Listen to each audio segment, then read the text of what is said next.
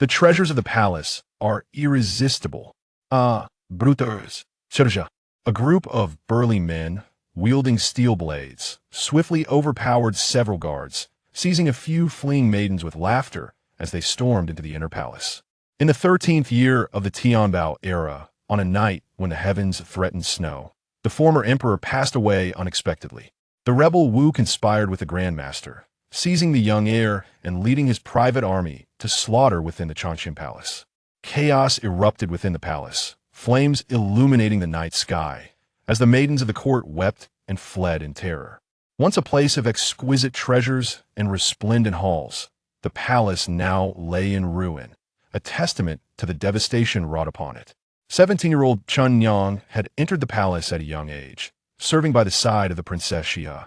Amid the turmoil, the Empress Dowager, along with the concubines, chose to hang themselves in white silk to protect the dignity of the Liu clan. Before departing, Qingrong knelt in tears, entrusted with a final edict to escort the young princess through the secret passage of the Yetting to escape the palace. That year, Princess Xihe was merely 9 years old, struggling and crying out for the former emperor. The fate of the Liu clan hung by a thread, their royal bloodline reduced to a mere whisper. The ruthless rebel Wu feigned abduction while cruelly toying with the young heir. Unable to endure the humiliation, the heir bit his tongue and took his own life, while the young heir could not forget the honor and shame of the Liu clan. Hidden within her sleeve was a dagger, and with a fierce resolve, she attempted to strike down the rebel, only to spill her blood at the scene. Qingrong could not forget, nor did she wish to. On that day, the Empress Dowager, clad in white, her hair turned from black to gray, exhibited an imposing presence. She called to Qingrong, "Qingrong, Xihe is young and timid. You must take her through the Yetting and out of the palace. I entrust my son to your care. The Liu clan of Zhuojun will surely repay your kindness in next life." With that, she gradually bent down, and Qingrong, filled with panic and sorrow, rushed forward to stop her. The master has overwhelmed the servant. Qingrong must serve the princess closely and protect her well. Xihe, trembling with fear, cried out, "Grandmother, do not abandon Rangier, grandmother." The Empress Dowager, once gentle and benevolent, had always cherished the princess. Yet at this moment, she did not even glance at Xihe, turning away and leaving only her silhouette as she walked towards the palace exit, her voice clear and commanding. "From now on, there shall be no more Liu. He only Li Qingrong shall exist in this world." Li, indeed, was the surname that followed. Qingrong understood, silently stepping forward to embrace the princess. Regardless of the prince's cries and protests, the Empress Dowager did not turn for a single instant. As the palace doors closed, a few scattered snowflakes accompanied a faint sigh that seemed to resonate in the air. Cradling the princess, Qingrong hurriedly gathered her belongings. The sounds of mocking laughter and scornful shouts grew ever closer. With gritted teeth, Qingrong climbed out through a window at the back of the palace to escape. Not far away, several figures clad in simple attire fell to the ground, snow drifting down like goose feathers. The delicate flakes blanketed the vermilion palace bricks, covering the remnants of the Zhuojun County Liu family. She was utterly petrified, not uttering a sound. Her heart ached as if it were being sliced by a knife. Yet she stumbled onward in search of a path through this chaotic world. A small figure, curled up, stared vacantly, her cherry lips moving slightly as she mumbled incoherently. Suddenly, Qingrong halted, raising her eyes, glistening with melted snow. "Home! Is there an elder brother, mother, grandmother, and father there?" Li Qingrong strained to lift her youthful face, gazing at Qingrong, who seemed to transform before her very eyes in that moment. Though tears welled in her eyes, Li Qingrong reached up to touch her face with her trembling, frozen hands, and she did not flinch away. Time passed, so long that she felt herself on the verge of succumbing to the cold. The Liu family of Zhuojun is a prestigious lineage, a venerable clan that has thrived for a century, not one that can be toppled by the treachery of a mere rogue. Years later, even as Li Qingrong approached her centenary, she could never forget that day with Qingrong. Those almond-shaped eyes, so familiar, gleamed like two sharp swords amidst the swirling snow mist. Chapter 2. The incident at the city gate. Clad in rags and starved, Qingrong, though still in her youth, had already succumbed to a multitude of ailments. They had begged for alms, worked as dock laborers. And if fortune favored them, managed to secure some needlework from an embroidery shop, relying solely on their weary feet, they staggered their way out of the capital.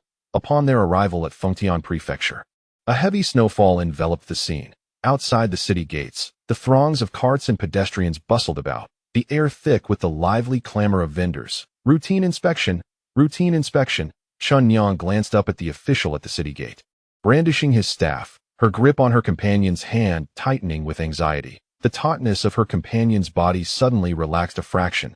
The official, with a gaunt, elongated face, bore a fierce expression, his features contorted into a menacing glare, eyes gleaming with malice.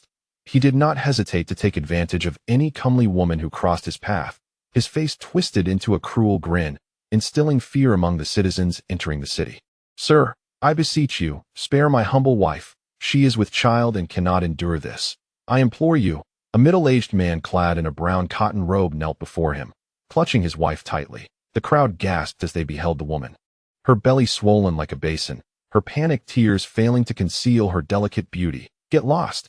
How dare you defy me? Do you not know who holds sway in these parts? I have taken a fancy to your wife, and that is a tremendous fortune." With a swift motion, Zhang Ma twisted his wrist and struck the man, leaving him bloodied and battered. That he followed up with a vicious kick, sending the man sprawling to the ground. Raising a cloud of dust, suddenly, a piercing scream erupted from the crowd as the woman, driven by desperation, lunged at Zhang Ma, biting into his face with frenzied determination. Trembling and gritting her teeth, she tore away a piece of his flesh, blood gushing forth in an instant.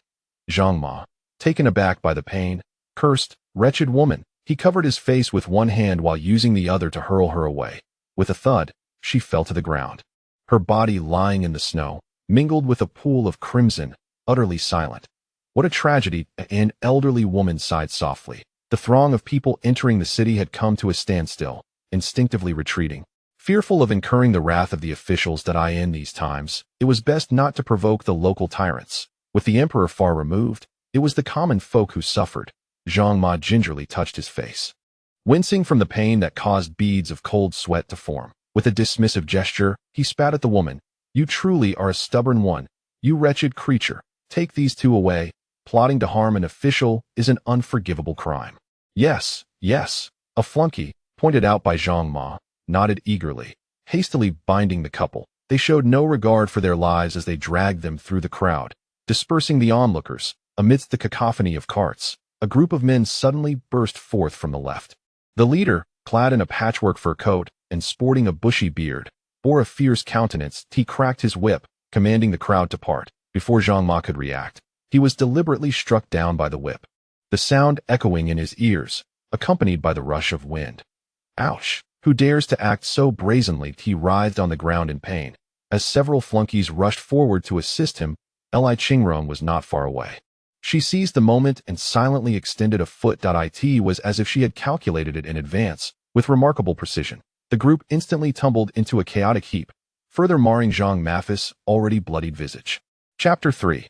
The blinding red. The cacophony of pig slaughter echoed throughout the city gates, drawing a crowd eager for spectacle. Yet, Qingrong perceptively turned her gaze towards a swiftly approaching carriage. Entirely cloaked in black, with a visibly formidable coachman at the reins, the burly man wielded the whip as if merely urging the horses onward, yet he remained ever vigilant, keeping a watchful eye on the unfolding scene. The carriage swayed, and the curtains at the window billowed, faintly revealing the gentle, pallid features of a man within. Just as she aimed to scrutinize further, she was ensnared by a pair of profoundly dark and distant eyes, filled with a melancholic weariness. Devoid of both sorrow and joy, their gazes locked, as if separated by the vastness of time and space. Enveloped in an enduring silence, the carriage eventually departed, traversing an expansive road. Noticing the absence of onlookers, the burly man spoke aloud. "My lord, I have attended to your orders. How have matters in Zhuojun progressed?" The voice emerged smooth and low, akin to the gentle trickle of a spring brook resonating within the heart. After a moment of waiting, silence reigned within the carriage. The master was known for his reticence, a fact he had long since grown accustomed to, compelling him to resume his focus on the reins. Little did he know, his master, seated inside the carriage, was rapidly fiddling with a string of prayer beads, casting a shadow that obscured the man's visage. Li Bowen found it difficult to articulate his current emotional state. Chaotic. Exceedingly chaotic, it felt akin to navigating a tranquil boat upon a profound ocean, only to be abruptly confronted by a tempestuous tide, shattering the serene ripples. An image of the woman extending her foot surfaced in his mind, and an unbidden, subtle smile graced his lips. Should that burly man catch sight of this, he would undoubtedly exclaim that he had witnessed a ghost in broad daylight. Spring Miang, noticing her mistress's prolonged silence, turned to inquire, "Miss, what captures your attention?" Nothing. In a sudden turn of events, the man who had been felled by Zhang Ma sprang back to his feet. Spring Miang gasped in astonishment as she beheld the man lunging desperately towards Zhang Ma, as if they were sworn enemies destined for a life-and-death struggle. Just as Zhang Ma had managed to extricate himself from the fray, he was met with another brutal onslaught. His complexion turned pale with fright, the nauseating scent of blood wafting beneath him. His eyes rolled back, and he succumbed to unconsciousness. With fists clenched, the man prepared to land a blow on Zhang Ma's face, but was met with a sudden force that sent him sprawling far from the fray. Crashing heavily to the ground, blood spilling from his mouth, a gaping wound on his head, he struggled to crawl towards his wife, emitting a sound that was part sob, part laugh. "Greetings, my lord." An abrupt hush fell over the city gates as an official clad in the attire of a fifth-rank officer strode forward to stand before the man. A pack of imbeciles. His expression remained impassive as he extended his right foot, slowly grinding down on the man's outstretched fingers. "Disorderly citizens shall be imprisoned as per the law, to be interrogated later." Understood. Several subordinates swiftly dragged the couple away, while the official retrieved a handkerchief from his sleeve to wipe his fingers, discarding it after only a few strokes. Passers-by trod upon it, oblivious, their faces etched with the weariness of life as struggles. Li Qingrong trembled slightly, her delicate cherry lips tightly pressed, and her eyes rimmed with crimson veins, brimming with unshed tears. Unable to restrain her heavy panting, an air of resentment emanated from her. After a considerable time, she seemed to lose her strength and succumb to weariness. Fearing that others might discern the subtlety of their situation, Qingrong hastily led the person in her arms a few paces forward, seizing the opportunity amidst the chaos to enter the city. The Wu family of Chunlu was a sworn enemy. Chapter 4. Into the forest. Qingrong tightened the burden upon her back. As the young girl turned from her embrace to stand upright, gazing towards the city gates, her figure poised like a slender bamboo. In just a year's time, her delicate features had matured into a resolute countenance, hinting at an indomitable spirit. Her skin rivaled the purity of snow, and her eyes resembled a clear spring, possessing an inherent grace that captivated all who beheld her. Those beautiful, deep-set eyes, with their gently upturned corners, bore an air of authority when she was serious, yet exuded a charming allure when she smiled. A natural beauty, though clad in oversized, tattered garments, her elegance remained unblemished. "Let us proceed." Li Qingrong gazed for a prolonged moment before slowly lowering her eyelids. A large pool of fresh blood lingered at that spot, mingling with the melting snow, gradually transforming into a stream of vivid crimson, strikingly bright. The two mingled with the crowd as they entered the city. Qingrong, wary that the girl's beauty might draw undue attention, leading to complications. It present, the Wu brigands maintained their vigilance. The city was likely rife with their spies, and only by evading the world could they find a moment's respite. Such discourse was no longer the province of the timid girl she once was. In just a year, her transformation was nothing short of profound. Qingrong bowed respectfully, without a moment's pause. After gathering some information, they ventured into the remote mountains. The two journeyed northward, following the iron mountains of Fengtian, gazing towards the boundless south. Before them loomed a majestic nation, its shadowy dome stretching infinitely. It seemed as if a colossal hand from the east mercilessly tore open a rift in the dim sky. The clouds swirled like deep, unfathomable eyes, while snowflakes descended from the heavens like sharp arrows, their tips piercing and bone-chilling. Yet, where they struck, they wounded the very soul, swiftly transforming into countless invisible wounds, blood surging relentlessly. In the 13th year of the Tianbao era, the Liu family fell, and the left chancellor, Wu Xiong, ascended to the throne, declaring himself the Yuan Tong Emperor, naming his reign Wanzhan. Now, in the first year of Wanzhan, the Yuan Tong Emperor's disposition was dark and brooding, and upon taking power, he launched a sweeping campaign of reform. Corruption ran rampant among officials in various cities and counties, with heavy exploitation leading to a populace in dire straits. rendering the phrase an era of chaos, not an exaggeration. Li Qingrong, clad in a bulky cotton coat, traversed the sparse forest. Though the coat was thick, it offered little warmth as she moved. Patches became visible beneath her arms and across her chest, and a tear on her back revealed the yellowed cotton stuffing within. This coat was a meager offering, procured from the hands of the steward at the embroidery shop, who, upon seeing the two in their destitution, had reluctantly parted with it. They had worn it for quite some time, and perhaps due to their incessant wandering, it no longer provided the warmth it once did. "Miss, please take your time. Let me exchange garments with you." Chunyang cautiously navigated around a thicket of thorns. Just as she was about to unfasten the clasp at her collar, "I am not cold. The night air is brisk. You should keep it on." The young girl lightly furrowed her brows, taking the bundle from Chunyang's arms. With a swift motion, she tossed it over her shoulder and secured it tightly in place. Before Chunyang could intervene, the girl began to stride forward. With a hint of exasperation, Chunyang stamped her foot in place, her lips curving upwards despite herself. "See, the miss still cares for Chunyang." At this moment, the 18-year-old Chunyang rarely revealed her delicate, youthful sentiments. In her heart, the miss was the most beautiful person in the world. Li Qingrong took a few steps before realizing that the person behind her had not kept pace. She turned around and caught a glimpse of Chunyang, who was hurrying to catch up with her affectionately.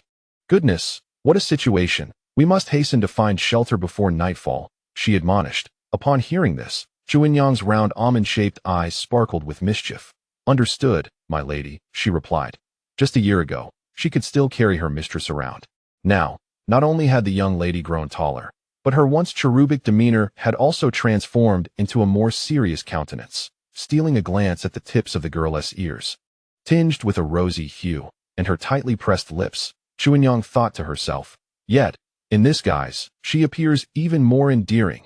At that moment, her heart seemed to house a little deer, bounding about and silently screaming with excitement. While the sky remained unshrouded in darkness, the two made their way north along the edge of the forest. The setting sun melted into gold, adorning the heavens with hues of amber and carnelian. The accumulated snow along the roadside reflected a dreamy blush, intertwining with the mottled, withered leaves. Chapter 5. The encounter with the wolf. They dared only to tread the fringes of the woodland, an area seldom frequented by others, where the snow lay thick and nearly devoid of human footprints. Two frail women, especially those without the strength to fend off a mere chicken, were most fearful of encountering ferocious beasts in the wilderness. Despite it being winter, caution was paramount, for the occasional starved predator might venture out in search of sustenance. As they walked, the atmosphere remained remarkably tranquil, save for the sound of their footsteps. It was so quiet that even the rustle of the wind through the dried leaves was distinctly audible. Before long, the moon ascended higher, piercing through wisps of gossamer clouds and shimmering starlight, casting an eerily enchanting glow that imbued the silence with an almost palpable dread. Suddenly, Li Qingrong halted in her tracks. "My lady, what is the matter?" Chunyang inquired softly, her voice tinged with a tremor, as she sensed an unsettling aura about the place. "Silence," Li Qingrong discreetly urged her, gesturing subtly.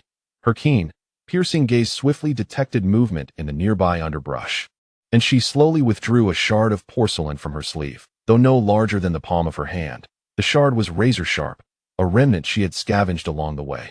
Earlier, she had witnessed a beggar feigning madness to swindle coins, only to be set upon by a group of ruffians. As she passed that scene, she had spotted the porcelain bowl and reached out to claim it. However, an unkempt old man had collided with her, shattering the bowl into fragments. Frugal as she was, she resolved to salvage the sharpest piece for her own protection. Now, narrowing her eyes at the two green dots in the distance, Li Qingrong thought, "Trouble is afoot." It was not until she brandished her makeshift weapon and instinctively pulled Chunyang back that the latter snapped out of her daze, hastening a few steps to her mistress's side. Observing Chunyang's trembling legs and her hands instinctively shielding her like a hen protecting her chicks, Li Qingrong felt a tug at the corners of her mouth as she silently awarded this brave soul an imaginary Oscar. "It is a wolf," she cautioned, the diminutive figure before them visibly crouched lower. "No, I am not afraid, my lady. I have heard my aunt speak of this before." "What was it?" Chunyang stuttered, nearly shaking like a leaf. Li Qingrong noted her lack of bravado, although her spirit was commendable. Wolves fear fire." Chunyang's eyes suddenly brightened, akin to stars twinkling in the night. "Wolves fear fire. they declared in unison. Li Qingrong gazed at her little warrior, seemingly choked with emotion, and with a touch of kindness, she asked, "Did you bring the flint?" Upon hearing this, Chunyang was overwhelmed with anxiety, beads of sweat forming on her brow in the depths of winter. She felt an unsettling warmth radiating from her back. Enough of this, she thought. If we linger any longer, we shall become their next meal. Gently pushing Chunyang aside, she turned her wrist, moving forward with deliberate calmness. The sharp porcelain shard glimmered with an eerie cold light under the moon, tightly gripped in her delicate palm, an incongruous sight indeed. 1 step, 2 steps, 3 steps. In her mind, she silently calculated the distance, while her gaze shifted to a nearby tree, striving to avoid any eye contact with the wolves. Once she had gauged the distance, she gestured for Chunyang to remain still, slowly lowering her head and bending slightly at the waist. The distant wolf pack began to stir, an increasing number of wolves congregating. They had caught the tantalizing scent of fresh meat, countless green flames igniting in the night sky, the atmosphere heavy and suffocating. Chunyang widened her eyes, tears streaming down her face as she gazed ahead, her hands clasped tightly over her mouth. Chapter 6. Maneuvering gradually, a few wolves could no longer contain their impatience and began to pace forward, bearing their foul, fong-filled maws, saliva dripping ominously. In a moment, I will swing my left hand backward, immediately climb the nearest tree to the east. Do you understand?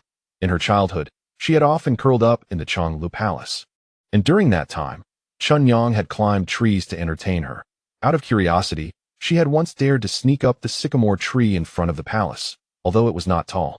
She had grasped the basics. The bead of cold sweat formed on Li Qingrong's brow. This was their only option. She was unwilling to meet her demise in the belly of a wolf at this moment. Chunyang could not suppress a whimper of protest, her heart icy with dread. She was reluctant to let her mistress take such a risk, yet she understood all too well that at this moment, she felt more like a burdened. Li Qingrong took her silence as acquiescence. With a swift motion of her left hand, she bent down to grab a stone at her feet, harshly scraping the porcelain shard to produce a piercing sound. The wolves, startled by the noise, retreated a couple of steps, perhaps momentarily deterred. "Run!" Li Qingrong shouted as she hastened towards Chunyang, and in the blink of an eye, they arrived at the base of the tree. Chunyang's eyes widened in panic, tears still glistening, as she reached out to help her young mistress climb. There was no time. The wolves moved with astonishing speed, clearly a pack that had been starved for some time, granting no respite to their prey. The stench of the wolves' breath approached menacingly as Li Qingrong turned and hoisted Chunyang up with all her might. "Miss!" Chunyang cried out in desperation, her damp hair sticking wildly to her forehead. "Do not come down." Almost as soon as the words left her lips, Li Qingrong swiftly dodged to the side, the hot breath of a wolf grazing her face. That was close. She bent down, scooping a handful of snow, and with all her strength, flung it towards the wolves, creating a cloud of snow mist. The pack seemed to lose patience with their circling, opting instead for the most aggressive and direct method of attack. Charging forth with a roar, a ravenous wolf leapt at her, and Li Qingrong, gripping the porcelain shard tightly, unexpectedly rolled aside, simultaneously striking powerfully at the wolf's hind leg. Although the wolf was momentarily taken aback by this sudden assault, it still managed to evade with remarkable agility. The enormous figure moved with the agility of a kitten escaping over a wall. Due to this evasion, Li Qingrong failed to decisively strike his leg. The wolf, startled, leapt up, tearing away a chunk of flesh along with blood and skin. Warm blood splattered across her snow-white cheek, emanating a strong metallic odor. The pack of wolves, catching the scent of blood, grew increasingly agitated, each one unable to contain its excitement. Chunyang, already paralyzed with fear, was further jolted awake by the sudden roar of the wolves, her hands and feet turning icy. Seizing the opportunity while Li Qingrong struggled against the pack, she carefully descended from the tree. However, as soon as she reached the ground, a portion of the wolves spotted her, instantly diverting nearly half of their attention towards her. Chunyang swallowed hard, forcing herself to regain her composure. She removed the wooden hairpin from her head and hurriedly approached Li Qingrong, with the wolves hot on her heels. "You've lost your mind," Li Qingrong exclaimed, raising her bloodied cheek, her brows furrowed in dismay as she admonished softly. Chunyang, trembling, lifted her sleeve to wipe her face, tears rolling down like pearls from her eyes. The two of them, hand in hand, desperately fled towards the edge of the forest, looking utterly disheveled. Chapter 7. Falling into the pit and feverish as she ran, panting, she urged softly, her delicate face pale. Li Qingrong yanked her sharply, snatching the wooden hairpin from her grasp. Do not attempt to play the hero. Do not even think about it. Chunyang fell silent, her throat tight, as if a wad of cotton had lodged itself. Rendering her voiceless, a good woman harbors aspirations beyond herself, bearing her suffering in silence. Miss, my life is of little value. It is already a fortune to accompany you as you grow. Please heed my words this once, she said, her voice becoming increasingly choked, struggling to force out a semblance of a smile, though it appeared painfully rigid. That I crave something sweet. Tomorrow, in the winter, please burn some paper money for me that I fear I may no longer be able to serve you. You must take care of yourself, she sobbed, tears and snot streaming down her face. Your laughter is hideous. Be silent. The wolves behind them continued their pursuit, bearing their sharp claws, ready to pounce.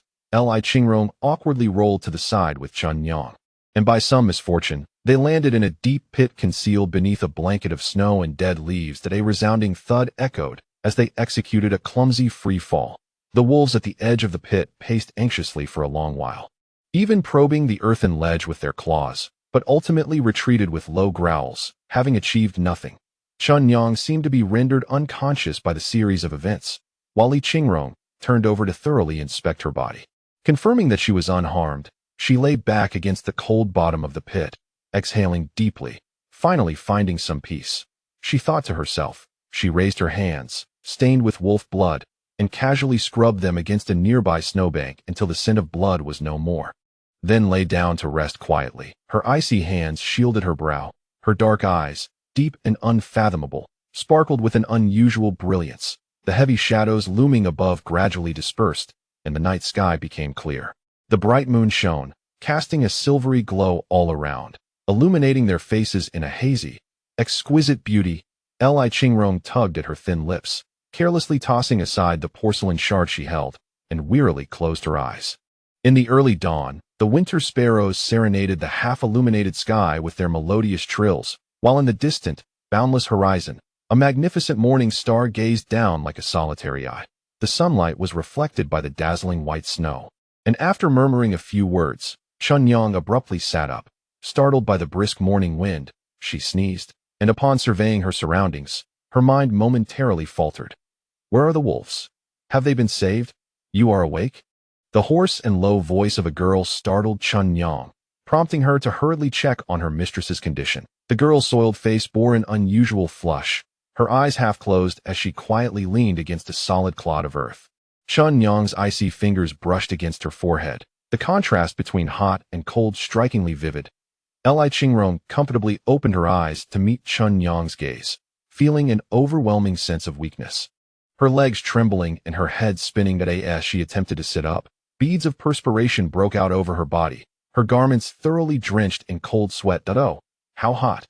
Miss, you have a fever. The sound of Chunyang's chattering admonitions filled the air, a sense of urgency echoing in her voice. The only thought that lingered in Li Qingrong's mind before her fainting spell resurfaced mysteriously, and she inwardly lamented that Chunyang would have made an excellent monk.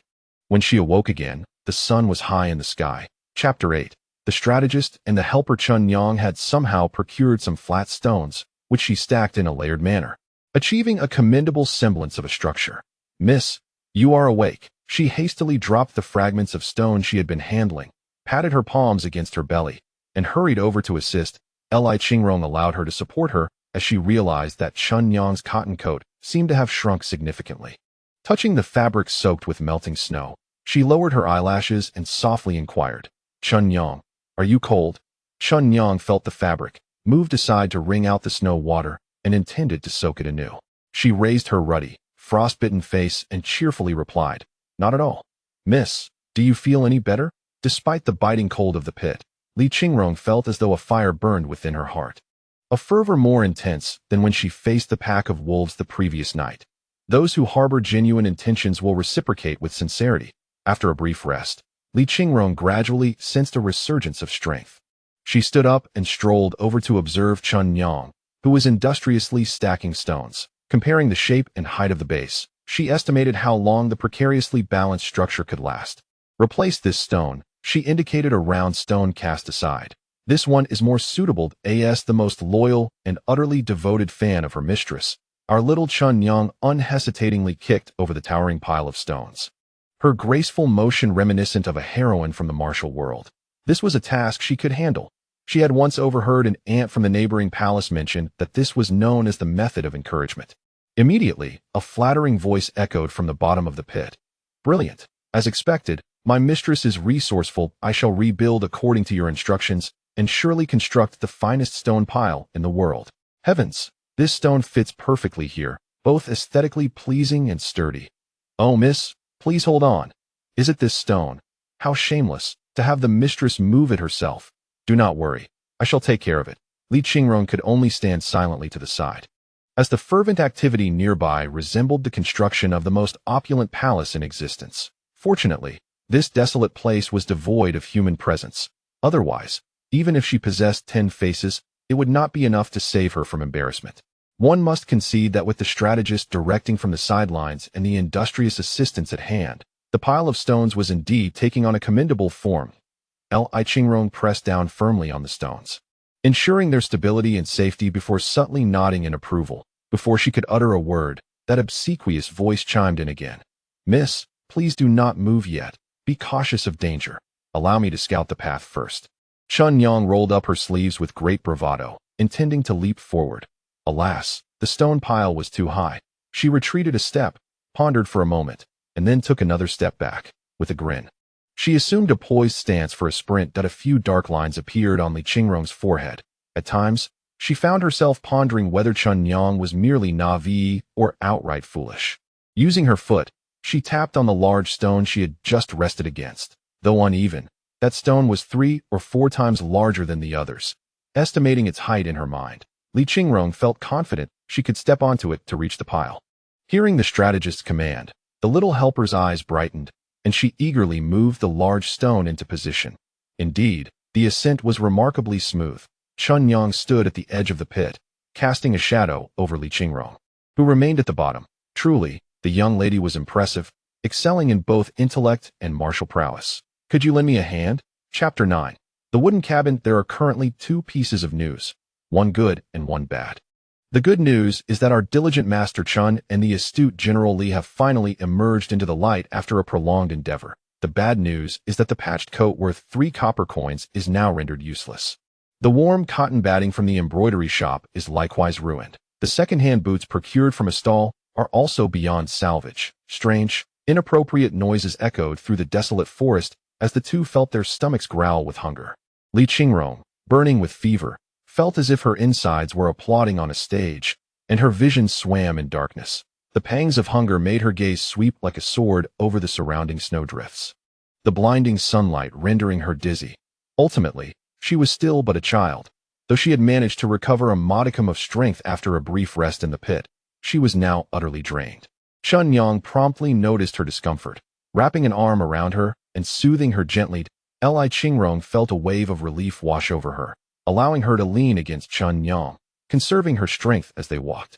Do not worry, Mississippi, I will seek out some food shortly. Please bear with me for a while. Qingrong's parched lips moved with determination. In their dire circumstances, the two felt no sorrow.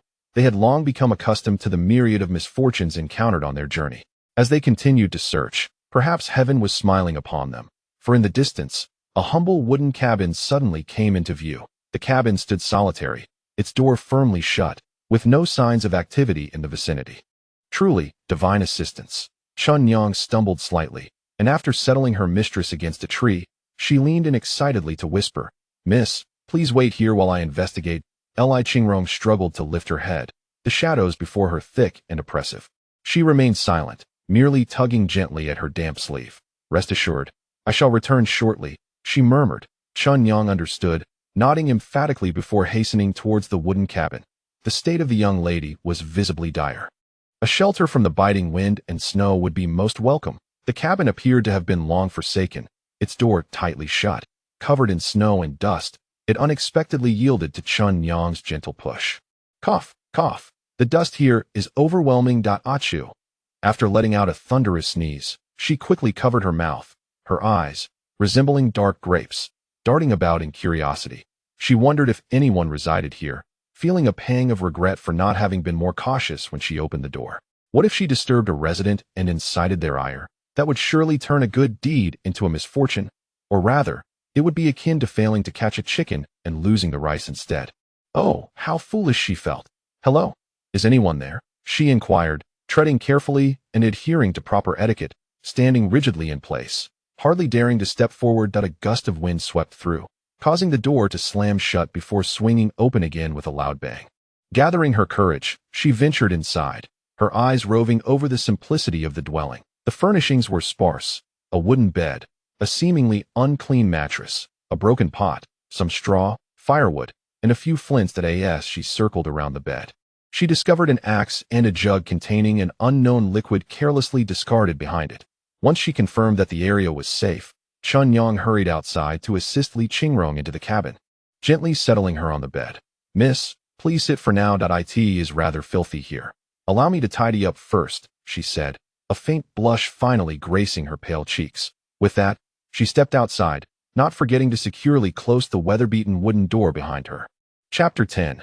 Unusual noises from the beams. Li Qingrong sat quietly, surveying her surroundings before clearing her throat softly. She glanced at her small, somewhat rough hands, an overwhelming sense of powerlessness washing over her. Her expression gradually sank. She felt an urge to laugh, yet the expression eluded her.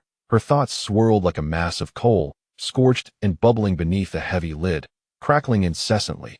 Laughter proved elusive, leaving her with a bewildered, rigid countenance. Perhaps I should cry, she consoled herself, as if that might lighten the burden upon her heart. Yet, upon closing her eyes, her mind did not dwell on the coarse wild vegetables or the harrowing battles against wolves she had faced over the past year. Instead, she envisioned palaces engulfed in roaring flames, weeping maidens and eunuchs pressed against the cold bricks in humiliation, and her young brother pierced by a blade as white as snow. Resentment gripped her throat like an invisible hand, constricting so tightly that she could hardly breathe. Suddenly, she clasped her fingers together, her sharp nails brutally etching horrific scars into her delicate palms. The blood of the Liu clan stained nearly every painful dream she endured, searing her soul and nearly compelling her to wail aloud. "Miss, we are truly fortunate. Guess what I found behind the house?" The sudden laughter of Chunyang roused her from her slumber. Only then did she reclose her eyes, disregarding whether the bedding was clean, and wrapped herself in it, collapsing heavily.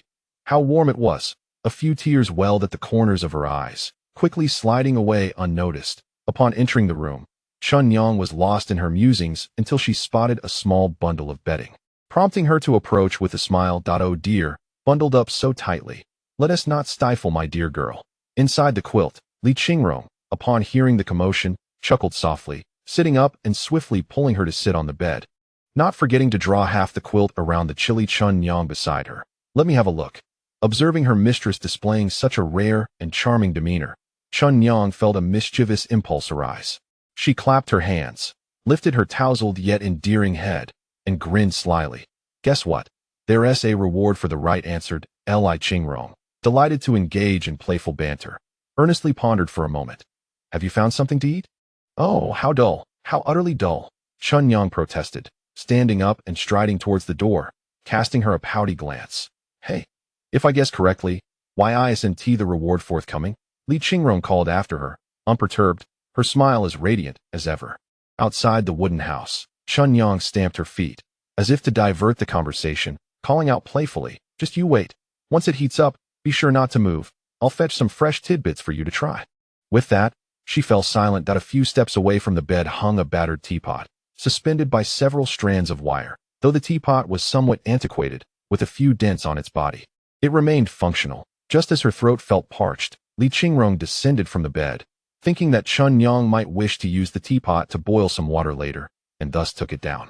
Treading lightly to the door, she pushed it open only to find Chunyang absent from the yard. She then gathered some snow to place in the pot. Just as she was about to collect some straw, a faint rustling sound echoed from the beams above. The subtle noise caused her pupils to constrict, her expression shifting abruptly. A layer of frost seemed to settle upon her face, rendering it particularly austere, her brow revealing an air of authority and gravity. "Come out," The voice of the young girl rang out with fierce intensity. In an instant, the commotion above intensified, and a shadowy figure appeared within Li Qingrong's line of sight. Dimly lit, it obscured the features of the person. She observed the figure awkwardly shifting on the rafters, muttering to itself, creating quite the racket. Oh dear, growing old has its drawbacks. Even a nap can leave one with a stiff neck. Tsk at last, the figure revealed its visage. A silver-haired, stooped old man. He was short and stout, with pale skin, a face lined with wrinkles and excess flesh. Beneath sparse eyebrows, a pair of pea-sized eyes glinted with a yellow hue, radiating a cunning light akin to that of a rat, while a sly smile lingered on his thin lips. Who are you? Li Qingrong asked warily, gripping the wooden hairpin at her sleeve, instinctively adopting a defensive stance. This pin was one she had taken from Qingrong. The old man paused in surprise, then burst into a fit of raucous laughter, as if driven to madness. Who am I? He leaned casually with his hands on his hips, his small, beady eyes casting a disdainful glance at the girl below, as if to impart a silent derision. Little girl, perk up your ears and listen well. I am the aloof and enigmatic Master Long, known in the realm as the cold-faced Jade Young Lord. Ha ha ha. He struck a pose he deemed charming and flamboyant, as if bestowing his presence upon others. Never heard of you, Li Qingrong replied coldly, her expression as indifferent as one observing a street performance of monkeys. Master Lung's countenance stiffened, his irritation palpable as he raised a gnarled finger, trembling as he pointed. You, young lady, are truly lacking in discernment. He took a moment to calm the tempest within, closing his eyes and attempting to reason with himself. I shall not be angered. Anger will shorten my lifespan. He leapt into the air, landing awkwardly and comically tripping, sending a cloud of dust into the air. Oh, my poor back. You wretched girl, can't you lend an old master a hand? Where is your respect for the elderly and love for the young? Oh dear, Li Qingrong frowned slightly, silently stepping back a few paces. In matters of right and wrong between individuals, one may argue. However, indifference is undeniably unassailable. Master Long, with hands delicately poised like a maiden's heart, became increasingly distressed, lamenting the cold-heartedness of this insufferable girl. You seem somewhat familiar. Oh, ha ha ha. You insufferable girl. Has no one ever informed you that such pick-up lines are utterly trite? I abandoned them 20 years ago. He chuckled, his body shaking, silvery hair flailing about in disarray, devoid of any semblance of dignity. Yesterday, did I bump into you? And he paused, his expression shifting dramatically, and with a thud, he sat down, wailing loudly. He resembled a quarrelsome villager, every gesture exuding the essence of shamelessness. Oh dear, someone come quickly. Come and see. This girl intends to swindle an old man under the broad daylight. Such commotion echoed, as if he feared no one would notice. And amidst the clamor, only Qingrong, foraging for wild vegetables, came forth. The audience has arrived. Master Lung's eyes sparkled with renewed vigor, his performance growing increasingly theatrical. Miss, what has transpired? Qingrong exclaimed, having heard the ruckus from behind the house. Hastily dropping the wild vegetables in her hands, her palms still muddied and soaked from snow melt, she approached, panic written across her face. Could it be that a villain had intruded? Her heart raced, and she swiftly gathered a few stones, clutching them as she dashed towards the house. As she ran, she shouted even louder, Halt, scoundrel!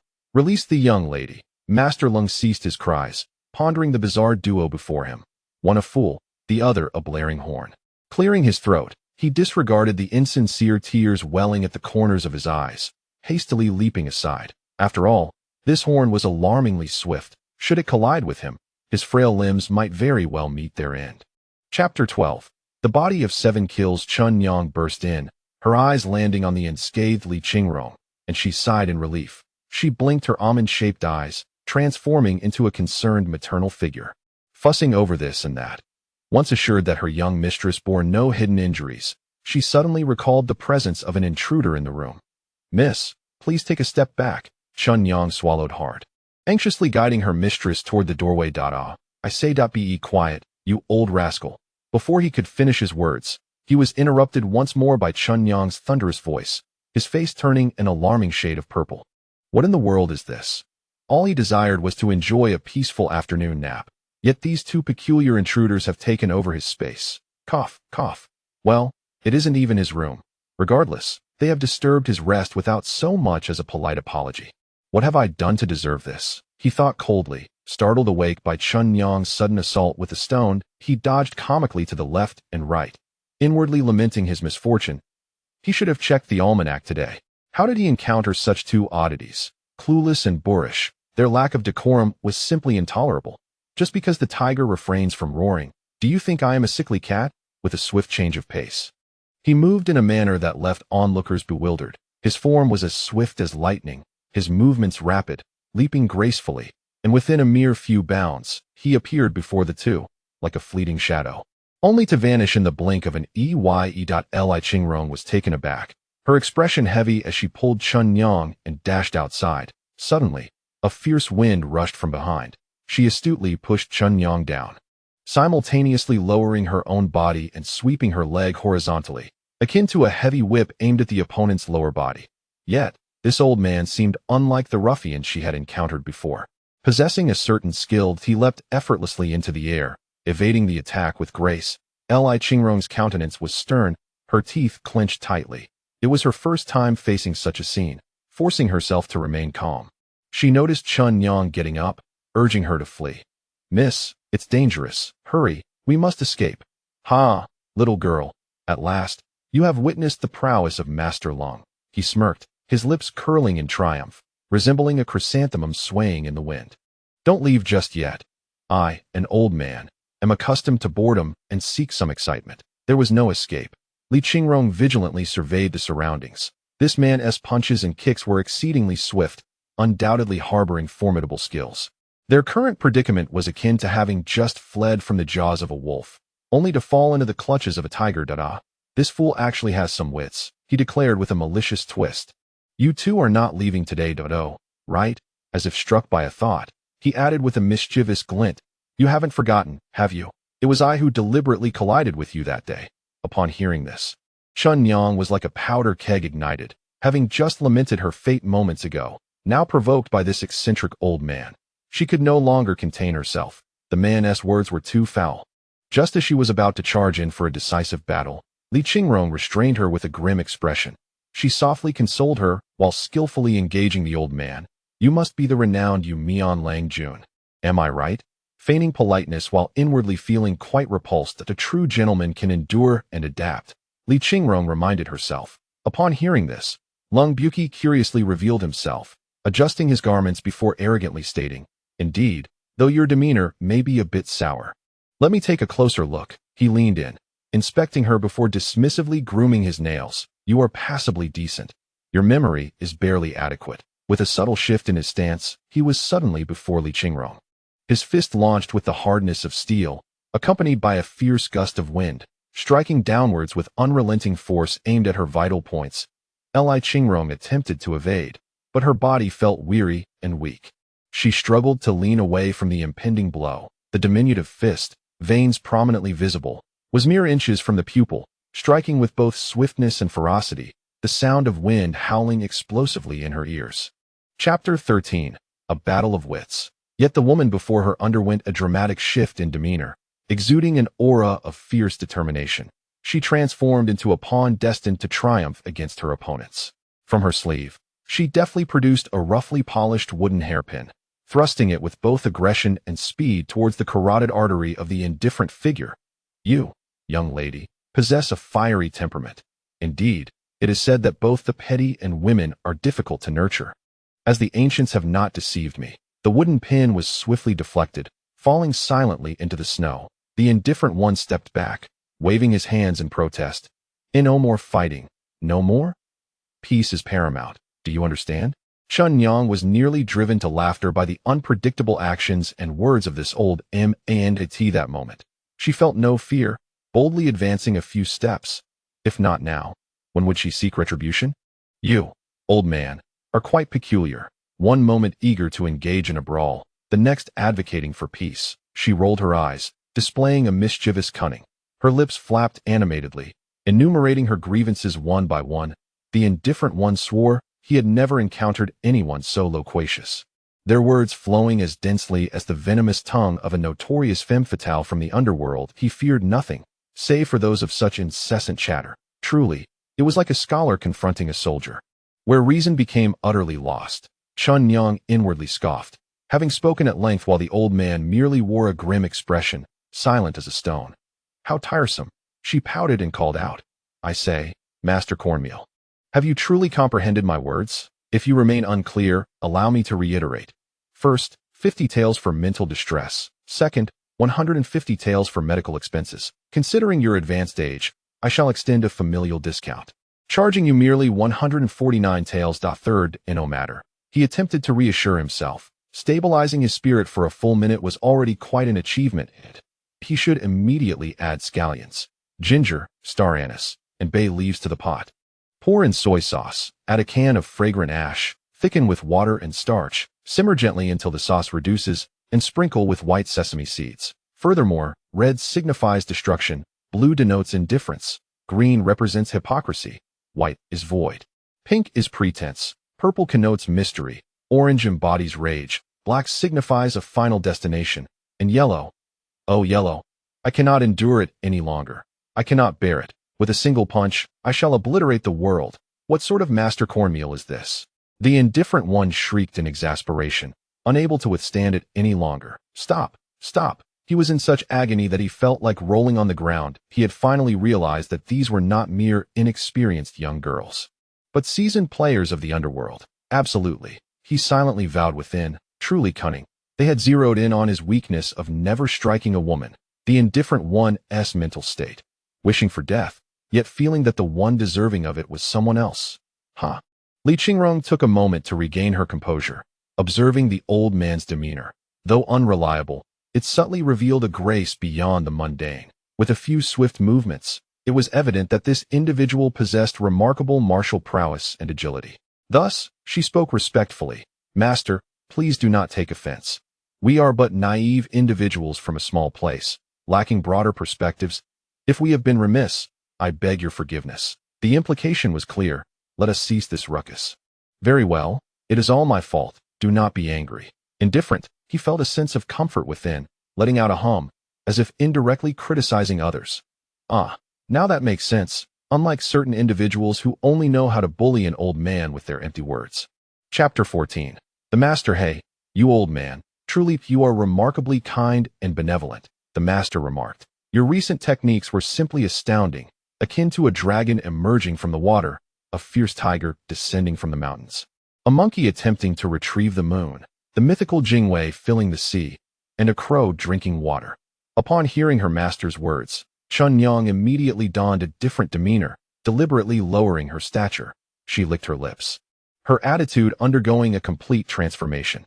Indifferent was momentarily taken aback, his gaunt apple cheeks puffing out, his mouth stretching into a broad grin, exposing a generous expanse of gums. He gently clapped his hands, his eyes narrowing into slits. Li Qingrong watched the two perform, inwardly lamenting the perils of ignorance. Given how sensible and obedient you both are, I shall forgive you, he said, waving his hand with magnanimity. Qingrong seized the opportunity, striving to embody the role of a dutiful girl. Master, what is the 7 killings? Indeed, Grandfather Yume, you mentioned that my lady possesses the 7 killings aspect. What does that signify? It was time to showcase his erudition, and Indifferent composed his expression. The 7 killings configuration, also known as the partial palace configuration, is a formidable malevolent star. Then master, what should my lady do? Qingrong exclaimed, her face turning pale with alarm. Li Qingrong remained unperturbed, having never subscribed to such astrological notions. Do not rush. Let me finish. He coughed twice, intentionally building suspense, hoping to frighten them. However, it seemed only Qingrong was ensnared by his words. Though the name is fearsome, there are means to transform misfortune into fortune, leading to great success. The malevolent force may attack the body, appearing undesirable, yet the noble configurations often harbor 7 killings that, if managed appropriately, these malevolent forces can serve one well, akin to heroic figures who seem challenging to control, yet when handled with care, can achieve extraordinary feats, manifesting suddenly. Thus, many nobles and dignitaries possess the 7 killings. Indifferent squinted, scrutinizing further, and inquired, shallow parental ties and a frail constitution. Is that correct? Li Qingrong nodded, unfazed by his brief remarks. Little girl, your fate is indeed intriguing. What do you mean by intriguing? Intriguing in that it encompasses both success and failure. Where every challenge met is a challenge overcome. He produced a large gourd from seemingly nowhere, took a hearty swig, and laughed. My dear, would you consider becoming my disciple? What are the benefits? Indifferent raised an eyebrow. For many sought to be his apprentice, yet he remained reluctant. The advantages are plentiful. Let me be frank with you. Once you leave this village, there shall be no temple left. He sipped from the gourd, his gaze wandering, stealthily glancing at the girl before him, whose expression remained placid. Qingrong was still trying to digest the old man's explanation of the 7 killings, her mind somewhat muddled and perplexed. I observe your features, and within 3 years, a great calamity shall surely befall you. He spoke cryptically, counting on his fingers, then leaned closer, whispering, if you become my disciple, I can teach you medicine, poison, and divination, unparalleled skills. His persuasive tone bore a hint of a sales pitch. Indifferent interjected, beautiful lady, how about a swim for fitness? Qingrong cautiously tugged at Li Qingrong's sleeve, feeling that the old man's shifty eyes did not bode well. Moreover, she believed there was little about her that would pique his interest. Qingrong expressed her concern, remarking that the young lady was rather naive. What if the old man were to harbor ulterior motives? That was a foregone conclusion. In Chapter 15. The reason, Lung Buki's emotions were somewhat delicate. It was his first time taking on a disciple, and amidst his excitement, he felt a twinge of nervousness. Humph, Lu Lao Guai always boasted about how remarkable his disciples were. Foolish, who among them did not have a disciple? Humph, his own disciple was fated to possess the body of the 7 killings, which was incomparable. He chuckled to himself, rubbing his hands together in delight, eagerly hoping to gain some favor. Call me master, let me hear it. Qingrong, standing nearby, pursed her lips. For reasons unknown, she found the old man thoroughly disagreeable. She twisted her waist, intending to continue foraging for wild vegetables behind the house. What a jest! In this vast world, nothing was more important than a meal. Did this old man possess no sense? The young lady was still unwell. He insisted on chattering away in this cold weather. Miss, you should head inside. It will soon be time to eat. All right, Li Qingrong responded, turning to leave, momentarily forgetting the old man's stiff smile. Wait for me. I, too, have yet to have a warm meal today. Upon hearing that food was about to be served, he set aside his irritation and hurriedly followed behind Li Qingrong into the house, obediently awaiting dinner. Fortunately, there were a few flint stones inside. Li Qingrong deftly gathered some straw and firewood, quickly igniting a warm flame that cast a gentle glow. Softening her features, the kettle filled with snowmelt stood steadfast beneath a few iron wires. You, young lady, though your constitution may be frail, this slight chill poses no serious threat. Even without medication, you shall recover from your fever by tomorrow morning at the latest. His words were respectful, his demeanor sincere. Throughout her journey, apart from Qingrong, she had no one else to accompany her, and now she had gained a master. In this world, where so many paths diverged, it was rare to find a shared destination. Master, were you deliberately trying to bump into me yesterday in the street? Lung Buki's face suddenly flushed. Could he admit that he had intended to snatch that ceramic bowl for his own use? Heaven knows how impoverished he was now, having just descended from the mountain and been swindled of all his belongings. Truly a source of shame. He never imagined there would be someone as destitute as himself. It was indeed true that like-minded souls often found each other. Li Qingrong felt a strange sensation. The old man's gaze, filled with a chilling warmth, made her suppress the urge to brush off her arms. His small eyes brimmed with compassion, hinting at a shared understanding of their plight and a touch of sorrow. She thought to herself, still so young, and yet human relationships were so complex. Fresh wild vegetables, meticulously harvested by hand, announced Qingrong's arrival before she even stepped through the door. Is the water boiling yet? She asked cheerfully, entering with a bundle of wild greens, her cheeks flushed with vitality. All right, Miss Chun, let me assist you. Oh dear, you have quite the strong grip. Ignoring the old man's flustered demeanor, she stepped forward, presenting the tender green vegetables cradled in her arms. Upon seeing the vibrant, fresh hues, Li Qingrong couldn't help but smile. Thank you for your hard work. Qingrong. As she spoke, she stepped forward to take the wild vegetables, assisting Qingrong in brushing the dirt off her clothes. These wild greens had already been rinsed with snowmelt water outside. She extended her rosy hands to grasp the kettle, which was already boiling, releasing wisps of steam that indicated its intense heat. In Chapter 16, Delicious wild vegetable soup. Li Qingrong, with swift hands and keen eyes, promptly returned the wild vegetables to Chun Yang's grasp and retrieved a wooden stick from the side to carefully lift the kettle down. Oh dear, it has just boiled. If your hand were to touch it, it would surely scorch your skin. Lung Bujia, seizing the moment, interjected, blissfully unaware of his own tendency to chatter. Mississippi, the young woman, her almond-shaped eyes glistening with unshed tears, looked as if she might weep at any moment. All right, no more crying. Shall we simply add them in? Yes, just add them in, Chun Yang replied, slightly embarrassed as she sniffled and deftly placed the wild greens into the kettle. The only inconvenience was the limited capacity of the kettle, leaving some wild vegetables unused for the time being, which she carefully set aside. After placing them neatly, Li Qingrong returned the kettle to the fire, and soon the delightful aroma of the wild vegetables filled the entire room.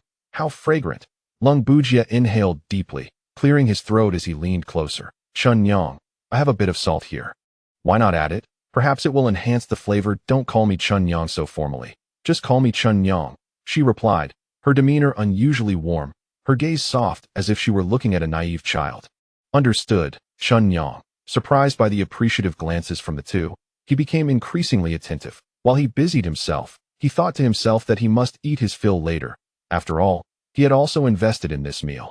Before long, the water in the kettle began to overflow, and Chun Yang cautiously used the wooden stick to remove it, filling the room with a fragrant aroma that was intoxicating in its uniqueness.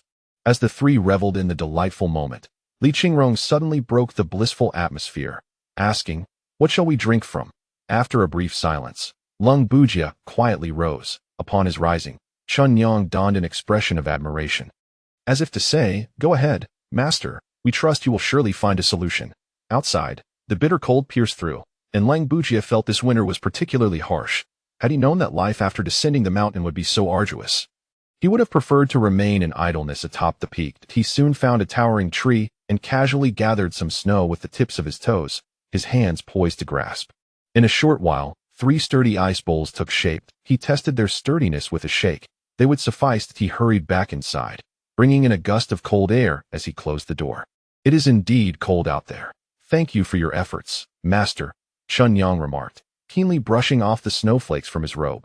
Though her praise seemed insincere, Lung Bujia couldn't help but reveal a rebellious smirk. "Is this usable?" Instantly returning to his previously irritable demeanor, he shot a glare at Chun Yang, who was holding one of the ice bowls with a face full of disdain. "Of course it is," he retorted, snatching the bowl from her hands and pouring some wild vegetable soup into one of the ice bowls. "How delicious!" he exclaimed, blissfully narrowing his eyes in contentment. Li Qingrong observed from the side, noticing that the bowl was extraordinarily hard. Even when filled with scalding hot soup, it did not dissolve rapidly. She casually picked one up and scrutinized it closely, as if it had been subjected to some formidable external pressure. Contemplating aloud, she garnered a glance of admiration from the indifferent onlooker beside her.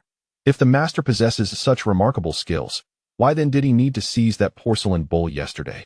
Chun Yang, still preoccupied with the incident from the previous day where the indifferent man had collided with her young lady, seized the opportunity to interject. She pursed her lips and deftly ladled soup into a bowl, handing it to Li Qingrong. The broth was fresh and sweet. Perhaps due to being served in an ice-cold bowl, it was not scalding upon entry, and as it settled in her stomach, warmth enveloped her body instantly. Steam rose, softly enveloping the delicate features of the young woman. "Do not be rude. Eat quickly," she gently urged. Chun Yang took this to heart, setting aside her grievances, and with a slight pout, took the bowl to drink the soup. Before long, her countenance transformed back into one of cheerful exuberance. "Miss, do eat more. Consuming something warm will benefit your health." The three of them swiftly polished off 4 whole pots of wild vegetable soup. After their hearty meal, the indifferent man reclined comfortably on the beam, sighing contentedly. With a slender twig he had found from who knows where, he idly picked at his teeth. Below, Chun Yang busied herself tidying the room. Likely a dwelling constructed by local hunters, merely a refuge for those seeking to hunt in the mountains. This time, in the cold season of Fengtian Prefecture, heavy snow had sealed off the mountains, and there was little wildlife stirring in the woods, let alone any rare mountain delicacies. Aside from their party and this peculiar old man, it seemed there were no other living souls around. Li Qingrong nestled obediently under the covers. As a patient, She had no recourse to resist. The indifferent man turned over and snapped his fingers at Li Qingrong. Staying here was not a solution. I just ventured out, and there were no wild rabbits or chickens, nor even a single wild fruit. He paused before adding, even if it were wild vegetables, there will come a day when they are all consumed. Moreover, relying solely on vegetarian fare is hardly sufficient. You are still young and frail, and now is the prime time to strengthen your constitution and build a solid foundation. Your diet must not be monotonous. He nodded earnestly as he spoke that in truth, he was secretly yearning, craving meat. Though Qingrong was busy, she absorbed every word, especially when it concerned her young lady. Indeed, the master speaks wisely. Without exception, the guilt-laden, self-reproachful gaze of Qingrong reappeared before Li Qingrong. She understood full well that although their journey had been fraught with hardship, what she consumed and drank was the very best Qingrong could provide. Prolonged malnutrition, coupled with exposure to the elements, had rendered her exceptionally frail. Yet surprisingly, she did not appear any shorter than her peers, perhaps inheriting the generally tall and long-limbed genes of the Liu family. Although she was only 10 years old, she bore the early signs of a graceful willow branch swaying by the banks of the Xihe River. Tomorrow at noon, we shall depart from here. Li Qingrong lifted her chin, her eyes inquiring of the two. As for Qingrong, there was no doubt she would support her young lady unconditionally. Qingrong, infatuated for the young lady, crazed for the young lady, recklessly charging against the wall for the young lady. As dusk fell, Qingrong secured the door tightly with strips of cloth and deliberately placed several large stones outside, ensuring the entrance was thoroughly blocked. This action earned her a disdainful glance from the indifferent and aloof Bai Yan, who, upon hearing of the two being chased by wolves and narrowly escaping a pitfall, nearly laughed himself breathless. He jested, for he was a master. A mere pack of wolves posed no threat to him. However, deep down, Qingrong found him unreliable and turned to add several more stones. Li Qingrong silently agreed, choosing not to voice her support. The two girls, accustomed to sharing a sleeping space, enjoyed a particularly sweet slumber that night, interrupted only by the cold that woke them from their dreams. Achu, a night devoid of dreams. The morning sun spilled over their cheeks, offering warmth while still enveloped in a gentle chill, as if slender hands were tenderly caressing unfamiliar souls. Inside the room, the girl's long, thick eyelashes fluttered like butterfly wings, while her moonlit face rested serenely against the edge of the bed, exuding tranquility. Her rosy, cherry-like lips parted slightly, inviting one to partake. Chapter 17. A glimmer of hope. In but a moment, a ray of morning sunlight filled her mysterious eyes, causing the black pupils to shimmer with brilliance. Li Qingrong was the first to awaken. She carefully disentangled herself from the embrace around her waist, lifting the covers and ensuring they were properly draped over Qingrong. Qingrong, having a light slumber, languidly yawned and, with sleepy eyes still unfocused, gazed at Li Qingrong, who was rising to fetch snow with a teapot, her expression still hazy from sleep. Lung Bujin continued to snore lightly from the beam above, the sound fluctuating in rhythm, revealing his troubled sleep from the night before. Holding the teapot, Li Qingrong stepped outside the wooden house, inhaling deeply the crisp, fresh air. The day was brightening, with occasional birdsong in the woods, inexplicably uplifting her spirits.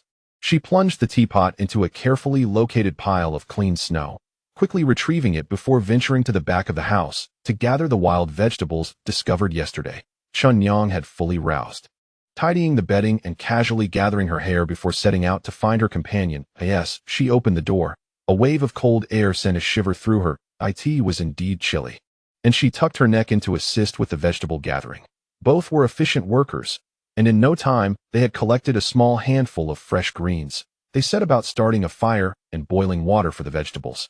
Simple yet effective. Lung Bujin was roused by the scent of breakfast, grumbling as he rubbed his sore back, loudly lamenting the hardness of the beam and the difficulty of his sleep. Qingrong, somewhat irked by his complaints, presented him with a bowl of soup to silence his incessant chatter. After a simple breakfast, the trio began to pack up. Although their belongings were few, it was prudent to take certain items with them. Li Qingrong was adding a few pieces of flint to her bundle when Lung Bujin leaned in, lowering his voice to inquire, "Are we taking everything?" His words spilled out hastily, and upon realizing their careless nature, he cleared his throat awkwardly and, with an unnatural tone, added, "Are we?" Li Qingrong paused momentarily before continuing to pack. her finger extending to indicate a corner of the room. Two flint stones lay quietly on the ground, flanked by neatly stacked firewood and remnants of straw. Lung Buki squinted his small eyes and walked away in a huff. As he journeyed onward, he was met with a barrage of scolding from Qingrong, who believed that whatever the young lady did was always the most proper course of action. She labeled Lung Buki's behavior as a manifestation of Xianyan Baozongazheng. The sound of crunching snow echoed underfoot as the trio advanced with lively strides, soon discovering a place where signs of habitation arose. How splendid! Miss, look! Qingrong's heart raced with anticipation, her disbelief causing her to cover her mouth while pointing, her voice of delight slipping through her fingers. In truth, what she yearned for even more was the warmth of fragrant, hearty meals and a cozy calm, that if they could indulge in sumptuous fish and meat, it would be nothing short of divine. Before they had even found a place to rest, they began to dream splendidly of the unknown life ahead. From the distant valley, wisps of smoke curled upward, infused with the earthy aroma of firewood, while the rich scent of cooking wafted through the air like a mother's gentle call, ensnaring their souls in an irresistible longing. It was akin to a parched wanderer, having trekked through the desert for days and nights, suddenly stumbling upon a grand, dreamlike oasis. Qingrong also bore a faint, comforting smile. Regardless of their current plight, it was, after all, an exceedingly fortunate circumstance. Chapter 18. The unresolved woman finding a safe haven before nightfall was the best possible outcome for their weary party of the elderly and the frail. "Let us go," she declared, taking the lead toward a vague direction. The two behind exchanged glances before joyfully following suit. This valley, with its naturally formed terrain, was embraced by towering peaks that encircled it, leaving only a narrow opening for entry and exit. The entrance, a natural waterfall cascaded down from a high mountain, its icy surface hardened to an almost unyielding state, gleaming white like a myriad of pearls from a distance. The tumultuous flow was evident, as if a furious silver dragon were plunging from the sky, striking the heart of the pool with a mighty roar, stirring up fierce winds, and unleashing a torrential downpour akin to hail. The three curiously surveyed their surroundings, with Qingrong leading the way, observing the situation ahead as she walked. At a faint, fragmented sobbing reached their ears, a sound that was intermittently discernible as that of a woman. Qingrong, frightened, hurriedly approached Qingrong, rubbing her hands together as she trembled and whispered, "Miss, did you hear that?" Qingrong subtly gestured her to remain behind and nodded gently at Oh my. Who could be crying so pitifully in broad daylight? "Oh Qingrong, your courage is utterly lacking. Can't you discern whether it is human or ghost?" A sense of helplessness surged within her, as these two were several years her senior, yet behaved like children squabbling. Of course, a fight was out of the question. They only dared to engage in verbal sparring. "Let us investigate." Lung Buki scoffed softly, leaping a few times before vanishing from sight. His speed was remarkable, leaving the two to hastily pursue him. Lung Buki halted before a crooked tree, as if he had witnessed something he ought not to have seen, a crimson flush quickly creeping up his neck and enveloping his entire face. In a flurry of panic, he turned around, muttering incessantly, "What a sin! What a sin!" Qingrong and Qingrong, witnessing his flustered demeanor, quickened their pace in astonishment. "Hey, master, why do you look like that?" "What do you mean, that kind of look?" "Young lady, speak with a bit more decorum. Refrain from being so boisterous." Qingrong could not suppress a laugh that erupted from her lips, for this was the most amusing jest she had heard all year. With her hands clasped behind her back, she leaped forward to cold and indifferent, feigning an attempt to touch his chin, which sent him scurrying away in fright. What a disgrace! What a disgrace! His frenzied antics were indeed comical, prompting Qingrong to stifle a chuckle in her heart. After all, she had emerged from the palace, where even the most austere Lady Li from the Chonglu Palace would speak kindly to her. Proudly, she leaned closer to her esteemed mistress, for who could blame her? She was the favored chief maid in the presence of the noble lady. Qingrong, however, had no time to concern herself with the two of them, her gaze abruptly sharpening. There, before a gnarled tree in the distance, stood a woman clad in a garnet-red gown adorned with peony embroidery. The lady's beauty was striking, yet she exuded an aura of despair.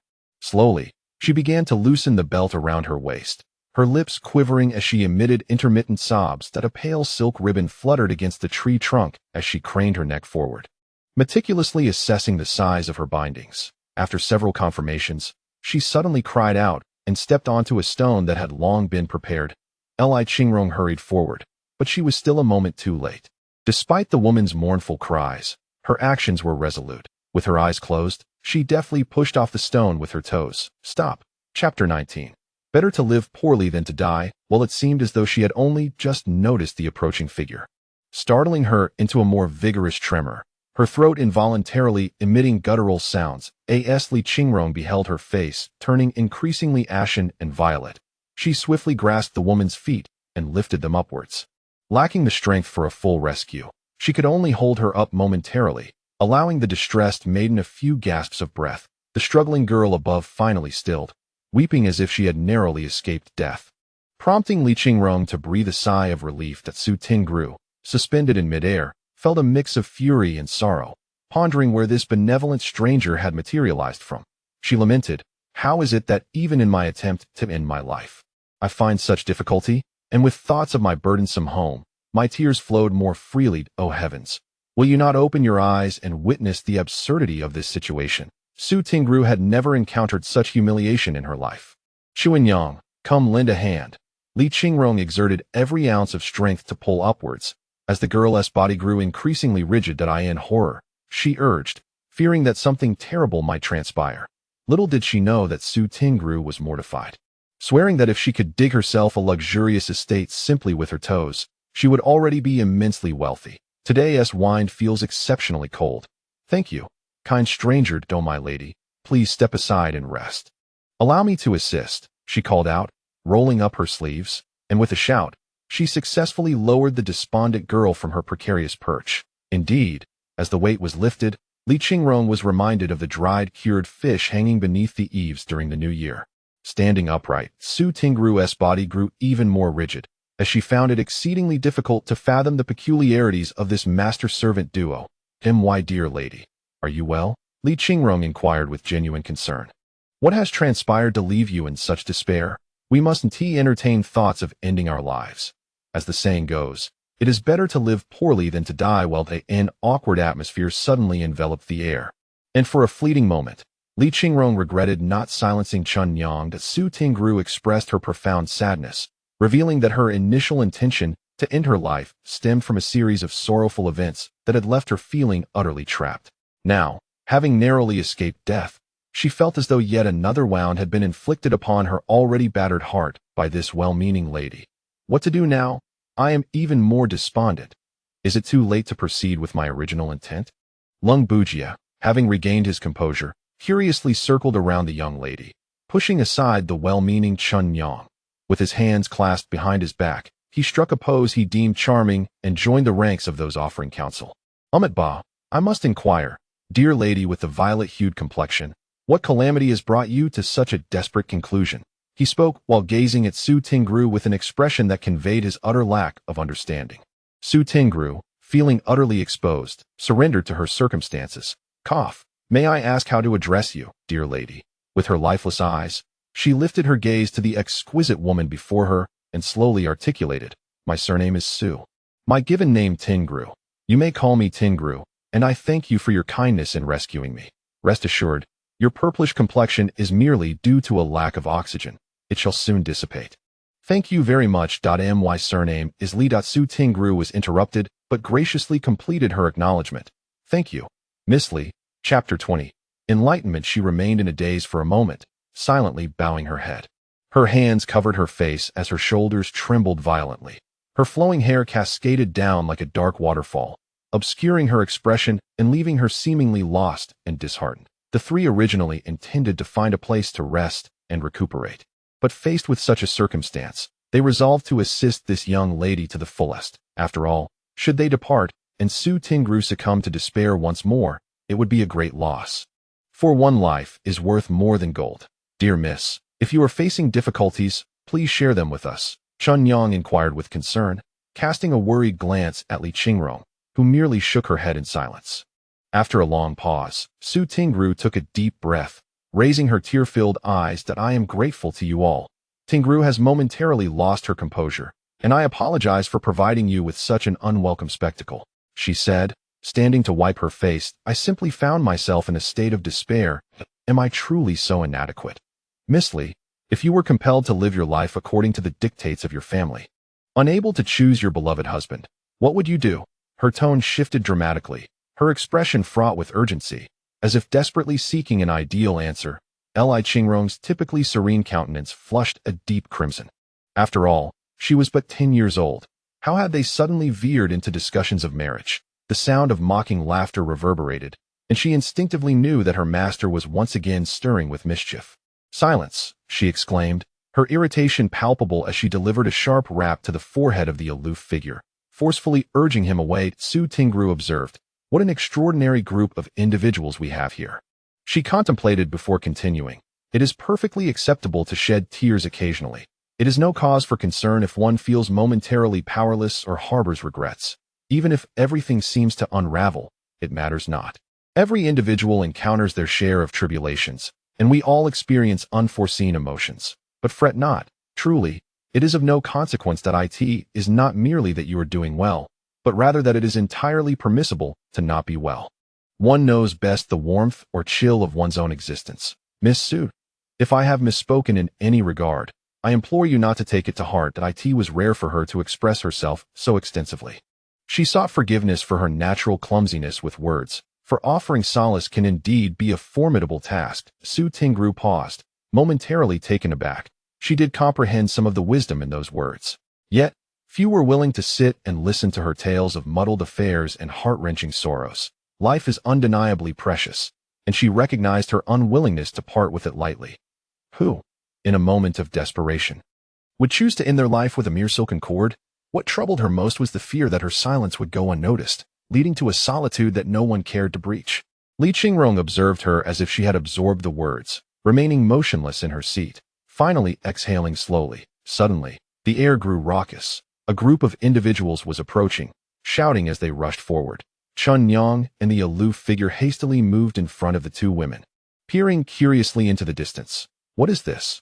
the aloof figure began, but Su Tingru's emotions surged again, prompting her to retreat further behind the others. The more she pondered, the deeper her despair grew, as if an invisible noose tightened around her throat. The harder she struggled, the more intense the sensation of suffocation became, leaving her in a state of panic and unrest. In mere moments, the group arrived before them, their clamorous presence unsettling. Chapter 21. The Su couple. Li Qingrong scrutinized the scene, noting that at the forefront was a middle-aged couple, their countenances exuding affluence. The man, slightly portly, wore a jovial expression, while the woman, resplendent and regal, adorned her hair with numerous golden pins, which glimmered painfully in the sunlight. Behind them trailed a cadre of sturdy attendants, likely household servants. The portly man stepped forward, warmly clasping his hands in greeting. "Thank you all for rescuing my daughter. I am Su, the village head of Shangyuan. If it pleases you, do come to my home to rest a while." As he spoke, his keen gaze roamed over the group, brimming with a calculating intent that left an uncomfortable sensation in the hearts of those present. Noticing their silence, he discreetly nudged the disdainful woman beside him. Li Qingrong had never witnessed such a rapid shift of demeanor in anyone other than Chun Yang. The woman, upon receiving the subtle cue, instantly donned a beaming smile, stepping forward to grasp Li Qingrong's arm. Chun Yang, observing this movement, became agitated, shooting a fierce glare at the woman while positioning herself protectively in front of Li Qingrong. She assessed the gathering, the elderly, the young, and a youthful maiden who appeared rather unapproachable. Thus, she resolved to focus on the younger ones, disregarding Chun Yang's valiant efforts to block her path ahead. She twisted her waist and boldly asserted her advantage with her ample figure. "Oh dear!" she exclaimed dramatically as she charged forward, intentionally feigning surprise upon colliding with Chun Yang. Startled, Chun Yang trembled and instinctively yielded a gap, which the woman seized upon to squeeze her way in. Affectionately, she reached out to grasp Li Qingrong's hand, only to be deftly avoided by Li Qingrong, who remained composed and unruffled. Undeterred, the woman began to express her concern in a soft, melodious voiced "Doe, look at this lovely young lady. Where do you hail from?" Her words were exaggerated, her expressions vivid. Given a stage, she could easily perform a solo drama. "My dear sir, would you not agree?" Li Qingrong, standing close enough to count the fine lines clustering at the corners of her eyes, mused. "Indeed, good child. Where do you come from?" Su Dehai's countenance sparkled with shrewdness. in these deep, secluded mountains, apart from the villagers. It was rare for outsiders to visit. Observing the travelers, he surmised they were merely seeking shelter, thus not warranting suspicion. This young girl was indeed striking, a promising prospect. Coincidentally, his youngest son had recently shown signs of maturity. This girl, delicate and fair-skinned, possessed excellent potential. If he could entice her, the cost of acquiring a child bride would be substantially reduced. The more he contemplated, the more exhilarated he became, his smile growing even broader. This youthful beauty could pass as a concubine, a stroke of fortune for her. As for the older one, a flicker of disdain crossed Zhuojun's face. Having another mouth to feed at home would be a burden, wasting resources. Yet his kind heart prevailed, and he resolved to assign the old man to guard the entrance. After exchanging a few glances and a handful of words, he was already calculating his next moves with fervor. "We come from afar. Our hometown has suffered a calamity, and we seek a place to rest." Zhuojun's spirits lifted further upon hearing this. Outsiders were advantageous, and those fleeing disaster even more so. It meant these individuals had no official residence here, thus evading any jurisdiction. Heavens, is it not true what the fortune teller proclaimed about my destined wealth? Indeed, fortune seems to arrive in waves. Ah, this esteemed lady. My surname is Li Go. Miss Li, rest assured, the villagers of Xianyuan are known for their warmth and hospitality. Now that you've arrived, we shall certainly extend our gracious hospitality. The woman, initially smiling, quickly sought to interject upon hearing her husband's words. Her expression soured, as deep within, she harbored a reluctance to aid these impoverished newcomers. Observing the couple's faces, which were as vivid as if painted, Li Qingrong couldn't help but frown inwardly. What kind of parents were these? Their daughter was on the brink of despair, yet they were preoccupied with pleasantries towards outsiders. Did they truly value these strangers more than their own daughter? Su Tingru, too, remained silent, wishing fervently to escape notice. To her, her parents had raised her, teaching her the arts, merely in hopes of securing a good price in the future. Thank you, village chief Su. We shall take up residence in your esteemed village. Li Qingrong said politely. Zhuojun's joy was palpable, but the woman's words took an unexpected turn. All we seek is a place to rest. We would not wish to intrude upon your household's tranquility. Not a problem, Su's wife exclaimed. With a feigned decorum, she smiled, deliberately avoiding a glance at Zhuojun's expression. A jest. If these opportunists were to be accommodated, how much would this swarm of bloodsuckers extract from them? Do not presume she is oblivious to her lord's intentions. There exists a young maiden in the mix, whose appearance is not unpleasing. What if this vixen covets her family's wealth and harbors designs to seduce her lord? The household already shelters several sirens. To introduce more would be utterly intolerable. Zhuojun, infuriated, trembled with indignation. Yet, for the sake of appearances, he could only feign a smile. Su Tingru, unable to restrain herself, let out a cold snicker, instantly redirecting the gaze of the crowd towards her shrinking figure. Since it is thus, before the night falls, I invite you all to enter the village with me. Upon our arrival, I shall secure suitable lodgings for each of you. Such kindness is greatly appreciated, village chief Su. Li Qingrong replied politely with a gesture of respect. As the group was about to depart, a woman concealed at the back revealed herself. Su Foreign narrowed her eyes and stepped forward, seizing Su Tingru's sleeve with a fierce grip. Her smile belied the teeth-gritting malice beneath. Chun Yang, with keen eyes, noticed her fingers digging into Su's soft flesh at the waist, turning pale as she twisted them. Su Tingru, stifling a cry of pain, dared not utter a sound. Due to the suffocation, Su Tingru's complexion turned a shade of purple, revealing small welts that appeared quite alarming, a common reaction when one's throat is constricted. Clearly, the Su household was unaware of this basic knowledge. Upon seeing his daughter dragged before him, Zhuojun's countenance shifted to one of astonished fury. His expression darkened, eyes ablaze with rage, and veins pulsed at his temples.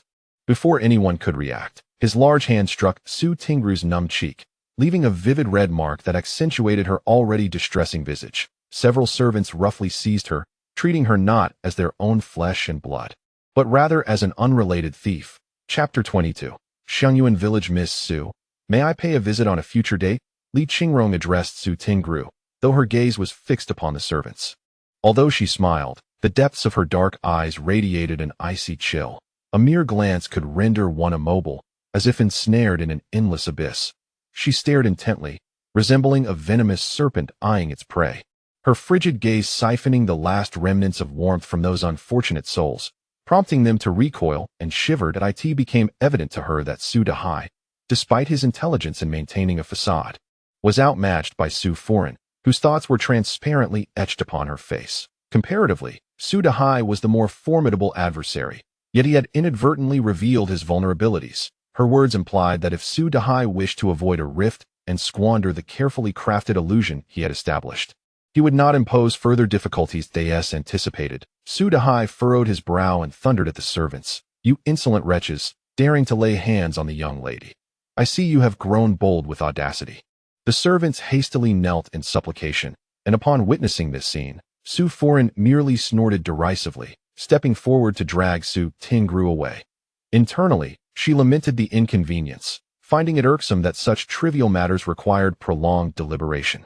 It was all the fault of that worthless money pit, who, instead of remaining at home to marry, seemed perpetually intent on stirring trouble. She smiled faintly, her lips curving in a nearly tragic manner. On her flower-like, delicate cheeks, a myriad of complex emotions seemed to ripple. It was as if all the entanglements of love, hatred, and vengeance had merged and, along with countless tears, plummeted into the dust. "Thus, may village chief Su kindly guide us. This way." Everyone. Xihe led a group of followers along the rural path. Chunyang regarded the respectful retainers with a degree of wariness, while Lung Buki trailed at the end, seemingly carefree. He held a gourd in one hand, humming an unknown tune, clearly in high spirits. Along the way, Xihe took the opportunity to introduce his companions, his demeanor polite and accommodating. However, it was merely lip service. Qingrong did not perceive him as a benevolent character. Judging by his attire, which was utterly incongruous with that of the village, he resembled nothing more than a domineering landlord from the village's lore. From him, she learned that the village was named Xianyuan Village due to the waterfall at its entrance. This village was not originally established, but was built long ago, likely during the era of their forefathers, as a refuge from the ravages of war. Surrounded by mountains and rugged terrain, it was quite distant from the town. Food was not a concern. Although the land was lacking in flat areas, the soil was unexpectedly rich in nutrients. Whatever was planted, as long as it was in season and adequately irrigated, would flourish. Not far away on Yunfeng Mountain, wild chickens, hares, and porcupines roamed freely. Before the heavy snow sealed the mountains, any man in the household with a modicum of skill would usually prepare a few strings of cured meat before the year's end. While food was plentiful, the issue of drinking water was troubling. Fortunately, their ancestors stumbled upon a considerable waterfall, and the village's menfolk spent several years connecting the road to the water source to facilitate daily access and irrigation. They carved pathways to draw water, channeling several small streams into the village to exaggerate. Without this waterfall, the village would likely have fallen into desolation. Xihe was a descendant of the village chief, who first constructed this settlement. And through the generations, the Su family had thrived. The Su clan was once prominent, holding unmatched prestige within the village. Chapter 23. The dilapidated courtyard. Nowadays, traffic was quite convenient. Endowed with a natural business acumen, he had ventured into the wholesale trade of local specialties. Leveraging his influence in simpler terms, he purchased agricultural products and preserved poultry eggs from the villagers at a low price, then rebranded them under the Su family name for sale to various taverns in the city. Over the years, he not only amassed considerable wealth, but also cultivated relationships with many powerful and influential figures. The villagers witnessed the Su family growing increasingly affluent. Envy brewed among them, though they dared only to gossip behind closed doors. After all, no one would challenge a local tyrant. Despite its modest size, Xianyuan Village fostered a strong sense of belonging among its residents. Generally, they feared provoking the Su family, for being expelled from the village would feel like the sky itself had collapsed. Not wishing to trouble village chief Su, they were content with a mere plot of land. Qingrong observed them walking further away. A sense of caution arose within her. "Indeed, I think that spot looks quite suitable." She happened to point towards a desolate, dilapidated courtyard, seemingly long abandoned. The snow lay thick upon the ground, revealing a few pieces of decayed wooden furniture. Suddenly, a weathered elderly woman emerged from the adjacent courtyard, cradling a wooden basin brimming with murky water, which she promptly tipped onto the snow outside. Qingrong observed her tattered, yet neatly arranged attire. Her hair meticulously gathered at the back with a wooden comb, The lines etched on her face told silent tales of hardship endured in recent years. Upon closer inspection, however, her eyes radiated warmth and kindness, inviting a sense of comfort and ease. The "It is Widow Li," Su Dehai remarked dismissively after a mere glance. Hearing the commotion, Li Dama turned her gaze towards the long-neglected yard, just in time to lock eyes with Su Dehai. Upon realizing she was being introduced, she merely lowered her head and silently retreated indoors with her basin. Chun and I surveyed the courtyard, taking a leisurely stroll around the perimeter. She then leaned closer to Li Qingrong's ear and whispered, "It can be tidied up." Though the yard appeared disheveled, it was not insurmountable. With a bit of effort, it could be made habitable. Inside, a few pieces of barely usable furniture remained, and tidying up before nightfall would suffice to manage for the evening. The kitchen was equipped with a pot and a spatula. Settling in would not pose a significant challenge. Li Qingrong felt a wave of relief wash over her, and, with a polite smile directed at Su Dehai, said, "The hour grows late. I am grateful to the village chief for taking us in that we shall tidy up, but I fear I cannot stay to entertain you, so I ask for your understanding." "Not at all," Su Dehai replied, feigning reluctance. His plan to invite them for supper thwarted. With a huff, he turned and strode away with his entourage, leaving behind a sense of frustration. He had underestimated her youth, thinking her easy to manipulate. Yet he had encountered a formidable opponent. The malicious grin crept onto his face, deepening the shadows beneath his features. In his domain, he intended to let them enjoy a few more days of freedom. He had ample means to crush these ants in his grasp. "A mere rabble," he scoffed. Once Su Dehai departed, the cramped courtyard suddenly felt expansive. Chun and I found a clean spot and plopped down, exclaiming, "Dealing with such individuals is truly exhausting," she complained, feeling squeezed out by the aloofness of her companion. "You, with your youthful arrogance, have learned nothing but to curse in secret. What a little Chun and I you are, and you dare criticize me. All you do is whine about fatigue and hunger, retreating at the first sign of trouble. What good are you?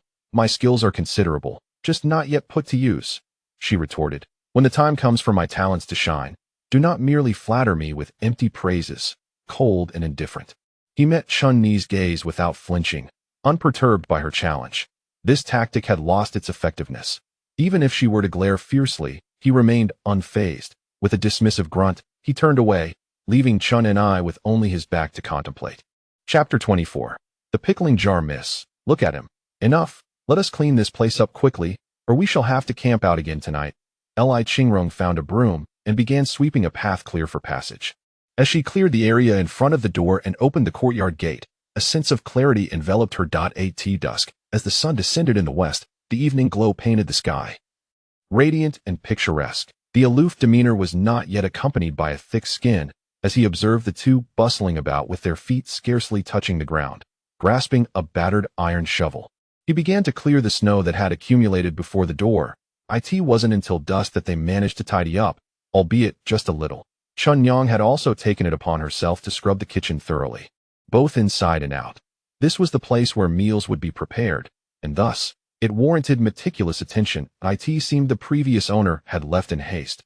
Upon opening the cupboard, they discovered an assortment of pots, bowls, and various seasonings still remaining in the kitchen. Chun Yang, with an air of pride, showcased a particularly large jar to the young lady. It stood as tall as half her body, wide and deep.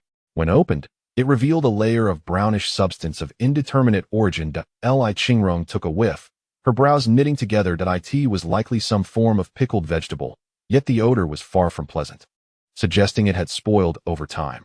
Before she could utter a warning, Chun Yang had already recoiled several steps, pinching her nose shut. "This stench is intolerable. It cannot remain here any longer." She tightly covered her mouth and nose, fearful that even the faintest hint of the pickled odor might infiltrate her senses. Master, come quickly to assist." Cold and aloof, he was engrossed in his pretense until Chun Yang's cry caused him to abandon his shovel. Perhaps due to his recent exertions, his face was flushed, appearing much like a lovable old rogue. "What seems to be the matter, Miss Chun?" he asked, bouncing over to the kitchen doorway before feigning seriousness as he stepped inside. Casting a sidelong glance with an air of superiority, Li Qingrong recognized her master's intent. Mischief, sighed, and stepped out of the kitchen. Her master possessed a kind heart, albeit occasionally lacking in common sense. True to form, Cold and aloof was particularly intrigued by the jar. He blinked and inquired, "What is inside?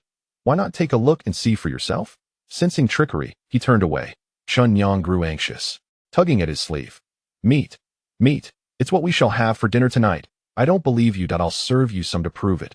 Without hesitation, Qingrong scooped a hefty spoonful and flung it towards Cold and Aloof's face, who, in eager anticipation, was caught off guard when an overwhelming stench assaulted his senses. He nimbly leapt out of the house, covering his nose with his sleeve while shouting, "This is dire, apprentice, truly dire. Come quickly and witness what your Qingrong has foolishly unleashed. Put down that vile spoon. Oh, my poor Qingrong." Just as Li Qingrong opened the courtyard door, she heard a gentle knock from outside. Cold and Aloof's raucous call had given her a headache, and she could no longer hold her tongue. "Master, we have a guest." The visitor was none other than Mrs. Li, whom they had encountered earlier, still dressed as before, her right arm cradling a basket. The village was densely populated, with houses closely packed together. When one household scolded their children or quarreled with their spouses, the neighboring homes could hear every sound distinctly. Li Qingrong felt an inexplicable flush creep across her cheeks. After all, her home harbored 2 live wires. No, more like firecrackers, the kind that ignites with just a spark. "That I apologize for the inconvenience. Please come in and have a seat." Though M.R.S. that Li had appeared somewhat awkward moments ago, she now broke into a warm smile. Her laughter was unique, subtly revealing the gentle charm of her youth, with eyes that radiated warmth and affection. "Dear child, I shall not intrude further. This is a small selection of greens that I have cultivated myself. As you are new here, please keep them for your evening meal. This year's vegetables have grown splendidly, remaining lush and tender even after a winter's rest." She lovingly caressed the fine, downy hairs at the temple of Li Qingrong. Li Qingrong did not shy away. On the contrary, for the first time, she found herself cherishing the warmth of a stranger's hand. This sensation was reminiscent of that of a mother. Chapter 25. Aunt Li gazed at the girl before her, who appeared somewhat shy, and unceremoniously thrust a basket into her arms. Although her surname was not Li, having been born into the Zhang family, she had taken her husband's surname upon marriage. She was a woman of misfortune. Having been widowed at a young age, their family was impoverished, and that autumn, her husband had sought to hunt some game in the mountains to nourish both their children and herself. Unfortunately, the rains came unexpectedly. The terrain was steep, and the soil soft. The slip of his foot sent him tumbling down, and when the villagers found him, his body was already cold and lifeless. Aunt Li nearly fainted from despair. But thinking of her young son, she gritted her teeth and held the family together. Though they had once owned arable land, after her husband's demise, the more domineering villagers frequently bullied the two of them.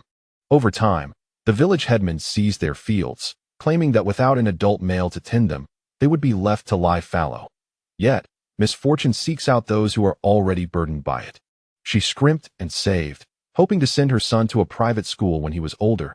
She did not aspire for him to pass the imperial examinations and become a high official. She merely wished for him to be literate and sensible. Her dismay. That year brought war, and the authorities conscripted even those in remote hollows like hers. Her son, merely 12 years old, was forcibly taken away.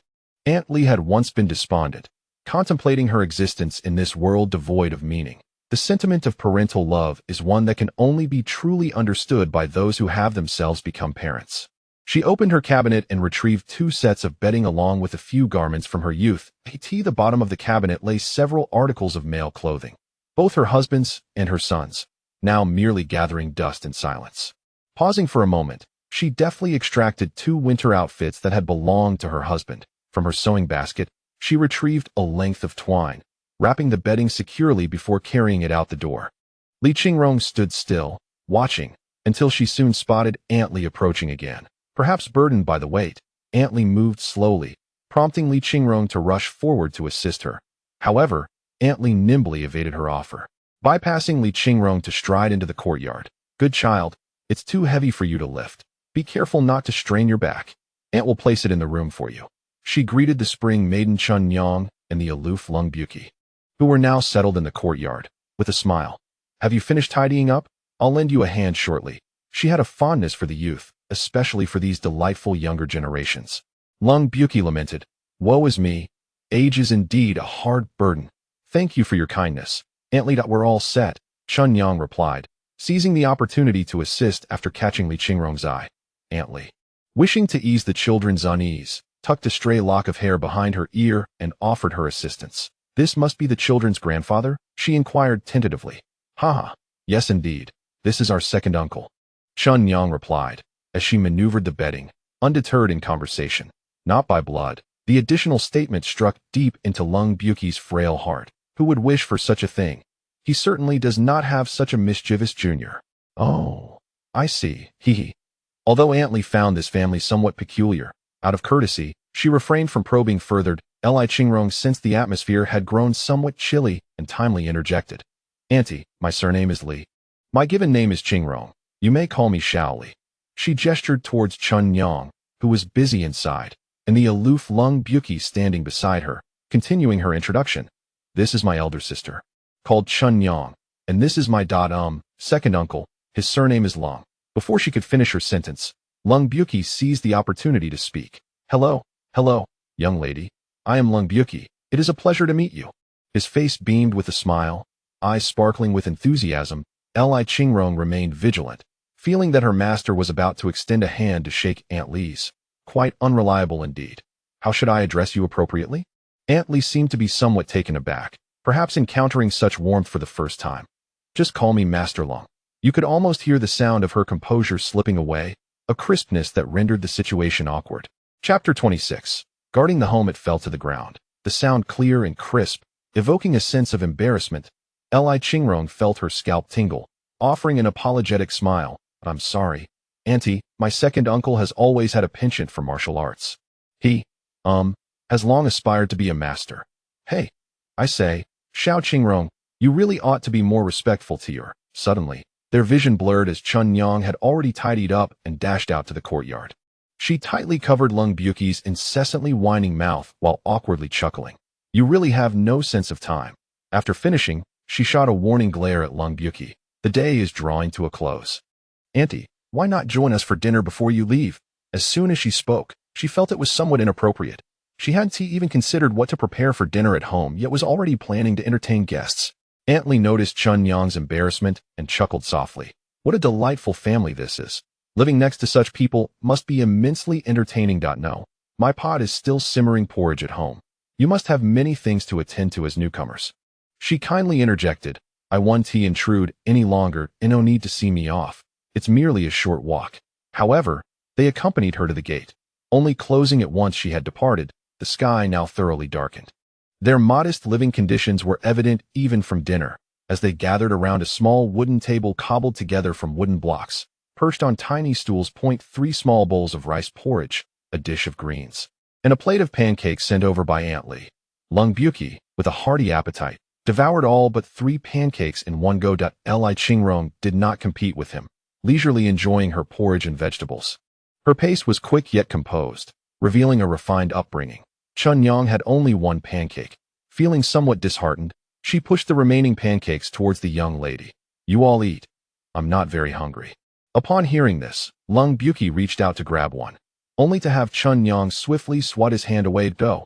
Save it for breakfast tomorrow. Qingrong, he pleaded with tear-filled eyes. Master, if you wish to avoid waking up hungry tomorrow morning, you ought to heed Chun Yang's advice. The apprentice had spoken, leaving the aloof one to reluctantly fall silent. After consuming the warm rice and dishes, though merely enough to barely satiate their hunger, a sense of warmth enveloped them. Chun Yang ventured into the kitchen, seeking a secluded corner to conceal the pancakes. She then lifted the cloth covering another basket, revealing several vibrant red boiled eggs and a stack of golden scallion pancakes. The pancakes were cut neatly, adorned with tender green chopped scallions and golden strands of egg, still emitting a gentle steam. What are you doing? Startled, Chun Yang hastily concealed her actions. Miss, how come you approach without a sound? She pressed a hand to her wildly beating heart. Pouting in complaint, Li Qingrong stood quietly, having noticed that Chun Yang had been absent for quite some time, initially intending to urge her to rest. She was taken aback by the scene before her. Who do you wish to hide from? The master. Shoo. Keep your voice down. Mississippi, her almond-shaped eyes sparkled with cunning mischief. That old man is quite the thief. If he finds out, he would undoubtedly consume everything. Poor miss, still in the midst of growing. Unable to bear her gaze any longer, Li Qingrong cleared her throat and turned away. Enough of this. Do not linger here. She frowned again, adding, Qingrong, he is my master, and it is best to regard him as family moving forward. Qingrong understood, albeit reluctantly. She eventually acquiesced. Hearing this, Qingrong felt a weight lifted from her heart. With a gentle step, she affectionately took her hand. Dai tea is getting late. You should rest soon. Whatever Miss says, a mere coaxing sufficed. She sometimes pondered how Qingrong, compared to her, exhibited a more childlike temperament. This was a quintessential rural courtyard, small but complete in its essentials. That it comprised 2 sleeping quarters, a kitchen, and a storage room. The courtyard was spacious, with a plum tree and a grapevine flourishing against the wall near the neighbors. Perhaps due to neglect, the plum tree stood short and appeared somewhat barren. The grapevine lay withered and lifeless upon the wooden trellis. The 2 of them resided in the west wing, while the aloof one occupied the room closer to the courtyard gate. He aptly claimed, a man ought to fulfill the role of safeguarding home and family. Chapter 27. Breakfast. Qingrong expressed her intention to fetch a dog from the village another day. Otherwise, with nothing but weak women in this courtyard, it would be disastrous if a villain were to infiltrate. That a lone candle flickered within the house. One could easily deduce that it was borrowed. The dim candlelight cast a faint glow, revealing the slender silhouette of the woman. Madame Li is truly a warm-hearted soul. The 2 engaged in simple ablutions, then reclined on the soft bed, conversing. Qingrong responded to Qingrong's remarks and added her own thoughts.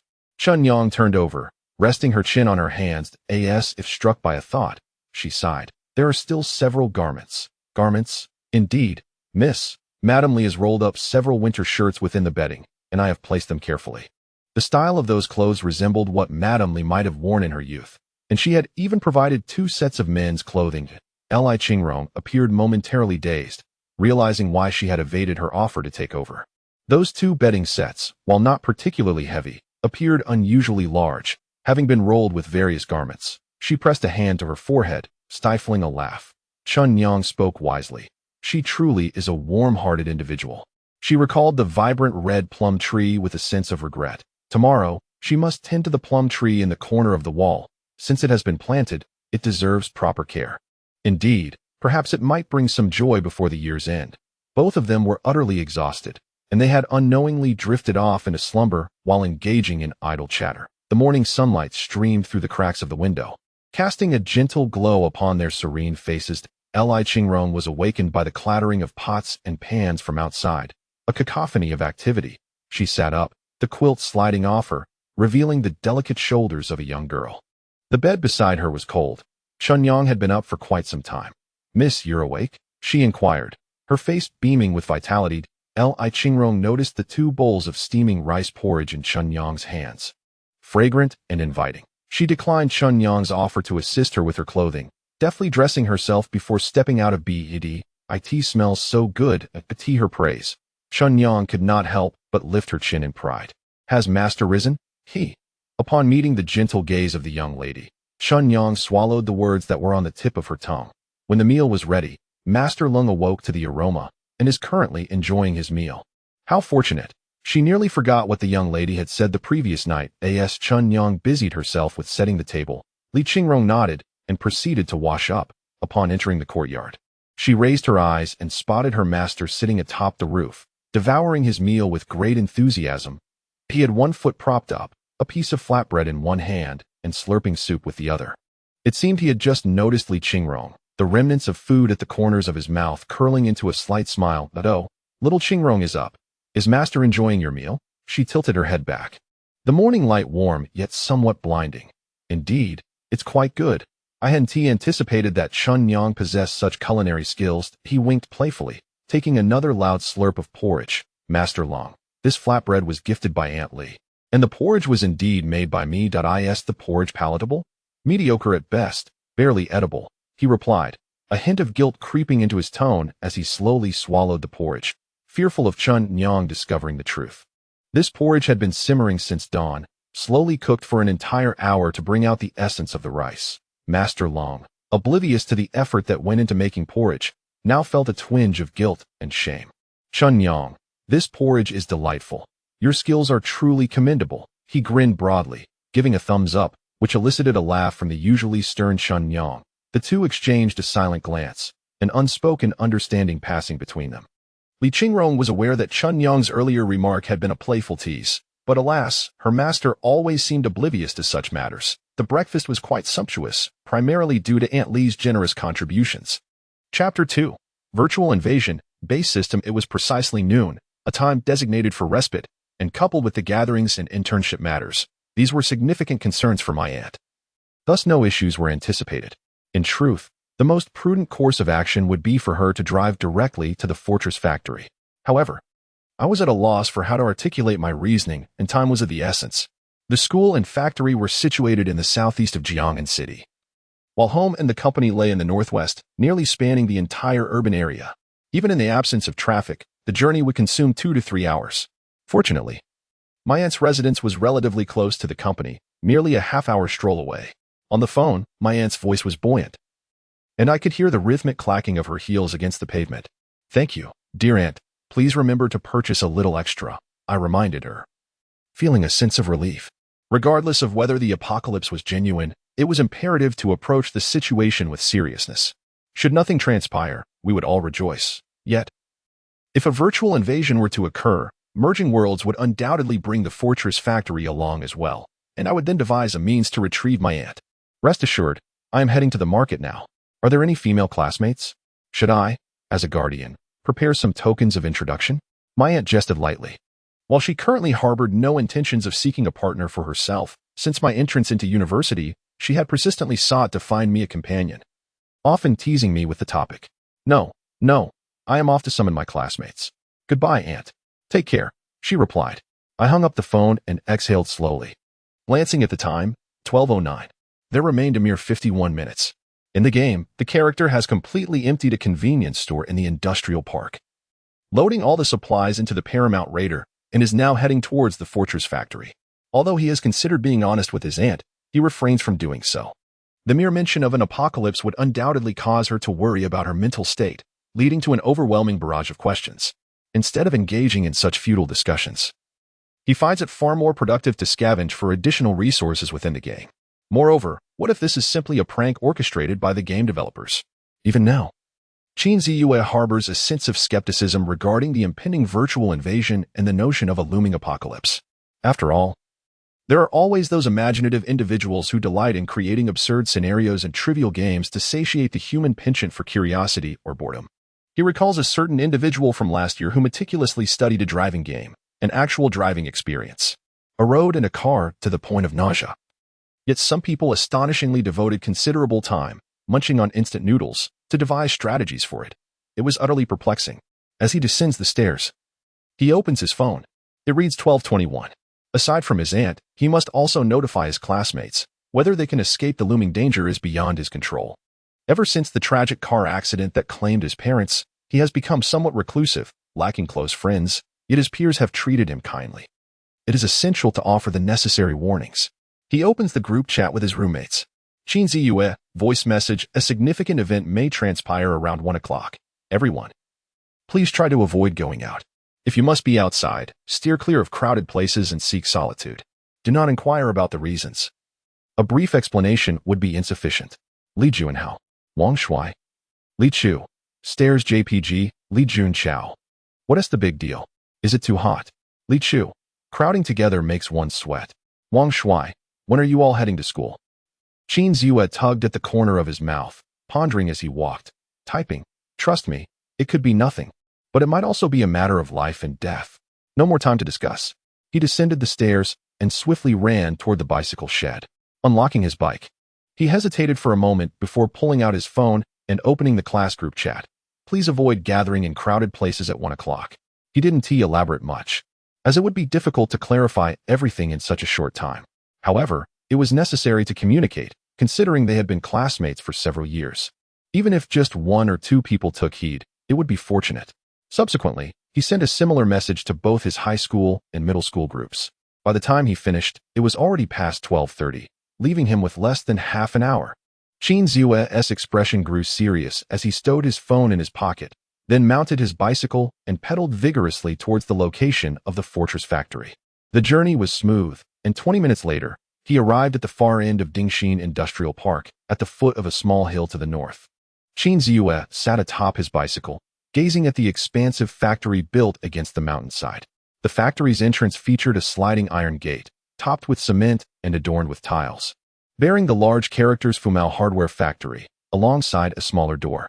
It appeared to have been abandoned for quite some time, the lettering faded and the paint peeling, with weeds overgrown and spiderwebs everywhere. The main gate stood ajar. Only 5 minutes remained. Profusely perspiring, Qin Ziyue paused to catch his breath. After casting a glance around to ensure his solitude, he mounted his bicycle and pedaled into the factory grounds. The Dingxin Industrial Park was an antiquated complex, populated by industries on the verge of obsolescence. Just beyond the main gate, several large factories bustled with activity, yet deeper within the park, vacant warehouses proliferated. Upon entering a factory, Qin Ziyue discovered a clean, open space where he settled down, his gaze fixed on his watch. Was this merely a farce? Or was it truly the advent of a virtual incursion, the dawn of the apocalypse? He was waiting. In the school dormitory, on an unattended computer screen, the game displayed a prominent message: virtual incursion, world integration, imminent. This was followed by a countdown that dominated the entire screen. 10, 9, 2, 1. The game screen flickered and vanished. The computer screen went black, and smoke billowed from the computer tower. A moment later, a deafening explosion rocked the room as the computer detonated. Simultaneously, at the F Hardware Factory, Qin Ziyue, who was seated on the ground monitoring the time, experienced a jolt. As if struck by electricity, and his mind reeled. It was as if his consciousness had been abruptly deactivated for a fleeting, enigmatic instant. This sensation was so subtle that it was only perceptible due to his heightened awareness. Most individuals likely remained oblivious. When he regained his senses, the landscape had undergone a dramatic metamorphosis. Ominous crimson mists enveloped the sky, obscuring the sun and bathing the world in a crimson hue. The dilapidated factory had vanished, replaced by a sprawling, imposing steel fortress. Abruptly, a notification appeared before his eyes. A futuristic transparent light screen materialized before him. Virtual reality integration complete. World detection at 97. 81. 1. Detection complete. No vulnerabilities. Player Qin Ziyue has successfully established the fortress base. The base system is binding with the player's apocalyptic survival expectations. Binding complete. The system possesses uniqueness, allowing the player to manipulate all facilities within the fortress base. A series of small text, reminiscent of data buffering, danced upon the light screen. Shortly thereafter, the text vanished, leaving only 2 lines of bold print. Base system. Owner. Qin Ziyue. With a mere thought, he delved deeper, and the entire layout of the base vividly appeared on the light screen. After a brief interaction, it mirrored the interface of a game, proving to be exceedingly user-friendly. Chapter 3. The Dawn of Catastrophe. Seeking investment. Closing the system, Qin Ziyue turned his gaze toward the fortress factory. The walls soared to a height of nearly 9 meters, crowned with an additional 1.5 meters of tightly woven barbed wire, crackling with electric sparks that emitted fine blue flickers. Within the courtyard stood 3 towering wind turbines, their blades rotating slowly. The former dormitory had been replaced by a robust 7-story building, its rooftop faintly adorned with photovoltaic panels. As for the factory workshop, it had transformed into a fortress sprawling across the ground, reminiscent of a ferocious beast exuding an air of danger. The cafeteria had been converted into a workspace akin to an automotive repair shop, while several modified vehicles were parked outside. Military-grade Paladin Predators, heavy-duty military trucks, Hedgehog vehicles. Even a helicopter was stationed atop the building. As Qin Ziyue beheld the astonishing scene before him, he pinched his thigh hard, a sharp pain coursing through him. It was real. Virtual invasions, zombie crises, the apocalypse had indeed arrived. He never anticipated that a game he had played casually would manifest into reality. In this moment, he felt a blend of joy and anxiety. Who wouldn't desire a life of tranquility? In this post-apocalyptic world, peril lurked everywhere. The fabric of law had unraveled, and morality had become a relic of the past. The very foundation of order hinged upon the relentless pursuit of survival. If given the choice, he would prefer an ordinary life, free from the chaos. Thankfully, his inadvertent encounter with this game had granted him a semblance of a refuge amidst the apocalypse. Just as he was engulfed in contemplation, his phone suddenly rang. The sound echoed jarringly across the vast playground. The caller ID read Andy. Qin Ziyue's expression shifted. Though only a few minutes had passed, the area where his aunt resided was densely populated, and coupled with the massive horde of zombies due to the virtual invasion, the danger was immense. He hurriedly answered, "Hello, Auntie, are you safe? Is there any danger? Xihe, where are you? There are monsters attacking people. You must be cautious." Almost simultaneously, they urged each other with concern. "I'm relieved you're all right." "Phew, you scare me to death." On the line, his aunt's voice sounded significantly more relaxed. Even the sound of her patting her chest could be heard. Grandma Wang lived next door and often enjoyed strolling in the courtyard. Wang Daji was also a neighbor in the same building. It is easy to imagine that, at the very moment of the virtual invasion, a multitude of zombies surrounded them near the flower bed. Wang Daji was likely to have transformed directly into a zombie. It is not just the elderly who face peril. Even a robust adult male would find little hope of escape when encircled by such a horde. Xihe could only mourn in silence. This is a zombie apocalypse, a harbinger of doom. Aunt, stay indoors and do not venture out. Under no circumstances should you open the door for anyone, understand? Xihe urged anxiously as he sprinted towards the garage. Hold out at home for a couple of days. I will find a way to rescue you. Don't. As soon as he finished speaking, his aunt firmly rejected his plea. It's far too dangerous. The journey from school to home takes 2 or 3 hours. I just saw the news. It's not just our city, but the entire world is affected. With so many zombies, how could you possibly make it on your own? Rong Hanchi implored with urgency. Over the years, they had become each other's sole support. Although not related by blood, their bond surpassed that of family. In her eyes, Xihe remained a child, and in such perilous times, how could she allow him to risk his safety to save her?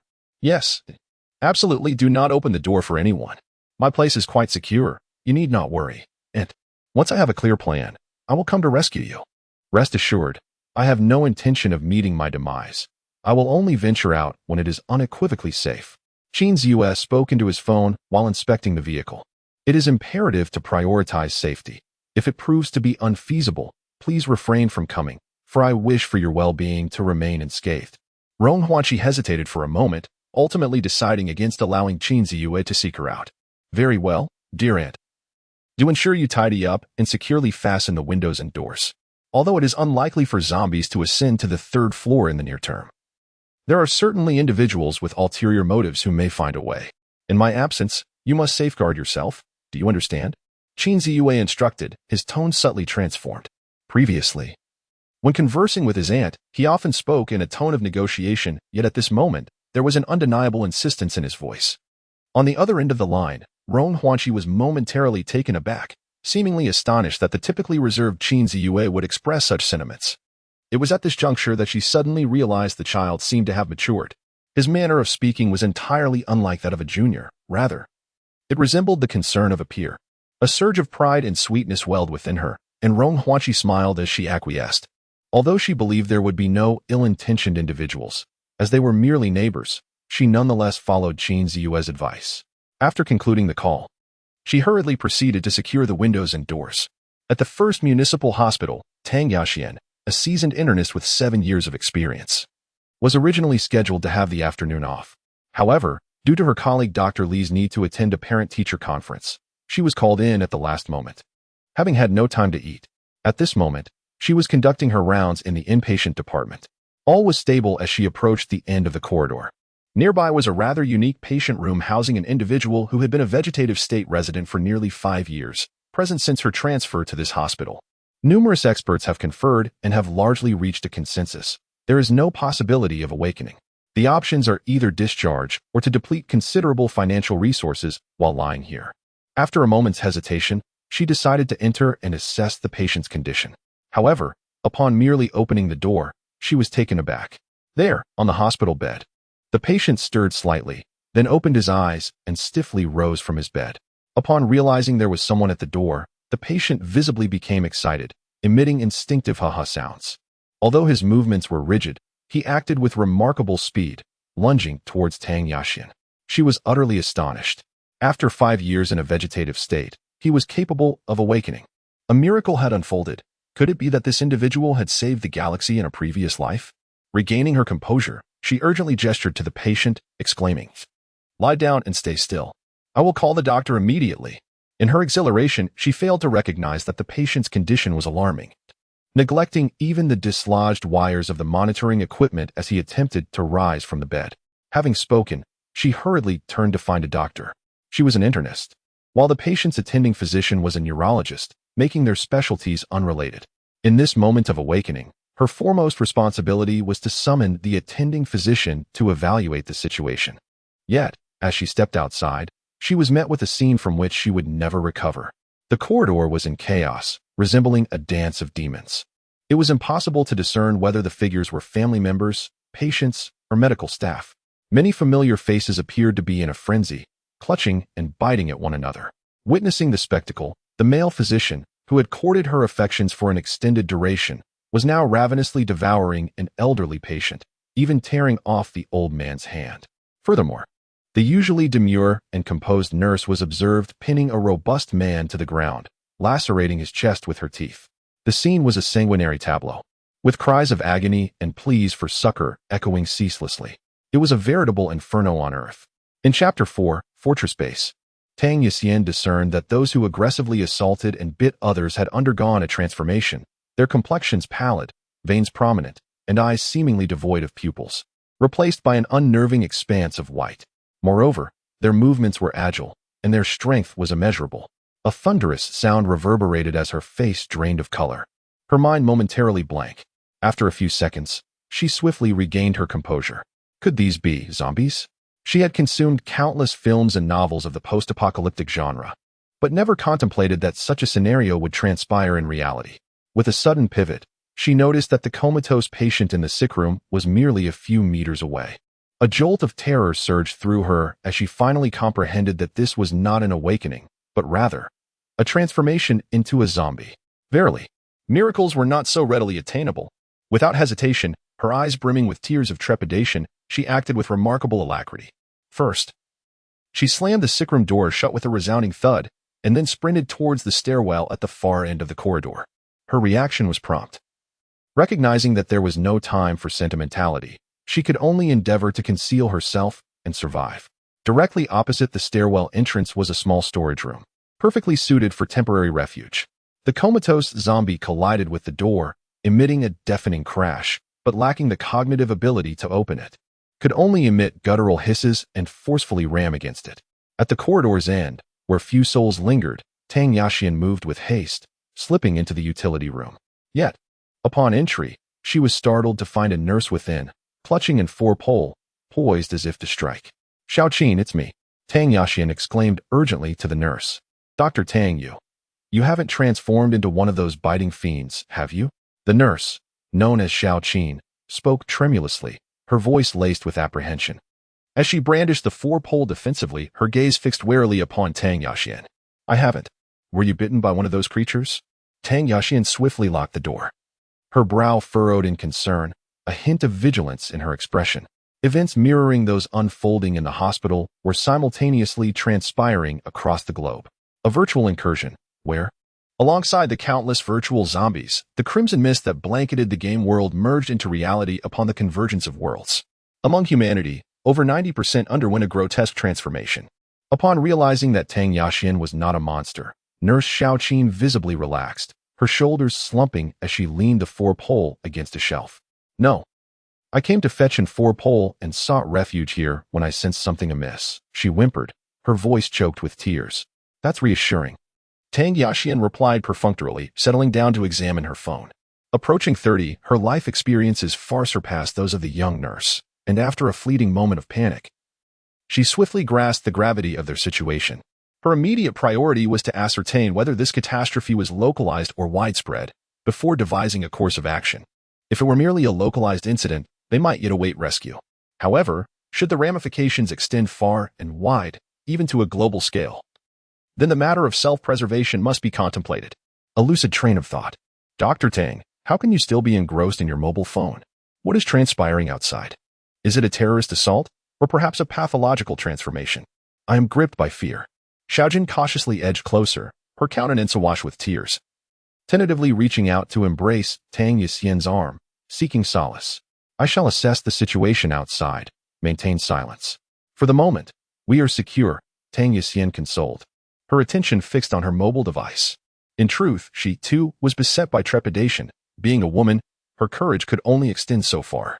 Fortunately, her extensive years in the medical profession had inured her to the side of death, and the presence of acquaintances further bolstered her fortitude, preventing her from descending into utter disarray. A plethora of news items ascended to the trending charts. Biting monstrosities appear in multiple locations, environment expands, field of vision widens. Frequent traffic collisions, linked to monsters, widespread traffic congestion, biohazard, zombie siege, numerous nations declare impending doomsday crisis. Experts, the crimson mist suddenly enveloping the globe may carry substantial toxic gases. As she perused her mobile phone, Tang Yixian's complexion gradually darkened, and a glimmer of despair began to manifest in her eyes. Indeed, the true apocalypse. Despite harboring a sliver of hope, it was ultimately extinguished. Elsewhere, having concluded the call with his aunt, Qin Ziyue nimbly boarded the Paramount Marauder. Thanks to his consistent dedication to physical exercise over the years, his physical condition was quite commendable. As anticipated, it aligned with his expectations. Everything prepared in the game has been meticulously restored to its original state. Inside the vehicle, there are still essential supplies hastily scavenged and not yet unloaded. Moreover, the remote control capable of governing the entire fortress is conveniently situated on the vehicle's dashboard. Identical to that in the game, this remote resembles a small, transparent LCD screen, appearing merely as a shard of glass when inactive. Once activated, it allows control over the internal facilities of the fortress, evoking a distinctly futuristic ambience. The permissions are naturally derived from the base system, enabling direct configuration of the remote's authority within the system. After securely closing the gate with the remote, Qin Ziyue proceeded to unload all the supplies that remained in the vehicle, subsequently utilizing an adjacent electric sightseeing car to transport everything into the main building. Once this task was accomplished, he took a leisurely tour of the entire fortress factory. It was precisely as he had envisioned in the game, with certain areas still under construction, given the limited time of merely a few days. Inside the factory, there are 4 buildings. The dormitory building on the far right has been reinforced externally, while its interior remains largely unchanged. The 2-story cafeteria has been transformed into a workshop for the maintenance of vehicles, helicopters, and various tools. The factory workshop underwent the most significant alterations, with the supply warehouse and living area completely modified according to his vision. Another building, an 8-story office block situated at the heart of the fortress and connected to the workshop, has been repurposed into the main living area. In reality, transforming a factory of this magnitude would require a large construction team several years of effort. However, in the game, it merely necessitates an idea and a few clicks of the mouse for swift completion. Fortunately, during his gaming sessions, he posited that in a post-apocalyptic setting, a stable and secure base of operations was paramount. In addition to the surface-level infrastructure, there were 3 subterranean levels. These would house automated greenhouses, advanced animal husbandry facilities, storage depots, fallout shelters, server rooms, and more. Alas, the warehouses were bare, the greenhouses uncultivated, and the livestock pens empty, as he hadn't the opportunity to provision them. The concept for the underground spaces was to ensure absolute safety and prolonged, fully automated survival should the surface be compromised. Furthermore, the factory was situated north of the mountains, which, if the fortress proved secure, could be cultivated for agricultural purposes. The perimeter wall stood an imposing 9 meters tall, augmented by a 2-meter-high electric fence, bringing the total height to 11 meters. The main gate had been retrofitted into a purely metallic, electronically controlled, laterally sliding portal. Regrettably, there were shortcomings. In retrospect, he should have invested more resources. Chapter 5. The Clash chat room erupts on the 2nd floor of the residential tower. Qin Ziyue poured himself a glass of water in the living room. The water, drawn from a deep subterranean well, underwent purification via a fully automated system before being piped up, ensuring its safety.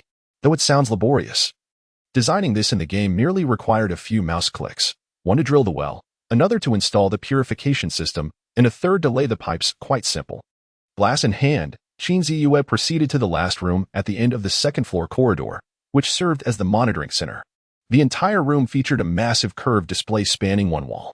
Such a display would be exceedingly difficult to procure in the real world, but it was easily acquired in the game. Setting up the material facilities for the fortress base, numerous supplies were generously bestowed upon entering the game, complemented by additional items scavenged from various locations. Defeating a significant number of zombies would also yield rewards. Among the 3 wind turbines outside, The blades of one were acquired through points earned from vanquishing the undead. Xihe sat in the control center, activating all surveillance feeds.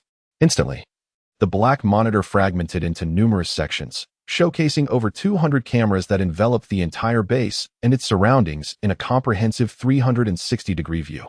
These cameras, operational day and night, provided high-definition imagery and rotated seamlessly, each no larger than a peanut, ensuring utmost security. Not only did the entire fortress lay bare before him, but even a blade of grass, some 10 meters away, fell under scrutiny. Upon initiating the surveillance system, the grim reality from the outside world flooded in. Ha, ha, ha, ha. Clusters of zombies wandered aimlessly through the streets, most clad in factory uniforms. The ground outside the fortress was littered with dismembered limbs, blood gradually congealing upon the earth. Occasionally, reckless survivors attempted to break through the horde only to be overwhelmed and devoured in a horrifying spectacle. A tragic scene of human despair. After confirming the safety of the base, Xihe, burdened with a heavy heart, activated another as the firepower facility is equipped with 3 control systems: fully automatic sweeping and point shooting, semi-automatic targeted shooting, and manual remote control. Each mode can be executed from the control center or the system itself, and permissions can also be granted to the remote control. The fully automatic mode automatically aims and fires upon detecting the proximity of humans or animals. In contrast, the semi-automatic mode requires manual activation of the shooting command after targeting the objective from the control center or the remote control. Surveillance, fire protection, power systems, and water supply systems. After confirming that all the basic settings of the fortress base are operational and that there is no immediate danger, Xihe finally breathed a sigh of relief. The next pressing issue was to bring his aunt over, necessitating a foolproof plan devoid of any risk. Sitting in the control center, he gazed at the surveillance footage of zombies besieging survivors, his expression grave as he pondered deeply. After a moment, he summoned paper and pen, sketching and jotting down notes. He intended to further modify the Paramount Raider, ensuring it was armed to the teeth, capable of charging through even the fiercest zombie hordes. The Paramount Raider, hailed as the most unstoppable vehicle in the world, weighs a staggering 15 tons, in stark contrast to the mere 2 tons of a typical family SUV, underscoring its formidable power. Previous modifications in the game primarily focused on performance, surpassing that of standard military variants. At the time, the aim was simply to revel in the exhilarating experience of driving such a behemoth. However, this is no game, it is reality, and there are no second chances. Faced with hordes of zombies, enhancements in both defense and offense are imperative. Equipping the vehicle's front with a dozer blade allows the Marauder's robust horsepower to effectively disperse zombie hordes.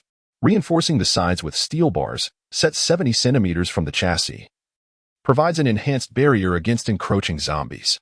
Automated cutting mechanisms installed within the gaps between the bars and the vehicle's body will bisect any zombies that attempt to climb aboard. A flamethrower mounted at the rear will incinerate any pursuing undead. The front, roof, and rear of the vehicle will also be fortified with steel reinforcements. After half an hour, Xihe nodded with satisfaction at the completed blueprints. The Paramount Marauder, originally 14 meters in length, 48 meters in width, and 66 meters in height, now, with these modifications, would stand over 3 meters tall, stretch more than 8 meters long, and exceed 4 meters in width. Truly a behemoth. While its appearance might be cumbersome and lack aesthetic appeal, its safety would be unequivocally guaranteed, perhaps even surpassing that of a tank. After all, a tank's tracks, once damaged, render it immobile. The Marauder's tires, however, are capable of running for at least 50 kilometers even after being struck by 12.7mm bullets. With the blueprints in hand, Xihe descended to the repair workshop. Fortunately, all the necessary tools and machinery had been procured for vehicle modification during his gaming days. The only predicament was that, unlike the simple mouse clicks in the game, operating these large machines in reality would be challenging, if not exceedingly difficult. Moreover, he was working alone. However, this did not deter Xihe, who, with his engineering background and strong practical skills, was well equipped for the task. Furthermore, the instruction manual can be accessed within the base system. Time is of the essence. Each passing moment increases the peril to which my aunt is exposed. After maneuvering the Paramount into the repair bay, Xihe commenced his endeavors. Meanwhile, as he was modifying the vehicle, the number of mentions directed towards him in both the dormitory and class group chats proliferated, reaching a fever pitch. Dormitory group chat time, 13:02 Li Chu. By Jove. What is transpiring? Li Chu. I was in the midst of canoodling with a maiden when she abruptly bit me, scaring the living daylights out of me. I seized a cudgel and delivered a blow, seemingly pulping her cerebrum. Li Chu, are these fiends? Zombies? Good heavens, is this the apocalypse? How fares everyone else? Time. 13:15. Li Chu. Hello? Hello? Would anyone deign to respond? Is there anyone still drawing breath? I am quite petrified. Could it be that all of you have perished? Qin Ziyue, confound it. Are you present? Li Chu, my parents are not answering their telephones. Could it be that something untoward has befallen them? Qin Ziyue, would you be so kind as to acknowledge my presence? Of the 4 denizens of the dormitory, the other 2 have remained silent, most likely having succumbed to the cataclysm. Qin Ziyue has no time to peruse his cellular device. Only Li Chu is present to soliloquize. Initially, he was capable of jesting, but it is evident that as time elapses, he is nearing a state of collapse. 19th grade mechanical and electrical engineering class chat. Good heavens, are those zombies? Has the end of days arrived? I am alone in the dormitory, and the corridor outside is replete with zombies. What am I to do? Is there anyone who can rescue me? Alas, alas, where is everyone? Who else remains among the living? I witnessed with my own eyes as Chaozi and Wang Wan transformed into zombies. Fortunately, I managed to escape in time. I am currently hiding in the restroom on the 7th floor of the Science and Education building, while Chaozi is outside, relentlessly banging on the door. Damn it. Li Chu, I am still alive, concealed within a wardrobe in a hotel. Zhang Shi has become a zombie. Zhang Shi, his girlfriend and classmate, Counselor Sun Chong. Is everyone all right? Please ensure your safety and seek refuge while awaiting rescue. Chapter 6. Survivors must enter the factory 1:35 p.m. City Center. Mingyuan Villa District, Villa number 7. In the 2nd floor bedroom, Fang Xiaowan, her face stained with tears, once again sets her phone down, her eyes filled with despair. She crouches in the corner, burying her head between her legs, her shoulders trembling as she quietly sobs. She is terrified. The monstrous creatures outside are but one source of her fear. More significantly, her calls to her parents have gone unanswered thus far. She has watched the news, which reports a global catastrophe, seemingly accompanied by an inexplicable surge of zombies. In such dire circumstances, she fears her parents may have already fallen victim. Though she understands this in her heart, she is unwilling to accept the grim reality. Bang! Bang! Suddenly, the bedroom door is struck with force, as if it may succumb to the pressure at any moment. Fang Xiaowan is startled, quickly stifling her sobs. Biting her, Fang Xiaowan dared not utter another sound. Trembling, she picked up her phone and opened the group chat for the 19th grade mechanical and electrical engineering students. Her body shook, and tears shimmered as she typed. Fang Xiaowan. Qin Ziyue, thank you for your reminder.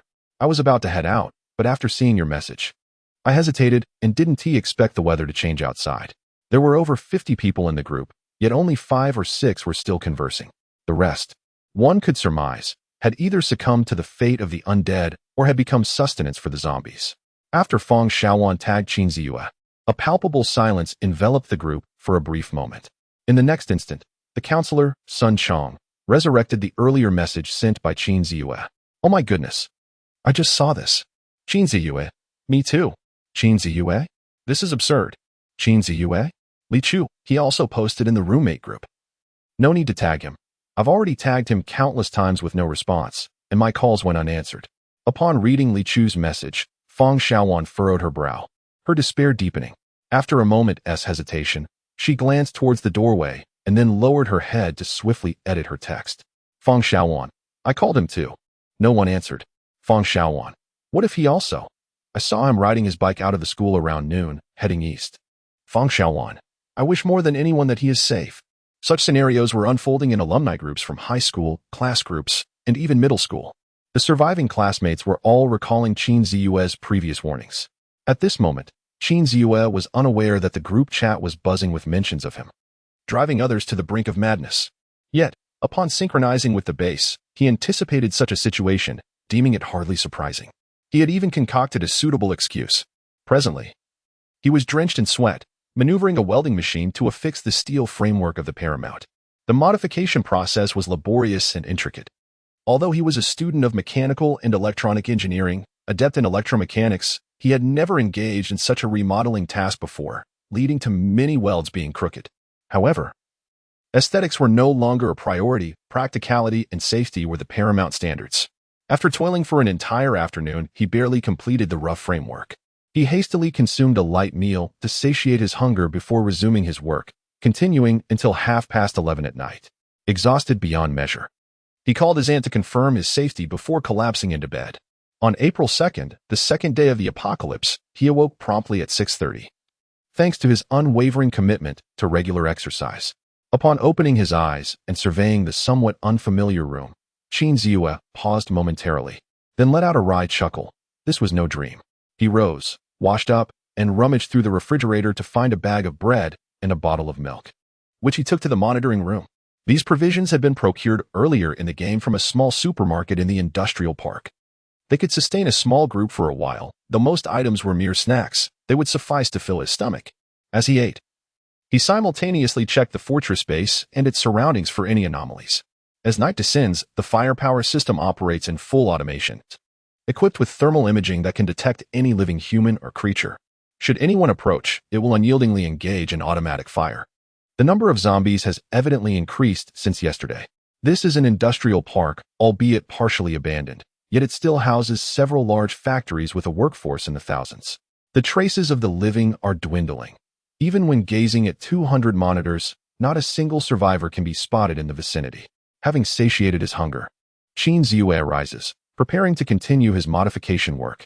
According to his schedule, he estimates it will take nearly 2 more days to complete. Working alone for the first time, this progress is already commendable. Without the prior provisioning of various large machinery, completion could have taken half a month. Every moment is a matter of life and death. For the safety of his aunt rests squarely in his hands, leaving no room for delay. However, just as he stands, his gaze catches the central monitor, and an immediate tension grips him, his brow furrowing slightly. The surveillance camera on this screen faces the main road outside the fortress factory. He observes a large freight truck emerging from the factory, located over 100 meters away from the gate.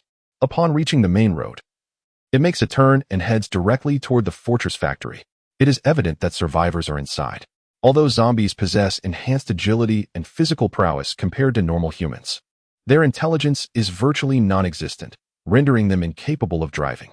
As the truck approaches the gate, Xihe heightens his vigilance, furrowing his brow in concern.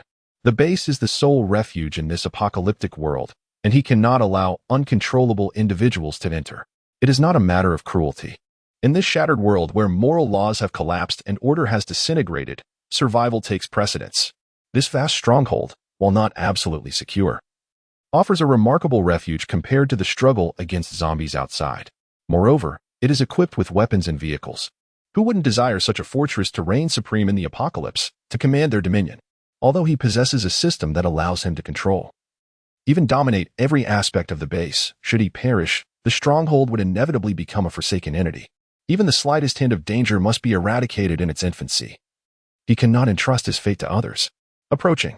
As he gazes at the screen, the container truck has arrived at the gate, and Xihe furrows his brow.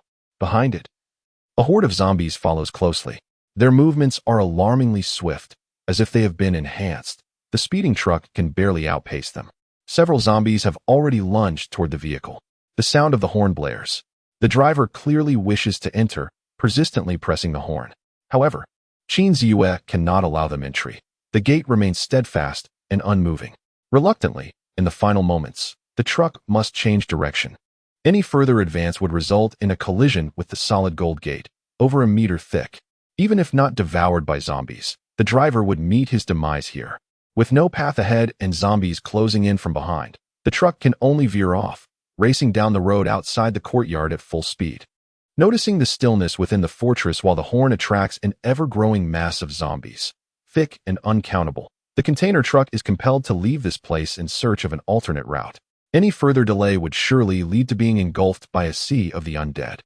Chapter 7. The threats beyond the fortress factory. Xihe serves as the captain of the driver's team at the Qingrong toy factory within the park. Prior to the apocalypse, he was responsible for coordinating the drivers to transport goods. When the cataclysm commenced, he fortuitously found himself napping in his office, narrowly escaping disaster. The Qingrong toy factory is bustling with workers.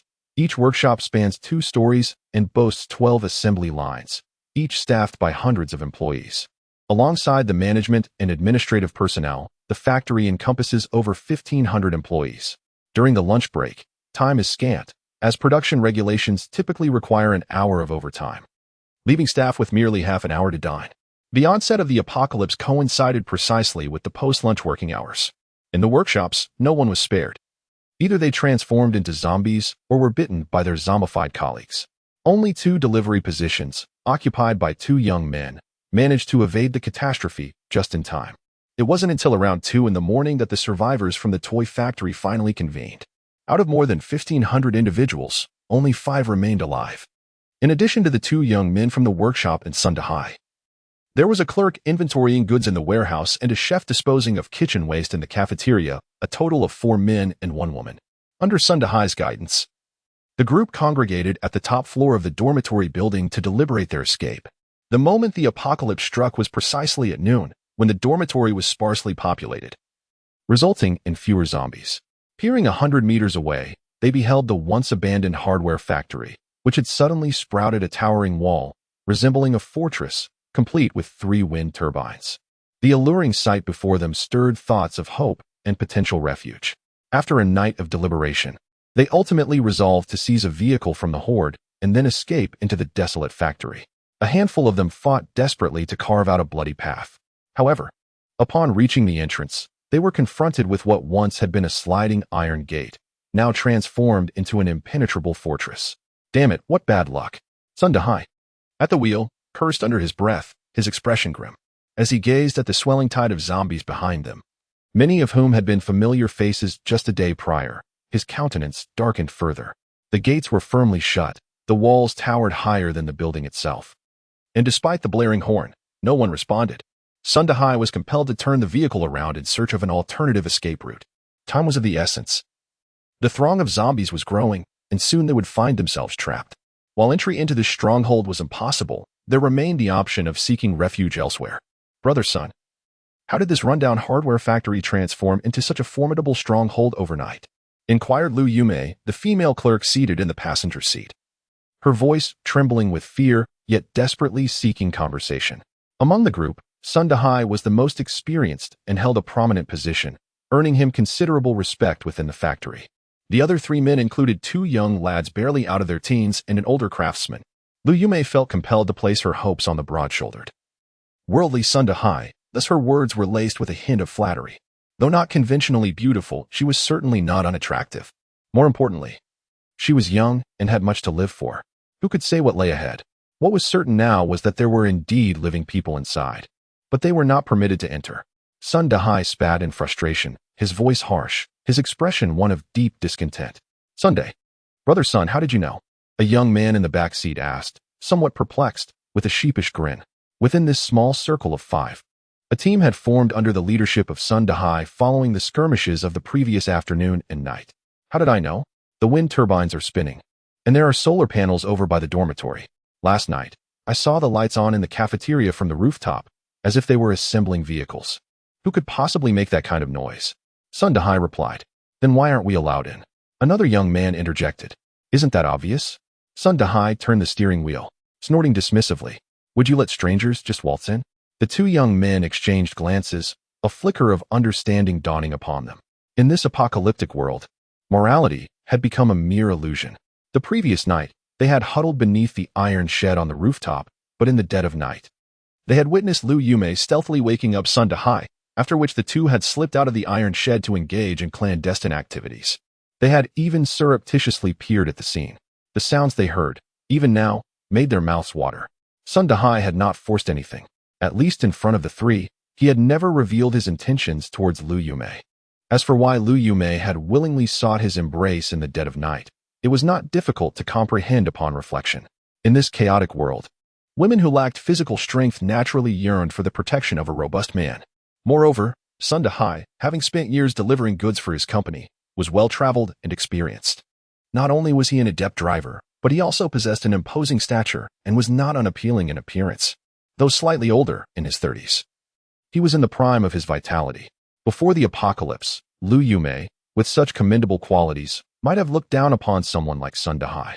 Yet, in the current predicament, with over 1,500 people in the factory reduced to merely 5, It became a matter of elevating the least among them.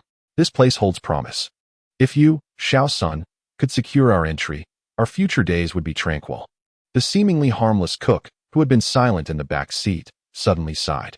The truck crashed through the zombies, blocking the intersection, blood splattering across the windshield in a gruesome display. Sun Dahai glanced into the rearview mirror at the fortress that represented safety and stability in this desolate world, a sight that filled him with envy. Darkening his expression as he ambiguously grunted, "Let us see. Then, brother Sun, if we aren't allowed in, where shall we go now?" The three in the back seat exchanged apprehensive glances, fear flickering in their eyes. Yet, at this point, the impenetrable fortress remained inaccessible, leaving them with no choice but to accept their fate. Fortunately, with Sun Dahai as their steadfast leader, as long as they exercised caution, the cafeteria still contained a considerable supply of food, sufficient to sustain the five of them for a while. Watching the cargo truck carry away a horde of zombies, gradually disappearing from the surveillance range, Xihe furrowed his brow. It seemed the future held little promise for peace. They would be busy. This was only the second day of the apocalypse, and already the existence of the fortress had been discovered.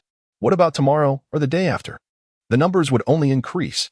Moreover, as time passed, humanity would gradually erode. The longer the delay, the greater the threat. It was even conceivable that survivors armed with firearms might come knocking at their door. One cannot allow others to slumber peacefully at one's side. It's imperative to strategize for the days ahead. Initially, the paramount marauder must undergo a complete metamorphosis. Subsequently, my aunt will be brought here, providing companionship. Secondly, the industrial park and its environs must be thoroughly purged. Otherwise, an increasing number of survivors will covet the fortress factory. The notion of accommodating survivors has been contemplated. Maintaining such a vast fortress space is an insurmountable task for just my aunt and I. Furthermore, as time elapses, isolation will intensify. Humans are gregarious creatures. And while our safety is assured within the base, and, to put it bluntly, the perpetuation of our lineage is feasible, what of the future? Prolonged solitude will inevitably lead to loneliness and desolation. More crucially, once external survivor groups coalesce, seizing the fortress base becomes a mere matter of time. Therefore, the fortress base must accommodate other survivors, but only those who are absolutely trustworthy or incapable of challenging my authority. Chapter 8.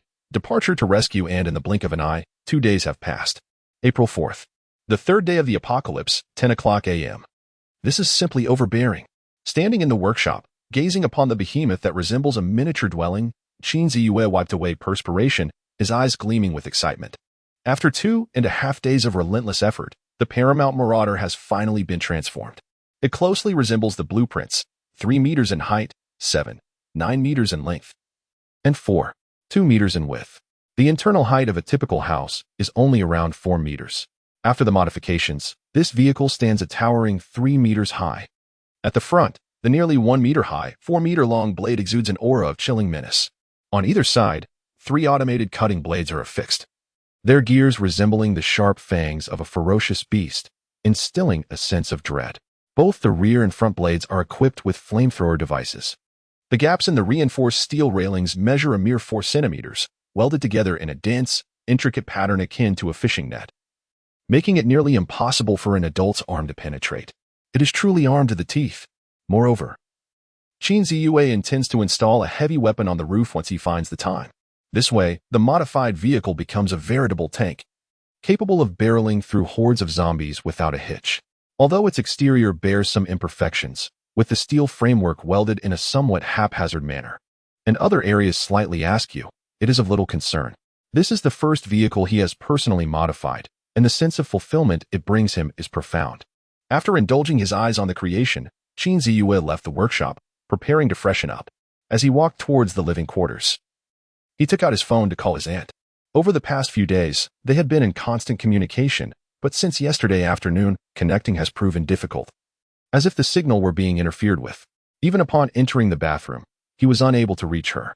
With a sigh, he set his phone aside and proceeded to undress for a shower. 10 minutes later, in the second-floor living room, Xihe continued attempting to call his aunt while donning his self-crafted battle attire.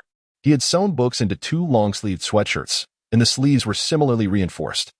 The trousers received the same treatment. The attire may not offer the utmost comfort, however, it maximally safeguards against the perilous bites of the undead. The thick pages of books can absorb a substantial portion of the biting force. The gloves are crafted from robust leather, and the tactical military boots are a commendable imitation. Coupled with a motorcycle helmet, he is clad in protective gear with not a single gap left exposed. Xihe exercises the utmost caution, for life is precious.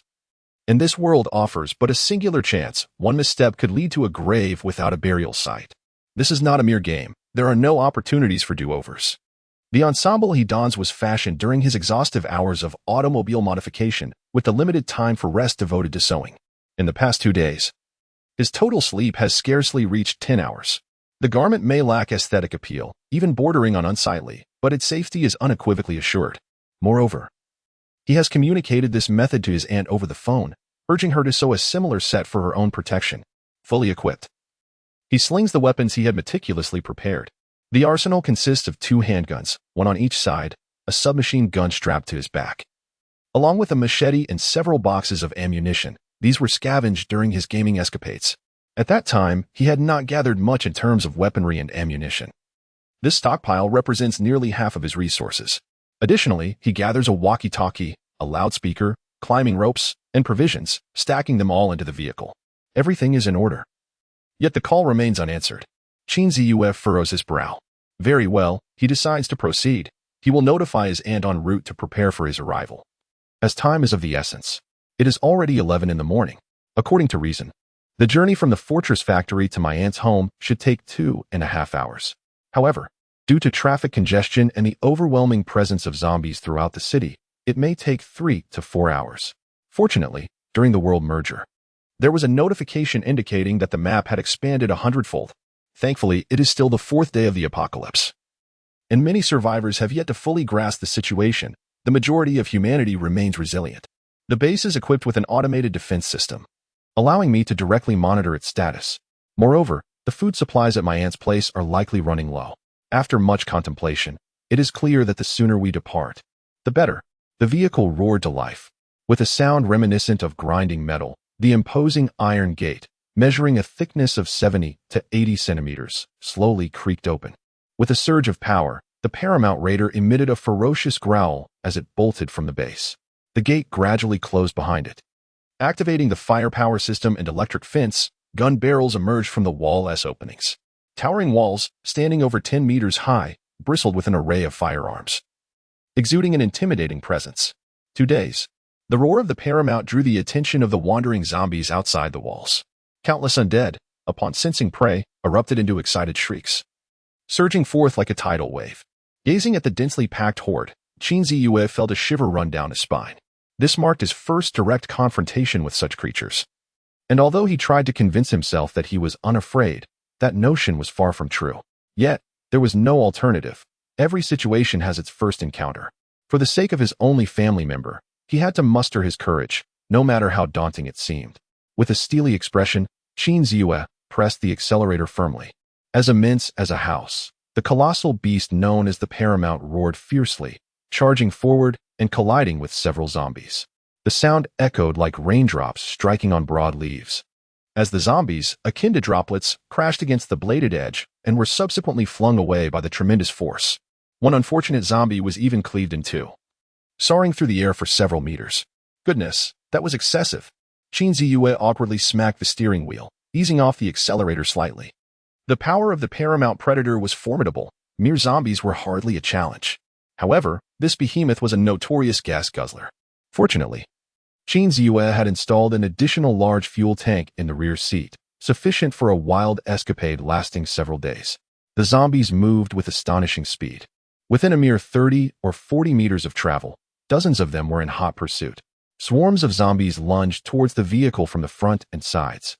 As some began to cling onto the car, 2 particularly ferocious ones, baring their teeth and dripping with vile saliva, managed to grasp the steel guardrails. In response, Xihe swiftly activated the cutting blades on both sides and the flamethrower at the rear. With a swift whirring sound, the rapidly spinning blades severed the zombies clinging to the car in half. The flames from the flamethrower engulfed the pursuing zombies, laying waste to a multitude of them.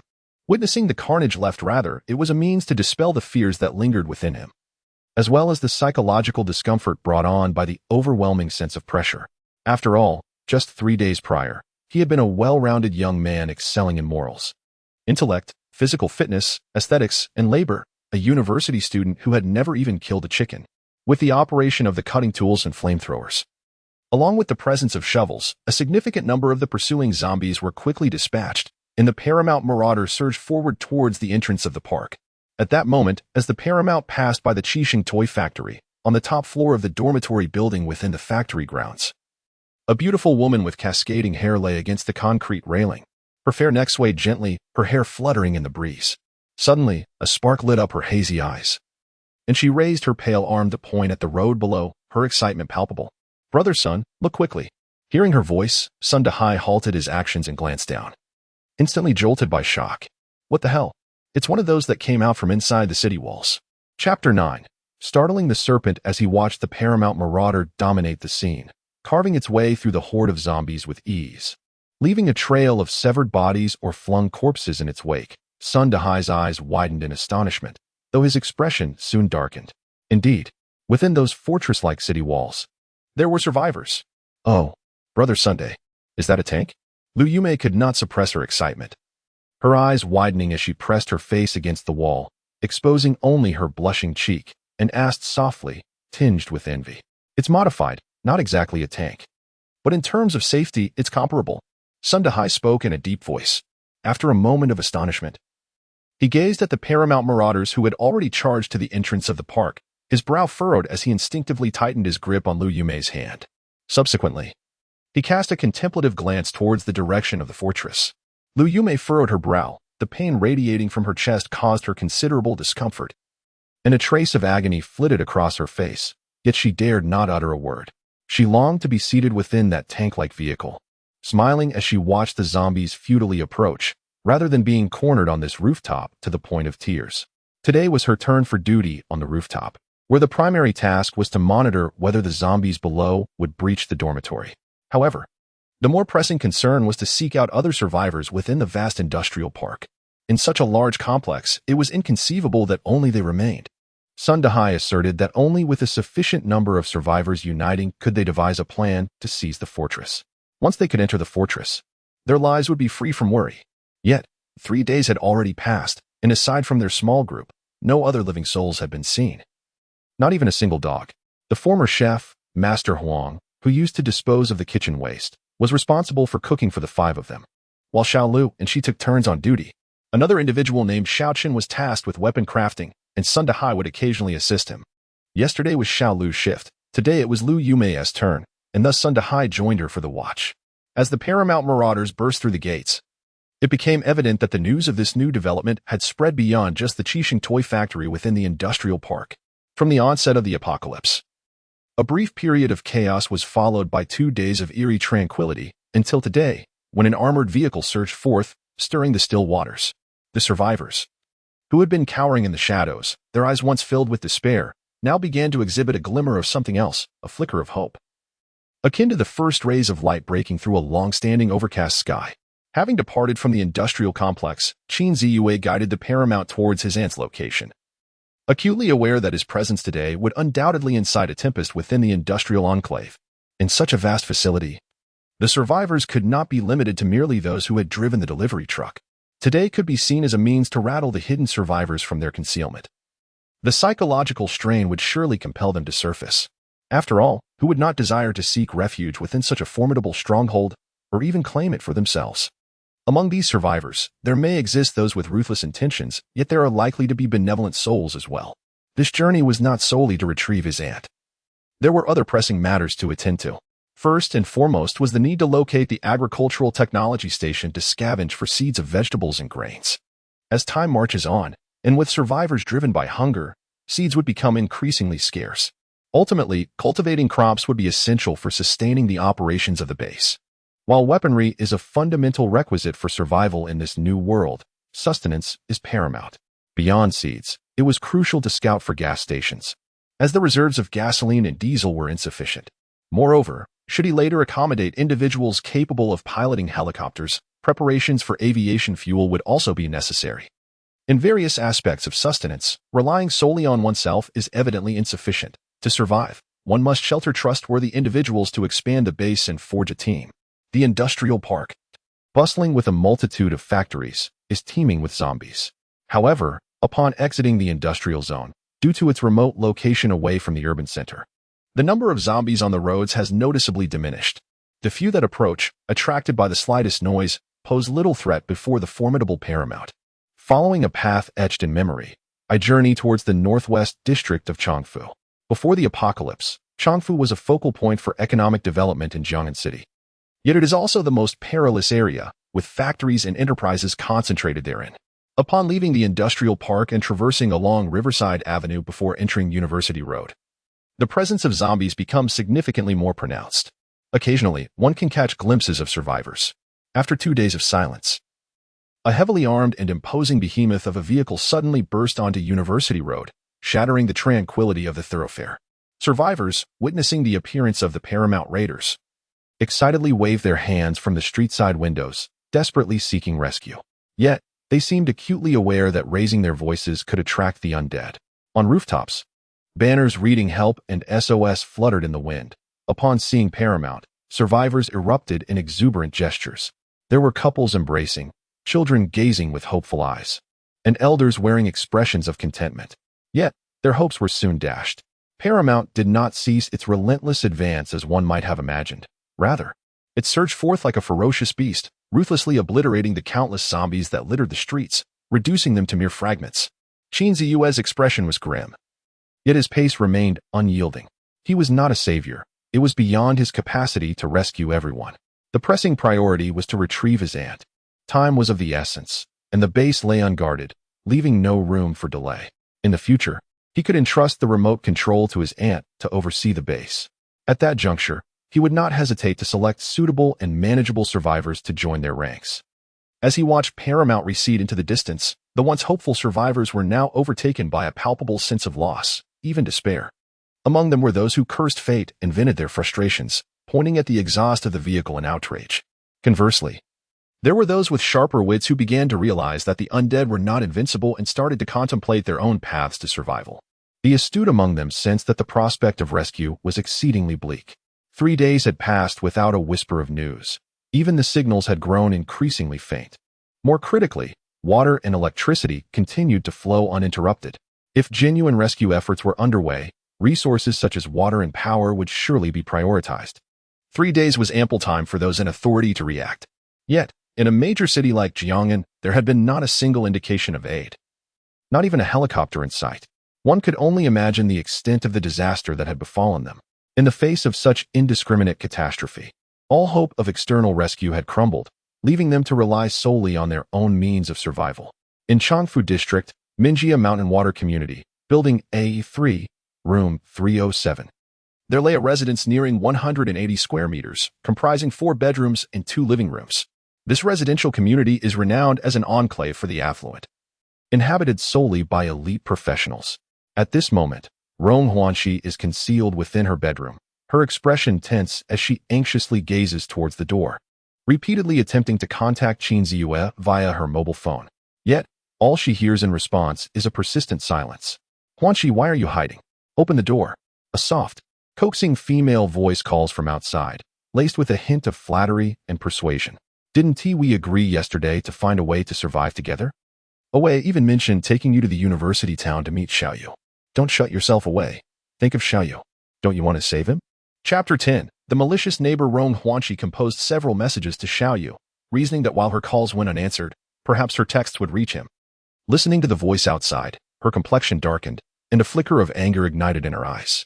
The woman knocking at the door is Zhao Fuling, a wealthy second-generation heiress and one of the investors in Huanxi's company, possessing a considerable share. They share a close bond, being neighbors as well. Yet their personalities are starkly contrasting. Zhao Fuling, in her late 30s and yet unmarried, leads a life of indiscretion, particularly known for her penchant for maintaining young male companions. Huanxi is aware of no fewer than 10 such acquaintances. The Wei mentioned by Zhao is a young man whom she began dating 6 months ago, a fitness coach in his early 20s, surnamed Yo. Before the apocalypse struck, they were indulging in leisure at home, fortunate to have narrowly escaped calamity. However, Zhao Fuling had always dined at hotels or ordered takeout, never deigning to lift a finger in the kitchen. There was not a morsel of food stocked in her home. Yesterday morning, Hunger became unbearable for the two. Niu Wei dispatched a few zombies lurking in the corridor and then knocked on Rong Huanqi's door with Zhao Fuling in tow. Though Niu Wei was an uneducated dandy, his physical prowess was undeniable. Armed with a baseball bat, he warded off the zombies with ease. Zhao Fuling pleaded for sanctuary. And although Rong Huanqi recalled Qin Ziyue's admonitions, she could not refuse due to their relationship and thus allowed the pair entry. Fortunately, the food reserves in her home were sufficient to sustain them for a while. She was aware that Xiaoyu possessed a remarkably secure stronghold and knew that within a couple of days, he would come to fetch her, alleviating her concerns about food depletion. As for safety, she remained vigilant, striving to avoid one-on-one encounters with Niu Wei. She initially thought it would only be a matter of days. Once Xiaoyu arrived, everything would improve. Little did she anticipate that last night. Having prepared a meal with the intention of delivering it to Zhao Fuling and her partner, she would overhear Zhao Fuling's labored breaths and Niu Wei's coaxing voice from within the guest room. It became evident that rescue was unlikely to come, and the only option left was to comply with him, understanding that she must obediently heed his words.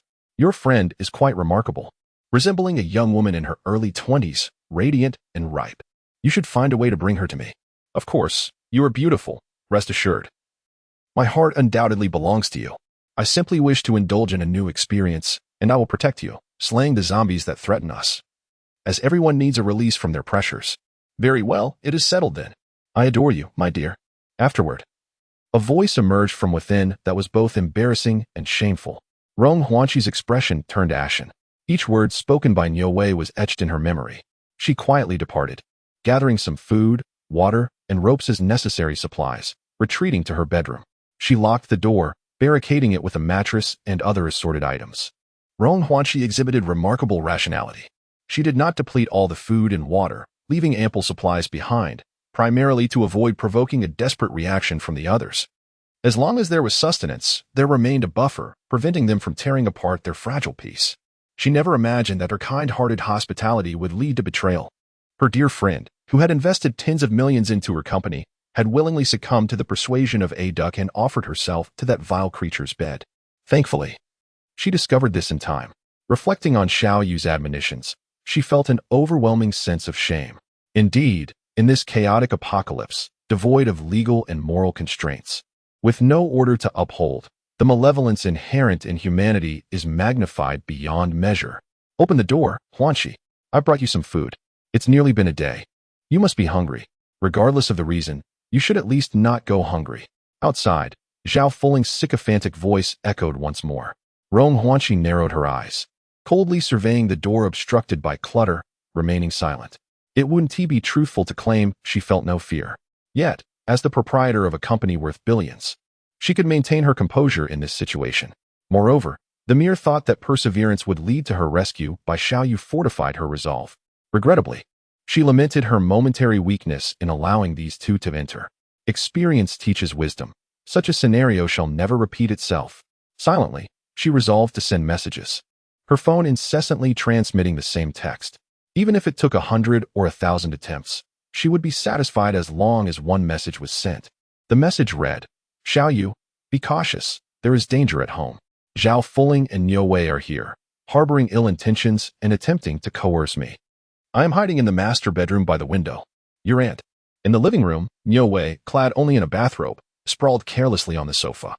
Engrossed in a game console he had unearthed from beneath the television cabinet, his gaze occasionally drifted towards the master bedroom, a triumphant smile gracing his lips. The console belonged to Qin Ziyue, gifted by Rong Huanqi for his birthday or academic achievements, typically left to gather dust atop the cabinet. One could not deny Niu Wei's striking handsomeness and robust physique, standing at over 6 feet tall. It was no wonder that a woman like Zhao Fuling found herself utterly captivated by him. After a moment, draped in a flowing robe, the graceful Zhao Fuling approached, bearing a tray and exuding an aura of worldly charm. She halted in the center of the living room, gazing at Niu Wei, who shrugged his shoulders in resignation. Setting aside his gaming console, Niu Wei furrowed his brow, casting a dubious stare upon Zhao Fuling as he intoned, Sister Ling. Could it be that this woman is aware? Zhao Fuling, taken aback for a moment, then placed the tray down, responding with a flirtatious smile. How could that be? You know well that I have remained by your side, not even stepping away to the restroom without your sight upon me. How could I possibly divulge anything to her? With that, she gracefully seated herself upon the sofa, her hand resting on Niuwei's chest. Besides, with the chaos outside, even if I possessed a fortune, it would be rendered worthless. I can only rely on you now. How could I betray you? You naughty man. You know my true feelings. Niuwei straightened his posture, encircling the alluring heiress in his embrace, a grin spreading across his face. I was merely inquiring, given your words, how could I ever doubt you? So, what do you intend to do? Zhao Fuling inquired, tilting her head. We can hold out for a few more days with our provisions, she noted, clearly having brought little sustenance. We shall endure. Let us see who can outlast whom. Niuwei scoffed softly, a glimmer of self-assured cunning dancing in his eyes. The scene unfolded with an enchanting allure, not suitable for the innocent. Chapter 11. Arrival. Throughout the journey, Qin Zhihe drove the Paramount at full throttle. The vehicle's wheels towered far above those of an ordinary sedan, rendering the city almost impotent to impede his passage. A full 15 hours elapsed. April 5th. The fourth day of the apocalypse. At 2:30 in the morning. At long last, the Paramount roared past the archway inscribed with the 4 characters Minjia Mountain Water. This was an affluent neighborhood, significantly less populated than the outside world. Yet, shadows of wandering zombies could still be discerned under the veil of night. Upon hearing the thunderous roar of the engine, the zombies, as if invigorated by some stimulant, surged towards the Paramount from all directions. Qin Zhihe maintained an air of calmness. Throughout this day, he had relied on this behemoth of a vehicle to obliterate hundreds, if not thousands, of zombies, rendering him somewhat numb to the carnage. At this point, even facing a heap of dismembered flesh, he could swallow his apprehension with ease. The few zombies before him were of no concern. However, his heart raced with anxiety. In the evening, he received a message from Rong Huanqi, informing him that his aunt was in peril, igniting a sense of urgency within him. There was no time to chastise her for allowing others entry. What had happened was beyond reproach. The only course of action was to hasten his arrival. During the journey, he could not afford to delay for a moment, his rear end numb from the relentless jolting, and his legs somewhat engorged with blood. He feared that his tardiness might plunge his aunt into a dire situation. Should anything befall her, he would find it nearly impossible to forgive himself in this lifetime. His residence was in Building A3, not far from the main gate. Qin Zhihe maneuvered the Paramount around Building A, demolishing the pursuing zombies into mere fragments, before shutting off the engine and allowing inertia to gently guide the vehicle to a stop beneath the third building. Inside, a faint glow could be seen through the partially drawn blackout curtains, which obscured much of the light. To diminish the likelihood of being discovered by Niuwei and Zhao Fuling, Qin Zhihe deliberately took a circuitous route, gliding to a stop with the engine off. Extracting the key, he gripped a cookery knife measuring over half a meter in length, slung 2 sets of climbing ropes at his waist, donned night vision goggles, and secured a motorcycle helmet upon his head. He pushed open the car door and leapt out. Originally, the plan was for his aunt to descend directly from the window using a rope, which, while somewhat perilous, would not have led to her demise at the hands of the zombies. However, circumstances had shifted, and he found himself unable to alert his aunt without alarming Niuwei and the others. Communication signals had been completely severed, rendering his phone useless. The only recourse now lay in ascending the building, taking advantage of Niuwei's momentary inattention to launch a surprise attack, thereby rescuing his aunt. Fortunately, in addition to the cookery for dispatching zombies, he was equipped with firearms. Confronting an individual rolling on the ground in the presence of a woman, particularly through stealth, should pose little difficulty. Entering the password, he pushed open the unit door. Though the noise was minimal, it nonetheless captivated the attention of 2 zombies loitering by the staircase within. The creatures emitted guttural groans, their excitement palpable upon sensing the presence of a living being. As they charged forth, drooling a nauseating saliva, Qin Zhihe felt a surge of anxiety. This was, after all, his first genuine encounter with zombies face-to-face. Though he had previously exterminated thousands from the safety of his vehicle, the proximity of these creatures posed a genuine risk. One careless moment could lead to a fatal bite, ending his life in an instant. Gripping the cookery tightly, he steeled himself and advanced, swinging the blade with precision to sever the neck of the zombie on his right. The sound of the strike echoed sharply. With a swift motion, the blade descended, severing the zombie's head entirely, which rolled a few times on the ground, the neck exhibiting a clean, gaping wound that oozed a repulsive crimson fluid. Almost immediately, a deft maneuver allowed him to evade another zombie lunging from the left. And with a swift turn, his military knife was raised once more. Another head tumbled to the floor. Stripped of its cranium, The zombie appeared not wholly lifeless. Its body stiffened and continued to exhibit sluggish movements. Yet for Qingrong, it posed no threat. After dispatching the two zombies, he hastened up the escalator, leaning against the railing as he breathed heavily. Though the task had seemed simple, those two strikes had nearly exhausted all his strength. Once a law-abiding citizen in a world before the apocalypse, his first act of killing weighed heavily upon his conscience.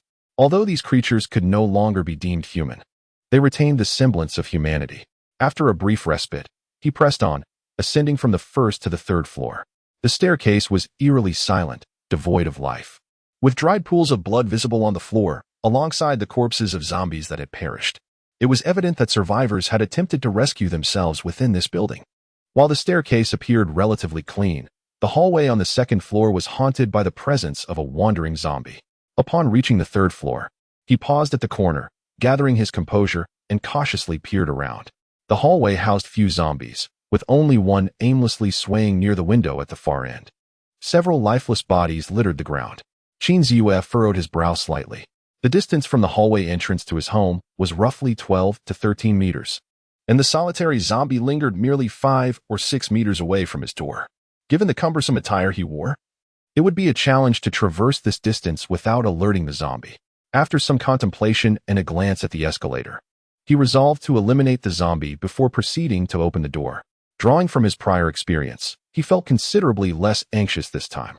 Tightening his grip on the military knife, Qingrong took a deep breath and cautiously approached the zombie. As he closed the distance to around 6 or 7 meters, the creature suddenly seemed to sense his presence, turning its head toward him. Both parties momentarily froze.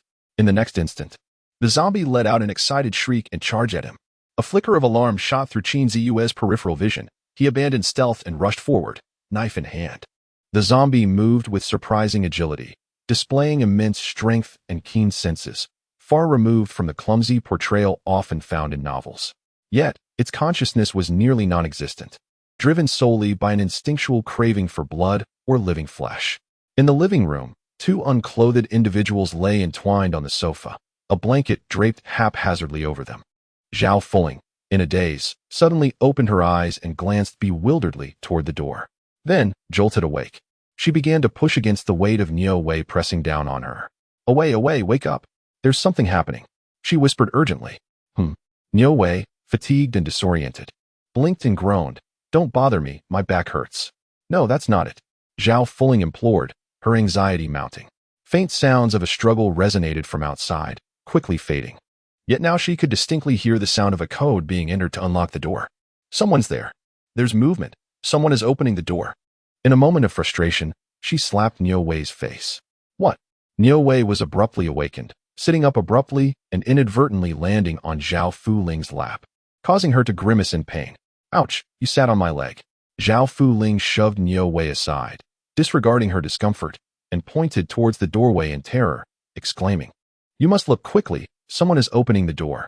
At this moment, Niu was fully roused, glancing around hastily before seizing the fire extinguisher that rested in the corner. Bracing himself and glaring at the entrance with heightened vigilance.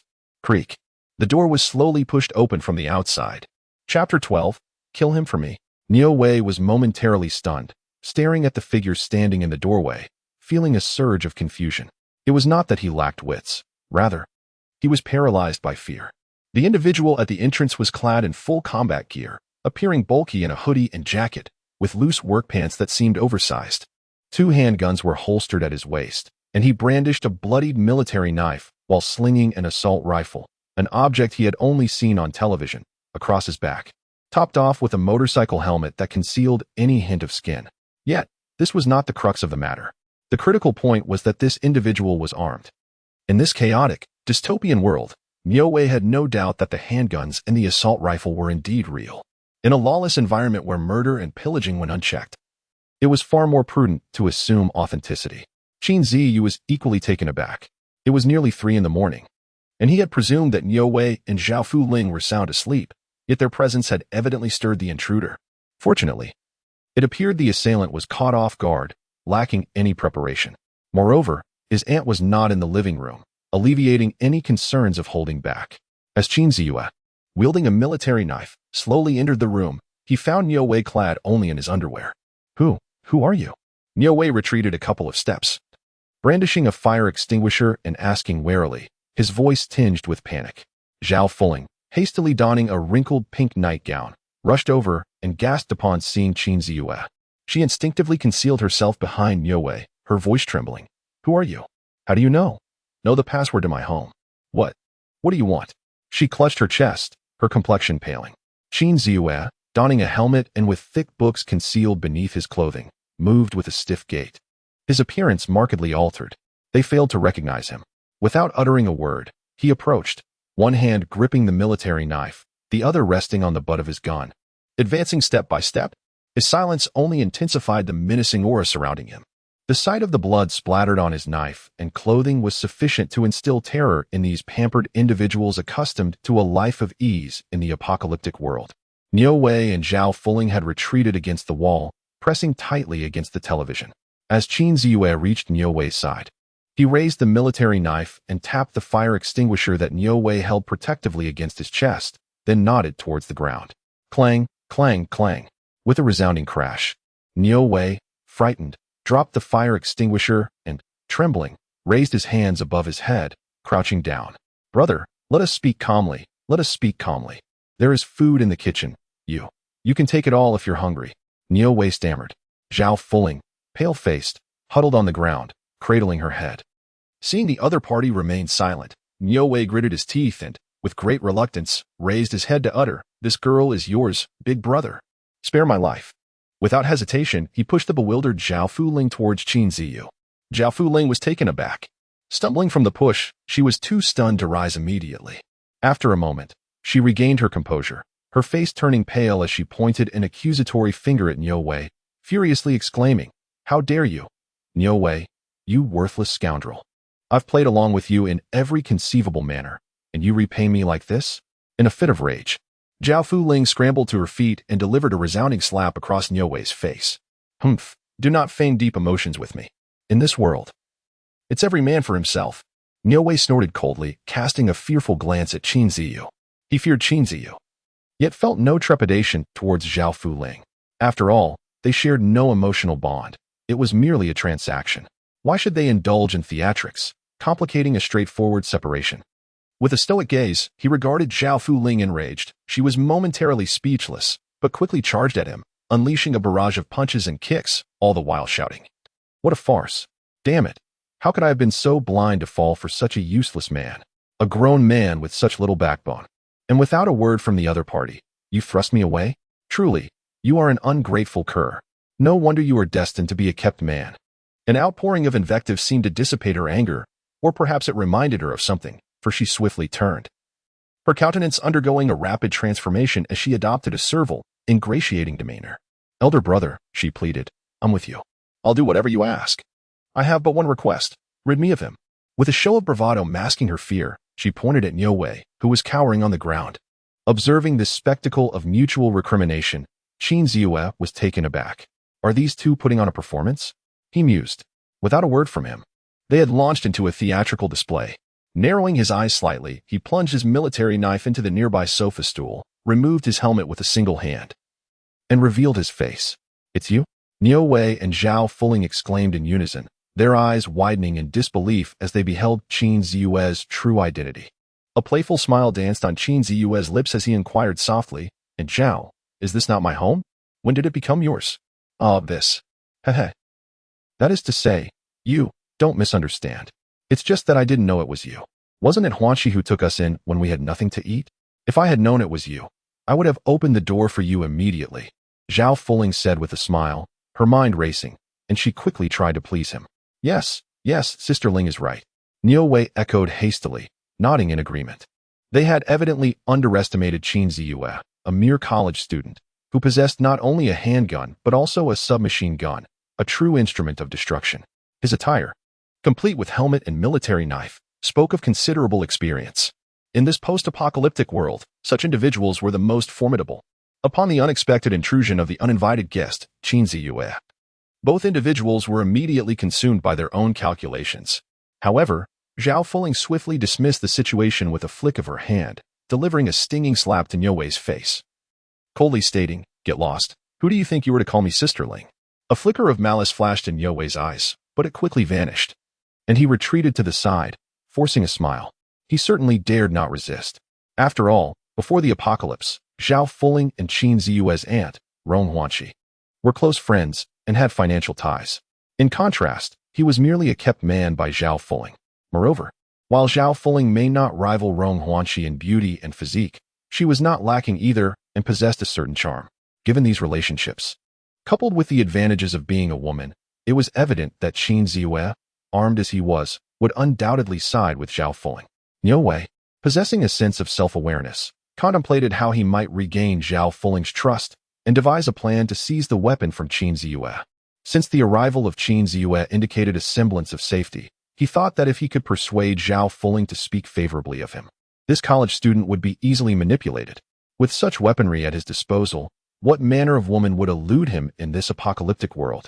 Niu had his own aspirations. Zhao Fuling, too, had her reservations. In her eyes, Niu, who would abandon her at the first sign of danger, was evidently unreliable. If it happened once, it could surely happen again. Moreover, this man still harbored lustful intentions towards Rong Huanqi. In contrast, her aunt's nephew appeared to be quite capable, handsome, and armed. In this dire world, he was undoubtedly far superior to Niu. Thus, she resolved to sell her charms to seduce the young man, intending to eliminate Niu to alleviate her pent-up frustration. With her mind made up, she nonchalantly adjusted her shoulder strap, allowing her nightgown to slip. Casting a sultry glance at Qin Ziyue, her voice dripping with temptation, "Little you, I have always held a fondness for you. In these troubled times, as a fragile woman. Oh dear, that scoundrel Niu even forced me to promise to lure your aunt to his bed. I stood my ground. But you must help me, little you." Chapter 13. You, eliminate her. Zhao Fuling's voice was sweet and delicate, her demeanor oozing seduction. Had this been before the apocalypse, such an enticement might have stirred Qin Ziyue's resolve. However, now he felt nothing but revulsion. Upon discovering the duo's sinister intentions towards his aunt, he had already envisioned their grim fate. As Zhao Fuling leaned in closer, Qin Ziyue retreated half a step, creating distance between them, his expression one of disdain. "Aunt Zhao, do not act so provocatively. I have no interest in tarnished goods." At his words, Zhao Fuling's countenance stiffened, a flicker of anger flashing in her eyes. It was the first time someone had openly labeled her as tarnished. How could she endure such indignity? Yet, the circumstances dictated her response. After a brief moment of fury, she donned a smile once more, attempting to placate him. "Indeed, my body may be tainted, but it possesses its allure. Would you not like to sample it before passing judgment?" "Yes, yes, dear. No, brother you shall discover its enticing flavor." Beside them, Niu hastily interjected with a forced smile, "Get lost. How dare you interrupt my conversation?" Zhao Fuling swiftly kicked Niu, her sudden change of expression leaving everyone astounded. Observing the shameless antics of these two, Qin Ziyue felt utterly disinterested. It became evident that human nature is the most unpredictable. No matter how resplendent one may appear before the apocalypse, it is merely a fade, akin to a polished turd, disinclined to witness their farce any longer. Qin Ziyue furrowed his brow and waved his hand dismissively, inquiring, "Where is my aunt?" "Ah, I've had her hide in the bedroom to prevent her from being tarnished by this wretched creature." "Xiaoyu, you must trust your sister," Zhao Fuling said, her eyes darting about as she spoke ingratiatingly. "Xiaoyu." At that moment, the bedroom door swung open, revealing a hurried and somewhat haggard Rong Huanqi, who rushed out anxiously. The commotion outside had been rather loud. Upon hearing Qin Ziyue's voice, she began to clear the debris blocking the entrance. "Don't believe her. My aunt is fine." Rong Huanqi, clad in sportswear, approached, casting a cold glance at the pallid Zhao Fuling and the crouching Niu, then pointed at Zhao Fuling. Her voice icy as she commanded, "Xiaoyu, kill her." Qin Ziyue was taken aback, staring in astonishment at Rong Huanqi. Were it not for her familiar visage and voice, he might have thought he misheard. Was this truly his gentle and kind aunt, so quick to incite murder? However, he soon grasped the semblance of his aunt's mindset. Without hesitation, he drew the military knife embedded in the sofa. "Huanqi, no?" Zhao Fuling was instantly paralyzed with fear, utterly unprepared for her best friend's ruthless disposition, coming forth with the intent to end her life. With wide, terrified eyes, she gazed at the glimmering knife in Qin Ziyue's hand, retreating in panic as she implored Rong Huanqi for mercy. "We are the best of friends.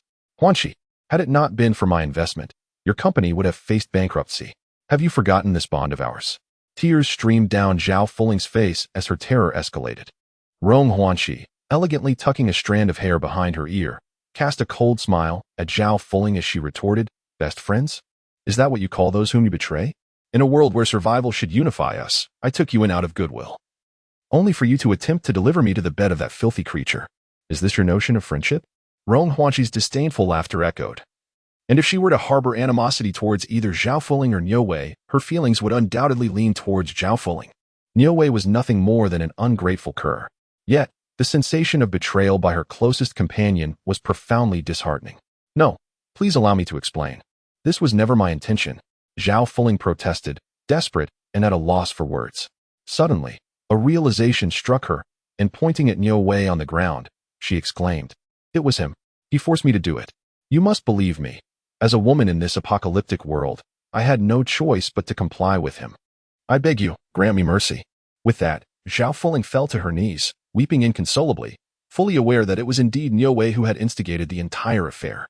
However, Zhao Fuling offered no resistance whatsoever. She merely uttered a few insipid endearments before readily acquiescing to Niu Wei's proposition. Can this truly be termed coercion? Avenge your aunt. Young Yu. Indeed, Qin Ziyue assented, taking a deliberate, deep breath before delivering the fatal blow. "No." Thud Zhao Fuling clutched at her hemorrhaging neck. Her eyes widening with terror as her life ebbed away, her body collapsing to the floor. Niu Wei, who had been cowering with his head in his hands, watched the woman with whom he had shared intimacy just hours before now lying in a pool of blood. He was seized by a fit of trembling, soiling himself in fright as he begged for mercy.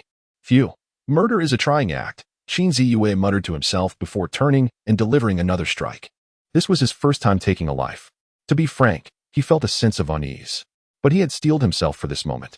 Even if his aunt had wavered, he would not have spared these two. Yet, to his surprise, his aunt had been even more resolute and ruthless than he. "Aunt." Qin Ziyue wiped the general's blade on the sofa stool before turning to look at Rong Huanxi, whose face was ashen. "Say no more, you. Do not burden yourself with guilt. It is I who have failed," Rong Huanxi replied with a rueful smile. Her gaze fixed on Qin Ziyue with a mixture of tenderness and complexity.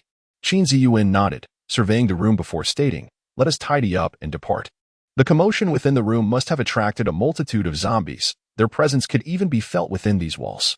His aunt had already prepared their belongings, for large bundles containing mainly clothing and everyday necessities. In recent days, Rong Huanxi occupied herself by downloading various files online. This had all been prearranged during prior conversations over the phone.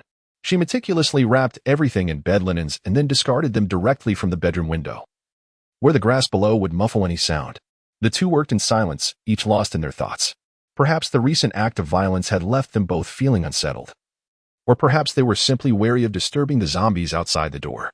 Once everything was in order, Qin Ziyue secured a climbing rope to the window and fashioned a safety knot around himself. "Aunt, come here. I'll hold you. Be careful," he called out. Crouching at the window and extending his hand to Rong Huanxi, she felt a twinge of discomfort, unable to meet his gaze, and shyly lowered her head as she wrapped her arms around his neck. With the aid of the climbing rope, they embraced tightly and began to slide down the wall slowly. Fortunately, the height was not excessive, and most of the zombies had been drawn to the commotion in the hallway. The bedroom was situated at the back, and there were only a few zombies lurking below, with the car parked conveniently beside the grass. After nearly 10 minutes of careful descent from the third floor, they finally reached the ground safely, shielding his aunt behind him. Qin Ziyue dispatched the couple of zombies wandering nearby before opening the car door and assisting her inside. He then tossed the wrapped bundle into the vehicle. With everything settled, he jumped into the driver's seat, removed his helmet, discarded the dirty clothes out the window, and started the engine. Chapter 14. The aunt's psyche. The operation had proceeded quite smoothly. It was now 3 in the morning, and the zombies under the cloak of night were evidently more active than they had been at noon when they first set out. The night was alive with the roars of the undead, reminiscent of a ferocious beast. The cutting blade and the flames from the rear of the vehicle were fully unleashed, resembling a rushing fireball that incinerated the pursuing zombies. Throughout the journey, the two remained silent. Yet, before the sprinting paramount, no number of zombies could pose a threat. Rong Huanxi, seated in the passenger seat, also refrained from speaking, but her eyes sparkled with vitality, devoid of any hint of fatigue. Just as they were about to exit the Changfu district, A gentle yet melancholic voice pierced through the roar of the engine within the cabin. Xiaoyu, are you not curious why your aunt has become so ruthless, compelling you to take lives? Rong Huanqi turned her head. Her doe-like eyes filled with tenderness and uncertainty, gazing quietly at Qin Ziyue. Qin Ziyue smiled softly, responding with calmness. It is not called ruthlessness, in truth. Even if you hadn't mentioned it, I would have killed them. However, I am indeed somewhat curious. Curious about what? Rong Huanqi's heart fluttered with sweetness as she tilted her head and inquired. Grasping the steering wheel, Qin Ziyue pondered for a moment before stating, in my memories. My aunt has always been a gentle person. Although she may appear stern in the company, and is even playfully nicknamed the alluring tomboy by employees, I can understand. As she manages such a vast enterprise, I initially believed she would show mercy, allowing them to fend for themselves, yet I did not anticipate such decisiveness. Listening to Xiaoyu's assessment of her, particularly the phrase alluring tomboy, Rong Huanqi felt a blush rise to her cheeks as she turned away to tuck a stray lock of hair behind her ear. However, after a brief moment, she turned back to Qin Ziyue, offering a gentle smile as she remarked, Xiaoyu, you are mistaken. In recent days, I have been closely following the news. The world as we know it has vanished. In the days to come, there will be no rescue, no morality, and certainly no order. We must rely solely on ourselves. Having once served as a corporate manager, I am acutely aware of one fundamental truth. When dealing with adversaries or potential threats, one must never exhibit leniency. To show weakness is to invite disaster. Indeed, when I instructed you to eliminate her, I was gripped by profound fear, terrified to the core. Yet for the sake of our future, we must conquer such trepidation. If we are to survive, our foremost task is to fortify ourselves. Overcoming psychological fears is, in itself, a form of strength. In the future, we will confront not only the undead but also other survivors. In the absence of order, constraints are lost, rendering human nature the most unreliable of entities. I believe that in the days to come, humanity may prove to be far more terrifying than the zombies. In such a world, men will likely find it easier to adapt than women, as evidenced by physical prowess. To endure, one must cultivate an invulnerable heart. As a university student, had this been the pre-apocalyptic era, I would have imparted to you the virtues of humanity and moral character. However, in this new reality, it seems we must learn together the essence of ruthlessness. When I command you to take a life, do not harbor hatred towards me. Qin Ziyue was left in stunned silence, listening to her usually dignified and graceful aunt, who at this moment spoke the harshest words with the gentlest tone. He found himself momentarily unable to discern which version of his aunt was truly present.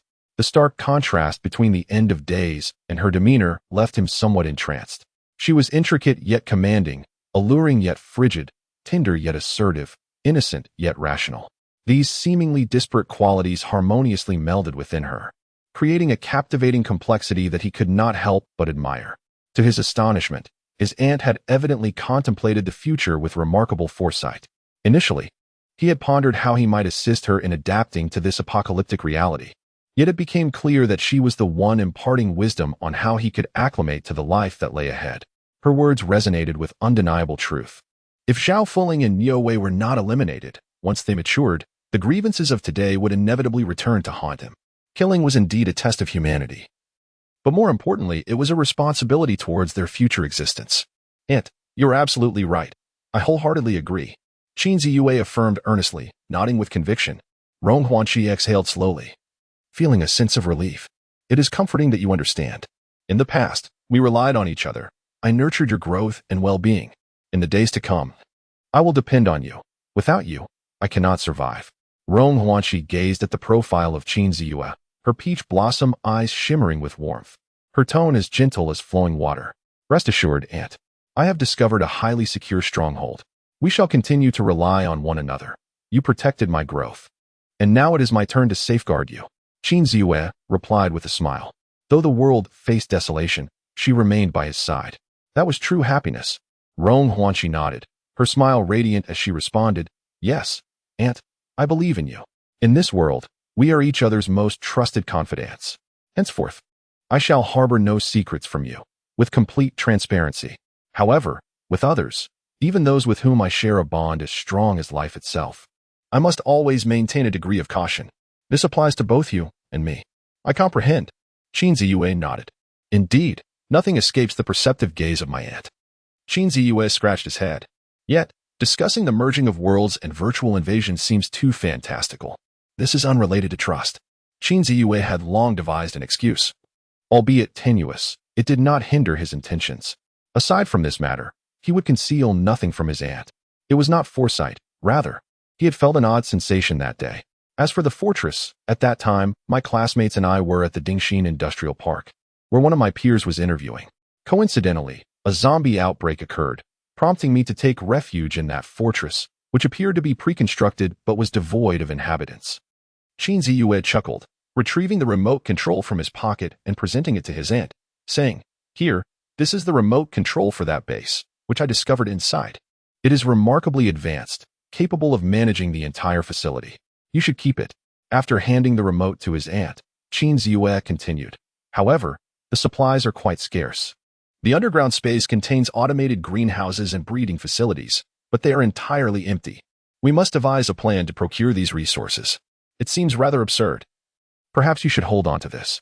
Rong Huanxi widened her eyes, refraining from probing further, choosing instead to trust him.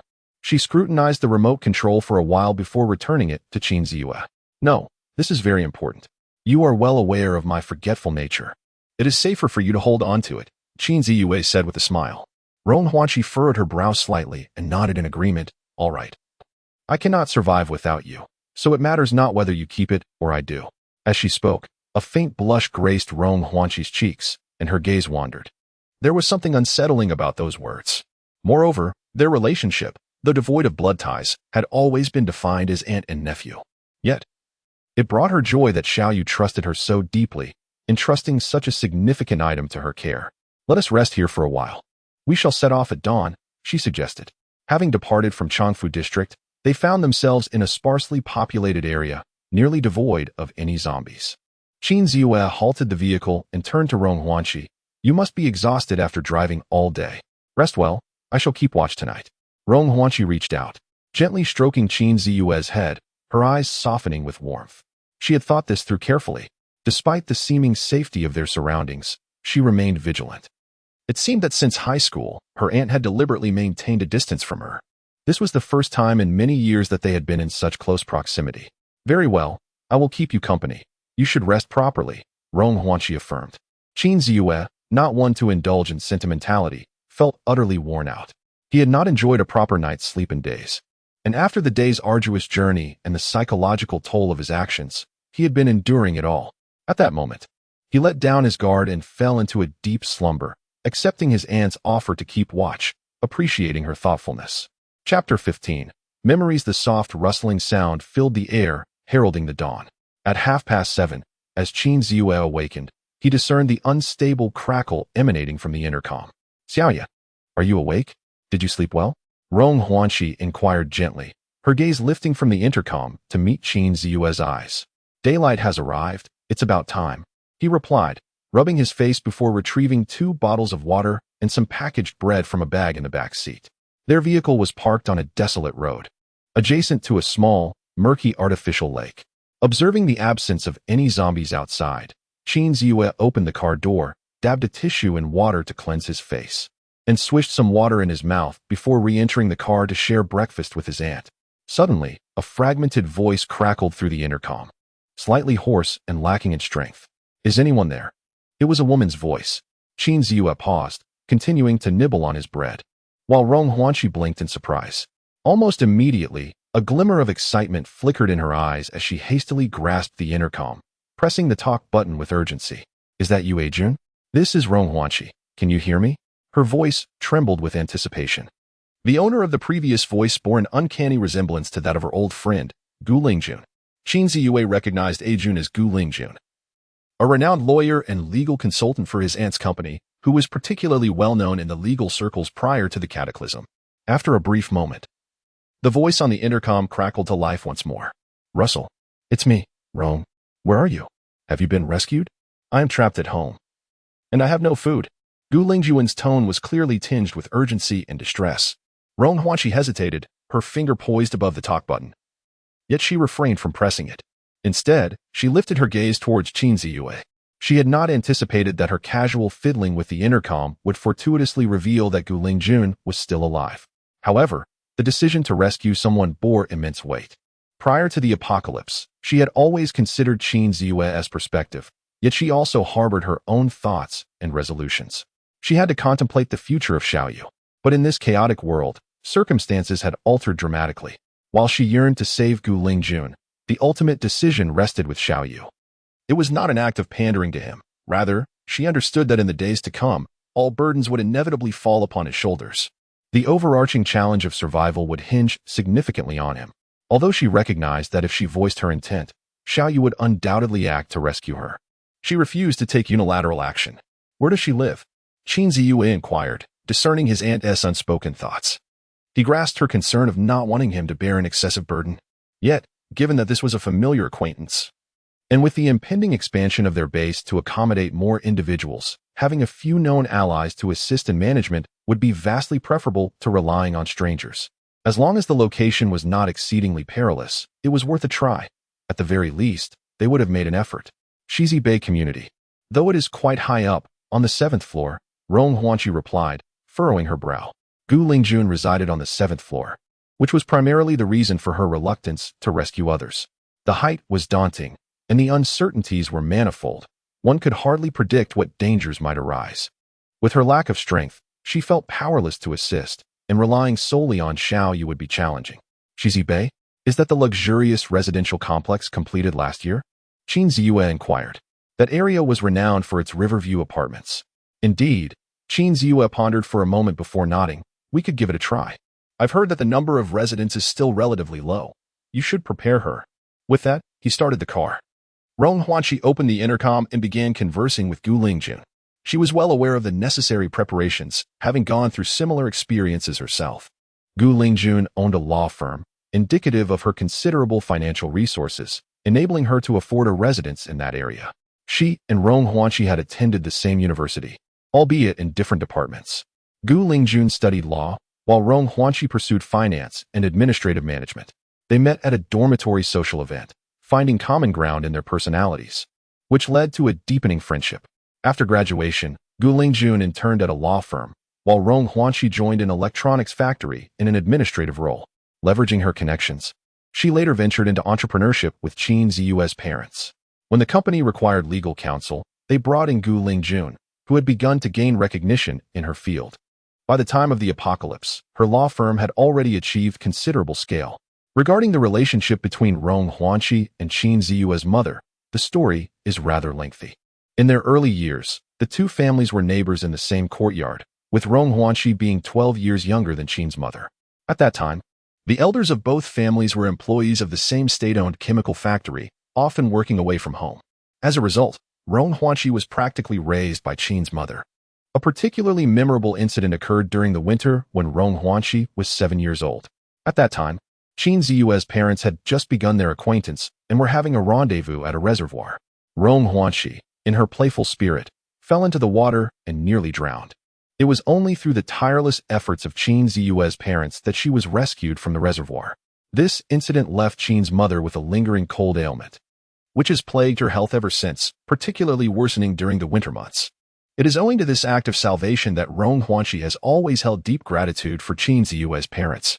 In the Duxing Industrial Park, at the Qixing Toy Factory dormitory rooftop, a young man clad in a hoodie, cigarette dangling from his mouth, wiped the blade of a knife and looked at Sun Dahai. At this moment, nearly 20 individuals, predominantly men, were seated on the rooftop. The men's faces bore signs of fatigue, each gripping various makeshift weapons, sharpened steel pipes, blades, and knives crafted by their own hands. The weapons were stained with blood, clearly indicative of a recent skirmish. This industrial area houses several hardware factories, making the crafting of weapons a relatively simple endeavor. The young man speaking was named Lu Qixing, the workshop director of a hardware factory diagonally across the street. His demeanor was typically carefree, and he held a certain esteem among his circle of friends. When the apocalypse erupted, his immediate instinct was to seek refuge in his office. And once the chaos subsided slightly, he organized the survivors from the factory to combat the zombies. Last night, he established contact with Sun Dahai via two-way radio. Sun informed Lu of his efforts to transform the Fumao hardware factory into a fortress and invited Lu to collaborate on strategies to breach this stronghold. They quickly found common ground.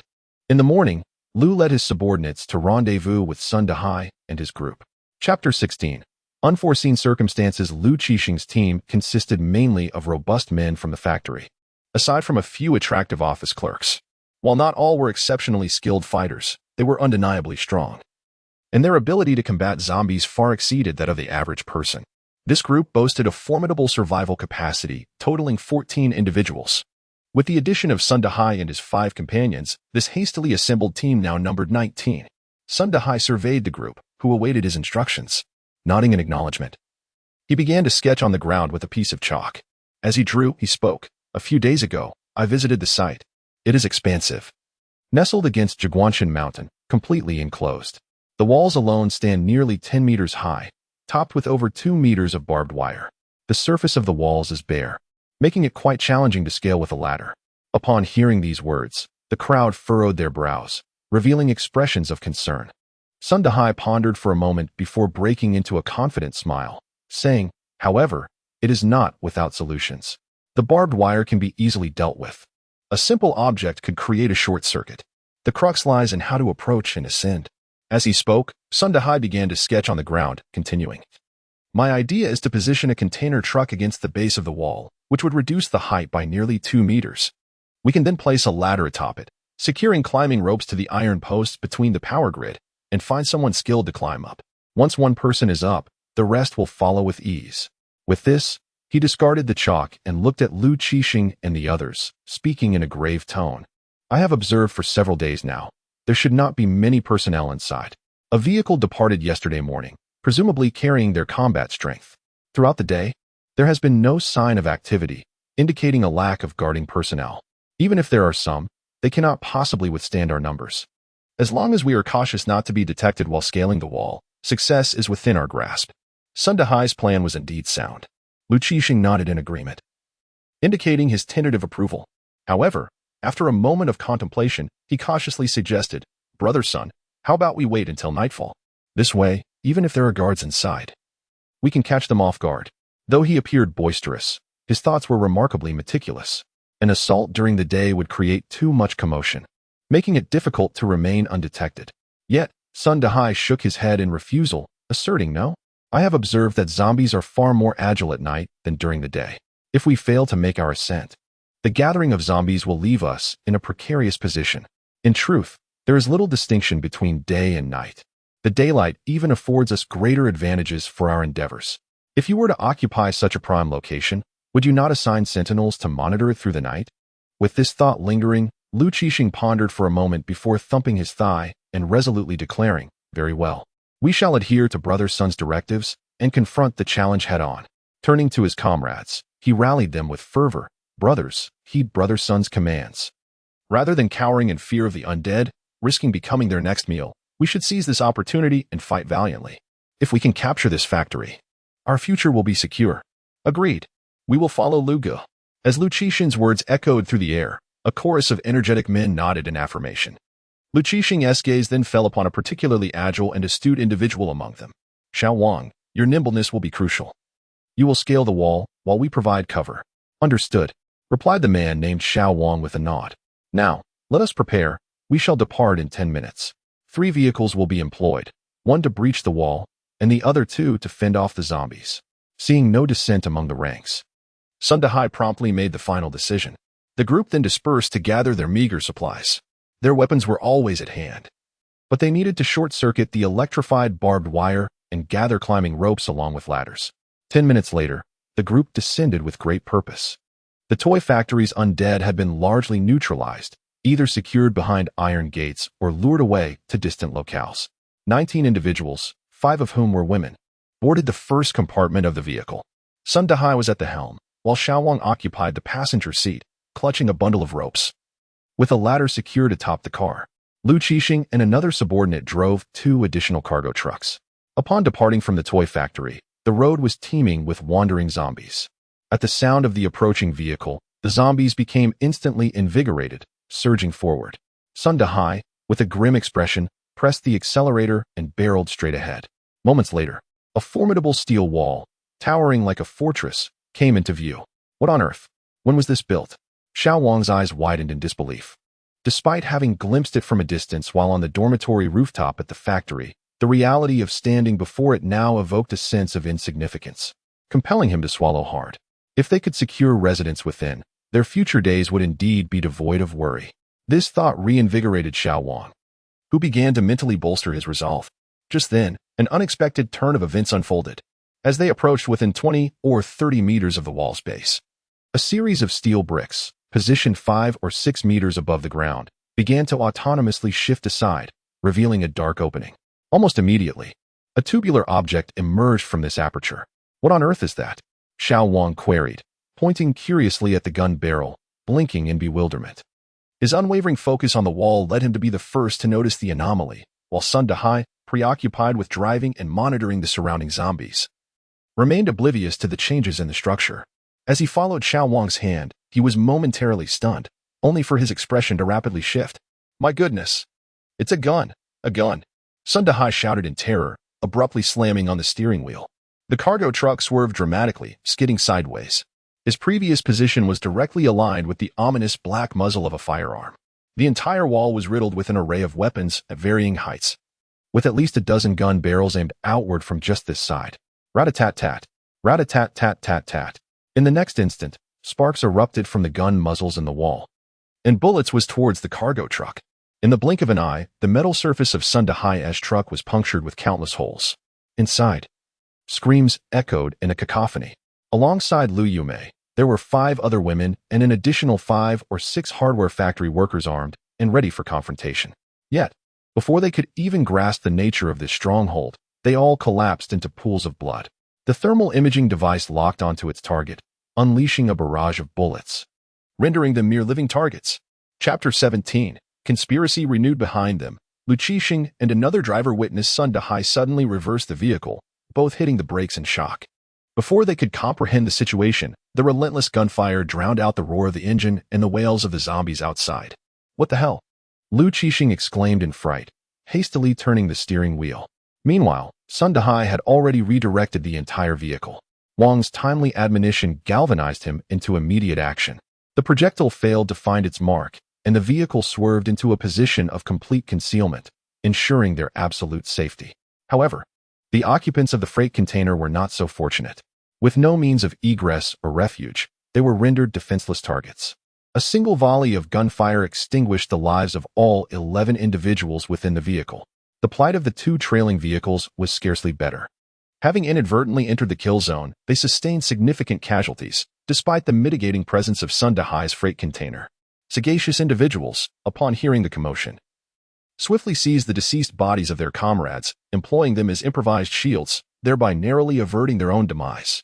Damn it, this is a moment. Sun Dahai, his countenance ashen, vehemently slammed the steering wheel while stomping on the accelerator, reversing into the burgeoning horde of ravenous zombies. Lu Qixing was similarly incensed. Sun Dahai alighted from his vehicle, encountering the equally grim-faced Lu Qixing. Damn you, Sun Dahai, you son of a bitch. What is the meaning of this? Were you unaware of the presence of firearms? Are you leading my brethren to their slaughter? Lu Qixing, brandishing his blade, glared menacingly at Sun Dahai, his fury unrestrained. The sudden emergence of gunfire had caught them completely off guard. He harbored grave suspicions that Sun Dahai was an inside operative from the base factory, deliberately sacrificing the external survivors. Brother, maintain composure. Sun Dahai's expression changed dramatically as he hurriedly raised his hands in a gesture of surrender, speaking rapidly. Listen to me. I never anticipated that there would be guns on that wall. My men have perished, and Lu Yumei is my woman. If I truly led my brothers to their doom, I would have certainly protected her, wouldn't I? Upon noticing Lu Qixing's lack of response, Sun Dahai cautiously approached the rear of the vehicle, preparing to open the trunk. Blood had already begun to seep from the edges of the car door, resembling a quiet stream, gently dripping onto the ground and gradually forming a pool of crimson. The moment the trunk swung open, a suffocating wave of the most intense metallic scent surged forth. Sun Dahai, Lu Qixing, and Xiao Wang, standing at the rear, instinctively covered their mouths, nearly retching. As they beheld the gruesome scene within, their faces turned ashen, and they fell into a heavy silence. Not a single intact body lay before them, only severed limbs and a river of blood. The expressions of the onlookers grew grim, their eyes reflecting deep-seated terror. Sun Dahai clenched his teeth, his face swelling with rage, and pounded his fist against the trunk, producing a resounding thud. Moments later, from the once united team of 19, only 6 remained standing, one of whom bore a gunshot graze on his arm. In this apocalyptic world, surrounded by zombies, even the slightest injury could prove fatal. Without a skilled medic to tend to the wound, this young man was unlikely to survive. On Sun Dahai's side, apart from himself, only the old chef Lao Huang from the canteen remained alive. The 2 youngsters and Lu Yume had all succumbed to gunfire. The remaining 4 are all individuals brought by Lu Qixing, along with Xiao Wang and the injured young man, as well as a seemingly astute young fellow. 19 individuals in total. The women are entirely absent, and only 6 men remain, excluding the injured one and the elderly Master Huang, who possesses little combat prowess. Merely 4 capable fighters remain. Brother Lu, I truly did not anticipate this. Sun Dahai, attempting to ease the tension, regarded Lu Qixing warily and advised. One learns from adversity. We have suffered a setback this time, yet at least we have gleaned insights into our adversaries. In these turbulent times, unity is paramount. Wouldn't you agree? Lu Qixing's expression darkened. Observing his comrades, who had not perished in the battle against the zombies yet met their demise as victims of deceit, and with no knowledge of who their foes were, his heart seethed with indignation. Nonetheless, he had to concede that Sun Dahai's words bore truth. He could see that Sun Dahai was not deceiving him. Given the circumstances, what do you intend to do next? Lu Qixing inquired solemnly. Sun Dahai pondered for a moment before responding with conviction. We must first recuperate and gather our strength, then seek to establish contact with other survivors. It would be ideal to procure weapons. Without firearms, seizing this base will be exceedingly challenging. Reflecting further, he added, although this industrial park is largely abandoned, it still houses numerous factories. After all, there were previously 70 to 80,000 people. Surely, there are other survivors. We must find a way to connect with them. The food in our cafeteria can sustain us for a while longer, allowing us to extend our reach, shelter survivors, gather resources, and solidify our position before we can contend with that factory base. Lu Qixing furrowed his brow in contemplation for a moment before quietly conferring with Xiao Wang and the others. Once their opinions aligned, he lifted his gaze, regarding Sun Dahai with a complex expression, and solemnly declared, I will heed your counsel. Our priority is to survive. Sun Dahai's heart surged with joy, and his countenance brightened considerably. He then turned his attention to old Huang in the dining hall, instructing, Master Huang, please prepare some food to reward the brothers. Bring out something substantial to ease their shock. Old Huang nodded and departed. The atmosphere grew momentarily oppressive as everyone's gazes shifted once more to the gruesome tableau of death and blood within the carriage, their expressions filled with indignation. Sun Dahai seethed with resentment, while Lu Qixing's face darkened, his inner fury boiling. This enmity would inevitably be avenged. The events unfolding at the fortress base were lengthy in narration, yet brief in reality. After departing from the base, Qingrong activated the fully automated defensive mode. The moment the 3 vehicles neared the perimeter of the base, the system alerted him to an intrusion. As he drove, he accessed the system and adjusted to the surveillance feed, observing the happenings outside the base. The situation aligned closely with his expectations. Many survivors remained in the Dingxin Industrial Park, and some had already taken notice of the base. Fortunately, there had been no delay in fetching his aunt. Otherwise, if those survivors banded together, it would merely take a moment to deplete the ammunition from the machine guns embedded within the walls, thereby breaching the base. It seems that numerous challenges lay ahead. In addition to searching for essential supplies such as seeds and livestock, it would be imperative to procure more weapons and ammunition and to gather a greater number of trustworthy survivors. Otherwise, in the future, if others attempt to seize the base, relying solely on him and his aunt would prove utterly inadequate. However, the immediate priority is to ascertain whether it is possible to rescue his aunt's friend, Gu Lingjun. Suppressing his thoughts, Qin Ziyue pressed the accelerator, and the Paramount began to surge forward. Chapter 18. The confrontation with a family of 3 2 hours later. The Paramount Predator docked by the lakeside, adjacent to a 16-story building. This location is the Xihe Bay Villa District, a place sparse with inhabitants and adorned with picturesque scenery. Particularly along the lakeshore, traces of zombies are nearly invisible. Aunt, please notify her.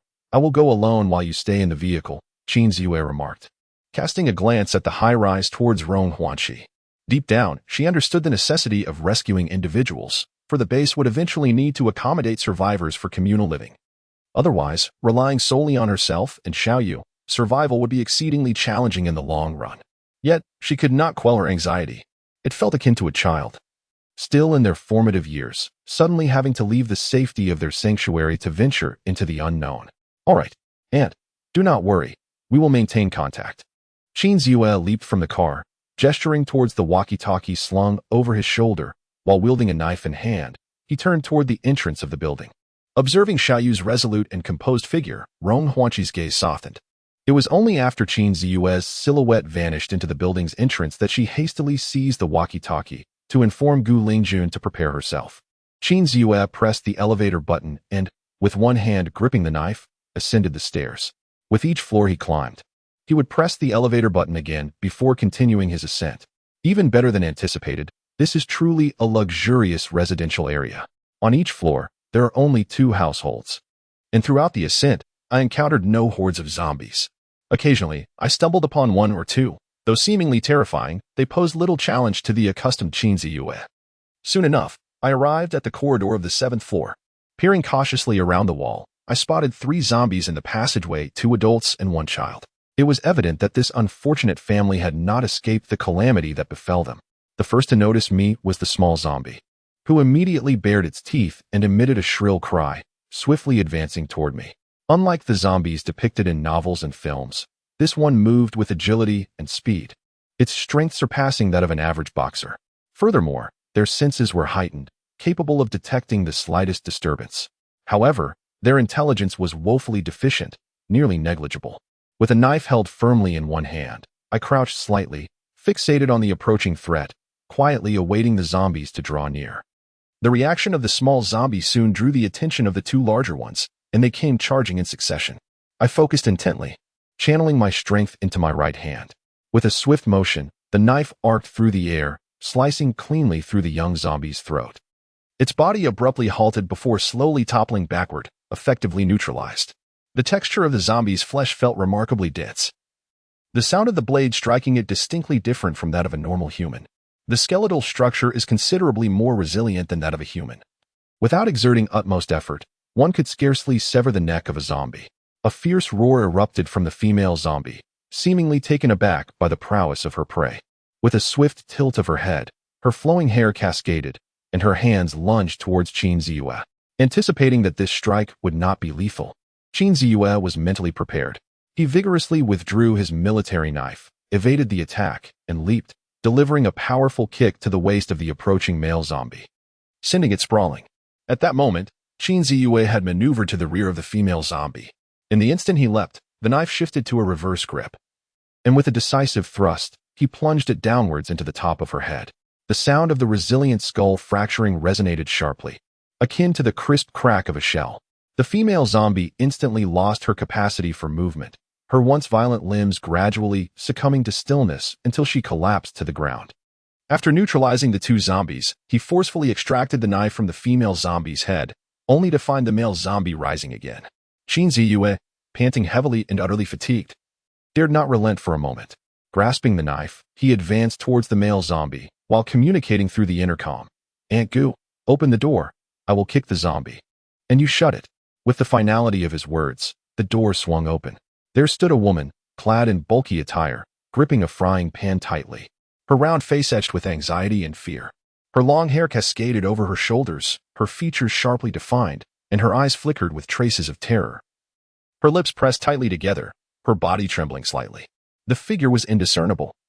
Following Rong Huanqi's counsel and lacking the time to don a battle outfit, in order to avoid being bitten by the zombies, an innumerable number of garments were hastily layered, rendering the silhouette bulky and unwieldy, with beads of sweat visible on the flushed face. "Step aside." At the instant the door swung open, Xihe bellowed. Gu Lingjun, startled, hastily retreated a step. With a thud, Xihe delivered a forceful kick to the chest of a male zombie, which emitted an enraged snarl as its body was propelled into Gu Lingjun's residence. A gust of wind swept through, causing Gu Lingjun to shut her eyes in terror, frozen in shock. "Damn it! Move!" Xihe, panting heavily, noticed Gu Lingjun's dazed expression and could not refrain from exclaiming in frustration.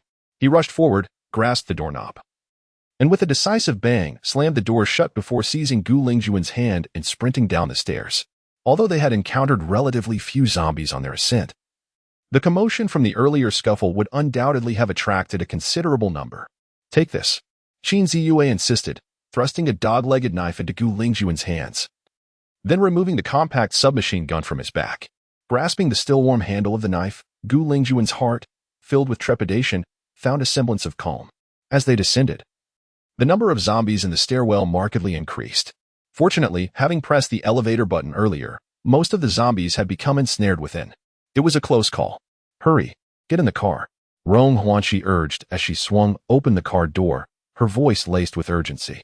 Qin Ziyue tugged Gu Lingjuan's hand, racing forward.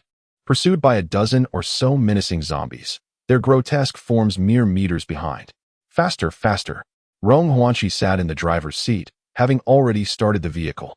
In front of the paramount, Qin Ziyue exerted all his strength to half-embrace, half-push Gu Lingjuan into the car, before leaping into the passenger seat himself and shutting the door with a decisive thud. This modified Paramount Raider lacked rear doors. With a roar, Rong Huanqi pressed the accelerator, leaving the zombies behind as they sped away. Once inside, Gu Lingjuan completely relaxed, her body slumping against the passenger seat like a soft cotton pillow, gasping for breath. Oblivious to Qin Ziyue sitting beside her, Qin Ziyue was equally exhausted. Engaging with the undead, combined with their frantic escape, while hauling a person and carrying weaponry, made it impossible to deny his fatigue. His breath came in rapid bursts, his face flushed, and sweat poured down his brow. Yet, he had no time to lower his guard. Right in front of Gu Lingjuan, he deftly began to remove his clothing. Chapter 19. Becoming Xiaoyue's woman. Seeing Qin Ziyue undress, Gu Lingjuan was momentarily stunned. However, when she realized he was not merely taking off his jacket but proceeding to remove his trousers, she was taken aback, hastily leaning back and covering her chest with trembling hands, exclaiming, "Qin Ziyue, what are you doing?" Meanwhile, Rong Huanqi remained unfazed at the wheel, showing no intention to intervene. The passenger seat offered ample space. Seating two was merely a tad cramped. Qin Ziyue glanced at her, continued to remove his pants until he was clad only in boxers, then rolled down the window, discarding his shirt and jacket into the wind. Upon witnessing Qin Ziyue's actions, Gu Lingjuan's initially shy and irritated expression momentarily flickered with confusion. However, she quickly regained her composure. Her face flushed as if set ablaze, and her gaze darted away, unable to meet Qin Ziyue's eyes. "You should also take off your clothes. You had contact with the zombies earlier. I cannot allow you to enter the base in this state," Qin Ziyue remarked, while rummaging through his belongings for a spare set of clothes. His tone was not particularly amicable and carried a certain stiffness. Unfortunately, Gu Lingjuan's earlier display had left him sorely disappointed. The woman, usually so capable, had merely screamed in the face of danger and failed to even shut a door. While he could understand her fear, the failure to follow through with their agreed-upon plan felt somewhat deceitful. It would have been better to clarify from the beginning that she would be paralyzed with fear at the sight of zombies, allowing him to adjust his expectations accordingly. As of now, it remained uncertain whether the transformation into a zombie was solely through blood transmission or if other means existed. He aimed to avoid infection at all costs. Gu Lingjuan hesitated for a moment, uncertain of what entering the base entailed, but grasped Qin Ziyue's intent and disregarded any notions of propriety, promptly beginning to remove her outer garments. Fortunately, she had heeded Rong Huanqi's advice and was wearing several layers. However, the confined space made it inevitable that she would have physical contact with Qin Ziyue, causing her to blush furiously. "Xiaoyu, are you all right? Are you hurt?" After the vehicle exited the Xihe Bay Villa area, Rong Huanqi finally eased her speed and inquired with concern. "I'm fine, Auntie, just a bit fatigued. A short rest will suffice." Qin Ziyue took a breath, bypassing Gu Lingjuan, who had already removed her clothing and nestled into the back seat. "You rest, I shall drive," he said. Rong Huanqi finally felt a sense of relief and smiled faintly. Although Rong Huanqi was unaware of the precise location of the base, she was familiar with the Dingxin Industrial Park. Once Qin Ziyue settled into the back seat, he took a sip of water and leaned against the seat, closing his eyes to rest. As Rong Huanqi drove, she gestured towards the box in the front passenger seat, addressing Gu Lingjuan. "Ajuan, there are provisions inside. Having gone so long without food, be careful not to overindulge." Upon hearing this, Gu Lingjuan opened the box and, seeing the bread and water within, could not help but swallow hard. She hurriedly retrieved a piece of bread and tore open the packaging, taking small bites. "Sister Rong, thank you for coming to rescue me with Xiaoyu. Otherwise, I fear I would have truly starved at home, she said between bites. It's nothing. After all, we are acquainted, and it's only natural to offer assistance. Primarily, it was Xiaoyu. I certainly could not have accomplished this alone. Rong Huanqi chuckled, tucking a stray lock of hair behind her ear while continuing to drive. You are aware that the world is in turmoil now. This disaster is unavoidable for anyone. Yet, Xiaoyu has a particularly secure base. If we manage it well, surviving should not pose a significant challenge. At this point, Rong Huanqi's voice trailed off, glancing at Gu Lingjun with a hint of hesitation. In response to her words, Gu Lingjun's expression brightened, her beautiful eyes sparkling with excitement as she eagerly exclaimed, "Really? Having perused numerous apocalyptic novels, I have come to understand that survival in a world ravaged by chaos necessitates unity. To thrive, one must seek a sanctuary fortified against both the undead and the treacherous intentions of other survivors." As she indulged in her meal, Gu Lingjun excitedly shared her insights gleaned from the tome she had read. However, Rong Huanqi remained unperturbed by her musings, merely shrugging and continuing to savor her bread in silence. After a considerable lapse of time, as Gu Lingjun neared the end of her bread and paused to take a sip of water, Rong Huanqi's voice cut through the air once more. "Ajuan, there is something I wish to clarify with you beforehand." Her tone was cool and composed. "What is it?" Gu Lingjun inquired casually, taking another sip. "I hope you will become Xiaoyu's woman." In an instant, the water Gu Lingjun had just consumed erupted from her mouth, cascading onto the windshield in droplets. Meanwhile, Qin Ziyue, who had been dozing in the back seat, was startled awake by his aunt's unexpected declaration. Yet, he remained silent, closing his eyes once more as he pondered the rationale behind her words. In a moment of reflection, he began to grasp the underlying logic. In this desolate world, moralities had all but vanished. This was the sole means of establishing trust. Even if his aunt had not voiced it, he would inevitably find himself adopting a similar approach in the days to come, albeit perhaps with less candor. Furthermore, there might be an additional layer to his aunt's intention. Should Gu Lingjun become his woman, her significance within the compound would undoubtedly increase, ensuring that he would not abandon her in times of peril. Cough, cough, cough. A violent fit of coughing escaped Gu Lingjun as she patted her chest and turned to gaze at Rong Huanqi, her flushed face brimming with disbelief. "What?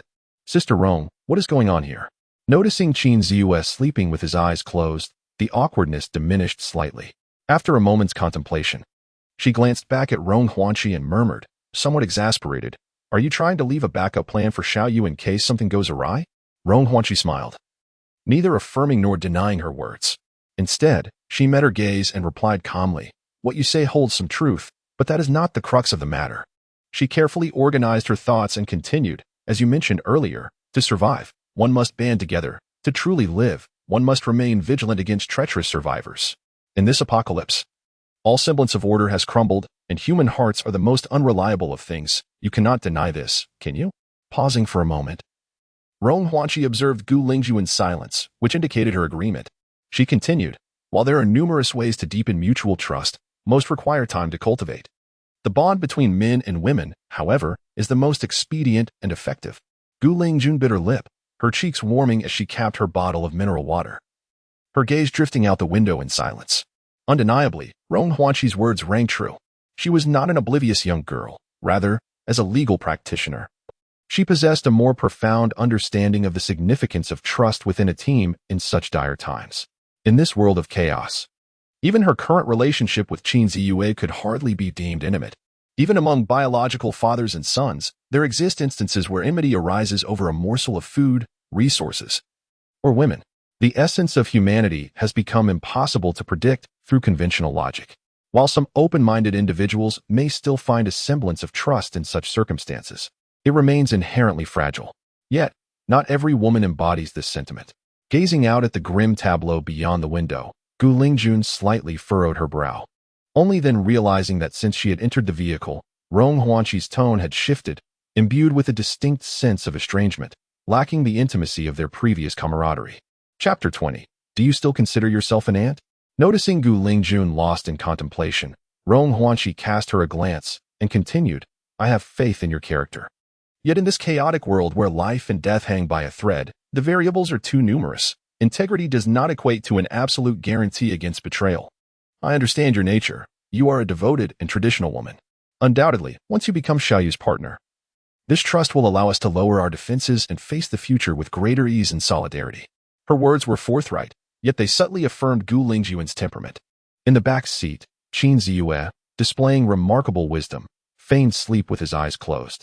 Given his status as a junior, it was indeed inappropriate for him to voice his thoughts. His aunt possessed a broader perspective and was far more concerned about the future. Gu Lingjun remained silent, absorbed in her thoughts, her gaze fixed outside. Although hunger gnawed at her, the gravity of the decision before her, one that pertained to her honor and her entire future, rendered her indifferent to food and drink. Outside, through the dense steel railings, countless frenzied zombies could be seen howling as they pursued the vehicle. Their expressions were monstrous, with bared fangs and clawing limbs, instilling a profound sense of dread. Yet, under the formidable assault of this vehicle, the automatic cutting blade dispatched the zombies as effortlessly as slicing through tofu, cleaving them in twain. Through the rearview mirror, one could observe the lengthy trails of blood and remnants of flesh left in the wake of the vehicle's passage. Gu Lingjuan's eyes flickered with realization. Moments ago, overwhelmed by hunger and fear, she had failed to notice the anomaly. Now, upon closer inspection, it was evident that this vehicle had undergone meticulous modifications. The pursuing zombies, in the presence of this machine, appeared more fragile than soft tofu. The highways were littered with accidents, yet the vehicle traversed them as if gliding on air. This demonstrated the vehicle's immense power. Remarkably, it was only the fourth day of the apocalypse, and they had procured a vehicle akin to a tank. Clearly, the safe haven spoken of by Rong Huanqi was not mere hearsay. At that moment, Rong Huanqi's voice resonated once more. I understand that you may find it hard to accept at this moment, but understanding aside, we are now in the end times. I must take responsibility for Xiao Yu's safety. I hope you can forgive my bluntness and apparent ruthlessness. Regardless, I still regard you as a friend. Or else I would not have consented to Xiao Yu's initiative to rescue you. Rong Huanqi spoke calmly, yet attributed the act of saving to Qin Ziyue, implying that, were it not for their friendship, she would not have agreed to the rescue. It was harsh, yet undeniably realistic. Xiao Yu's base was substantial, and in the future, he would require many trustworthy individuals to manage it. To put it bluntly, as long as they could survive, they would be the founders of a new civilization. Rong Huanqi, with a gentle and persuasive demeanor, elucidated her reasoning and stirred emotions, laying all her cards on the table. Gu Lingjun blinked, her body shifting slightly, and her gaze momentarily flickered. It is inherent in human nature to harbor desires. Before the apocalypse, wealth, fame, and status were the ultimate pursuits for the vast majority, goals to which they dedicated their entire lives. In the face of the end times, these aspirations remain equally relevant. Who does not wish to survive amidst the chaos of the apocalypse, to ascend in stature, or even to leave a legacy for future generations? Noticing Gu Lingjuan's reaction, Rong Huanqi's eyes sparkled subtly, and a faint smile graced her lips. After a brief pause, she spoke calmly. Of course, it may be due to my influence that you perceive Xiao Yu as merely a child. However, he is only a few years younger than you. If you truly find this unacceptable, I will not force you. You may disembark at a location where you feel secure. After all, those who are to reside in the base must have partners with whom they share an intimate bond. I hope you can forgive me. With a sigh, Rong Huanqi expressed her remorse. No, Gu Lingjun exclaimed, taken aback as she gazed at the ferocious and frenzied zombies outside. She had no desire to become a meal for those creatures, and immediately shook her head. I promise you. Gu Lingjuan's face flushed. Her gaze fleetingly met Rong Huanqi's before she lowered her head, biting her lip, her fingers instinctively clutching the hem of her garment as she softly murmured, however, could you grant me a little time?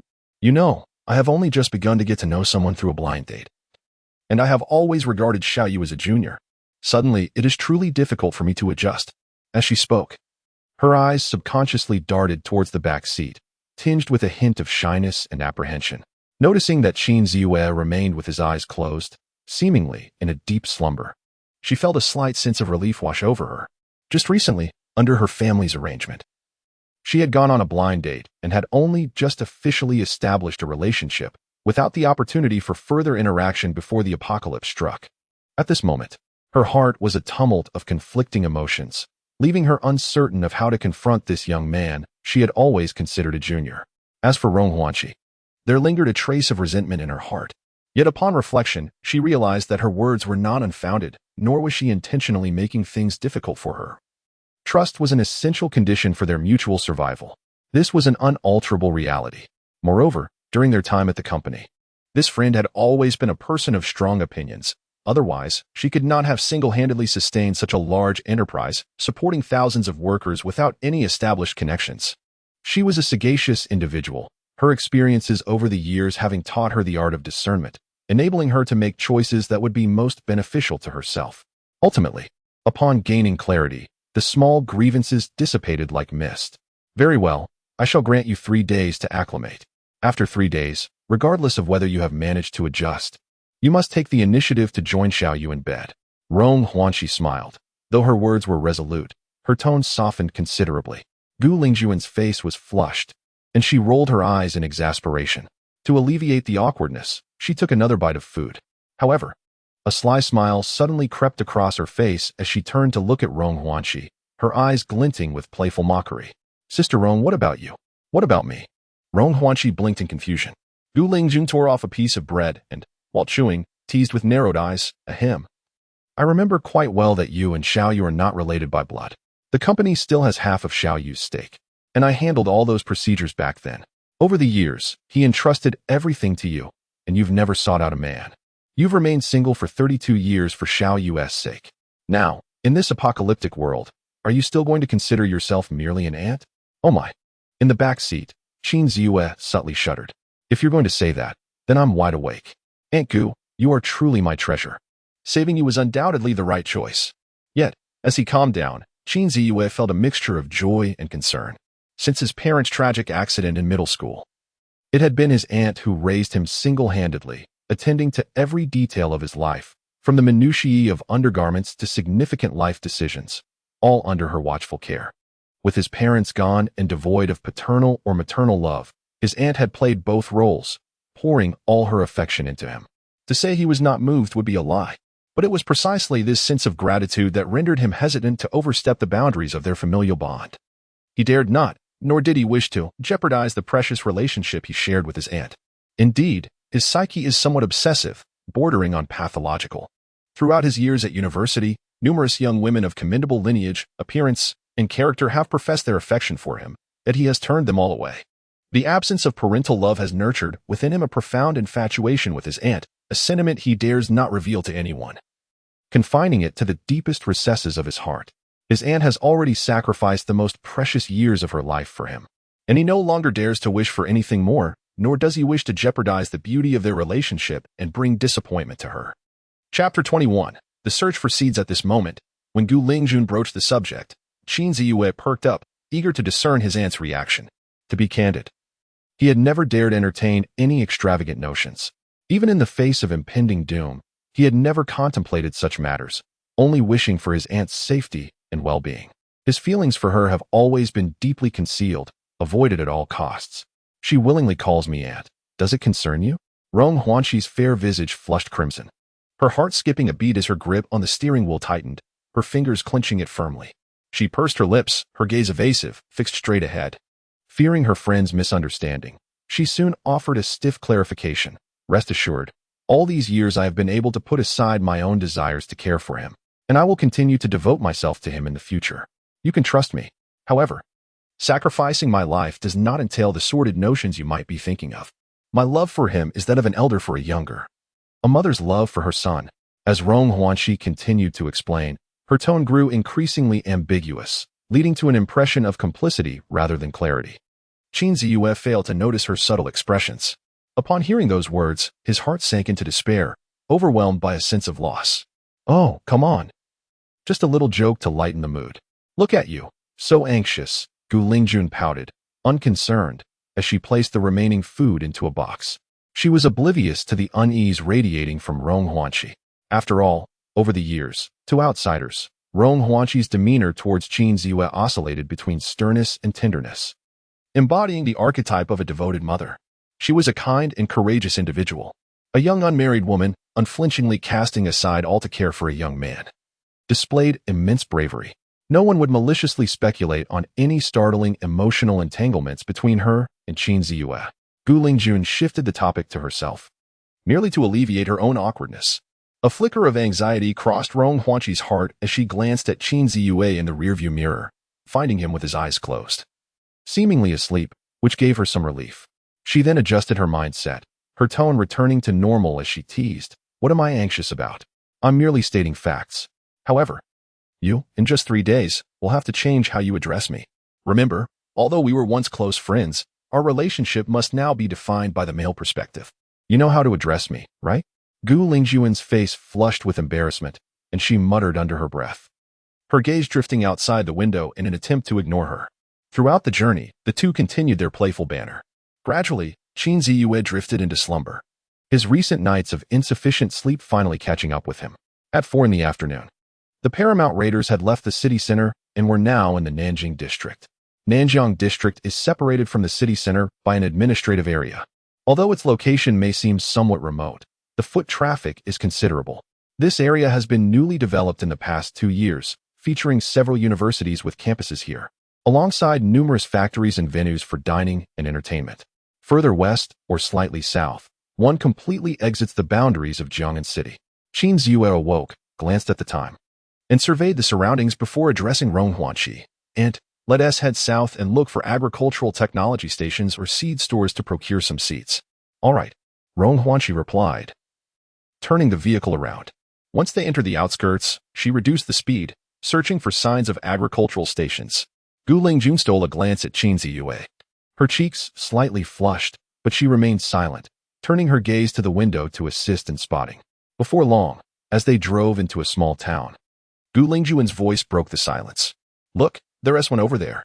She pointed to a shop diagonally across the street, addressing both Rong Huanqi and Qin Ziyue.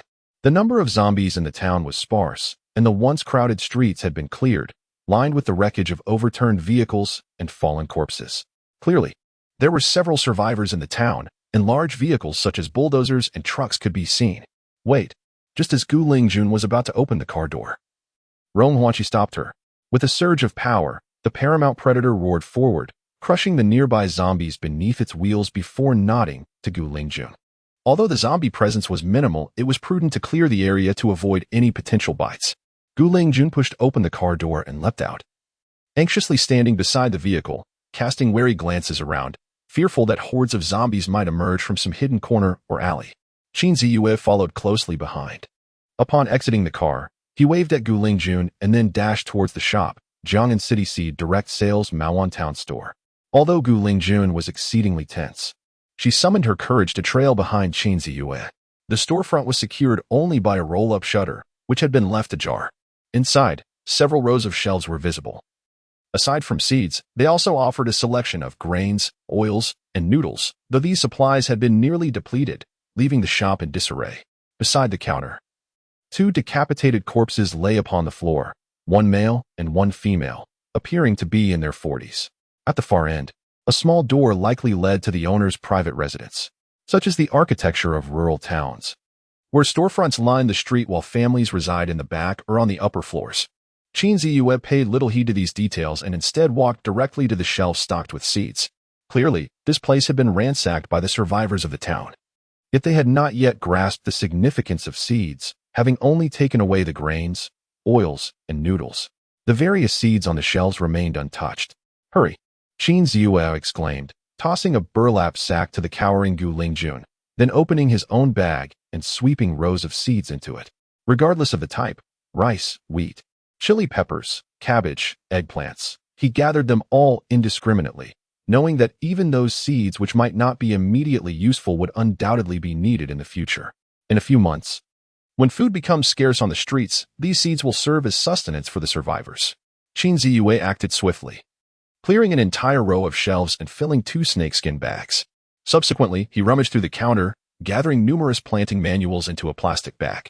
For the seasoned farmers, such manuals pale in comparison to their own expertise. However, very few city dwellers truly understand how to cultivate crops. Thus, these manuals become of paramount importance. Meanwhile, Gu Lingjun had filled a shelf with seeds, resulting in 4 large bags propped up on the ground. Together, they transferred all the bags into the vehicle, which fortunately had ample space. However, once the 4 bags were inside, the back seat was rendered uninhabitable, compounded by several large packages brought from his aunt's house. Glancing at the remaining space in the car, and then at a stack of fertilizer positioned against the left wall of the shop, Qin Ziyue furrowed his brow in hesitation. uncertain of which fertilizer to choose. Just then, an unexpected turn of events unfolded. The small door leading to the main residence within the shop suddenly swung open, revealing a girl approximately 1.5 meters tall, gripping a shovel in her hands, who slowly emerged. Dressed in athletic attire and appearing no older than 13 or 14, she sported a ponytail, her delicate face etched with anxiety. Her alert eyes radiated wariness as they fixated on Xihe, her hands firmly clutching her makeshift weapon, slightly bent at the waist. Despite her efforts to suppress her fear, her body trembled uncontrollably. Where did you come from?" she stammered. Chapter 22. The survivors of the town Xihe was engulfed in terror. Her mother had transformed into a zombie, brutally devouring her father. Fortunately, she had been secluded in the back courtyard, and upon hearing the commotion, she rushed out only to witness the horrifying scene, prompting her to hastily conceal herself behind the door and narrowly escape a grim fate. The streets were rampant with zombies relentlessly pursuing the remaining survivors. The once serene and tranquil town, where the only cacophony came from the occasional honking of passing cars, was now overwhelmed by anguished cries. Maowan Town featured a single zigzagging street. To the left lay a national highway, the essential route for those heading south to the Nanjing district, while behind it led to the countryside and other neighboring towns. Yet on this fateful day, the screams drowned out the honks. Besides her parents, she witnessed Uncle Wang and Aunt Lu, who had cherished their little son, succumb to the same fate, as he was mercilessly bitten to death. These gruesome scenes resembled those depicted in zombie films, with one stark difference: this was reality. And the zombies appeared far more ferocious than those portrayed on screen. At the tender age of 14, she possessed the discernment to differentiate right from wrong. Amid her studies, she often indulged in novels, and now she understood that the apocalypse had arrived. After grieving, she secured the door leading to the back courtyard, locking it tight, and then found herself alone in the yard, weeping in despair. Over the past few days, she had followed the news, realizing that this catastrophe spanned the globe. She was at a loss as to what her future held. However, in the depths of her despair, on the evening of the second day of the apocalypse, a group of survivors emerged. More than a dozen individuals arrived in 3 vehicles, a bulldozer leading the way, followed by a small car adorned with steel spikes, resembling a porcupine, and a large truck bringing up the rear.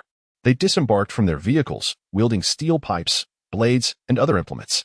A portion of the group was tasked with combating the zombies, while the others rushed into the store to load rice, oil, and various other supplies onto their vehicles. Xihe appeared through the peephole, refraining from making any noise. She recognized these individuals. The leader, a young man named Li Chao, was the son of the local mechanic shop owner.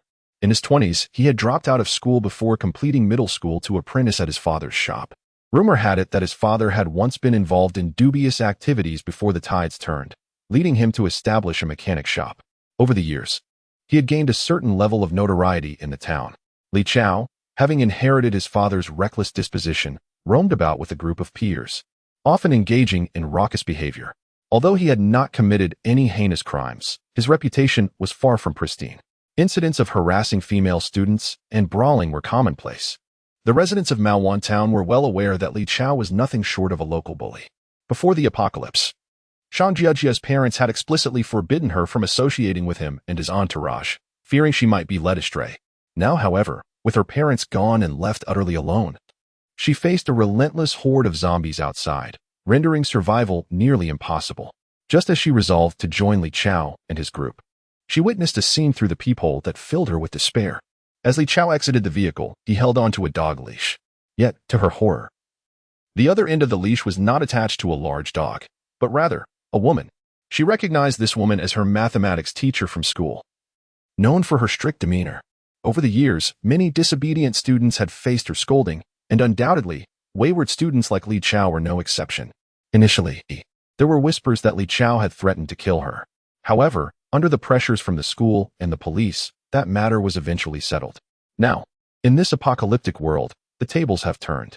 The once glamorous and esteemed female teacher now struggles to survive amidst the rampant zombies, unable to resist the personal vendetta of Li Chao. Moreover, Xihe witnessed with her own eyes Li Chao brandishing a whip, striking the teacher at whim. The teacher's attire lay in disarray, marked by vivid red welts. In addition to the female teacher, several other women were present, including a classmate of hers. Each of these women bore various injuries, treated more as objects than human beings by the men around them. Shang Jiajia was terrified, covering her mouth as tears streamed down her face. She could only observe the teacher's desperate gaze, filled with a hopeless wish for death, while she dared not step outside, helplessly watching as Li Chao and his companions ravaged the remaining food supplies before departing. Fortunately, there were still some rations left in the inner chambers. For the past few days, she had relied on the meager provisions from the kitchen to stave off hunger.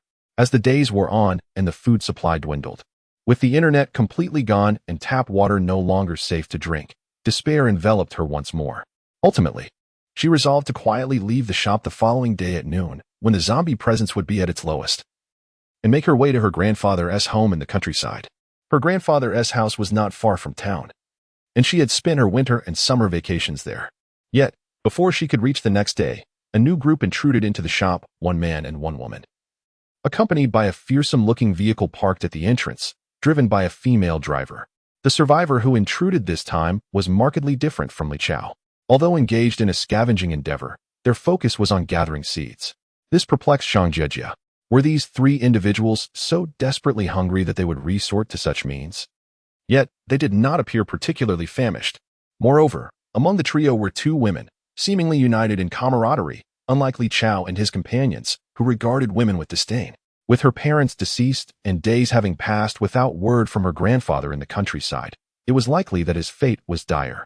He had always cherished her, and had he still been alive, he would surely have sent her second uncle to find her. After much contemplation, Shang Jiajia resolved to venture out and seek her fortune. Armed with a shovel as her weapon, she understood that if they were as ruthless as Li Chao and his ilk, the implement would be of little use. However, it provided her with a semblance of psychological comfort. As she opened the door, she positioned the shovel defensively before her and stepped cautiously outside. When the tall and handsome man noticed her presence, he was momentarily startled and halted in his tracks. Where have you come from? Shang Jiajia fixed her gaze upon Qin Ziyue, striving to adopt a fierce demeanor. Yet, she resembled a frail blade of grass swaying in the wind, trembling uncontrollably. The sudden appearance of a living person startled Qin Ziyue, prompting him to draw his gun and aim it at Shang Jiajia without hesitation. However, upon realizing she was merely a young girl, his expression softened slightly. He took a couple of steps closer, endeavoring to adopt a calm tone as he introduced himself. I am Qin Ziyue from the city. Are you alone? After speaking, he glanced around cautiously. He did not specify the exact location, merely stating that they were from the city. Suddenly, upon seeing the gun in the other person's hand, Shang Jiajia was so frightened that she dropped her shovel, her body trembling even more violently. Yet, she mustered the strength to hold herself together and, with a quivering voice tinged with tears, stammered, I am all alone, but there are others in town. They are all bad people. The leader is named Li Chao. They stole the grain from my family, and. As she spoke, Shang Jiajia's face flushed. She struggled to articulate the humiliation she had endured at the hands of Li Chao and his accomplices. Feeling the weight of her youth as she was only in the third year of junior high, although she was aware of the differences between genders, the words remained trapped within her. Observing Shang Jiajia's demeanor and listening to her words, Qin Ziyue felt a stir in his heart, though she did not voice it. He could surmise the nature of her distress. It was entirely normal for a young girl to find such matters difficult to express. What about your parents? Qin Ziyue inquired. Shang Jiajia hesitated, her eyes welling with tears as she pointed toward the two headless corpses at the edge of the counter, biting her lip in silence. Her shoulders heaving as tears streamed down her face. A shadow fell across Qin Ziyue's eyes. In the face of such calamity, the will of any individual is powerless to resist. There were far too many after all. She is but a young girl who has witnessed numerous tragedies, and thus harbors a degree of resistance towards men. However, the innate bond shared among women fosters a deeper sense of closeness. Gu Lingjun, understanding this, approached and gently draped an arm over Shang Jiajia's shoulder, lowering her head to wipe away the tears, her expression warm and her voice soft. Little one, what is your name? Shang Jiajia, the girl replied, sniffling and glancing up at Gu Lingjun with reddened eyes, her guard noticeably diminished. Hello, Jiajia. I am Gu Lingjun, and this is my elder brother, Qin Ziyue. The sister in the car is Rong Huanqi. We are all together. Your brother Ziyuan knows of a very safe place. Would you like to come with us? Gu Lingjuan's voice was gentle, her smile kind. Shang Jiajia hesitated, casting a fearful glance at Qin Ziyue, remaining silent. She worried that she might end up like her teachers and classmates, at the mercy of this man. Yet, upon reflection, whether she sought her grandfather in the countryside or remained here, the outcome would ultimately be the same, a grim fate. The terrifying, flesh-eating zombies were far too daunting. It was impossible to escape alone. Additionally, there were malicious individuals in the town. After much contemplation, Shang Jiajia looked at Gu Lingjun and nodded resolutely. Though she pursed her lips and remained silent, the flicker of hope in her eyes shone brightly. Qin Ziyue let out a sigh of relief. With her agreement to join them, he proceeded to search the inner room, gathering all the useful tools and supplies they could find. Time had already slipped away, and wandering zombies had begun to take notice of their presence. Several individuals boarded the vehicle, with Qin Ziyue at the helm. Rong Huanqi and Gu Lingjun occupied the passenger seat, while the petite girl, Shang Jiajia, squeezed in alongside the recently gathered supplies, her small face flushed from the tight confines. As Rong Huanqi and Gu Lingjun engaged her in casual conversation, their intentions were twofold: to gain insight into her character and to alleviate her psychological distress, which had been exacerbated by recent fears. Just as the group departed from the grain store, heading back to the fortress base in Nanjing district, a scene unfolded in the town center atop a 6-story building. There, a young man of about 18 or 19, sporting a tuft of dyed red hair, finished his cigarette and discarded the butt. He then surveyed the surroundings through a telescope. Upon witnessing the paramount marauders departing like feral beasts, he was momentarily taken aback. "Brother Chow, we have survivors infiltrating our town," he exclaimed, rushing downstairs to convey the urgent news. Li Chao was situated in a room on the 4th floor. Reclining on a sofa while sipping red wine, a leather whip resting in his hand on the armrest, from which he occasionally emitted a sinister chuckle. Before him, the female teacher, Lu Jiamei, was crawling on all fours, her limbs pressed against the floor. The unexpected intrusion of the messenger startled him, prompting him to lash out with the whip, striking Lu Jiamei's already marked back. As Li Chao, disregarding Lu Jiamei, furrowed his brows and made his way to the window. In his room, there was a telescope as well. However, when he peered through it, he could only catch a glimpse of the imposing figure of Paramount vanishing at the end of the street. Damn it, who are these people? Li Chao slammed the windowsill, his brow knitted in concern. Judging by the direction, it seemed they were headed towards the South River district, or possibly the city center. They had lingered at the Shangjia grain store for quite some time, likely in search of provisions. The red-haired subordinate anxiously remarked. In truth, he hadn't even noticed whether that vehicle had been parked at the grain store. By the time he saw it, the car had already turned back. Yet, he was well aware of Chao Ji's temperament. If he discovered that his subordinate had been slacking off and smoking while on duty, a beating would be inevitable. After some contemplation, he reasoned that in this world, the primary concern was merely to fill one's stomach, so he concocted a convenient excuse. Upon hearing his words, Li Chao decisively commanded, "Let us go, summon Binzi, and check out the grain store." Before he finished speaking, he had already exited the room with remarkable speed. The sudden onset of this apocalypse, for others, was akin to living in hell. Yet for him, it felt like paradise. He could finally act without restraint, indulging in whatever he desired. Teachers reprimanding him? Now was the time for revenge. The few survivors who had followed him before the end, now gathered together, were not many, just 5 or 6. Nevertheless, relying on these loyal subordinates, he had managed to shelter a considerable number of survivors in the town. Aside from his core team, the men were uniformly organized to scavenge for supplies and combat the undead. The women, on the other hand, were gathered under his command. The beautiful ones he kept for himself, while those of average looks were bestowed upon his core subordinates. Though it was merely the 4th day since the apocalypse began, he had already transformed this small town into his personal kingdom. Any disobedient survivor was cast aside to feed the zombies, while any intruders who dared to trespass were to be expelled without mercy. He remained uncertain whether there were other undiscovered survivors within the town. Yet he would not allow anyone to encroach upon his territory. Unbeknownst to Qin Ziyue, he had been spotted by Li Chao's men as he departed. Maoan Town was in close proximity to the Nanjing district. Just over Zhuojun Mountain lay Maoan Town, making it even nearer to the fortress base. As Qin Ziyue drove away from the town, he entered through the northern gate of the Dingxin Industrial Park, traversed the main road, and arrived at the base's front entrance.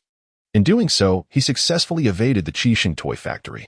This route had been meticulously planned after the individuals from the toy factory attempted to seize control of the base. Furthermore, it would enable the survivors in the northern factory area to notice his presence. He could not tolerate the presence of others sleeping soundly beside him. Only by drawing them all out from the shadows could he devise a plan to either eliminate them or recruit them for his purpose. Otherwise, he would be left scurrying like a rat in the sewers, utterly incapable of resolving the situation. Chapter 24. Return to the base. The sound of sizzle, clang, clang, clang, echoed as they beheld the towering steel walls, exceeding 10 meters in height. Aside from Xihe, the three women in the vehicle gazed in astonished wonder. In the context of the current society, a wall of such height was not particularly remarkable, as many buildings surpassed it. However, the true awe lay not in the height, but in the fact that the entire structure appeared to be forged from steel, imparting a profound sense of security and solidity. Moreover, a vast expanse was entirely enclosed.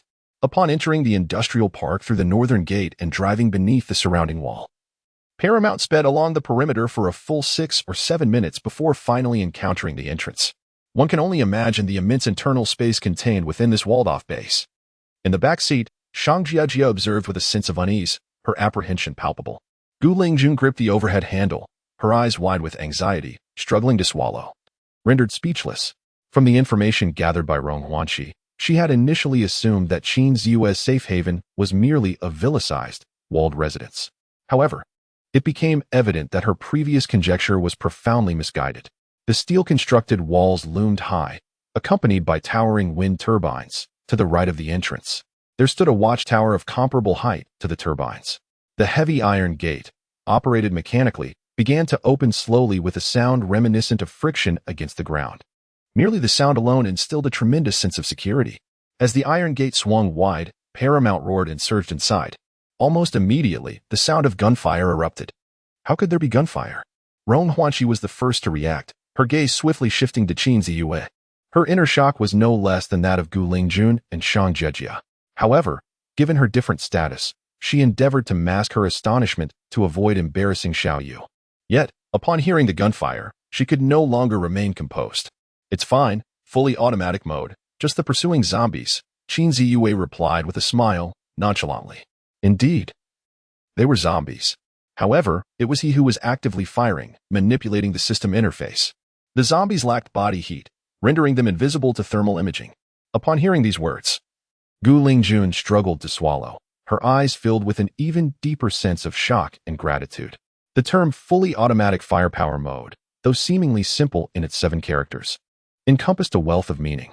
Observing Qin Ziyue speak so nonchalantly, as if engaged in trivial conversation, Gu Lingjun could not help but acknowledge her growing intrigue. It is a natural instinct for living beings to be drawn to strength, and humans are no exception. Surviving in this perilous apocalypse is already an extraordinary feat. Moreover, to not only endure but also to protect others while thriving is undoubtedly the hallmark of a true champion.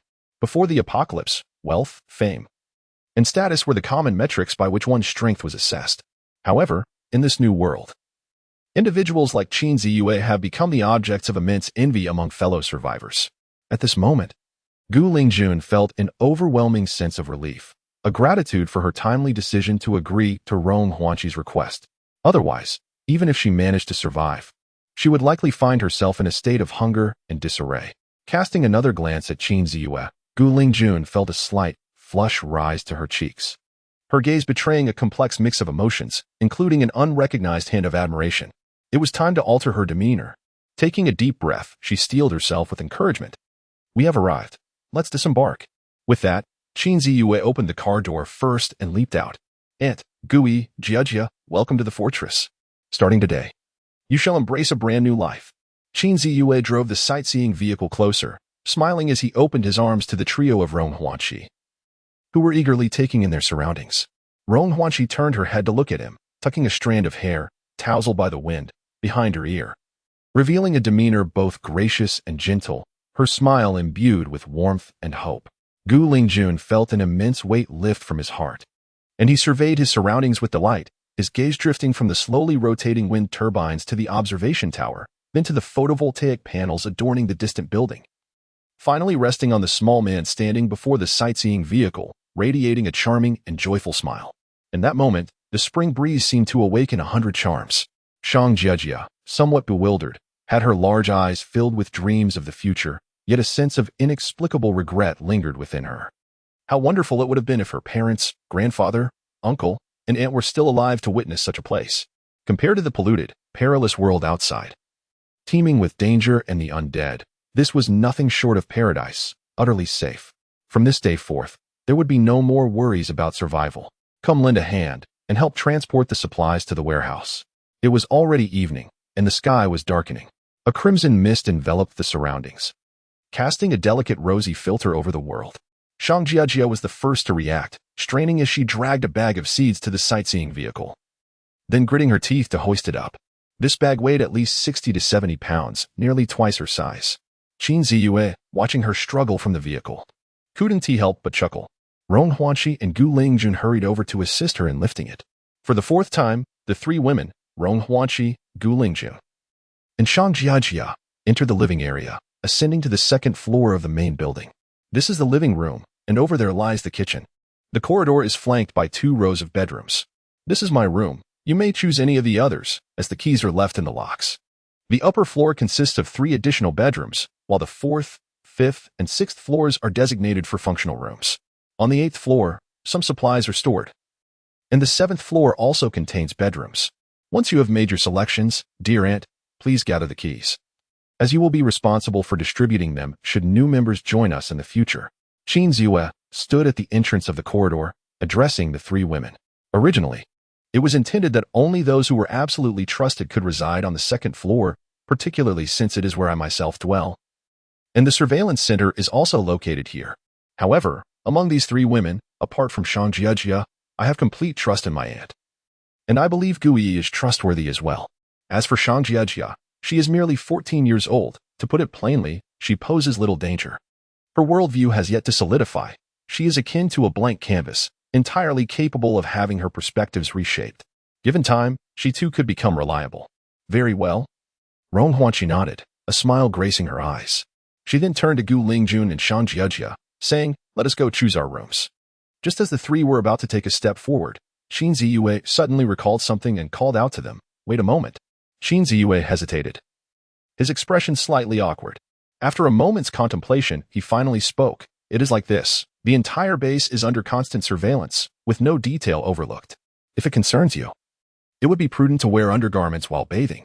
Noticing the peculiar looks from the 3 individuals, particularly the blushing Xihe, who lowered her gaze and nervously fidgeted with the hem of her clothing, Xihe instinctively rubbed the back of his head and awkwardly clarified, "This is merely for the safety of the base, ahem.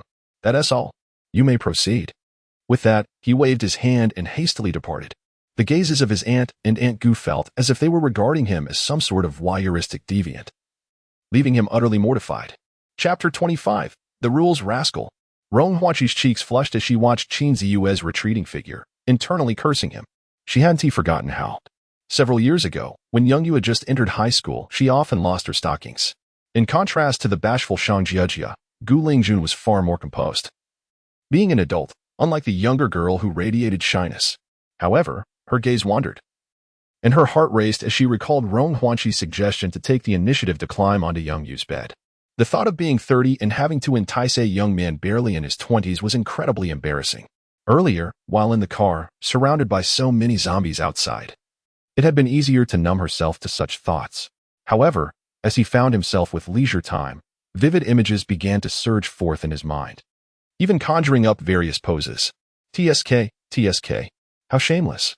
Gu Lingjun felt her cheeks flush, silently berating herself. The 3 of them, each harboring their own thoughts, remained silent as they followed Rong Huanqi to tour the rooms. While it was somewhat regrettable to feel a lack of privacy within the base, it was undeniable that Xihe's arrangements and reasoning were indeed sound. As the 3 explored, Xihe had entered the bathroom. While bathing, he reflected on the recent endeavor of retrieving his aunt. This venture had yielded substantial rewards. In this apocalyptic world, the essentials of sustenance, clothing, and shelter were paramount. For the time being, shelter and transport were of lesser concern. The primary focus lay on food and clothing. He had brought all of his aunt's clothes along, which would suffice for a while. The key concern, however, was the seeds. Those 4 large bags of seeds should adequately meet the demands of the underground intelligent greenhouse. At present, it appeared that the most pressing issues had been addressed. What remained was to bolster supplies, procure livestock, and to remedy the environment surrounding the fortress base, coaxing out the hidden survivors lurking in the shadows for a comprehensive capture. After finishing his bath, Xihe, clad in pajamas, settled in the living room with pen and paper, beginning to jot down and sketch out plans. A habit cultivated since childhood compelled him to create a checklist before undertaking any task, enabling him to discern the most urgent issues at hand, as well as the challenges that would require resolution in the future. Progressing methodically would ensure precision and prevent any significant missteps. Just as he set down his pen, his aunt, freshly bathed, approached him. Xiaoyu, are you making plans again?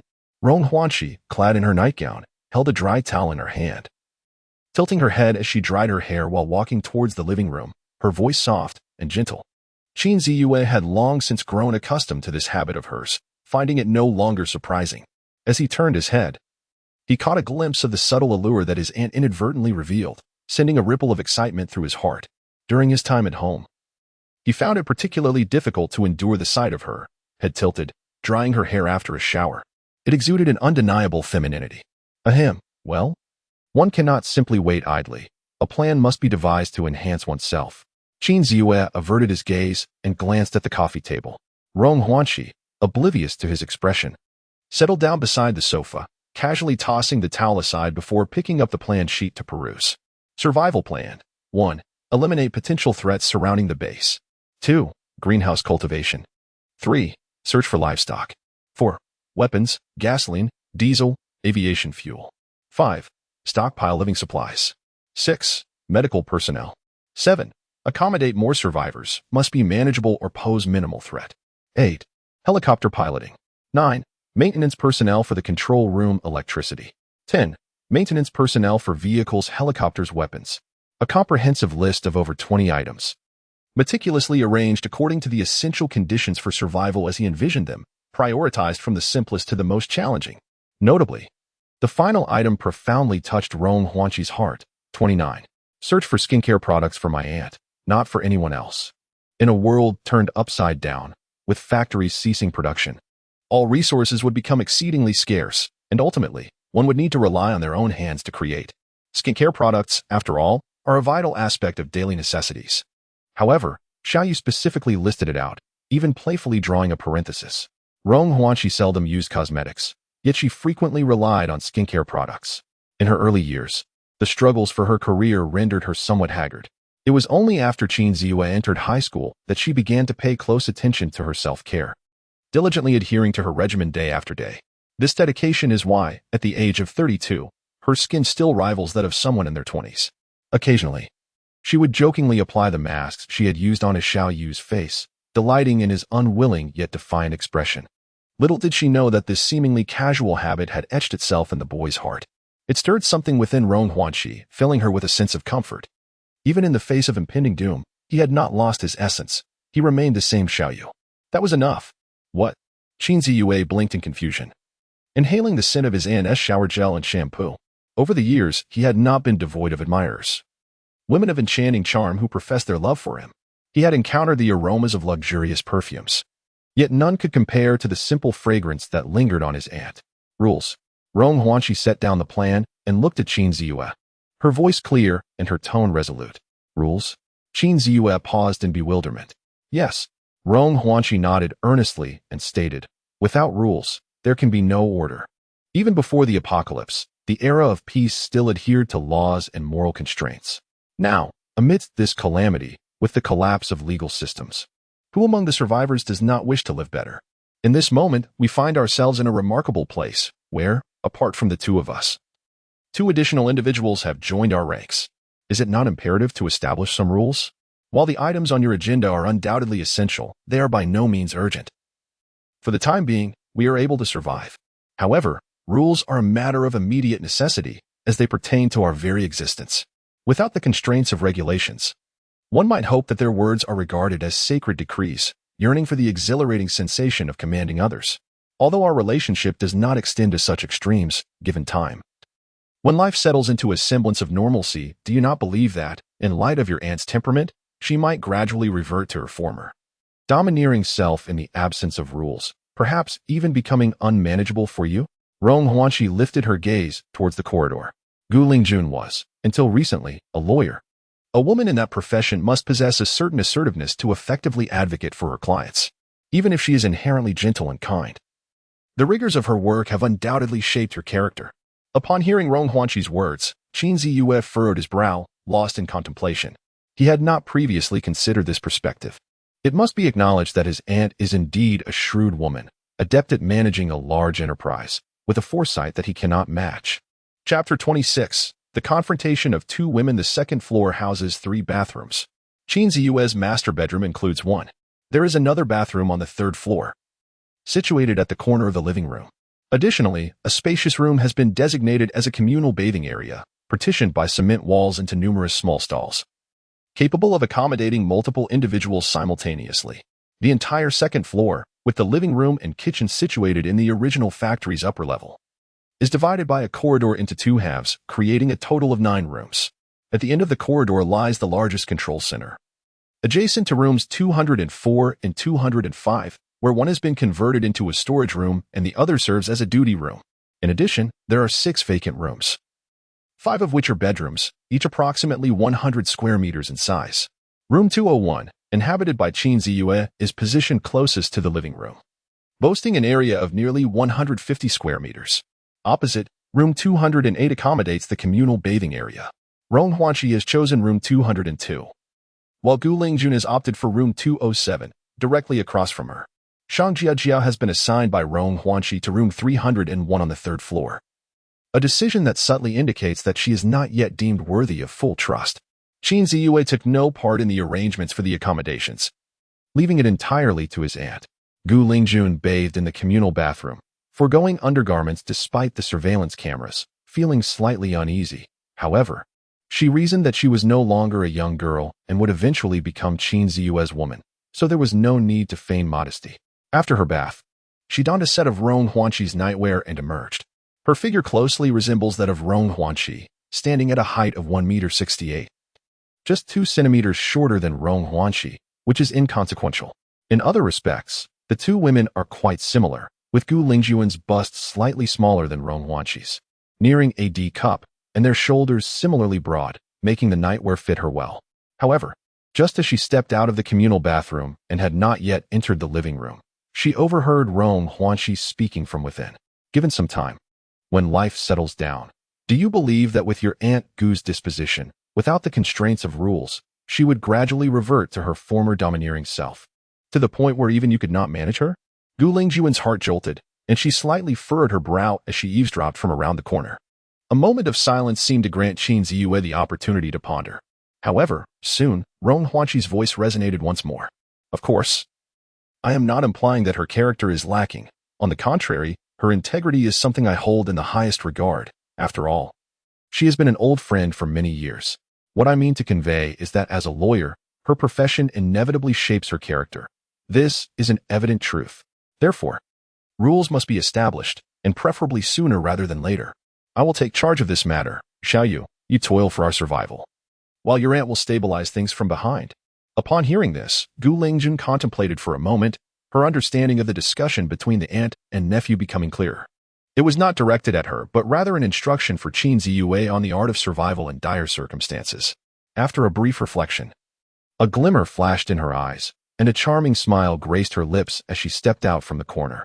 I believe that's a splendid idea, and I can assist in formulating the plan. Sister Rong, what are your thoughts? Gu Lingjun entered the living room, her smile radiant as she looked at Rong Huanqi, promptly reminding her, Sister Rong, do not forget what I specialize in.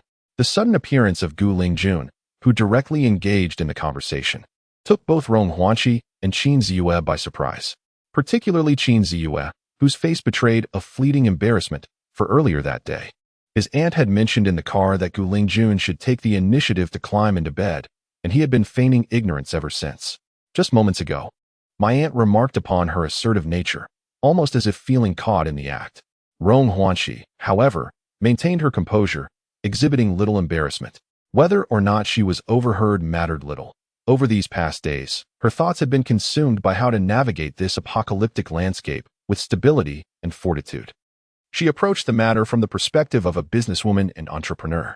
When it comes to survival, the distinction between right and wrong is but a triviality.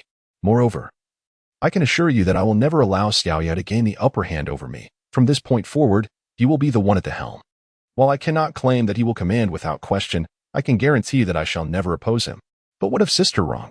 Gu Lingjun, with a beaming smile, graciously accepted a cup of water and then, with a cheerful wink, handed it to Rong Huanqi. After presenting the water, she straightened up and articulated, as the saying goes, "Two tigers cannot coexist on the same mountain. If we are to establish rules, they must be made clear, whether regarding a nation or a company. There cannot be two leaders. I trust you understand this, Sister Rong." Listening to Gu Lingjun's words, Qin Ziyue felt a jolt within him. Particularly the mention of a leader stirred a certain restlessness in him. Yet, observing the tension between these two formidable women, he wisely chose to remain silent, opting instead to watch the unfolding drama. It was evident to any discerning eye that Gu Ai was challenging Xiao's authority, perhaps as a result of earlier events, intentionally prodding her to lose face. Nevertheless, Qin Ziyue understood that Gu Ai was not the type to be inconsiderate. Her current jabs at Xiaoyi were merely playful banter between close friends. Confronted by Gu Lingjun's audacious provocation, Rong Huanqi elegantly lifted her cup, taking a delicate sip of water before placing it back on the tea table. The entire process exuded calmness, grace, and poise. "It is reassuring that you can think this way. It honors our friendship. We shall continue to be good friends," she remarked. After setting down the cup, Rong Huanqi smiled and raised her head, her lips curving into a charming arc, her eyes sparkling with a sense of satisfaction. Gu Lingjun was momentarily taken aback, her shoulders slumping as she sank despondently into the sofa, disregarding her posture and nestling into the cushions. She was deflated. Truly, this woman, an elite who rose from humble beginnings, was formidable. She felt utterly outmatched. "Well, my intention was for you to establish the rules, as you are a legal expert, which is your forte. However, we do not live in peaceful times. Certain rules cannot simply be lifted from the law. You must understand the rationale of applying strict measures in chaotic times," Rong Huanqi said, her expression radiant as she looked at the dispirited Gu Lingjun, gently nudging her shoulder. Gu Lingjun rolled her eyes, letting out a frustrated huff. Rong Huanqi chuckled softly, knowing her friend had acquiesced. In fact, she had contemplated this arrangement earlier in the car. Envisioning Gu Lingjun as the one to lay down the rules, it was prudent to entrust professional matters to those who excel in them. Even if Gu Lingjun had not stepped up earlier, Rong Huanqi had ways to ensure compliance. This time, Gu Lingjun refrained from any further protest, solemnly nodding her agreement. While jesting was one thing, she was capable of discerning the gravity of the situation. Qin Ziyue, seated nearby, observed the two women with a mix of bewilderment and growing admiration for his aunt. Indeed, the aunt possesses remarkable finesse. There is always someone more adept, and she managed to pacify the bristling Aunt Gu with just a few words. If this were a palace intrigue drama, the aunt would undoubtedly be the protagonist who survives until the very end. Chapter 27. I Can Fight 2, April 6th, Day 5 of the Apocalypse. Upon awakening, Qin Ziyue first glanced at the surveillance center. Seeing Gu Lingjun seated inside, monitoring the screens, he felt relieved. After exchanging greetings, he proceeded to freshen up. In the kitchen, the aunt was preparing breakfast. Among the supplies scavenged from the supermarket were some frozen foods, rice, and vegetables, although not in abundant quantities. The factory's convenience stores primarily stocked snacks and beer, which were quickly consumed, with fewer staples like rice, oil, noodles, and vegetables. Shang Jiejia was assisting in the kitchen. Everyone had their respective tasks. If one disregarded the menacing zombies outside the walls, it was undeniably a picturesque scene. In the dining room, a long rectangular table could accommodate over a dozen people. Before breakfast, Qin Ziyue retrieved the cultivation manuals for chili peppers and eggplants, studying them while eating. "Little you, what are you perusing?" Gu Lingjun inquired, glancing over as she ate scrambled eggs and sipped milk through a straw. Qin Ziyue, seated at the head of the table, had Rong Huanqi to his left and Gu Lingjun to his right, with Shang Jiejia seated next to Gu Lingjun. Qin Ziyue slid the manual over for her perusal. "Chili. Cultivation. Manual?" Gu Lingjun enunciated each word, then curiously looked up at him, perplexed. "Are you planning to plant now? But where would you plant them?" She had thought that searching for seeds was a preparation for the future, never anticipating the urgency of the task. Shang Jiejia, who had been engrossed in her meal, suddenly lifted her head, her eyes sparkling with excitement. "There are still several underground levels, with intelligent greenhouses. To the northwest of the base, there is a mountain, and I plan to cultivate a portion of it for growing crops in the future," Qin Ziyue explained while eating. Gu Lingjun responded with a soft "oh," showing little surprise. Since entering the base, the scene she had witnessed had left her somewhat numb. Even if Qin Ziyue mentioned that the base had an aircraft carrier, she would believe it. Qin Ziyue turned his gaze to Shang Jiejia, noticing that she seemed to have something to say, and he smiled gently, prompting, Jiejia, do you have something to share? Shang Jiejia bit her lip, placed her chopsticks down, and with her hands resting on her thighs, she looked at Qin Ziyue with a hint of shyness in her flushed face, hesitating before saying, well, I can plant. During my winter and summer breaks, I used to farm in the countryside with my grandfather. Living in such a wonderful place filled her with anxiety. She could sense that, although she was physically present, she had not truly integrated into this environment. She felt like an outsider. Yet, compared to Li Chao, this place felt like paradise. Really? Qin Ziyue replied, somewhat surprised, looking at Shang Jiejia with delight. Then after we finish eating, I'll take you down to give it a try. Okay. Shang Jiejia nodded obediently. Initially, she had thought she would just help with cleaning and assist the two aunts. To my surprise, this young girl possesses the ability to cultivate crops. By the way, in the countryside, isn't there a pressing concern regarding the livestock? Qin Ziyue lifted his gaze to the eager Shang Jiejia and inquired. You mentioned your grandfather resides in the countryside. Is it far from here? Shang Jiejia hastily set down her chopsticks, swallowing the morsel of egg she had just consumed, and looked at Qin Ziyue with a glimmer of joy. It shouldn't be too far. It's in Maoan Town, Shangjia Village. I usually walk there in about 40 minutes. She replied. After a moment of hesitation, her eyes sparkling with hope, she stammered, Brother Ziyue, will you help me rescue my grandfather? She understood that, given the prolonged apocalypse, her grandfather was likely no longer alive. Yet, without having witnessed it herself, a flicker of hope remained in her heart. Does your grandfather raise any livestock, such as cattle, sheep, chickens, or ducks? Qin Ziyue sidestepped her question, refraining from directly agreeing to help. Upon hearing this, Qin Ziyue felt a sense of relief. After a moment's contemplation, he said to Shang Jiejia, let us wait a couple more days. I'll modify the truck, and then we can go. Livestock are quite large, and with the current constraints, we could only transport 3 or 4 at a time. He sighed and added, unfortunately, no one can pilot a helicopter, otherwise. We could have checked on your grandfather's situation sooner. But do not harbor excessive optimism. The apocalypse is undeniably harsh, and there is no need to deceive her with empty platitudes about a beautiful world. Just as his words settled in the air, Shang Jiejia, torn between joy and sorrow, lowered her head. Suddenly, the previously silent Gu Lingjun spoke up. I can fly. Sitting up straight, she gazed at Qin Ziyue with an expression that suggested she was offering a treasure. Qin Ziyue and Rong Huanqi simultaneously turned their heads, their gazes sharply fixated upon her. Are you jesting? You can pilot an aircraft? Rong Huanqi pouted, urging her to refrain from causing mischief. Gu Lingjun, feeling indignant, retorted, why can't I? Do not underestimate me. Not only can I fly, but I can also fight. Stung by her own words, Gu Lingjun instinctively let slip a crude remark. Although she was a lawyer, appearing polished and glamorous, resembling a goddess, that was merely a facade. However, with Qin Ziyue present, she quickly realized her misstep, her cheeks flushing crimson. Rong Huanqi also blushed, casting her an awkward glare. Shang Jiejia, initially intrigued, for according to Qin Ziyue, if one could pilot a helicopter, they might see their grandfather sooner, felt her face grow warm upon hearing Gu Lingjun's crude comment. She hastily bent over her meal, pretending to be oblivious. Though her ears were perked up, Gu Lingjun, unable to meet Qin Ziyue's gaze, cleared her throat, her eyes darting around as she awkwardly shifted the topic, explaining, ahem. It's just a helicopter, not a commercial airplane. What is so strange about my ability to fly? I once won a case for a wealthy client who owned a helicopter. I practiced several times, and on one occasion, I even flew it into the city. Chapter 28, Xihe Electronics Factory. The little bird-armed light helicopter measures 9.94 meters in length, 2.48 meters in height, with a rotor diameter of 8.3 meters, a maximum speed of 282 kilometers per hour, and a maximum range of 430 kilometers. Equipped with a 70mm rocket launcher, a 7.62mm machine gun, and a 30mm cannon. This formidable helicopter was procured by Qin Ziyue after he squandered an entire day in the game.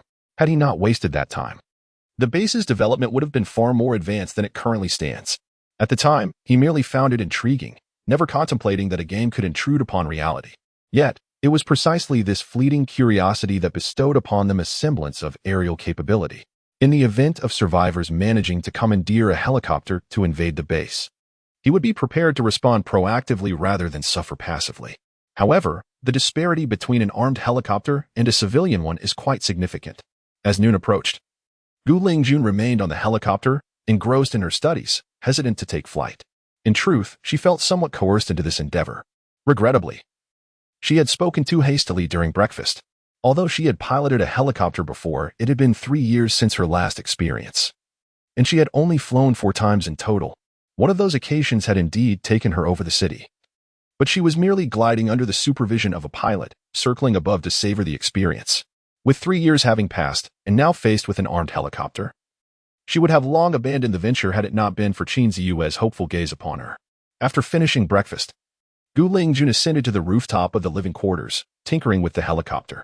Meanwhile, Qin Ziyue took his aunt and Shang Jiajia directly to the 3rd underground level, where the advanced intelligent greenhouse was located. After Shang Jiajia mastered the control of the intelligent equipment, she remained inside to begin cultivating vegetables. Subsequently, he guided his aunt on a tour of other areas within the base. Certain highly confidential locations, such as weapon storage facilities, safe houses, and server rooms, were shown to my aunt without reservation. However, the remote control in her possession lacked the necessary permissions to access the weapon storage and safe house control systems. Only Qin Ziyue could unlock these controls through the base system. This was not a matter of distrust towards my aunt. Rather, it was a precautionary measure in the event that she were to be compromised or if the remote control were to be lost, allowing for a buffer of safety. Although such a scenario seemed unlikely, it was prudent to be prepared. After her tour, my aunt proceeded to the greenhouse to assist Shang Jiajia. Meanwhile, Qin Ziyue ascended to the rooftop to observe Gu Lingjun piloting the helicopter. "Gu auntie, are you sure you can handle this?" he inquired, having watched for nearly an hour. Unable to contain his curiosity, Gu Lingjun, feeling somewhat embarrassed and her cheeks flushed, replied with a wavering voice, "This is an armed helicopter. I usually operate civilian ones. The distinction is significant. However, I believe I'm ready to give it a try. Just be careful," Qin Ziyue exclaimed, hastily retreating. Watching him dart away with the speed of a rabbit, Gu Lingjun couldn't help but smile slightly before focusing intently, adjusting her helmet and ear protection. She opened the fuel valve, released the rotor brake, and checked the compass direction along with all the instruments. With precision, she engaged the fuel, closed the throttle, started the engine, and disengaged the clutch. She increased the throttle, corrected the horizon gauge, and heated the vaporizer. After a series of intricate operations, Gu Lingjun, with her heart racing, grasped the control stick and gradually lifted off. The propellers churned the air, creating a powerful gust of wind that enveloped the surroundings. Qin Ziyue leaned against the railing of the rooftop, his eyes wide with astonishment as he watched the helicopter ascend slowly into the sky. He could scarcely believe that Aunt Gu could actually pilot one. After taking off, the helicopter hovered briefly above before heading toward the main gate.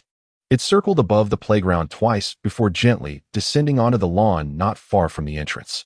Remarkable. Qin Ziyue hurried downstairs. "How was that?" Gu Lingjun stood proudly before the helicopter, her chin raised and a smile illuminating her features as she gazed at the breathless Qin Ziyue, who was rushing over. "This is going to make things so much easier," he exclaimed, nodding vigorously and giving her a thumbs up. "Aunt Gu, you truly are incredible." "Of course," Gu Lingjun replied, her pride evident as she arched an eyebrow. Come, let's take a few more laps to get familiar with it. Tomorrow morning, we shall head to Shangjia village." Qin Ziyue jumped aboard the helicopter, waving at Gu Lingjun. Without hesitation, she joined him, engaging in a series of intricate maneuvers. "Where shall we fly?" she inquired once they were airborne. With their headsets on, equipped with radio communication, they could hear each other clearly despite the noise. About 4 to 5 kilometers from the fortress base, near the entrance of the industrial park, Xihe Electronics is a factory specializing in the precision processing of high-tech electronic devices, employing over 100,000 individuals under its corporate umbrella, making it one of the largest taxpayers in Jiangnan City. The Dingxin Industrial Park branch alone houses nearly 30,000 employees. The vast expanse of the factory occupies almost 1/5 of the entire industrial park, with the production facilities stretching from the main entrance right to the center of the park. The factory is divided into 4 distinct zones: north, south, east, and west. The northern sector houses the warehouse and rooftop. Jiang Lan, a woman of striking presence clad in a professional OL outfit that accentuates her curvaceous figure, expresses her concern. "If we do not devise a plan soon, I fear we shall run out of food before nightfall. Beside her stands another woman, known as Zhang Lan, dressed in a sleek black suit, with a makeshift spear, an improvised dagger nearly a foot long, held together with transparent tape, propped nearby. This place is a refuge for a group of survivors, numbering over 30, predominantly women, with only 3 men among them. The majority of employees in the electronics factory are female. The leader of this assembly is Zhang Lan, who serves as the bodyguard to Huang Qime, the owner of Qime Electronics, while also fulfilling the role of head of the security team. Huang Qime, a once successful businesswoman, had painstakingly recruited Zhang Lan, a formidable and skilled individual, a veteran of the special forces, as her personal protector. Before the onset of the apocalypse, Zhang Lan accompanied her employer for an inspection of the premises. Unfortunately, the owner succumbed to the zombie plague, and in that critical moment, Zhang Lan decisively eliminated her boss, swiftly seeking refuge in a safe location. Once the situation was assessed, she led the surviving office staff to the warehouse, gradually sheltering many female workers who had fled in panic. The number of survivors once swelled to over 100. However, just yesterday, due to a severe food shortage, 87 individuals departed from her group. At this moment, Yang Yueying, the former office secretary, clad in the same OL attire she had worn for 5 days, stands quietly beside Zhang Lan, her face etched with worry as she speaks softly. She is responsible for managing the food supplies and distributing rations among the team members. Reflecting on the situation, she cast a glance at the door to the rooftop and remarked, "Among the remaining sisters, unrest is already brewing. Several are attempting to rally others to head towards the East District. What shall we do?" Chapter 29. The woman reluctant to compromise within the factory complex. The group of survivors was not limited to Zhang Lan and her companions. In the third-floor cafeteria of the East District, there existed another faction led by Zhang Wenjun, the former captain of the security team and a subordinate of hers. This group primarily consisted of security team members, male employees, and some of the previous female survivors, totaling over 200 individuals. Including the 87 women from yesterday, Zhang Wenjun's faction now exceeds 300 people, making it the largest assembly of survivors within the entire industrial park. The situation was unavoidable. Zhang Wenjun had taken control of the cafeteria, where resources were plentiful, alleviating any fears of hunger for those who chose to ally with him. In a factory housing 30,000 people, the cafeteria supplies were exceedingly abundant. Moreover, within the cafeteria building, there was a supermarket stocked with a diverse array of goods. 300 individuals could indulge themselves for several months. Who would choose to starve when sustenance was guaranteed? Zhang Lan had contemplated an alliance with Zhang Wenjun. On the morning following the apocalypse, she had reached out to him. However, his audacity was beyond measure. "Become my woman, and together we shall thrive in this apocalypse," were his exact words. Although her looks were not extraordinary, she was certainly not unattractive. With a slender and well-proportioned figure, an oval face, and a head of short hair, she presented a demeanor that was both capable and refreshing. Due to her profession, she had hardly engaged in any romantic relationships over the years. The only relationship she ever experienced was 3 years ago, shortly after her discharge from the military. However, it lasted less than 2 weeks before she was unceremoniously cast aside. Her boyfriend attempted to embrace her, but she instinctively countered with a swift maneuver, pinning him down in full view of passers-by. When he sought to get intimate, she retaliated with a punch that left him with a black eye. Since that incident, she has not engaged in another romantic relationship. Zhang Wenjun's impudent demands incited her to terminate the conversation abruptly.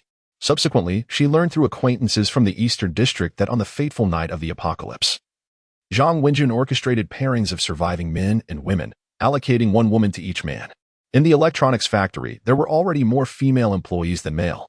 Although the Eastern District housed a considerable number of men, it amounted to fewer than 100, predominantly security personnel.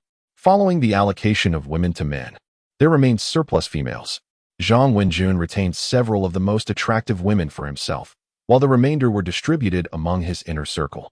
There, a distinct hierarchy prevailed, with Zhang Wenjun at the helm, followed by core members of the former security team, who meticulously controlled food supplies and various resources that could serve as weapons. Beneath them were the male workers, whose conditions, though not as favorable as those of the core members, provided ample sustenance and regular distribution of weapons. As they accompanied the women in clearing out zombies, the women occupied the lowest tier. Those who willingly conformed fared better. at least managing to fill their stomachs and avoiding the constant terror of the undead. Conversely, those who resisted subjugation faced grim consequences, enduring not only food rationing but also the relentless task of exterminating zombies to prevent them from breaching the dining hall. They are astute. Disobedient women may not find sustenance, yet they are not driven to starvation. Nevertheless, yesterday, over 80 women willingly joined the Eastern District faction for the sake of survival. Among them, some chose submission, while others opted to confront the zombies. Jiang Lan, with her military background, still harbors a belief in benevolence, even in this apocalyptic world. She is reluctant to intentionally offend or harm others. How could she possibly descend to their level of shamelessness? Yet, at this moment, the urgency for food has become paramount. The warehouse primarily contains electronic goods. It cannot compare to the cafeteria, which is stocked with ample provisions. The scant rations she possesses were scavenged by her and a few physically capable women. If necessary, she thought, let those who are willing to go forth do so. Each has their own intentions, and she cannot save everyone. After a prolonged contemplation, Jiang Lan weakly shook her head, feeling a deep sense of helplessness.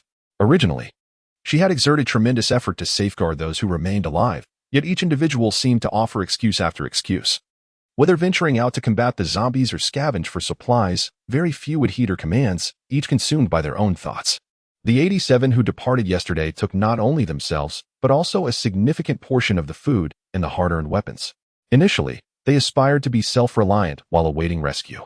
However, in just a few days, those who had gathered with such difficulty succumbed to the allure of self-indulgence. It is crucial, she could hardly voice her thoughts directly, much less impose restrictions, and could only allow others the freedom to come and go as they pleased. Yueying, if you can adapt to the environment in the East District and are afraid of starving, you may as well go there. My strength is too feeble to care for all of you, Jiang Lan said, turning to Yang Yueying, her voice tinged with helplessness. She had made up her mind. Given the current circumstances, it seemed rescue was unlikely. Rather than entangle herself with a group of individuals harboring various motives, passively awaiting demise, she would rather embark on a solitary quest for salvation. However, no sooner had she spoken than a sudden cacophony erupted. Swiftly turning her head, she beheld a helicopter gradually approaching from the distance, growing larger by the moment. Sister Jiang Lan, look. Jiang Lan was momentarily taken aback, her astonishment palpable. She had not anticipated the appearance of a helicopter, and judging by its design, it was evidently not civilian. Could it be a rescue? After recovering from her shock, she decisively instructed Yang Yueying, quickly, call for the others to come up. The more people there are, the greater our chances of rescue. Although there was only one helicopter, it might merely be on a search mission, if it were indeed a national rescue. The sight of numerous survivors would surely prompt them to contact the gathering point of the living and send someone to retrieve them. Understood. Yang Yueying responded promptly, then turned and hurried down from the rooftop. Inside the helicopter, Gu Lingjun focused intently on piloting, while Qin Ziyue scanned the ground with binoculars, both honing Gu Lingjun's flying skills and seeking to ascertain the number of survivors in the industrial park. Although many survivors may choose to remain hidden, the sight of a helicopter soaring through the sky inevitably stirs excitement in those who harbor hope, potentially revealing their presence. As the helicopter traversed from the base, he had already spotted 2 factories where survivors were present, albeit in small numbers. One was the Qixing toy factory, and the other was an abandoned facility not far from it, where 3 individuals, 2 women and 1 man, were located. The people at the toy factory merely gazed at the helicopter with cautious eyes, while the trio at the abandoned site expressed their joy, fervently waving their arms in a plea for rescue. However, under Qin Ziyue's directive, Gu Lingjun did not halt the helicopter's flight. When the helicopter reached the midpoint of the industrial park, Gu Lingjun suddenly pointed toward the northern section of the Xihe electronics factory and exclaimed, Ziyue, look over there. Qin Ziyue, peering through the binoculars, observed a group of women on the rooftop, elatedly waving and enthusiastically calling for help. Moreover, individuals were continuously emerging from the building. As Qin Ziyue scanned the faces of those survivors, he noted their exuberance, seemingly oblivious to the fact that their cries could attract the attention of nearby zombies. The layout suggested that this was a warehouse, 3 stories high. Looking down, he saw the zombies wandering on the ground, drawn to the commotion and crashing against the warehouse walls. Qin Ziyue signaled for the helicopter to hover in place and continued to survey other areas with his binoculars. Knowing that this was a branch of the Xihe electronics factory, which employed a substantial number of workers. With so many employees, it was likely that more survivors were present than just those few. As anticipated, mere seconds later, through the lens of his telescope, he discerned a group of survivors to the east. This contingent was notably larger, comprising a significant number of men. Some were peering in this direction from the rooftop, clearly alerted by the sound of the helicopter, while others were engaged in exterminating zombies below. To his astonishment, he noted that more than two-thirds of the team tasked with dispatching the undead were women. Evidently, they had implemented effective protective measures. The cafeteria appeared to be fortified on all sides, with its main entrance barricaded by wooden planks and various debris, leaving only a narrow passage for entry. Surrounding the building, an array of vehicles, bicycles, and barbed wire formed a defensive perimeter, with the majority of the zombie-clearing team operating within this enclosure. What struck him even more was the apparent indifference of the Eastern survivors upon spotting the helicopter. They exhibited no signs of distress, observing the scene with a detached demeanor, while their comrades continued their relentless battle against the zombies. It was evident that, in contrast to the survivors to the north, those in the east displayed a greater sense of discipline and possessed the requisite skills to endure in this apocalyptic landscape. Redirecting his gaze towards the women on the warehouse rooftop who were clamoring for rescue, Xihe could only shake his head in disbelief. How foolish. Their lack of organization rendered them a chaotic mass. It was clear that this group suffered from a deficiency of a shrewd leader. In stark contrast, although the women in the east appeared somewhat disheveled, their prospects for survival were significantly brighter than those of their counterparts at the warehouse. Nevertheless, from his vantage point, it was evident that the survivors in the eastern cafeteria posed a far greater threat than those clustered around the warehouse. At the canteen, the presence of men was notably greater, their physical prowess and strength inevitably posing a threat, and their organizer was evidently a shrewd individual. As for the warehouse, if ignored, it would not be long before it was consumed by the forces at the canteen. After a moment of contemplation, Xihe seized the megaphone and addressed the women on the rooftop who were desperately calling for help. I advise you to remain silent. Upon hearing this, the women behind Jiang Lanyan and Yang Yuing immediately ceased their clamoring, exchanging glances before gazing longingly at the helicopter. Noticing their quietude, Xihe lamented, "Ladies and gentlemen, I regret to inform you that I am not here to rescue you." At these words, Jiang Lanyan's expression dimmed, and the other women's faces shifted dramatically as they whispered amongst themselves. Yet, the helicopter continued to hover above, and a glimmer of hope still lingered in their eyes. However, Xihe's next statement extinguished what little hope remained. Moreover, I must convey some unfortunate news. The world has succumbed, and there will be no further rescue. To survive, one must rely on oneself. Depending on others will ultimately render you mere fodder for the undead. Upon hearing his words, Jiang Lanyan's resolve solidified. The only path to survival was to escape. Remaining here meant awaiting death. After a moment's thought, she procured a piece of sturdy cardboard and inscribed with a permanent marker, "Could you provide us with some support or sustenance?" Having completed her message, she raised the cardboard high. She yearned for survival, but it would be even more gratifying to bring others along in this quest for life. Through the lens of a telescope, Xihe chuckled at the words she had inscribed. This was a group of individuals waiting for fortune to fall from the heavens. It was confirmed once more that they were not allied with the survivors from the eastern cafeteria. "How many of you are there, and what weapons do you possess?" Xihe inquired. Jiang Lan hastily lowered the cardboard, while Yang Weiying rushed to assist her in holding it up. She swiftly wrote, 32 individuals, homemade melee weapons. Xihe pondered for a moment before gesturing for Gu Lingjun to land the helicopter on the rooftop. As Jiang Lan and the others witnessed the helicopter descending, they instinctively retreated, especially the previously despondent women, whose eyes now sparkled with renewed hope. Even if the individuals were not part of a rescue team, the presence of a helicopter signified a certain level of resourcefulness in this apocalyptic world. Being able to secure a ride would undoubtedly be preferable to starving in this desolate place or facing servitude at the hands of those in the Eastern District. In that fleeting moment, as they gazed at the descending helicopter, the women began to entertain hopeful calculations in their minds. However, in the next instant, their expressions turned to disbelief as Xihe leaped from the helicopter. Clutched in her hands was a compact submachine gun, a weapon only seen in action films. With a pistol holstered at her waist and a peculiar, glinting knife strapped to her thigh. They were mere laborers, with scant knowledge of weaponry, making it unlikely they would recognize such a formidable cold weapon as the dogleg knife. As the fully armed Xihe approached, The women recoiled in fear, their eyes trembling, and the thought of accompanying her swiftly dissipated. As Jiang Lan observed the fully armed Qin Ziyue, her eyes slightly narrowed. Qin Ziyue surveyed the surroundings and inquired of the three men in the group, "Who among you is the leader?" The crowd fell silent, their gazes shifting towards Jiang Lan and Yang Weiying. After a moment of contemplation, Jiang Lan sighed and stepped forward, declaring, "It is I." Qin Ziyue regarded Jiang Lan with surprise before feigning ignorance, asking, "Why do you not unite with the survivors from the Eastern cafeteria?" He raised an eyebrow, seemingly unfazed by her demeanor, and his smile deepened. Jiang Lan, meeting his gaze, retained her composure and retorted with a cold laugh, "Are you here to reprimand me? What authority do you possess, merely because you wield a weapon and sit in that lofty helicopter?" She felt overwhelmed, her comrades disunited, food critically scarce, and trapped in the warehouse with the ever-watchful Zhang Wenjun from the Eastern District. The anxiety was stifling. When she finally saw the helicopter arrive, she had hoped for salvation, only to be met with a harsh lesson. Who could endure such treatment? Yet, in the face of her indignation, Qin Ziyue remained unperturbed, responding with a calm smile.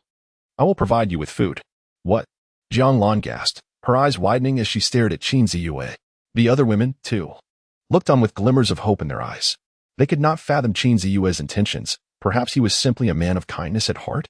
However, Jiang Lan held a different perspective amidst the bustling crowd, where transactions abound.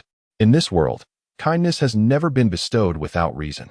A period of tranquility and prosperity is a mere illusion, especially in this age of moral decay.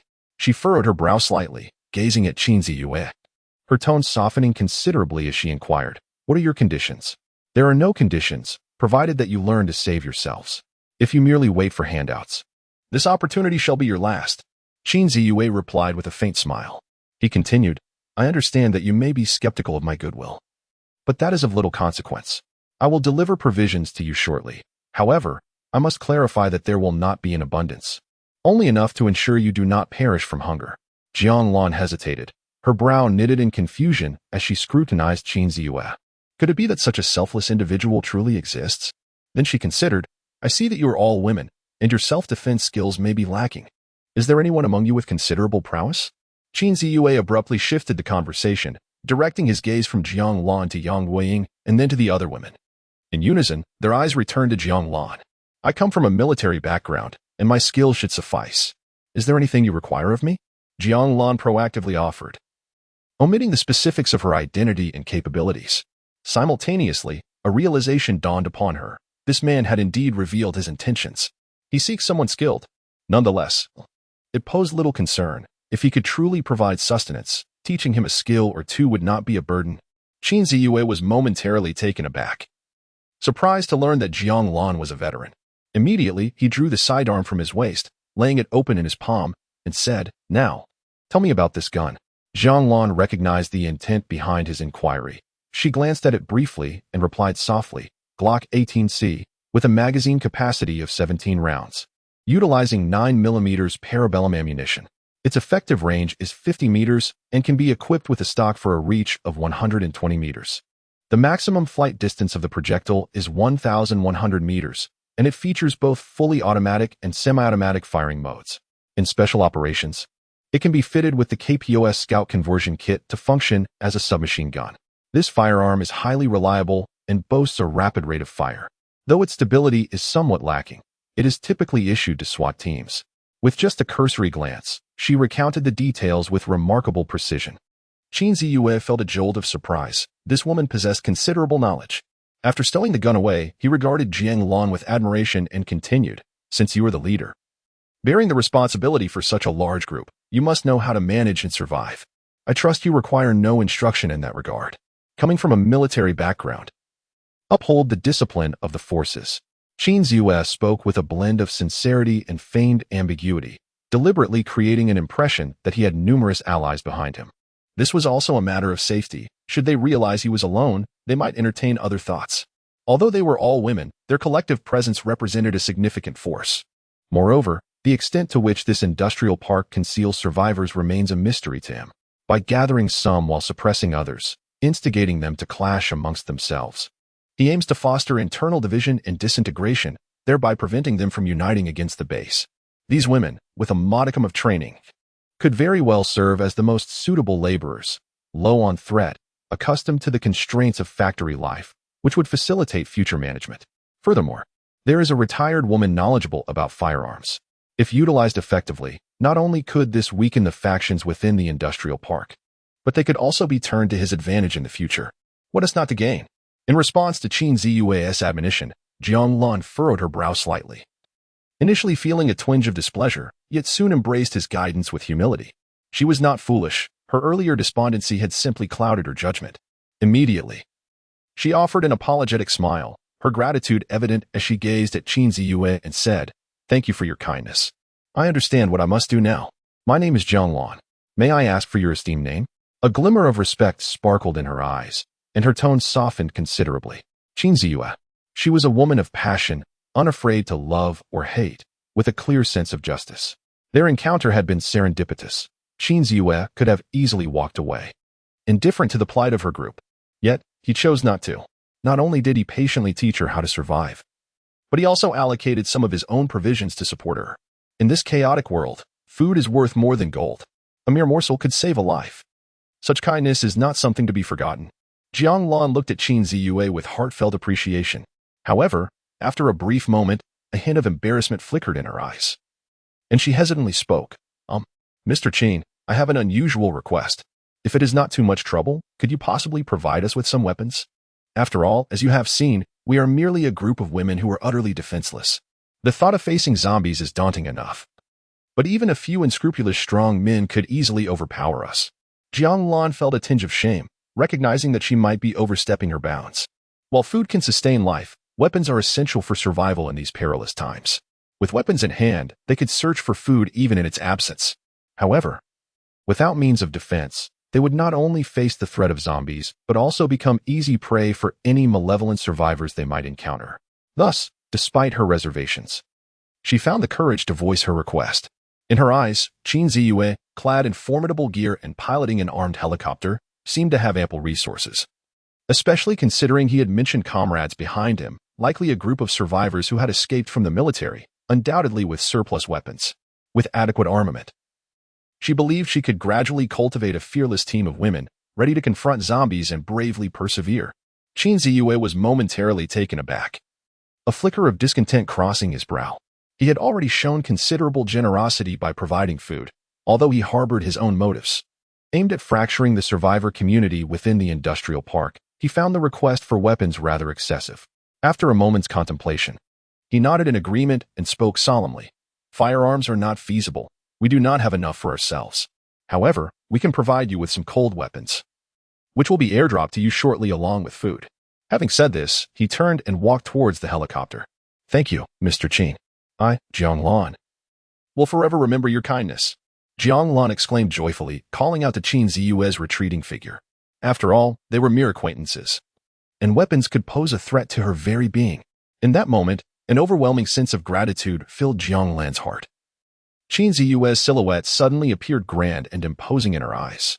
Although they were merely cold weapons, their durability and sturdiness far surpassed her makeshift armaments. Her self-crafted spear often went awry before even being properly utilized. As she observed Qin Ziyue confidently stride towards the helicopter, casually waving his hand in the air, her heart skipped a beat, and her eyes sparkled with a profound sense of hope. For the first time since the apocalypse, she felt warmth, even if it was just the carefree outline of his back. Chapter 32. I do not kill, yet others seek to kill me, brother. That man has left. It seems the negotiations did not go well, and he did not take anyone with him. In the dining hall of the East District, Wang Hailong, dressed in a sleek suit with impeccably styled hair, stood before Zhang Wenjun, quietly reporting. Before the apocalypse, he served as the production department manager and concurrently as the head of the assembly plant. Now he was the second in command of this team, having garnered the loyalty of over 300 individuals in the dining hall, with his position subordinate only to Zhang Wenjun. At this moment, he and Zhang Wenjun stood at a corner of the cafeteria rooftop, peering through the sole telescope at the commotion near the Northern District's warehouse. Upon hearing his words, Zhang Wenjun, clad in a security uniform, shook his head, narrowing his eyes slightly as he remarked, "Not necessarily. That helicopter operative does not appear to be sent by higher-ups to rescue survivors. It seems they have reached some sort of agreement." Zhang Wenjun furrowed his brow in contemplation for a moment before solemnly addressing Wang Hailong. Here's the plan. Manager Wang, arrange for someone to keep watch over the warehouse. If anyone emerges, report immediately. The women are of little consequence. The key figure is Jiang Lan. She's formidable and must be captured. Even if we cannot subdue her, we cannot allow her to oppose us. Understood. Wang Hailong promptly nodded in agreement. Just as he was about to leave to deploy personnel, Zhang Wenjun called out to him. Pausing to say, Qian Yuling mentioned an intention to bring people to our side. Have someone relay to her that if she can persuade half of those across to join us, I will accept her terms.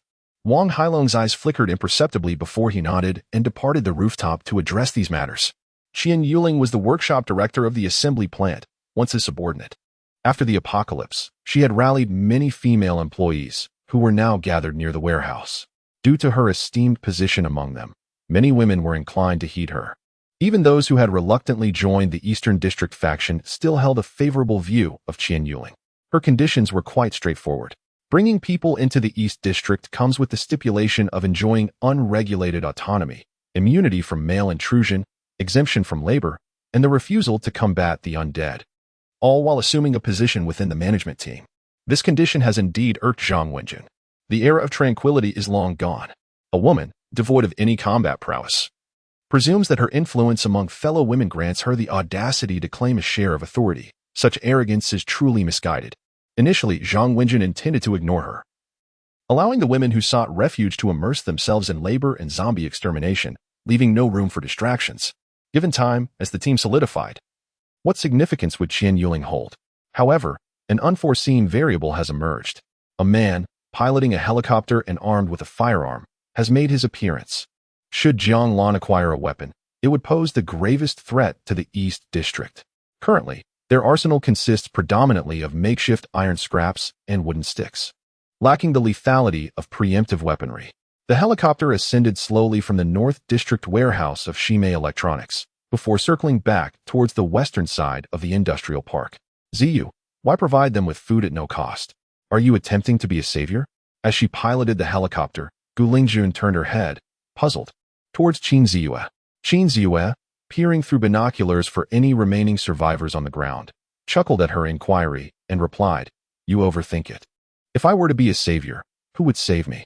Having articulated his rationale, he further elucidated that the survivors within the industrial park, regardless of their numbers, posed a latent menace to the base. While summary execution might seem a viable option, his armament was insufficient, and the unseen adversaries remained beyond his reach.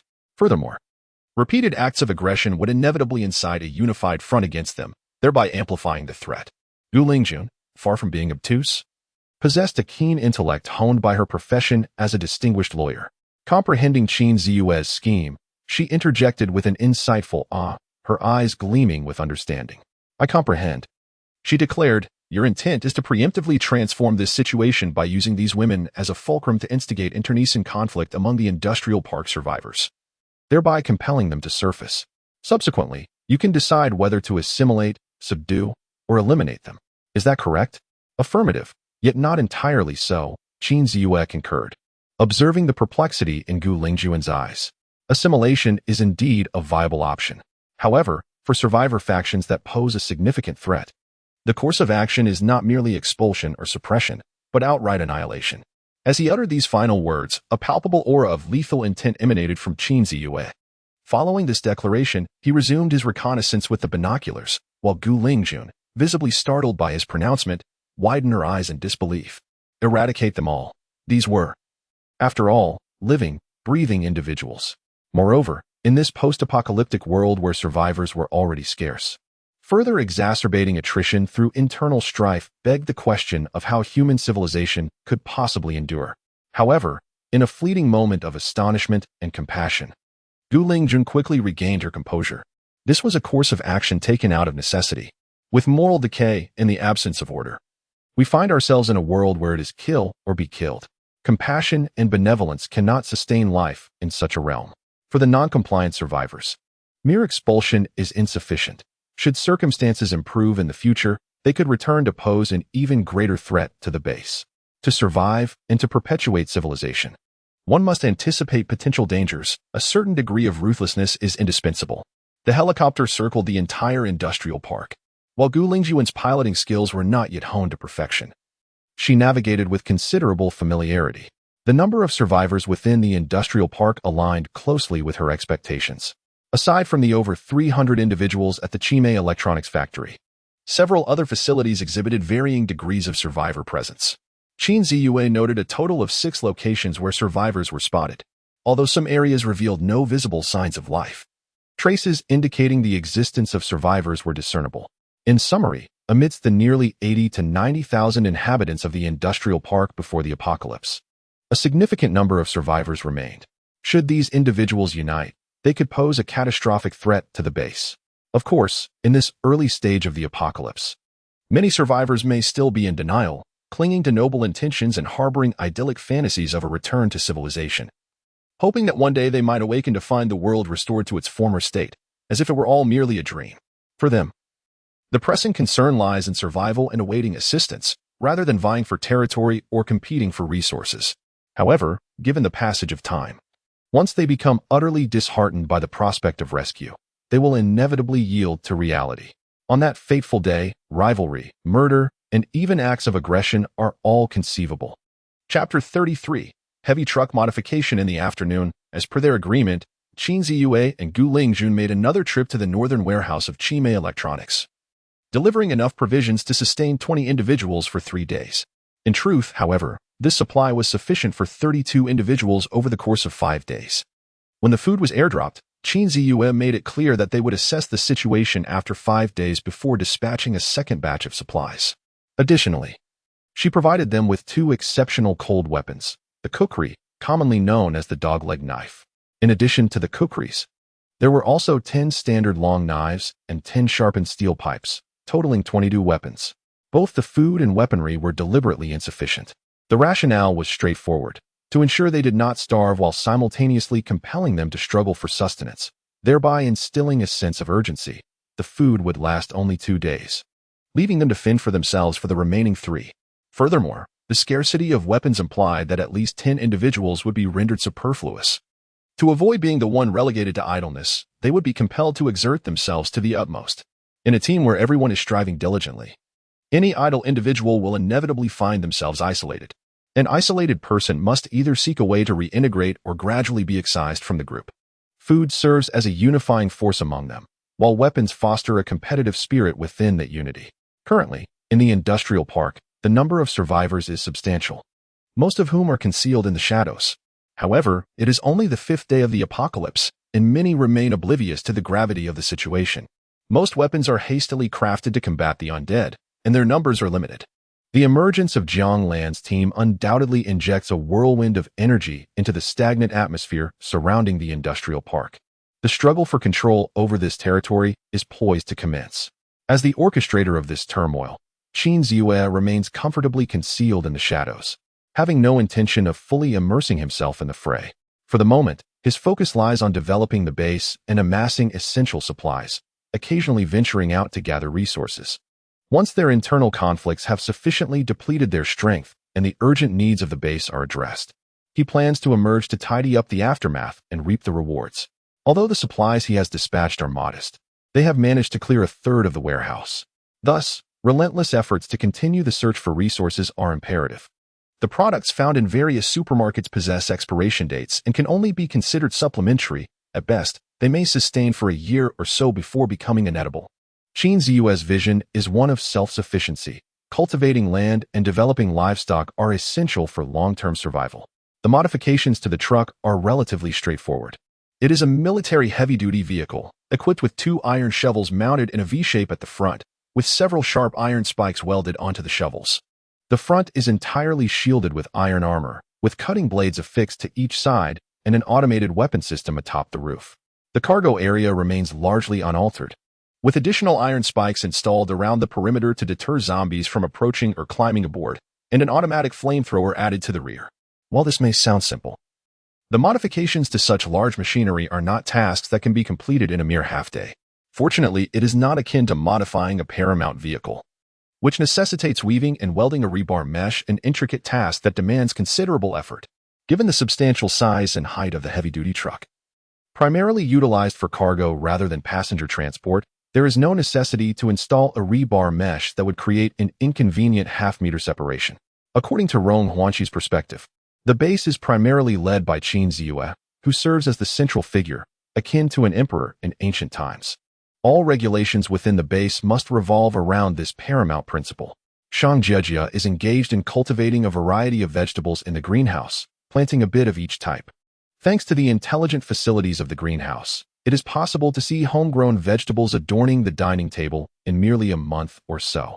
Meanwhile, her aunt, Rong Huanqi, is on duty in the monitoring room. Everything appears to be in meticulous order. However, it is evident that there is a shortage of personnel. Whether it involves planting, modifying and repairing vehicles, or overseeing the monitoring center and maintaining the server room, there is a pressing need for manpower. Certain areas, such as the server room, medical facility, and electrical system maintenance, particularly require specialized technicians to be competent. The road ahead is long and arduous. As dusk approached, Qin Ziyue emerged from the automotive repair workshop and entered the living room.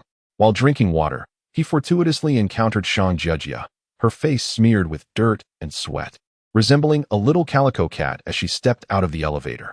Upon seeing Qin Ziyue, the exhausted Shang Jie paused momentarily, then quickly gathered her spirits. Cautiously gazing at him as she softly stated, "Brother Ziyue, I have planted a plethora of vegetables, peppers, eggplants, and bok choy. Tomorrow, I plan to sow some green beans, cabbage, and radishes." Shang Jie appeared rather reserved, her small hands clasped together, her large, innocent eyes anxiously fixed on Qin Ziyue as she reported the day's achievements. Qin Ziyue set down his water cup and smiled, observing the exhausted Shang Jie. "There's no rush. You need not tire yourself so much. By the way, we shall refrain from planting tomorrow. In the morning, we will assess the situation, and if the weather permits, we can visit your grandfather in Shangjia village." Shang Jie was momentarily taken aback, but her face quickly blossomed with joy, her voice rising an octave in excitement as she exclaimed, "Really?" She joyfully leaped twice in place, only to be overcome with bashfulness, her cheeks flushing as she looked at Qin Ziyue with a mixture of exhilaration and trepidation, her eyes sparkling with delight. "Thank you, Brother Ziyue." Having harbored little hope previously, this news undeniably brought her immense joy. "Not at all. By the way, how long do you think it will be before we can enjoy the vegetables you have planted?"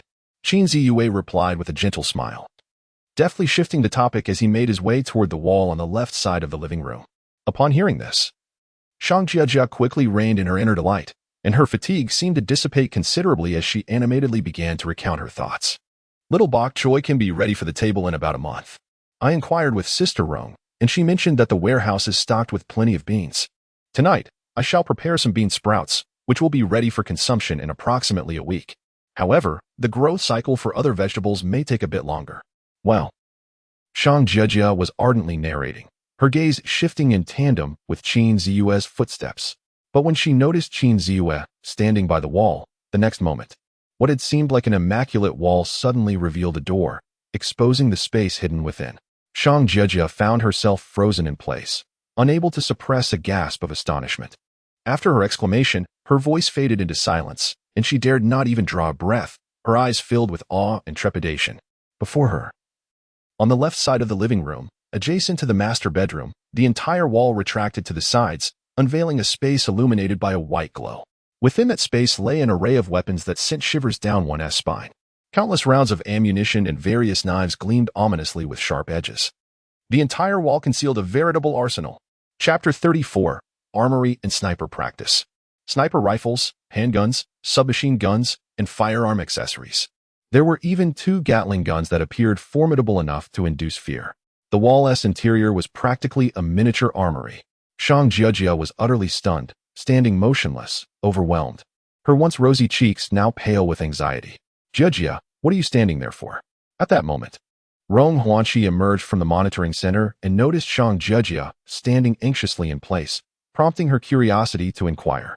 This wall served as a shared barrier between the master bedroom and the living room, adjacent to the corridor, thus she had not spotted Qin Ziyue. "Rong. Sister Rong." Upon hearing Rong Huanqi's greeting, Shang Jie swallowed hard, her voice tinged with nervousness. Rong Huanqi furrowed her brow and quickened her pace. As she rounded the corner, she was startled by an intense glare of bright light, and upon turning around, she discovered that the wall concealed a hollow space within. Upon recognizing the array of weapons displayed on the wall, her expression mirrored that of Shang Jiajia, revealing shock and disbelief. What on earth? Xiaoyu, why are there so many weapons? Rong Huanqi exclaimed, her eyes wide with astonishment as she stared at Qin Ziyue, though she was not well versed in firearms. She understood that these weapons far exceeded the specifications permissible for civilian use, and even general armed police units might not be equipped with such arsenal. Could it be that this fellow, Xiaoyu, had been preparing for today since before the apocalypse? Yet, in a time of peace, acquiring such high-caliber weaponry was no trivial matter. Moreover, Xiaoyu was merely a university student. It was inconceivable, as this thought crossed her mind. Rong Huanqi immediately dismissed it. She knew Xiaoyu well. In a time of tranquility, he would never engage in such a sensational affair. Over the years, the two had relied on each other, and in her heart, Xiaoyu was like her own child. How could she not understand him? Was it possible that this suddenly revealed base had always existed? Indeed, it must be so. Before Rong Huanqi could even pose her question, she had already deduced the answer within her heart. I only discovered this in the afternoon. It seems that this base must have possessed it all along. Fortunately, there is no immediate concern regarding weaponry. Qin Ziyue grinned and explained. In truth, this was something he had amassed from the game, primarily for the sake of collection, never having contemplated virtual invasions or the arrival of an apocalypse. However, such sentiments were not easy to articulate to his aunt. The base was an accidental find, and the weapons were no different. This surface armory could only accommodate a limited quantity of arms, likely sufficient to fully equip over half a squad.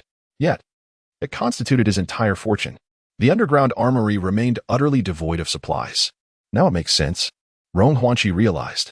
However, her gaze fell upon Qin Ziyue, who had already taken up a sniper rifle and was counting bullets, and a wave of concern washed over her. With eyes brimming with care, she gently cautioned, Xiaoyu, you must be careful. Take your time to practice. Never rush and risk a misfire. She understood that having sufficient weapons necessitated practice and shooting to bolster the base's strength.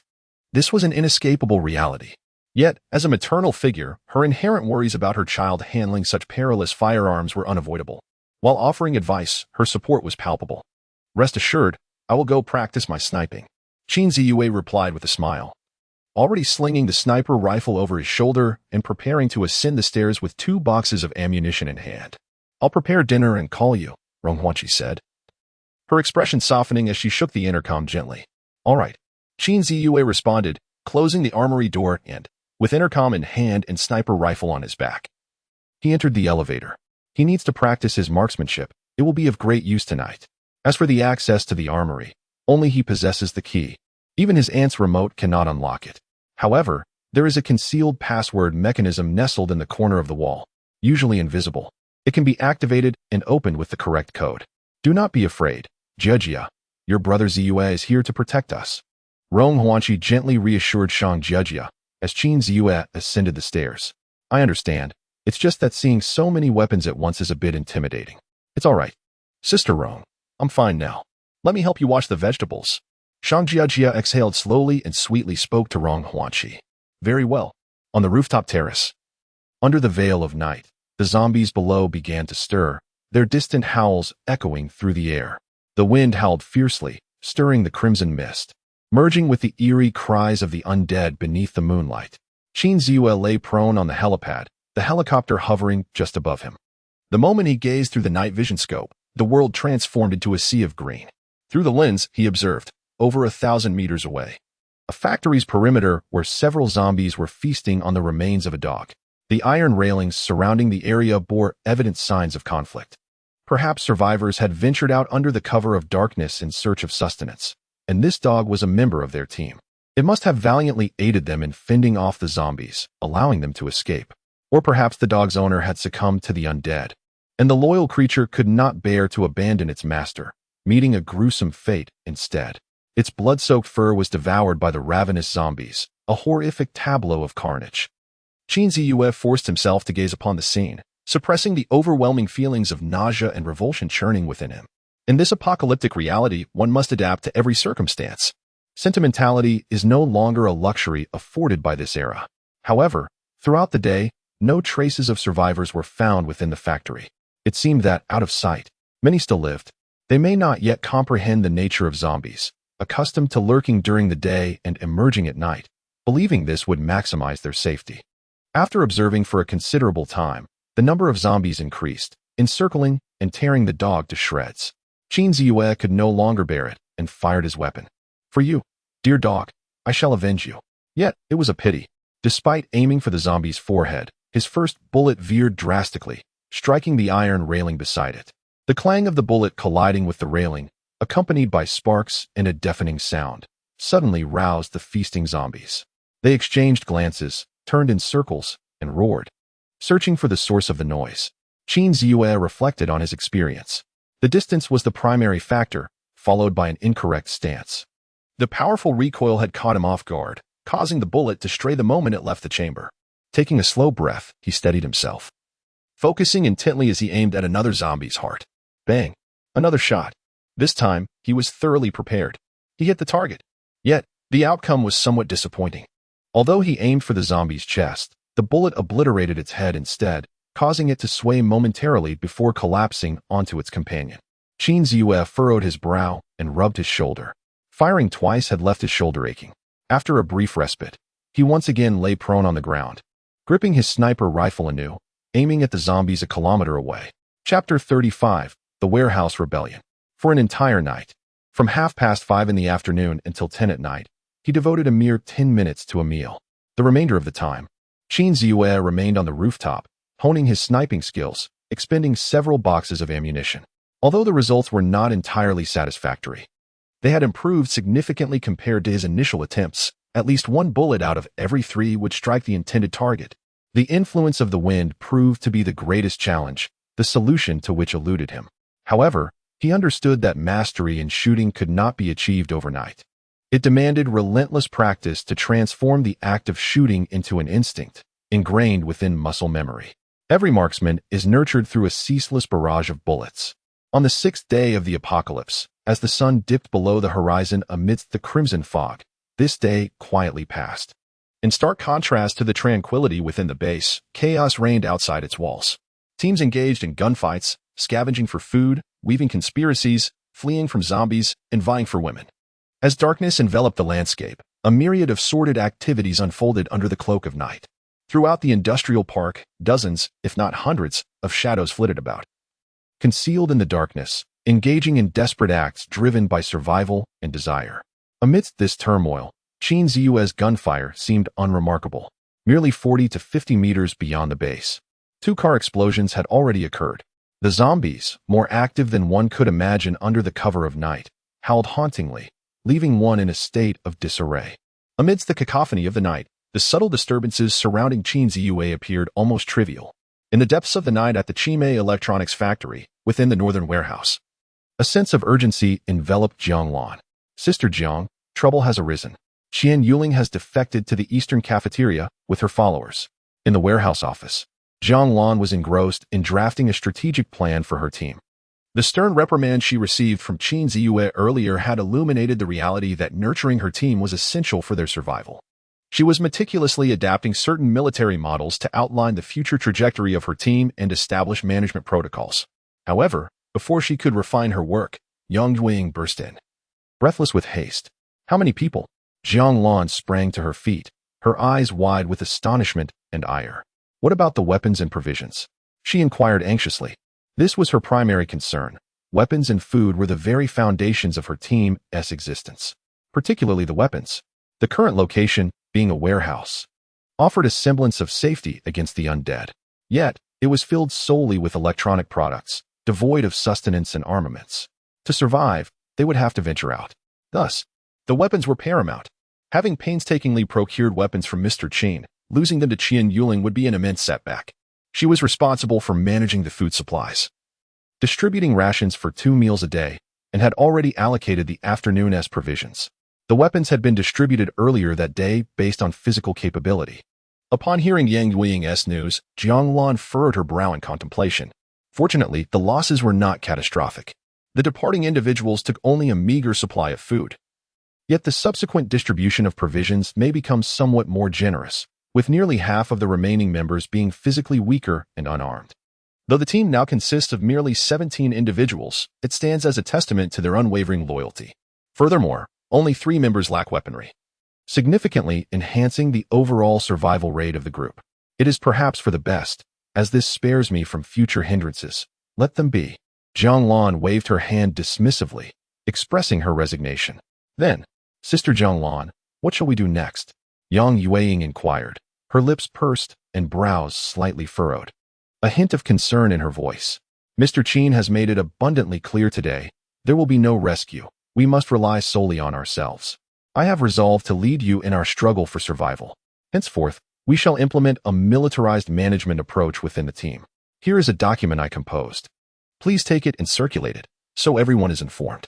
Without the inclination to refine it further, Zhonglan handed the handwritten 2-page note to Yang Yueying, adding, if, after reading this document, anyone feels unable to accept it and wishes to depart, I, Zhonglan, will not obstruct their choice, but the food and weapons must remain. Yueying, I hope you can assist me, Zhonglan said earnestly, gazing deeply into Yang Yueying's eyes. She had long understood that Qin Ziyue was correct. Rescue would not come. This calamity had erupted on a grand scale, leaving scarcely 1 in 10 survivors, indiscriminately affecting all, regardless of wealth or status, gender or age, beauty or plainness, health or frailty. Having a military background, she comprehended the profound bonds that exist among comrades. Witnessing comrades transform into zombies and turn against oneself, at that moment, it is utterly heart-wrenching to even contemplate firing upon them. A mere second of hesitation could envelop an entire camp in catastrophe. Yet, she had merely clung to her fantasies. The arrival of Qin Ziyue shattered those illusions. However, simultaneously, it blossomed into a new glimmer of hope. In the dark of night, under the cover of a moonless sky.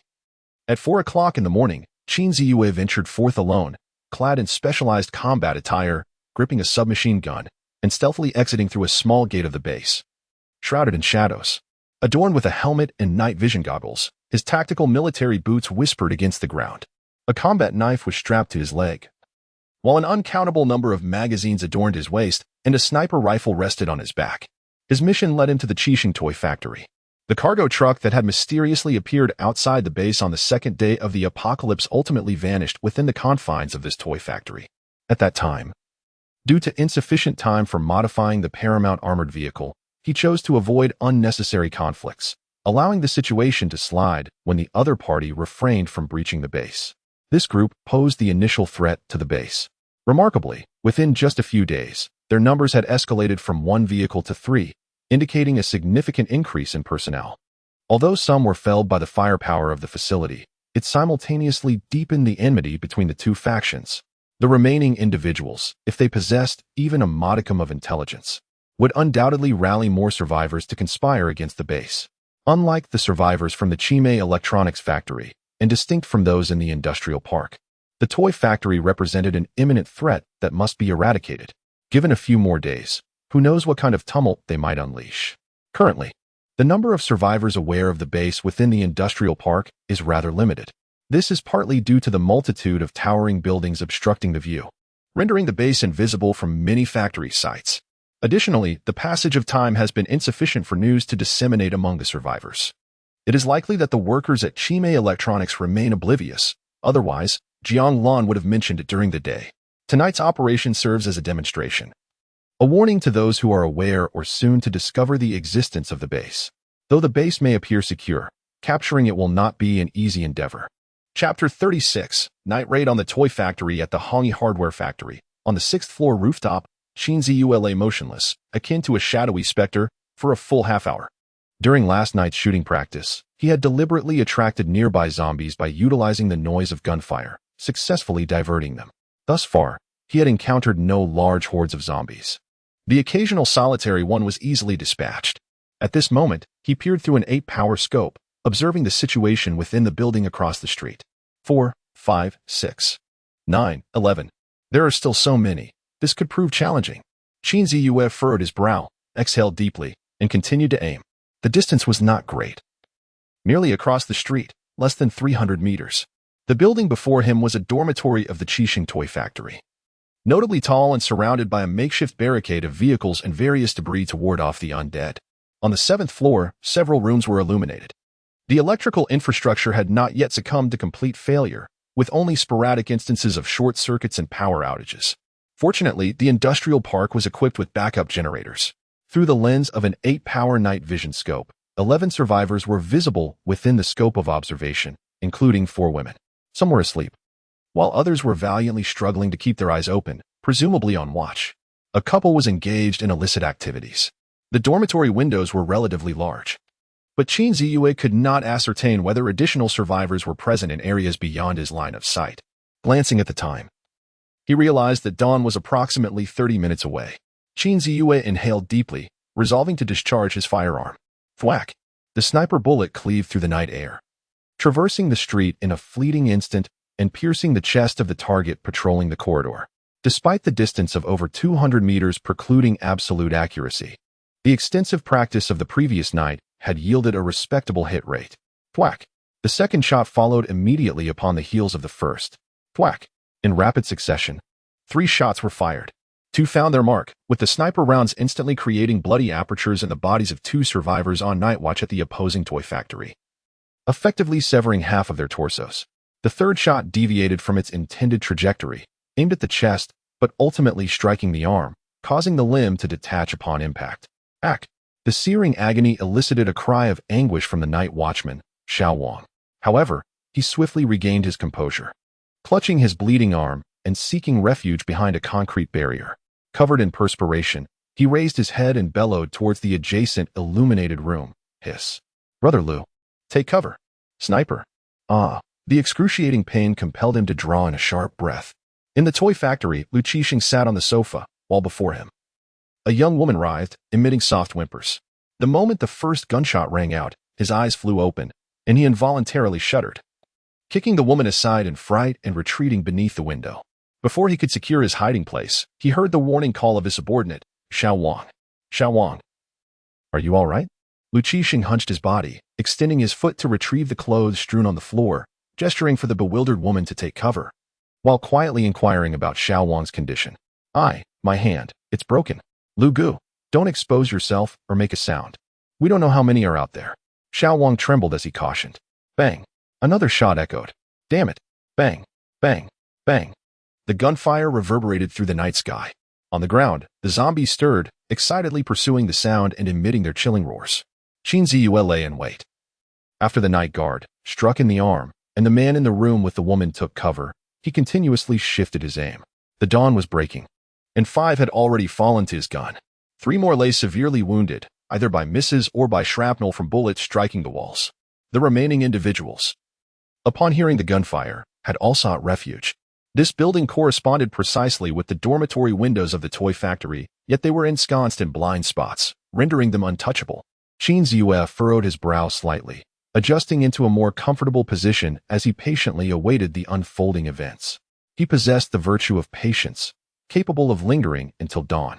As long as the zombies and the adversaries remained oblivious to his location, hope still lingered. Moreover, his opponents were unarmed while he wielded a sniper rifle. The distance to the base was not far. Once the sun rose, he could simply have Aunt Gu take a helicopter to extract him. Thus, Xihe remained steadfast in his vigil. Meanwhile, in the toy factory, Lu Qixing, entirely unclothed and drenched in sweat, crouched beneath the window, paralyzed by fear. His body bore several bleeding scratches, remnants of shattered glass from the bullets that had pierced the window. The woman he had kicked aside, momentarily stunned, now regained her senses and hurriedly crawled into the corner by the bed, pulling a sheet over herself as if to shield from the terror that engulfed her. After hastily covering herself, she trembled uncontrollably, her eyes filled with dread as she gazed at the shards of glass littering the floor. In a neighboring room near the staircase, the lights were dimmed. Sun Dehai hid beneath the bed, his gaze fixed intently on the window through the veil of night. Unlike Lu Qixing, who favored a soft mattress and had gone to great lengths to acquire one, he preferred the firmness of a wooden bed. At the first sound of gunfire, he had swiftly rolled over and taken refuge beneath the bed, awaiting in silence. He heard Xiaowang's warning and Lu Qixing's frantic voice, along with the harrowing screams of the newly joined survivors who had met their demise at the hands of gunfire. Not a sound escaped his lips, yet his heart was overwhelmed with an insatiable terror. The situation was utterly extraordinary. Just before the apocalypse, he had been merely a humble driver, albeit one well-versed in the ways of the world. Never had he imagined that one day he would find himself narrowly escaping bullets. A sniper. This term, which had previously existed solely within the realms of cinema and literature, now materialized starkly before him, confronting him directly. A mere driver, no matter how extensive his experiences, was now utterly paralyzed by fear. Yet, despite the terror that engulfed him, his years of experience allowed him to respond swiftly. This was indeed the end of days, a chaotic era where bloodshed occurred without sight of the blade. Beneath the weight of his fear, his inner ambition began to swell. He realized he must acquire a weapon. The very reason the base remained out of reach was the presence of firearms. Today, driven into a corner, he found himself cowering beneath a bed, also due to the threat of guns. Chapter 37. The plea for help from the walkie-talkie bang. In the early morning, the sound of gunfire shattered the tranquility of dawn. Bang, bang, bang. 3 consecutive shots followed in quick succession. Over an hour had elapsed, and it was now 5:52 in the morning. Zhuojun City, situated at the easternmost edge of the territory, was already bathed in light. Within the toy factory, survivors concealed in various rooms believed that the danger had dissipated. Some among them, unable to contain their curiosity, cautiously peeked out or ventured outside. An hour of fear had cast a shadow over their hearts, rendering their ability to gauge safety utterly compromised. The moment the gunfire erupted, 2 more bodies fell lifeless to the ground. Lu Qixing also poked his head out, standing anxiously at the window, straining to discern the position of the assailant. Yet, before he could pinpoint the location, he was met with the icy embrace of a merciless bullet. A piercing scream shattered the stillness of the room, reverberating with an ear-splitting intensity. Anna, a nocturnal worker, often lingered in the vibrant bar district of Nanjing, where she earned a substantial income through the sale of alcohol. Occasionally, she would spend a night of pleasure with affluent young gentlemen, receiving generous compensation for her company. Yet, she believed her soul remained untainted, viewing her body merely as a tool for financial gain. She also had a boyfriend, an employee at the Lisa garment factory in the Dinging Industrial Park. Just before the apocalypse unfolded, she was peacefully slumbering in her boyfriend's rented apartment. Upon realizing the world had irrevocably changed with the onset of the apocalypse, she began to seek ways to survive. It was during this tumultuous time that Lu Qixing and Sun Dehai emerged, searching for supplies and survivors.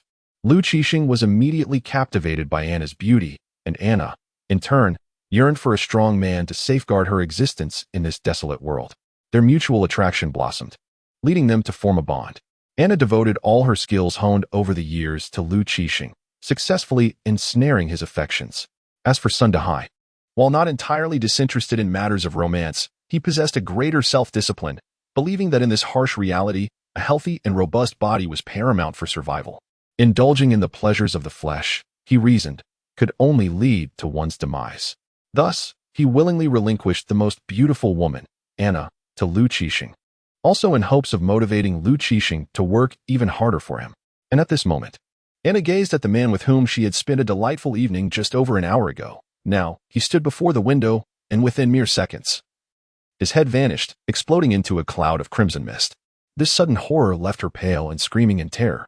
Even Xihe, who was aiming from across the way, could faintly hear her cries of fear. "Aunt Gu, send a helicopter to fetch me. I am on the rooftop of the Hongyi hardware factory." Xihe activated the intercom to call Gu Lingjun. "What? How did you end up there?" "I'm on my way, but be careful." After a considerable wait, Gu Lingjun's voice crackled through the intercom, clearly startled, her tone urgent and anxious. "Xihe, when did you go out? Are you all right?" came the concerned voice of his aunt. Others could also hear the intercom channel, and certain matters could not be discussed in such a public setting. "Okay, stay safe," Gu Lingjun said softly to Xihe, before her voice turned frantic as she urged Gu Lingjun to hurry. Listening to the commotion on the intercom, Xihe couldn't help but smile, a warm feeling swelling in his heart.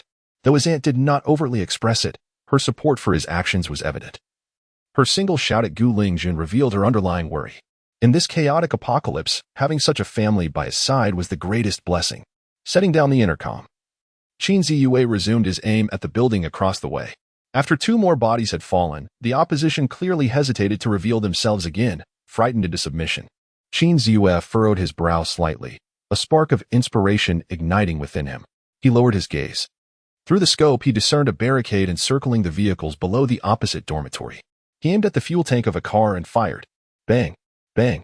2 shots rang out, one striking a tire, the other hitting the ground, both missing their intended mark. He exhaled deeply, adjusted his position, and aimed once more. Just as he was about to pull the trigger, a crackling interference erupted from the walkie-talkie. "Is anyone there? Hello? I heard you talking just now. Can someone come save us?" The voice was feminine, weak and breathless. Qin Ziyue frowned slightly, glancing at the walkie-talkie resting nearby. After a moment's contemplation, he resumed his aim and squeezed the trigger. He was no savior. Apart from his aunt, he cared little for the fates of others. And he certainly was not a solitary hero in this apocalyptic landscape. The sudden plea for help, without any context, would not entice him to rush to their aid. Moreover, what if such an act summoned unforeseen perils? Mercy, he believed, came at a price. Boom. A resounding explosion reverberated through a significant portion of the industrial park. The bullet found its mark, piercing the fuel tank, and a plume of thick black smoke erupted into a towering mushroom cloud, reaching 2 or 3 stories high, quickly followed by a burst of flames. The tightly sealed barricade, once impenetrable, now bore a gaping breach in the wake of the cargo truck's detonation. Outside, the hordes of zombies, drawn by the gunfire, surged forward like they had been invigorated by a potent stimulant, leaping through the breach. Even their charred, blackened bodies did not deter them as they relentlessly advanced towards the dormitory building. Witnessing the flames that had finally ignited being extinguished under the relentless march of the undead, Qin Ziyue raised an eyebrow and continued to take aim and fire. Today, he truly understood the meaning of fearlessness in the face of death. Such a conflagration and the ensuing explosions seemed to hold no terror for the zombies, who pressed onward with unwavering determination. Qin Ziyue could even discern through his scope that the leading group of zombies was incinerated before reaching the staircase, reduced to mere ash. Boom, boom, boom. A series of explosions echoed in succession. As he spotted a helicopter ascending from the base, Qin Ziyue disregarded the value of his ammunition, firing indiscriminately at anything within the toy factory that could ignite or explode. "Brother, ZZZZ. Are you still there? Hello? ZZZZ. Is anyone there? Brother, please save us." The woman's voice continued to emanate from the walkie-talkie. Suddenly, an unfamiliar male voice interrupted. "This guy is busy killing. Don't bother him. Tell me, miss, where are you? I'll see if I can come to your aid, but I have conditions." The man's tone was laced with a provocative and intriguing allure. "Please." The editor mentioned a failed attempt to advance, lamenting the inability to pursue further. At this juncture, the usual course would be to wield the knife and enter the palace. The current recommendation rules on the platform are rather harsh, and even seasoned authors are not exempt from this reality. If a story fails to garner interest, it truly faces an uphill battle, especially for a novice like myself. Nonetheless, I am determined to persevere and aspire to pen a tale set in a post-apocalyptic world devoid of extraordinary abilities, where survival is a constant struggle. Therefore, I vow to maintain a steady flow of updates. As long as there are readers, I shall strive to revive this narrative. I implore you all to lend me your support. Moreover, I wish to clarify the workings of the base system, which may not have been elaborated upon and could have been overlooked. However, it holds significant utility once adequate building materials are acquired. One can directly engage in construction and expansion within the base system. It can be regarded as a unique technology exclusive to the protagonist. I humbly request your continued readership, recommendations, and monthly votes for my work titled As the Apocalypse Descends. I possess a sanctuary. I am currently typing this by hand, so please bear with me for a moment. Once the content is updated, kindly refresh the page to access the latest developments. In Chapter 38, titled The Woman in the Hospital, upon hearing the conversation emanating from the intercom, Qin Ziyue's expression shifted dramatically, and his gaze narrowed in trepidation. The man's initial words sent shivers down his spine. It was undeniable that he had committed murder in this vicinity. But how could the other party be aware of this? Could it be that this man was a survivor from the building across? No. If he were indeed from that building, he would not maintain such composure amid such fervent chaos. His tone was casual, even boasting of intentions to rescue others. He certainly could not be one of them. So, who exactly is he? Qin Ziyue furrowed his brow, momentarily pressing the talk button on the intercom before releasing it, suppressing his urge to ascertain the intentions of the other party. "Brother, can you truly come to our rescue? What are your terms? Speak." The woman's voice on the intercom was tinged with palpable excitement. After a brief pause, the man's voice resurfaced, exhibiting a calm demeanor. "First, provide your location. We can discuss conditions later. Whether I can assist remains uncertain." At that moment, A helicopter descended upon the rooftop of the Qixing toy factory. From behind the tin-roofed structure, Sun Dehai watched as the helicopter gracefully ascended and then soared towards the iron fortress.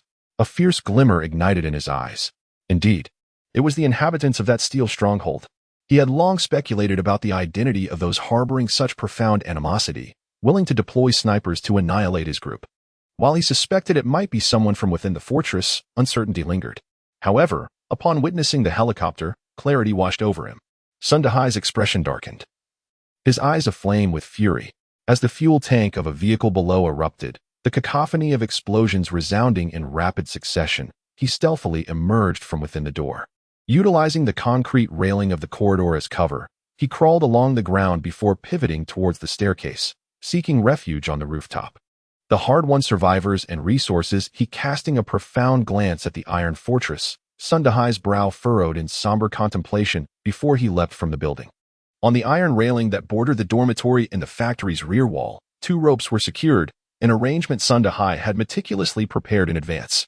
Should the dormitory succumb to peril, these ropes would provide a means of escape. For if he were to narrowly evade disaster today, the inhabitants of the iron fortress would undoubtedly pursue him relentlessly, seeking retribution. Thus, the only viable strategy for survival lay in momentarily distancing himself from the iron fortress. April 7th. A week into the apocalypse. Northern Nanjiang District. Binhai Town. The first municipal hospital. Inpatient department. At the end of the 9th floor corridor, a small storage room. A week had elapsed, and Dr. Tang Yaxian and Nurse Xiaoqin remained sequestered within this facility, not daring to venture outside.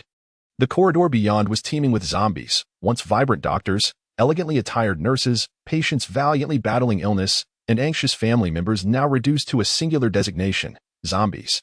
The storage room was devoid of food, filled instead with medical apparatus and supplies. The 2 women rummaged through the disarray, finally uncovering 2 trays of glucose and a few partially consumed bottles of mineral water. Sustained solely by these scant provisions, they had managed to endure until this day. With merely 2.5 packets of glucose remaining and only 1 bottle of water left, their survival hung by a thread.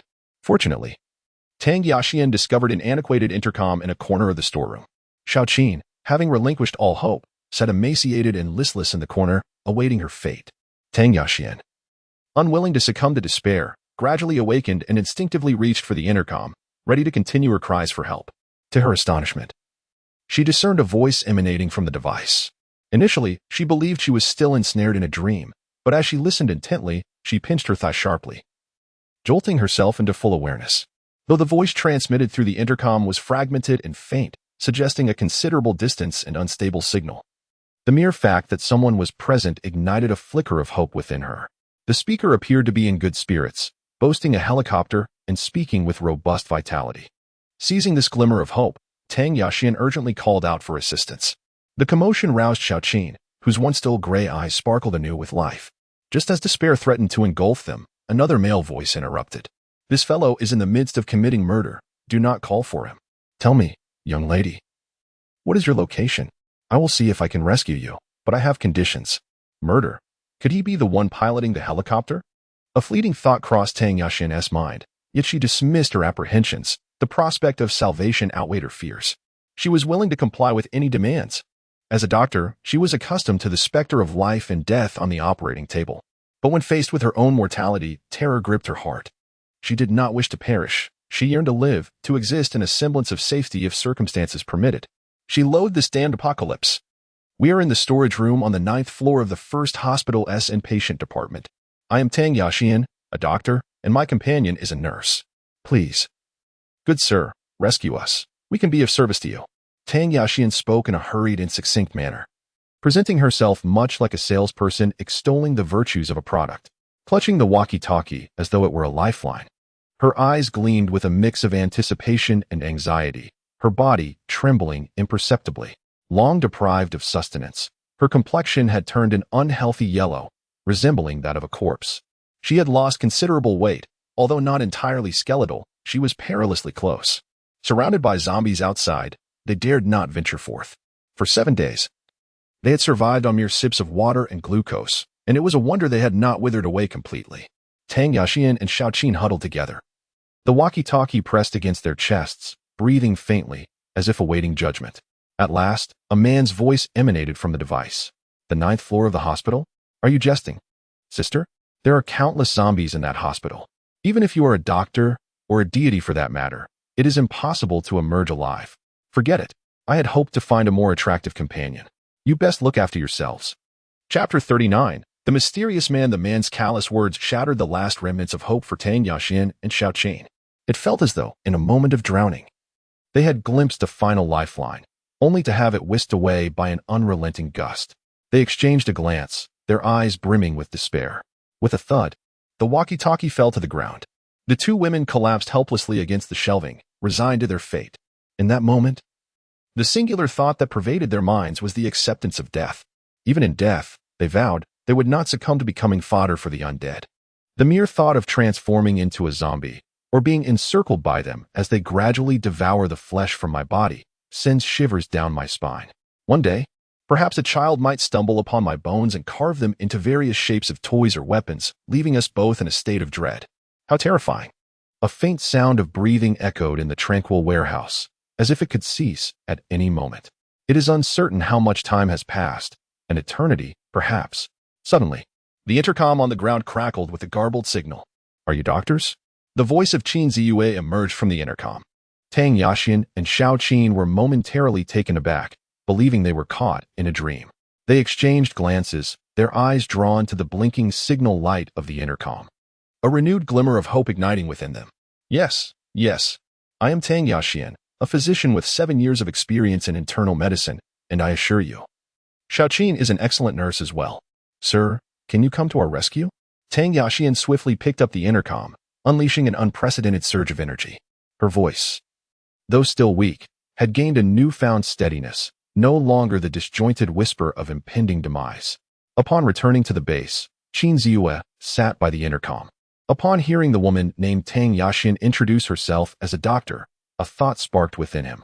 A doctor is a rare and invaluable asset, especially as the apocalypse unfolds, making such a profession increasingly sought after.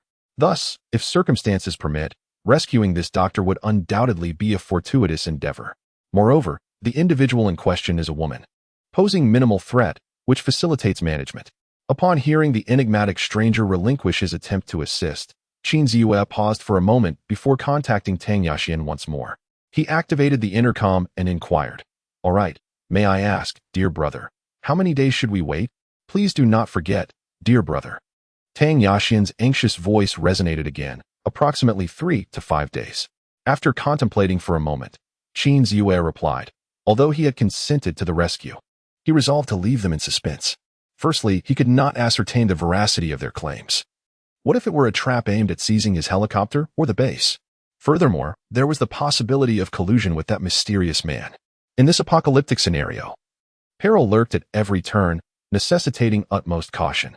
No matter how invaluable a doctor might be, it paled in comparison to his own safety and that of the base.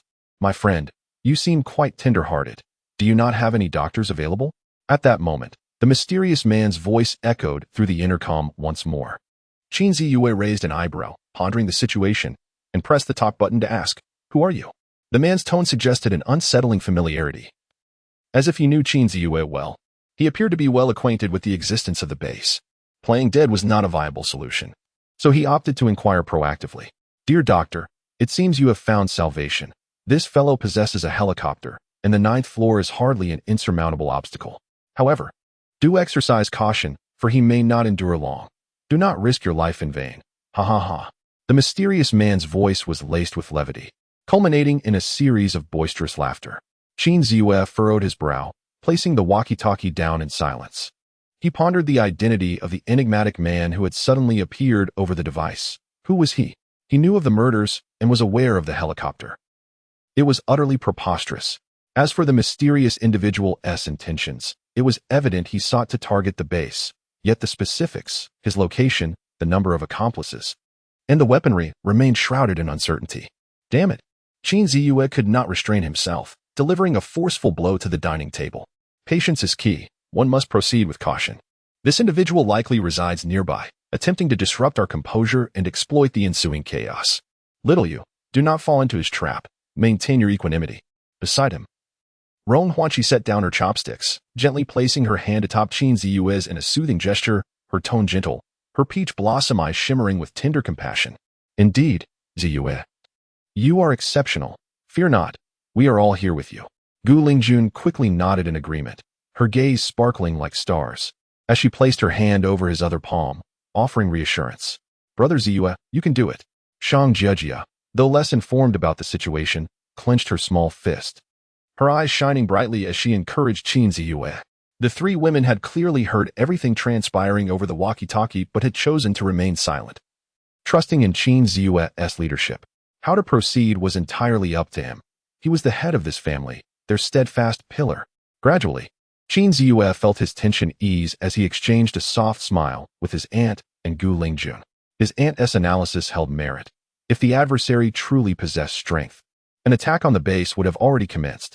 The reason for their continued presence on the walkie-talkie, merely revealing glimpses of themselves, stems from their inadequacy in strength, attempting to employ psychological tactics to obscure the truth. Time to eat. Qin Ziyue relaxed, gently grasping the delicate hands of his aunt and Gui, before releasing them to pick up his chopsticks and begin his meal. Overthinking was futile. He maintained a taut vigilance, always prepared. While eating, Qin Ziyue raised his gaze and declared, "After we finish, we shall head to Shangjia village." "Thank you, Brother Ziyue," Shang Jiejia replied joyfully, setting down her chopsticks with reverence. "Rest assured, there is no need to worry at home. I am well versed in utilizing these facilities," Rong Huanqi added with a gentle nod and a warm smile. Chapter 40. Journey to Shangjia village. The threat posed by the Qixing toy factory could, for the time being, be considered neutralized. Having spent the night as a shadowy sentinel, Qin Ziyue had incapacitated several adversaries, and with the zombies breaching the building, those individuals had little chance of survival. Furthermore, the outer perimeter of the industrial park remained secure, bolstered by Jianglan's team, which posed no immediate risk to the base. With firepower defenses in place, alongside subterranean spaces and his absolute control over the base, leaving his aunt alone for guard duty was not a significant concern. Having finalized preparations, Qin Ziyue set forth with Shang Jiejia after their meal. As a newly trained helicopter pilot, Gu Lingjun was also obliged to accompany them. Modifications to the heavy truck would require additional time. The helicopter's rotors sliced through the air, creating a powerful gust as it gradually ascended. Qin Ziyue sat in the rear seat, equipped with a submachine gun, a pistol, and a tactical knife, fully armed and ready. Seated in the passenger's seat, Shang Jiejia clutched a knife, her eyes betraying a flicker of excitement mingled with uncertainty, as she took on the responsibility of guiding Gu Lingjun. Shangjia village lay in a remote rural area, far from the outskirts. Once the helicopter ascended from the base, it headed directly south, soaring over the ridges of Zhuojun and into a vast expanse of fertile land. A river meandered eastward at the foot of Zhuojun, winding through the lush fields. After traversing this verdant landscape, they approached the small town of Maoan, which they had visited just 2 days prior. 2 hours later, Shang Jiejia pointed excitedly at a small village below, exclaiming to Gu Lingjun and Qin Ziyue, "This is it. This is the place." Gazing down, they beheld terraced fields carved into the hillside, where the village nestled at the confluence of a small river. The village was modest in size, comprising about 100 households. Scattered homes could also be seen on the foothills and the distant plains. All of this land fell under the jurisdiction of Shangjia village. Beyond the fertile fields, a cluster of low-lying buildings appeared on the southern plains, connected by a solitary road. Qin Ziyue gestured toward that area, inquiring of Shang Jiejia, "What is that place?" "It belongs to Shang Gong, my third uncle and my father's cousin," she replied. Qin Ziyue's eyes brightened with curiosity. "How many chickens does he raise?" Shang Jiejia furrowed her brow in contemplation before answering hesitantly, "Perhaps over 10,000. He is a major poultry farmer in our village, and many hotels and restaurants in the city place their orders with my third uncle." Understanding dawned on Qin Ziyue. This journey was not in vain. With such a multitude of chickens, even in the face of disaster, they could still find a stray one. As long as there are a few, they will gradually multiply. The helicopter circled overhead a few times, but found no signs of life, nor any trace of zombies, as if this were a ghost village that had never been inhabited. Under Shang Jiejia's guidance, the helicopter landed on a concrete platform. In front of the platform stood the home of her third uncle, Shang Gong. As for her grandfather's old house, it lay behind Shang Gong's, accessible via a narrow path that wound through a bamboo grove, leading directly to the small courtyard. Qin Ziyue handed a pistol to Gu Lingjun, advising, since there are no signs of life, take Jiejia to her home and check. If you encounter any zombies, flee. If escape is impossible, aim for their heads. He then instructed Gu Lingjun on how to disengage the safety and fire the weapon. This was merely to bolster her confidence, as he did not genuinely expect her to hit anything. After all, he had observed from the helicopter that there were neither living beings nor zombies in the village, suggesting a lack of imminent danger. It seemed likely that the survivors had fled the village, taking the zombies with them. And what are you going to do? Gu Lingjun inquired curiously after mastering the instructions. All right, please be cautious.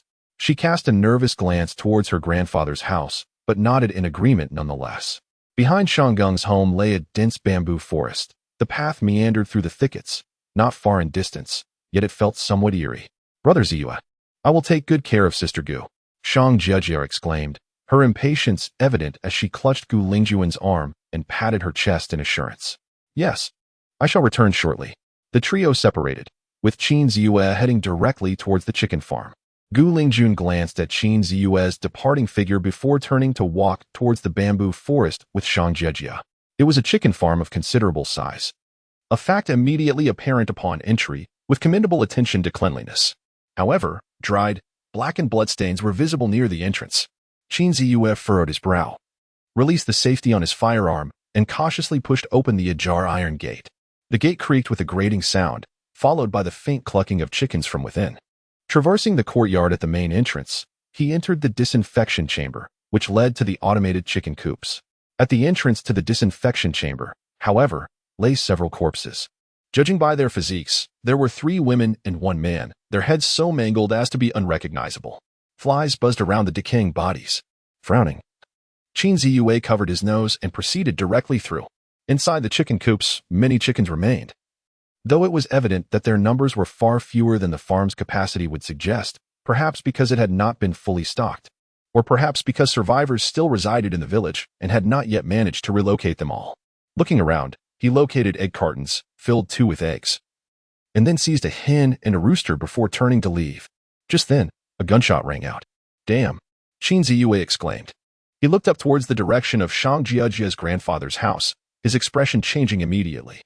He dropped the live chickens and eggs he was carrying and sprinted towards the bamboo forest like a whirlwind, simultaneously unslinging his submachine gun from his back as he ran. Meanwhile, back at the small courtyard behind the bamboo grove, Shang Laojiu, you are not human, get away from me. Shang Jiejia, hiding behind Gu Lingjun, anxiously and angrily shouted at the group of men surrounding them, particularly the leader. Stop right there. If you come any closer, I will shoot. Gu Lingjun's expression darkened as she raised her handgun, fear flickering in her eyes. Positioning herself protectively in front of Shang Jiejia, while glaring warily at the man who continued to advance, she hesitated to fire upon a living being. Despite her knowledge of the horrors of this apocalypse, crossing the threshold into murder was a daunting prospect. In the face of the ominous gun barrel, the man exhibited a fleeting moment of hesitation, quickly overshadowed by his lustful intentions. Observing the woman's stance when she aimed the firearm, he deduced that she was not particularly skilled with a handgun. Moreover, although she appeared strong, her trembling body betrayed her inner fear, revealing her unwillingness to pull the trigger. With a calculated mindset, the man approached with a lewd smile, casting a lingering gaze at Gu Lingjun before shifting his attention to Shang Jiejia, coaxing her, Jiejia, be a good girl. Though your grandfather has passed, your second uncle and aunt are still up the mountain. Come now, be obedient and come to Brother Jiu. I will take care of you from now on. Chapter 41. Shang Laojiu, please continue reading. Please vote for recommendations. Shang Laojiu, 32 years of age, is a resident of Shangjia village. Before the apocalypse, he was an idle wanderer. At the age of 18 or 19, he caused serious harm to another, resulting in a prison sentence. Subsequently, his parents succumbed to the stress he inflicted upon them.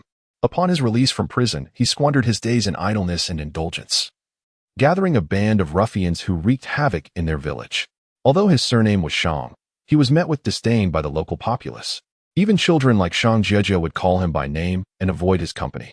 A solitary man with a prison record, he had little hope of attracting a woman's affection.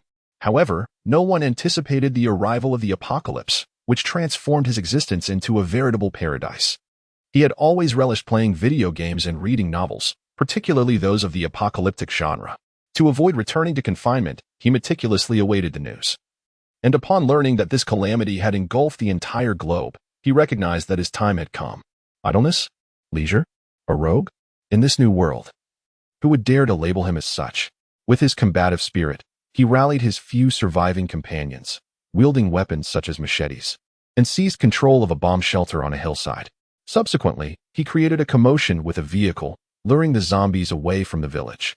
The remaining survivors, believing he had reformed, were soon met with grim tidings. Shang Laojiao and his cohorts brutally slaughtered Shang Gung's family and subsequently occupied the chicken farm.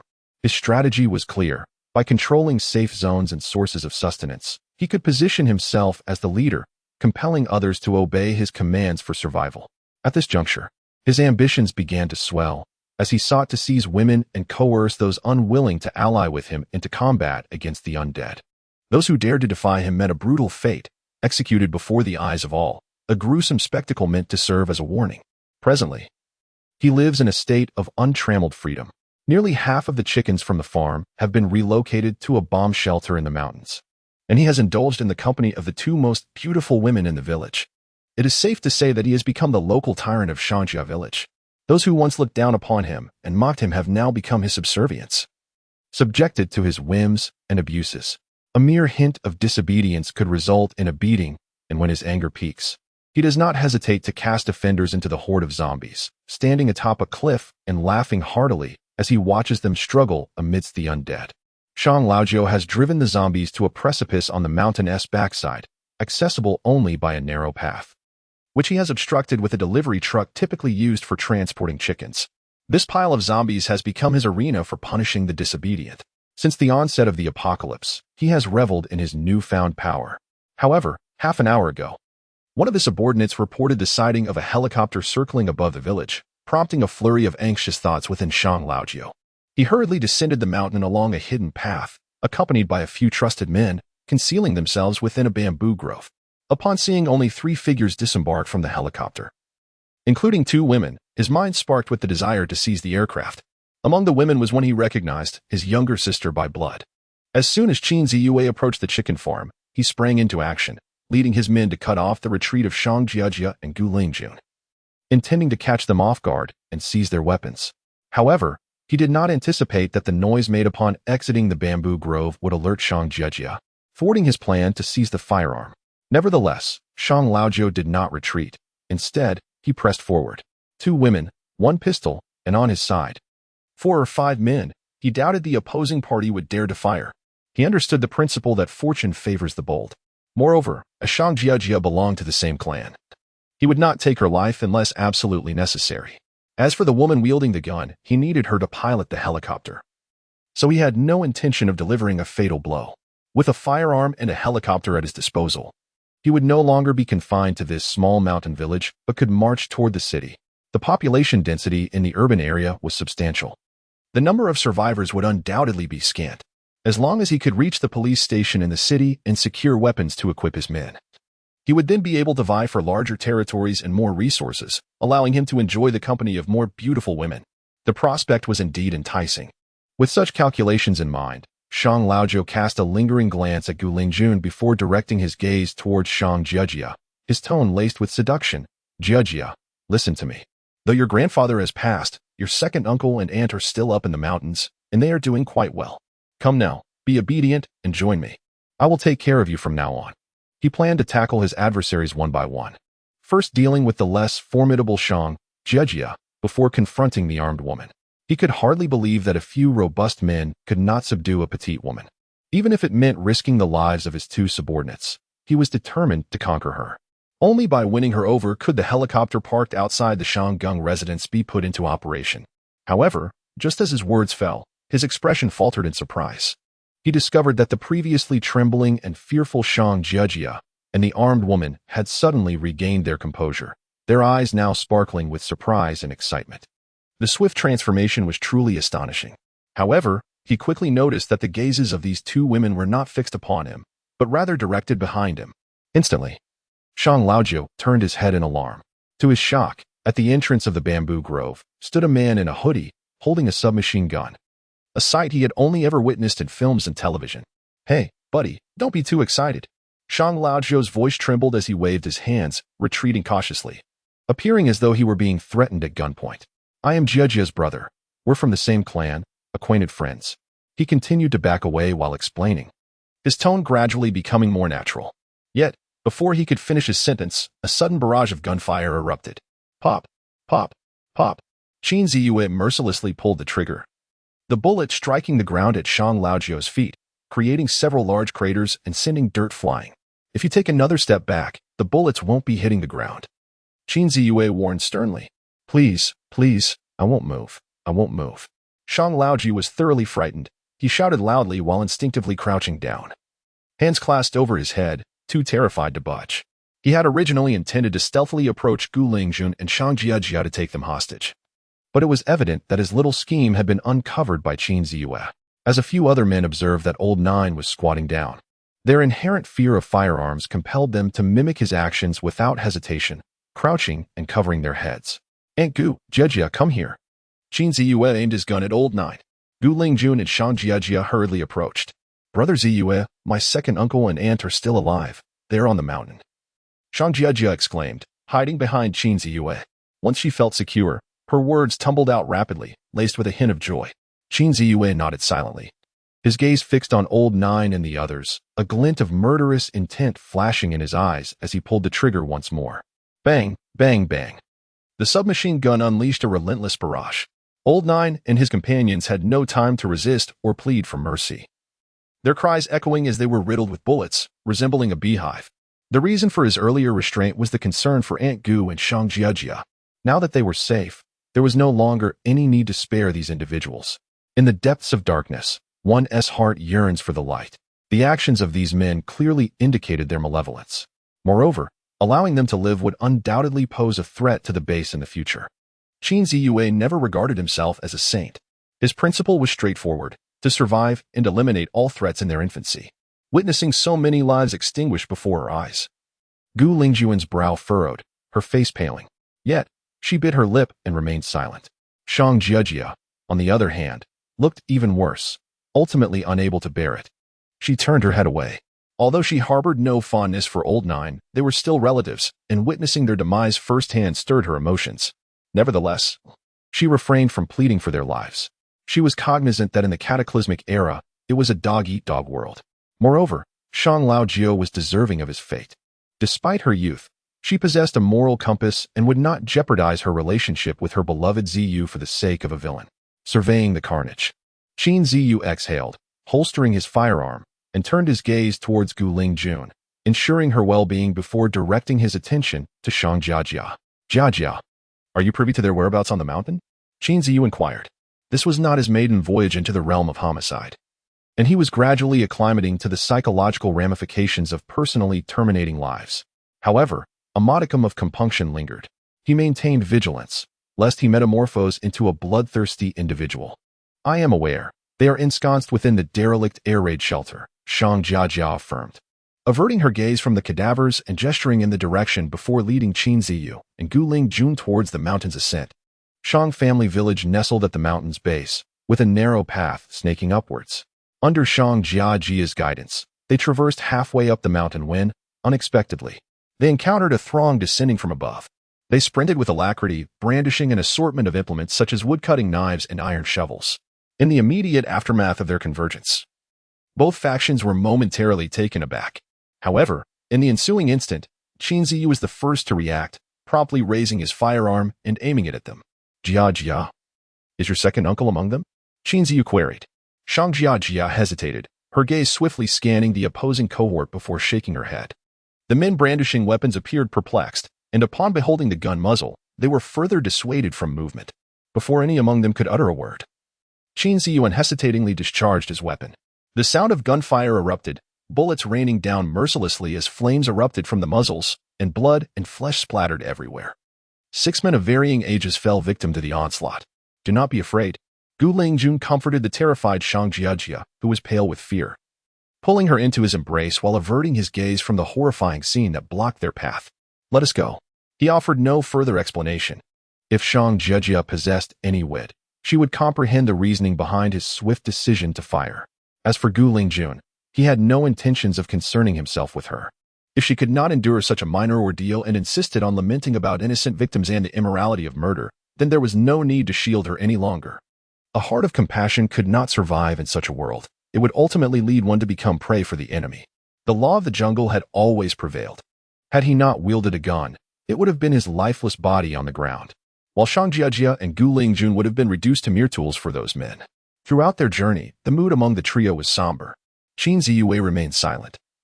While neither Shang Jiajia nor Gu Lingjun dared to utter a word, only occasionally speaking when they encountered a fork in the road, with Shang Jiajia pointing out directions. After a little over 10 minutes, they finally reached the summit, a flat, open area. At the far end, a culvert came into view, where several individuals were gathered nearby, about 6 or 7, predominantly women. Shang Jiajia dashed ahead, prompting Qin Ziyue and Gu Lingjun to exchange a glance before hastily following her. Jiajia, thank goodness you are unharmed. Where are your parents? By the way, how did you get here? Were you the ones firing down below just now? At the forefront of the crowd stood a middle-aged man, wielding a shoulder pole in a defensive posture. Upon catching sight of Shang Jiajia, who sported a ponytail, he was momentarily taken aback. He hastily discarded the pole and hurried a few steps closer, grasping her shoulder with palpable excitement, his eyes reflecting a joy akin to that of a reunion after a harrowing ordeal. Uncle, I'm fine. Mom and Dad have changed. It was our gunfire just now. Shang Laojiu intended us harm, but it was Brother Ziyue who saved me, Shang Jiajia exclaimed, tears of joy streaming down her face as she embraced her uncle and recounted her ordeal. As she concluded her tale, she quickly released her uncle and turned to greet the approaching Qin Ziyue and Gu Lingjun. Brother Ziyue, Sister Gu, this is my uncle. Though tears adorned her cheeks, her eyes sparkled with joy as she introduced them. She then addressed her uncle, saying, Uncle, this is Brother Ziyue. He brought me here to find you. Hello. Qin Ziyue and Gu Lingjun greeted Shang's uncle in turn. Qin Ziyue scrutinized the man before him, a sturdy figure in his 40s, with a kind and honest demeanor. Perhaps due to hunger, his complexion bore a waxy pallor, and his frame appeared gaunt. His clothes were tattered and soiled, and his hair was unkempt, clearly indicating a prolonged neglect of personal care. The lower half of his trousers was in tatters, exposing muscular calves marked by numerous scratches from thorns and sharp objects, stained with blood and adorned with many darkened scabs. His tattered shoes revealed several holes, exposing the tops of his feet, while his clothing displayed signs of whip marks. His large, calloused hands bore the scars of labor, with numerous small wounds adorning his fingers. Evidently, he is not allied with Shang Laojiu. He must have been enslaved and confined to the mountains, enduring numerous beatings and forced labor. You are safe, which I am grateful for, and I extend my thanks to both of you for taking care of Jiajia. Alas, Uncle Shang bowed deeply in gratitude to Qin Ziyue and Gu Lingjun. The thought of his elder brother and sister-in-law, who had transformed into monstrous, man-eating beings like their father, inevitably filled him with sorrow, and he sighed despondently. Suddenly, something struck Uncle Shang. His expression shifted slightly as he lifted his gaze towards Shang Jiajia and Qin Ziyue, a hint of melancholy in his eyes. He inquired, laced with concern, by the way, since you have come up, what of Shang Laojiu? Chapter 43, A Ray of Hope and Despair. Uncle Shang Laojiu and his cohorts have all been killed. That fellow, much like a toad desiring a swan, made advances towards me and Sister Gu. At this point, Shang Jiajia's face flushed, and she lowered her head, refraining from continuing. Uncle Shang was taken aback, fully aware of what his niece was about to reveal. He scrutinized Shang Jiajia with concern, reassured that she had not suffered, and sighed in relief. However, a flicker of compassion crossed his eyes. Perhaps this is his fate. Having strayed from the right path since childhood, he now faces the consequences. Never mind him, tell me how you have been faring these days. Uncle Shang lamented, his gaze fixed on Shang Jiajia, revealing his kind-hearted nature. Even after enduring servitude under Shang Laojiu, upon hearing of the latter's demise, there was no trace of vindictiveness in his eyes, only a semblance of pity. Sister, just as Shang Jiajia was about to summarize her thoughts, a little girl with horn braids suddenly dashed over. She stopped a few steps away, her eyes reflecting a hint of trepidation. First, she glanced at Qin Ziyue, who was holding a gun, and then shifted her gaze to Shang Jiajia. She bit her parched lips, tucked her hands behind her back, and timidly approached Shang Ershu, clutching his thigh. Peeking from behind, her pure, large eyes sparkled with a mix of curiosity and fear as she secretly observed Qin Ziyue and Gu Lingjun. Since the apocalypse, the Shang Fuchang family had been enduring a life unworthy of human existence. In truth, he was fortunate. Aside from his father's mutation, both his wife and daughter remained unharmed, and the family was intact. However, misfortune struck in the form of Shang Laojiu in the village. Concerned for the safety of his wife and daughter, he had no choice but to endure humiliation, venturing to the cliff's edge daily to confront the zombies. He also took on the dirtiest and most laborious tasks within the camp. His nature was inherently kind and accommodating. He never engaged in disputes and was renowned in the village as the quintessential nice person. Naturally, he was unwilling to follow Shang Laojiu in committing atrocities against his own kin. Most of the villagers were familiar faces, many of whom shared blood ties. After all, bones are connected by sinews. Such acts of oppression and bullying were beyond his moral compass. In the end, he suffered alone. Though his family of 3 was alive and could have escaped, his daughter, Shang Cancan, had been captured by Shang Laojiu. Bound by caution, he could only follow them into the air raid shelter on the mountain. Shang Laojiu confiscated all supplies, distributing them in a centralized manner. Their family's daily rations were barely sufficient for him alone, let alone for his 5.5-year-old daughter, who was at a crucial stage of growth. Having married later in life, he cherished his daughter deeply, economizing on his own food to ensure that Cancan would not go hungry. In just a few days, he had transformed from a robust man weighing around 160 to 170 pounds into his current frail state. Upon seeing his daughter cling to him in fear, Shang Fukong quickly crouched down, his expression gentle and his tone warm as he reassured, "Do not be afraid, Cancan. This is your sister, and these 2 are her lifesavers." These past few days had been arduous for his daughter. Her childhood, which should have been carefree, had been abruptly shattered by such a drastic change. Witnessing her grandfather transform into a monster and witnessing the horrors of murder and cannibalism were blows that no tender heart could bear. "Cancan, come to your sister," Shang Jiajia said as she approached, extending her arms. Shang Cancan opened her delicate arms and nestled into Jiajia's embrace, timid eyes finally revealing a glimmer of a smile. Witnessing this scene brought a long-lost smile to Shang Fukong's face. Shang Erzhan, a slightly bashful woman who had followed Cancan, first nodded in acknowledgement to Qin Ziyue and Gu Lingjun, then looked at her daughter and niece, unable to contain her joy as tears streamed down her face. Muffling her sobs, Brother Ziyue Shang Jiajia held her sister tightly, her eyes filled with earnest supplication, tears cascading down her cheeks. Though unspoken, her desires were clear. She hoped that Brother Ziyue would take in her uncle's family. Gu Lingjun, too, felt a pang of compassion as she gazed at Qin Ziyue. "Sister, do not weep." Shang Cancan extended her small hand, clumsily wiping away the tears of Shang Jiajia, her tender voice evoking a deep sense of compassion. "Jiajia, do not worry. I am here for you." Qin Ziyu smiled as he gently patted Cancan's little head, then slung his assault rifle over his shoulder and approached Shang Fukong. "Uncle Shang, please follow me. My place is secure, spacious, and there is an abundance of food and water." As Qin Ziyu spoke, he cast a glance at the villagers of Shangjia village who had gathered nearby. The crowd primarily consisted of women, mothers, young maidens, and a couple of children. Aside from Shang Fukong, the men had either succumbed to zombification or perished alongside Shang Laojiu, having wreaked havoc upon their neighbors, all now vanquished by Qin Ziyu's hand. As for the elderly who had not transformed into the undead, Shang Laojiu had either abandoned them or cruelly used them to attract zombies, leaving none alive. Among the survivors congregated outside the air raid shelter, only 8 remained. Besides the 3 members of Shang Fukang's family, there were 4 adult women and 1 bewildered child, who appeared to have just learned to walk.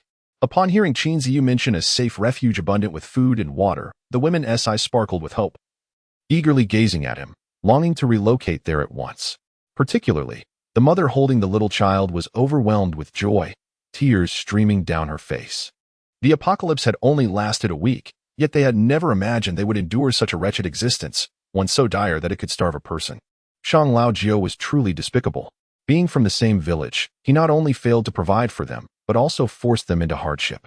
Several women harbored an intense desire to see him suffer.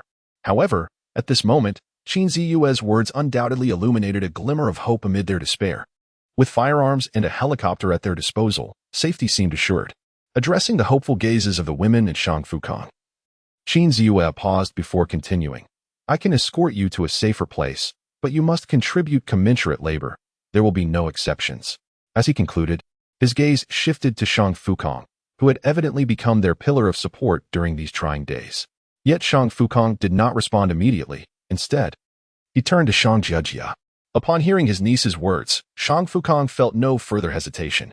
He nodded to his wife and the other villagers behind him, then expressed his gratitude to Qin Ziyue with a hearty smile. Thank you, benevolent benefactor.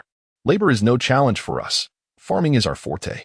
As long as we can provide for the children, rest assured, we will toil diligently. He thumped his chest in affirmation. In this apocalyptic world, merely having food was worth any exertion. Though everyone was struggling, and despite his reservations about whether they could truly ensure that everyone would be fed, he believed that as long as the children grew up healthy, he could endure hunger himself. Any sacrifice was justified. Very well, it is settled then. I have eliminated Shang Laojiu and his men, so for now, you are safe. The helicopter cannot accommodate everyone, but I will return in 3 days with a larger vehicle to collect you, Qin Ziyue said with a smile, nodding to them. Indeed. He also required the assistance of these skilled agricultural workers. However, the underground space is certainly not suitable for them. He intends to remove the grass near the wall and cultivate the land to plant some crops. There are over 30 acres available, ample enough for these individuals to occupy themselves. After discussing the arrangements for support, Qin Ziyue took a tour of the air raid shelter. There was nothing particularly remarkable, yet it was sufficiently secure. With cliffs on 2 sides and only a narrow path leading uphill, the rest was dense jungle. It was indeed a rare find. In the future, when the gathered survivors can no longer be accommodated, this place could be developed into a secondary base. The surrounding farmland is plentiful, ideal for agriculture. As for the supplies amassed by Old Nine Shang, Qin Ziyue entrusted them to Shang Fukong for safekeeping. Subsequently, he visited the pile of zombies encircled by Old Nine Shang. He had to admit that Old Nine Shang had some wit, knowing to gather all the zombies together and seal them off, thereby maximizing the safety of the survivors. This is a strategy that may prove useful in the future, and Qin Ziyue committed it to memory. After exploring the mountain for a while, Qin Ziyue bid farewell. He felt a pang of concern for his home. His only aunt was there alone, and he was not entirely at ease. As he was saying goodbye, he noticed Shang Jiejia and Qin clinging to each other, reluctant to part. After a moment's thought, he spoke directly. Thank you, Brother Ziyue. Shang Jiejia exclaimed with delight, and then lifted Qin, affectionately saying, Qin, quickly, thank Brother Ziyue. Thank you. Qin timidly hid in Shang Jiejia's embrace, mumbling shyly before burying her face against her shoulder. This, the child does not quite understand. I hope it does not cause any disturbance. After being gently nudged by his wife, Shang Fukong hurriedly spoke, casting a somewhat uneasy glance at Qin Ziyue. He was somewhat apprehensive about leaving his child. Despite having a niece to accompany her, the world had changed too rapidly. It will be fine. Besides, there's Jiejia to take care of her. Qin Ziyue reassured him with a smile. Rest assured, Uncle, I will look after Qin. I will be waiting for you at the base, Jiejia chimed in, attempting to comfort him. She was utterly reluctant to part with her younger sister and had not contemplated the implications deeply. The accommodation and dining conditions at the base were far superior to those in the cave, and she could not bear the thought of her sister enduring hardship in such a place. Little did she know that Qin Ziyue's intentions were shrouded in deeper significance. It cannot be said that he harbored a dark heart. In these tumultuous times, necessary precautions were essential, despite Shang Fukong's outwardly trustworthy demeanor. A flicker of caution lingered within him. In this chaotic world, human nature is treacherous. He would not permit Shang Fukong and his group to reside in the main building of the living area, yet he would keep Qin there. This arrangement served both as care and as leverage. Shang Fukong and his companions could labor peacefully, and he would ensure that Qin would not suffer hardships. However, should they entertain any treacherous thoughts, Qin would serve as a deterrent.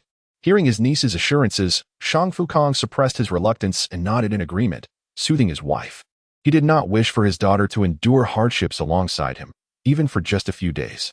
The prospect of her residing in a better place, enjoying superior food, and being in the company of her cousin alleviated his final worries, gradually dissipating his concerns. Caged within a modest enclosure were 2 chickens, accompanied by several crates of eggs.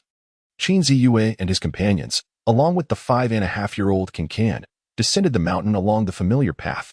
In these tumultuous times, few crops yield as abundantly as potatoes and sweet potatoes. As the dust settled, Shang Jiejia joyfully held the anxious Qin in the back seat, her heart brimming with satisfaction. However, Qin Ziyue, seated in the passenger seat, was beset by a lingering headache. What troubles you, Ziyue? Gu Lingjun gently inquired. Noticing his furrowed brow, "What are you thinking about?" "It's nothing. Just contemplating how to expedite the repairs on the vehicle," Qin Ziyue replied with a casual smile. Casting a glance at Shang Jiejia, who was playfully engaging with Qingcan, understanding dawned on Gu Lingjun, who wisely chose to remain silent. Sensing that his troubles ran deeper than mere time constraints, the worry etched on his face suggested that the matter was far more complex. It was evident to Gu Lingjun that it likely pertained to Shang Fukong and his entourage.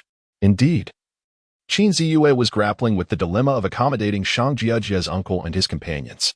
The sudden influx of new individuals posed inherent risks if they were hastily integrated into the base. Human nature is often insatiable. Once comfort is attained, desires only escalate. With no viable solutions at hand, Qin Ziyue leaned back in his seat, closed his eyes, and temporarily set aside thoughts of arranging accommodations for his uncle and the others. In a moment of idleness, he activated the base's system and began to peruse its contents. A blue holographic screen materialized before him, revealing a three-dimensional blueprint of the entire base. He could perceive everything within the base from this vantage point. In the control room of the main building, his aunt was seated, intently monitoring the surveillance feeds while diligently scribbling notes. Every now and then, she would lift her gaze, scanning the various surveillance images. Qin Ziyue diverted his attention to other areas, when suddenly, he froze.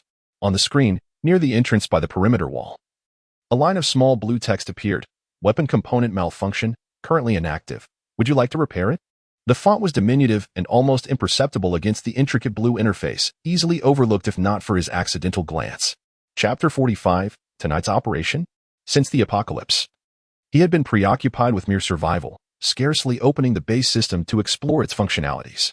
He had merely regarded this system as a key to control the base. Upon encountering this unexpected line of text, he was momentarily taken aback, but soon elation surged through him. How splendid!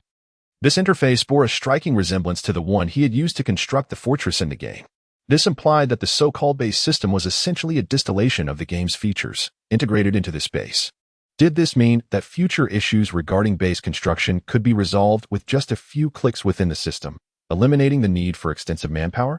Qin Ziyue felt a sense of reassurance wash over him. He clicked on the repair option. Instantly, the weapon at the fixed firing point shimmered with a brief glow, followed by the emergence of a new line of text. "Repair complete. Now operational." The four surrounding walls are fortified with an abundance of fire points. Yet there are invariably a few locations where the firepower apparatus may malfunction due to weather conditions or electronic circuitry.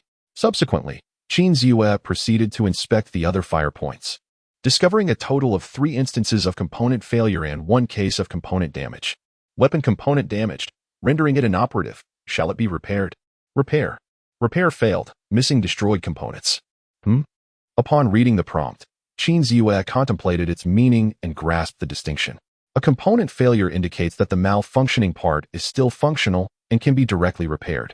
However, component damage necessitates the replacement of the ruined parts for restoration. It seems he must procure a suitable replacement component. He then turned his gaze to the top of the wall, and as his focus, both visual and cognitive, shifted, a line of blue text appeared above. "Shall the expansion commence?" After a moment of hesitation, Qin Ziyue clicked yes. "Please upload or create blueprints." Upload. Choose network collection, upload or mind upload. Qin Ziyue was taken aback. He recalled that prior to the apocalypse, within the game, the option for mind upload had been labeled local upload. However, the local upload mode no longer existed.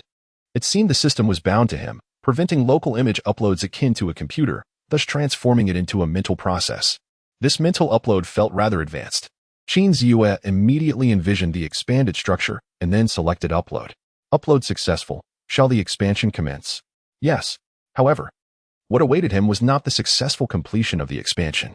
Due to insufficient materials, the expansion had failed. It seemed that the system was not infallible. It lacked the astonishing technology that could conjure building materials or replacement parts from thin air. Upon careful examination of the system, Qin Ziyue formulated a general idea regarding how to accommodate Uncle Shang and his companions. They could be settled in the dormitory area. Subsequently, a substantial supply of construction materials, such as steel, should be procured to erect a wall around the main living area. This would effectively isolate the interior from the exterior, thereby enhancing the security of the primary living zone. In terms of ancient architecture, the main living area could be likened to the imperial inner court, while the area beyond the wall, extending to the outer city walls, would represent the outer city. In the future, survivors like Shang Fukan, who could not be fully trusted, yet displayed a semblance of friendliness while posing a certain threat, could be housed in the outer city, managed through rules and a hierarchical system to differentiate and govern them. There were now tasks at hand. Having promised to rescue others, the doctors, Tang Yaxian, and the nurses at the hospital still needed to be saved. Uncle Shang had to come and pick them up. There were many matters to attend to. Now, an additional task was to prepare construction materials and build a wall around the living area. In the early days of the apocalypse, with countless endeavors awaiting initiation, it was natural to have so much to do. As long as it would enhance future safety, a little busyness and fatigue were not to be feared. With the burdens that had weighed on his mind lifted, Qin Ziyue felt a sense of joy as he turned to observe Gu Lingjun, who was diligently piloting the helicopter. Her lovely visage, with gentle and enchanting eyes, exudes a youthful yet mature charm.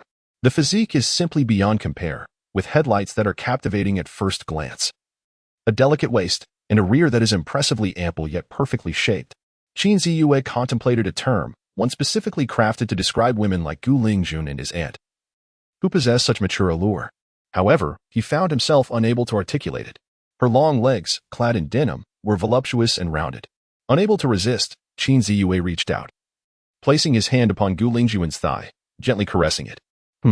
Gu Lingjun was momentarily taken aback, her thigh unexpectedly grasped, causing her to shudder slightly. She turned to face Qin Ziyue, blinking in confusion. Yet, once their gazes met, her cheeks flushed with a rosy hue, and she shyly averted her gaze to the front. Nevertheless, she discreetly shifted the leg closest to the passenger seat toward Qin Ziyue, facilitating his advance. Qin Ziyue, too, felt a tinge of embarrassment. The space was limited, yet there was still room to explore. The challenge was that two young girls occupied the back seat, while Qinkan was oblivious to everything. Shang Jiajia was of an age where she understood much more. It was rather impulsive. Ziyue Gij, have you caught a cold? Shang Jiajia, who had been playfully teasing her sister, looked up curiously upon hearing Qin Ziyue's cough. He was not suffering from a cold. Rather, his blood was racing.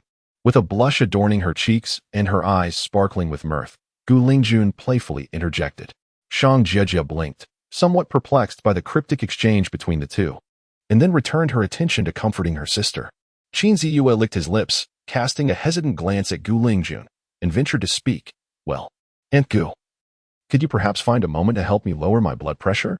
Upon hearing this, Gu Lingjun's heart raced, her complexion deepening in hue, and she playfully rolled her eyes, remaining silent. This mischievous young man seemed ready to make his intentions clear. Indeed, the day set by Sister Rong was drawing near. However, the prospect of taking the initiative to share a bed was quite daunting, challenging her sense of decorum. How embarrassing. Nevertheless, this young rogue exhibited a commendable sense of responsibility and possessed striking looks. Despite being significantly younger, age was hardly an obstacle. The societal norms of the pre-apocalyptic world had rendered such age disparities commonplace. Young men, after all, often gravitated towards mature, alluring women. What was she truly conflicted about? That elusive gap in social status? Setting aside the fact that Qin Ziyue and Sister Rong were not biologically related, in this post-apocalyptic reality, familial hierarchies held little significance. Survival itself was a blessing. Moreover, were it not for him, she might have long succumbed to the zombies. Just moments ago in Shangjia village. Had he not arrived in time, she could have easily fallen victim to Shang Laozhou's machinations. As a strong man burdened with the safety and sustenance of so many, he must be utterly exhausted and in need of a woman to alleviate his stress. Perhaps tonight would be the night? Chapter 46. Automation modification. Upon returning to the base, it was still midday. Hearing the whirring of the helicopter's rotor blades, Rong Huanxi set aside her tasks and headed to the kitchen to begin preparing lunch. After disembarking from the helicopter, Shang Jiajia exchanged a brief greeting with Qin Ziyue before carrying a chicken cage and leading her younger sister, Qingcan, downstairs. Once she settled Qingcan in the living room on the second floor, she made her way alone to the underground breeding facility, where she placed a rooster and a hen inside. Meanwhile, Gu Lingjun, holding several trays of eggs, accompanied Qin Ziyue downstairs. Ziyue, are you perhaps thinking about something? In the elevator, Gu Lingjun, unable to contain herself, initiated the conversation. Leaning against the wall, she swung her calves to ease the awkwardness. Her cheeks slightly flushed, yet her captivating gaze boldly flirted with Qin Ziyue. The atmosphere, already tinged with awkwardness, grew increasingly suggestive. Cough. What are you thinking about? Qin Ziyue instinctively touched his nose, offering an awkward smile as he feigned ignorance in response. How was he to navigate this conversation? To deny his thoughts would be disingenuous. To confess? That would be taking advantage of her vulnerability. Perhaps he could entertain such notions concerning other women, but with Gu Lingjun, he found himself at a loss. After all, she was a close friend of his aunt. Though there had been prior discussions, he had been pretending to sleep at the time. It was his aunt who had mentioned it. At least on the surface, he was unaware of the matter. More importantly, he needed to maintain the facade of in the workshop. There exists a large robotic arm designed for modifications. Although operating, it can be somewhat cumbersome for an individual. It is not insurmountable. Suddenly, an idea sparked in Qin Ziyue's mind. He took a seat atop the heavy-duty truck and opened the base system interface for examination.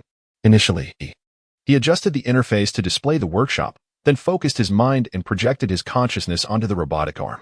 Indeed, a line of small text appeared. Would you like to modify the Model SX2306 8x8 heavy-duty truck? Affirmative. Please upload the modification plan. Utilizing the thought upload mode, Qin Ziyue directly transmitted his envisioned modification scheme into the system's image library. The plan is feasible. Materials are sufficient. Would you like to commence the modification? Affirmative. Please select the modification mode. Automatic generation or semi-automatic system operation or manual modification. Qin Ziyue paused momentarily. He understood both automatic generation and manual modification. However, what precisely constituted semi-automatic system operation? After a moment's contemplation, he decided to select the second option, semi-automatic system operation mode. Modifying estimated time, 2 hours and 37 minutes. Please wait. As this line of text appeared on the interface, Qin Ziyue shifted his gaze to reality, observing the robotic arms within the automotive repair workshop commencing their autonomous operations, executing modifications and welding on the heavy-duty truck below. 2 robotic arms lifted a steel plate and positioned it directly on the front of the truck, while several other arms approached, one wielding a colossal tool to reshape the steel plate, while another welded it to the truck's front end. So this is what system operation entails. Qin Ziyue comprehended that the system could directly control these mechanical arms to modify the heavy truck according to the blueprint. He had previously overlooked this functionality of the base system. Had he discovered it sooner, he would not have expended so much effort in manually altering the Paramount Predator, wasting several days and achieving a rather unsatisfactory result. The system had concealed its capabilities too well. One must focus intently on the areas requiring construction or modification, employing one's thoughts to scrutinize closely in order to notice a line of small text. The entire system interface was bathed in blue, and that line of text was also blue, rendering it difficult to discern without careful observation. Previously, he had been overly impatient, preoccupied with rescuing his aunt, and had not devoted any attention to the system, merely considering it a key to control the base. Little did he know that within the base, this system operated like a deity. This made things significantly more convenient and pleasurable. Qin Ziyue leapt down from the roof of the vehicle, sauntered to the side, crossed his legs, and rested his hands behind his head, contentedly observing the mechanical arms operate autonomously. Xiaoyu, it's time to eat, came the gentle voice of his aunt over the intercom. All right, I'm coming, he replied. In the dining hall, the lunch spread was quite lavish. Steamed rice, scrambled eggs with tomatoes, egg pancakes, soy sauce beef, soy sauce duck, braised pig's trotters. The table was laden with an abundance of dishes. Sitting next to Shang Jiajia, Kinkin gazed at the array of her favorite foods, unable to resist wiping the drool from the corner of her mouth. Earlier, while Shang Jiajia was feeding the chickens downstairs, she had been clamoring for her parents, and despite Gu Lingjuan's efforts to soothe her, it had been to no avail. It was only upon Shang Jiajia's return that she ceased her crying. At this moment, gazing at the array of food, all thoughts of nostalgia have been cast aside. For an entire week, she had not tasted a morsel of meat, nor had she indulged in any savory dishes. Now, confronted with such a lavish spread, how could one not salivate? Sister, I want to eat meat and eggs. Chanzan tugged at Shang Jiajia's sleeve, her eyes eagerly fixed on the dishes before them. Go ahead. But don't let her overindulge in too much meat after such a long fast. Let her have a bit more of the scrambled eggs, Rong Huanqi said with a smile, scooping a generous portion of tomato scrambled eggs into Chanzan's bowl. Thank you, Sister Rong. Shang Jiajia respectfully nodded at Rong Huanqi, then picked up her chopsticks. Selecting a piece of pig's trotter, carefully extracting the tender meat within, and placing it into Chanzan's bowl, she murmured, Do you remember how I taught you? Eat slowly and chew well, all right? Chanzan's mouth was already stuffed with tomato and eggs. She responded absent-mindedly, then leaned over her bowl, devouring her meal with gusto.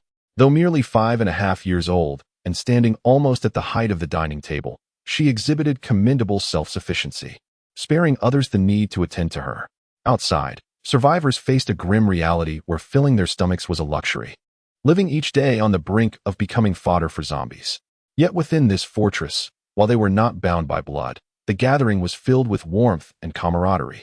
The food, though not exquisite, was wholesome and sufficient, tantalizing their appetites. Chapter 47. The modification of the heavy truck completed. After finishing the meal, glancing at the time, there remained just over an hour until the modification of the heavy truck would be complete. And, shall we head to the shooting range afterward? Xihe spoke to Rong Huanqi. On the second level of the underground facility, there exists a vast indoor shooting range. In this era dominated by firearms, martial arts have declined, rendering any improvement in this area nearly impossible. Even if one wished to practice, the path remains elusive. Although his aunt is a woman, in times of peace, she has been nurtured to be beautifully delicate, requiring no engagement with such matters. Yet, in this altered world, for the sake of safety, he aspires for her to possess a certain degree of self-defense capability. I shall not practice today. I have compiled and assessed our supplies, and the quantity of ammunition is limited. It would be prudent to reserve it for you and Zhuojun to practice with. Gathering resources will rely on your efforts, while I remain at the base, unable to contribute. We can discuss further once our ammunition stock is more plentiful. Rong Huanqi gently declined Xihe's proposal, her thoughts clear and resolute. In these tumultuous times, the two of them rely on each other, embodying the utmost trust. To gather resources for survival, Xihe, as a man, must frequently leave the base. With such a vast facility, she cannot entrust its care to anyone else but herself. Not even Gu Lingjun would suffice. Moreover, Gu Lingjun's ability to pilot a helicopter underscores her inherent value. Very well then, shall we go with Aunt Gu? Xihe nodded, turning his gaze toward Gu Lingjun. He understood well that apart from his aunt, no one else could be entrusted with the base. Her reasoning was sound, and he offered no rebuttal. Upon exiting, he found himself in possession of a tablet. Xihe was taken aback. He had not anticipated such swiftness, as implementing a system is inherently complex and typically requires at least 10 days to half a month. However, if it merely concerns the foundational framework, a quicker pace is understandable, for Gu Lingjun is indeed adept in this field. Upon opening the tablet, Xihe casually browsed through its contents. The first section outlined the strategic vision for the base's development, emphasizing the goal of establishing a self-sufficient and cohesive culture, unified from top to bottom. Whether it pertains to a nation, a company, or even a family, each entity possesses a unique trajectory for future growth and cultural identity, be it national culture, corporate ethos, or familial values. However, at present, the tablet revealed a void in information regarding these two aspects. Continuing further, he encountered the organizational structure, a section rich in detail. The hierarchy was unmistakably led by Xihe, the unequivocal authority of the base.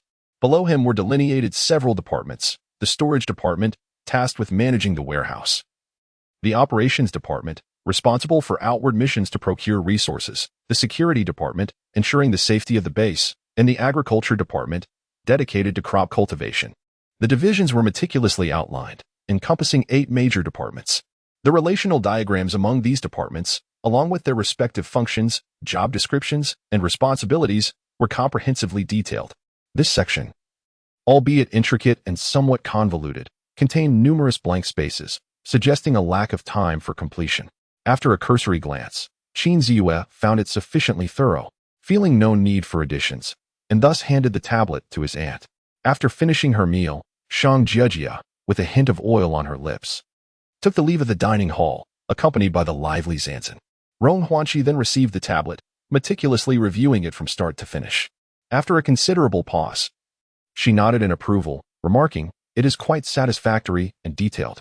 We shall proceed with this model. However, the aspects of hierarchical structure and the system of performance evaluation and rewards need further deliberation. I am currently formulating a plan regarding the hierarchy, and once it is ready, we can consult together." Rong Huanqi handed the tablet to Gu Lingjun and remarked, "All right, I shall continue writing." Gu Lingjun nodded and took the tablet. These were all derived from the functions of the company and relevant governmental departments. The framework was established, and while the remaining tasks were intricate, they were manageable. albeit requiring a certain amount of time. Xihe pondered for a moment and interjected, "Let us add a monitoring center, as it is also a crucial department." "Very well." Gu Lingjun agreed, noting it down on the tablet. Once their discussions were settled, the three dispersed.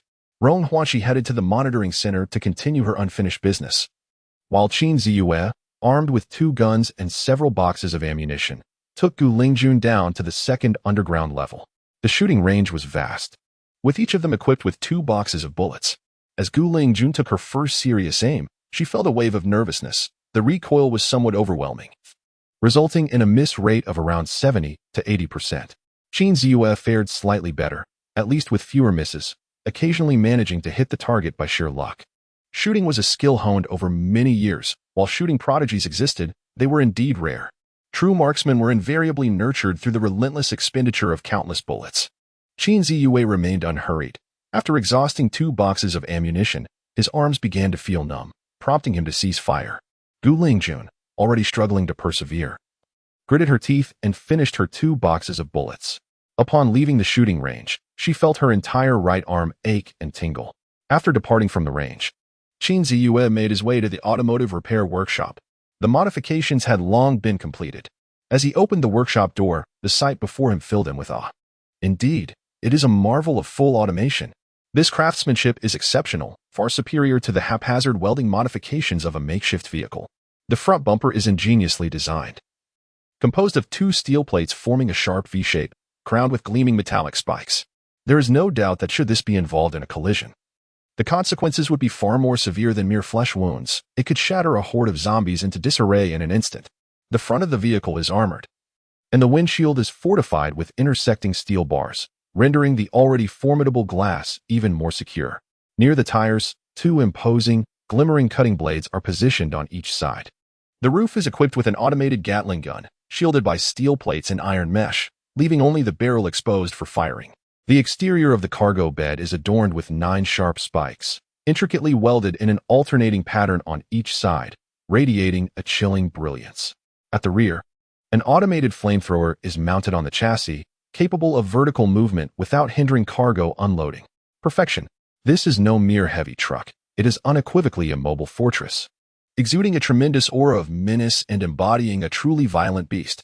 Chapter 48. The Romance of Men. Seeking continued reading, gazing at these transformed heavy trucks, Qin Ziyue felt immense satisfaction.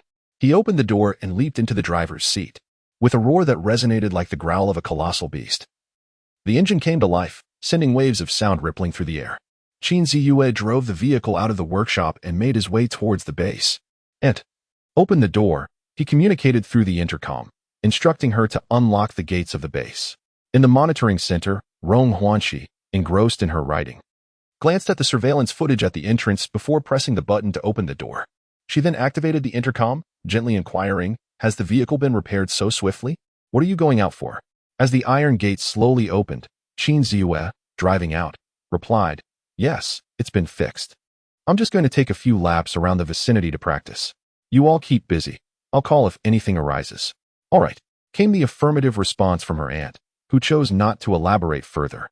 "Ziyue, do take care." Gu Lingjun's voice, deliberately pitched, resonated through the intercom. This woman, it seemed, had subtly altered her way of addressing him over time. Xiaoyu felt akin to a senior addressing a junior, while Ziyue fostered a sense of camaraderie. Once he departed the base, Qin Ziyue deliberately chose intersections teeming with zombies, flooring the accelerator as he surged forward. Ha! The noise drew the attention of countless zombies, who simultaneously turned their heads toward the approaching heavy truck, subsequently charging forward with frenzied roars. Though it was still not yet 3 in the afternoon, the number of zombies on the streets was relatively sparse. However, in the shade of the trees lining the sides, a multitude lay hidden, resembling a swarm of lice clustered together. In an instant, countless zombies erupted from the shadows, coalescing into a tide that would induce claustrophobia in the faint-hearted. Bang! The heavy truck bravely plunged into the sea of the undead, colliding with the leading zombies, their bodies shattered, blood and flesh scattering in all directions. Immediately afterward, the truck surged forth like a fierce tiger among a flock of sheep. The sound of a tremendous crash emanated from the front iron shovel of the vehicle, followed by the piercing noise of sharp conical protrusions making contact with the densely packed horde of zombies. As the heavy truck advanced, blood sprayed into the air, and chunks of flesh danced to the ground like confetti. A long streak of crimson began to unfurl along the dual carriageway. From above, the truck resembled a vividly inked red brush, leaving behind a trail that spread outward due to an excess of ink.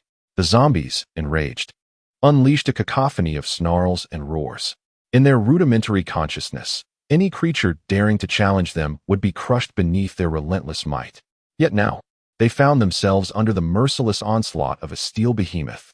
The roar of countless zombies filled the air as they, undeterred by fatigue or the threat of death, lunged towards the heavy truck. The relentless thuds of their assaults echoed ominously. Weighing 17 or 18 tons, the truck stood immovable amidst the tide of corpses, unyielding to their attempts to shake it. Xihe let out an exhilarating shout, pressing the accelerator as his hands gripped the steering wheel tightly, maneuvering the truck through the sea of zombies. The windshield soon became shrouded in a veil of red mist, speckled with bits of flesh. Perhaps this was the essence of masculine romance. The surrounding zombies, drawn by the commotion, converged toward his position. Xihe drove the heavy truck recklessly through the industrial park, looping several times, consuming nearly an hour before finally steering directly into the Qingrong toy factory, luring all the zombies into its vicinity. Subsequently, he utilized a heavy-duty truck to block several small delivery vehicles that had been pushed over earlier, completely sealing off the exit. The zombies were trapped within the factory grounds, roaring and howling. There were far too many, densely packed, nearly filling the entire area. At least within a radius of several kilometers, zombies had converged. They seemed to possess a peculiar frequency that allowed them to communicate with one another, much like ants. A cursory glance revealed an estimated count of no fewer than 10,000. Based on the population of the industrial park, the zombies attracted by this incident comprised over 1/8 of the total. With a thunderous roar, Xihe's arms went numb as he maneuvered the heavy truck away from the toy factory, turning the vehicle towards the adjacent hardware factory. He needed to procure building materials.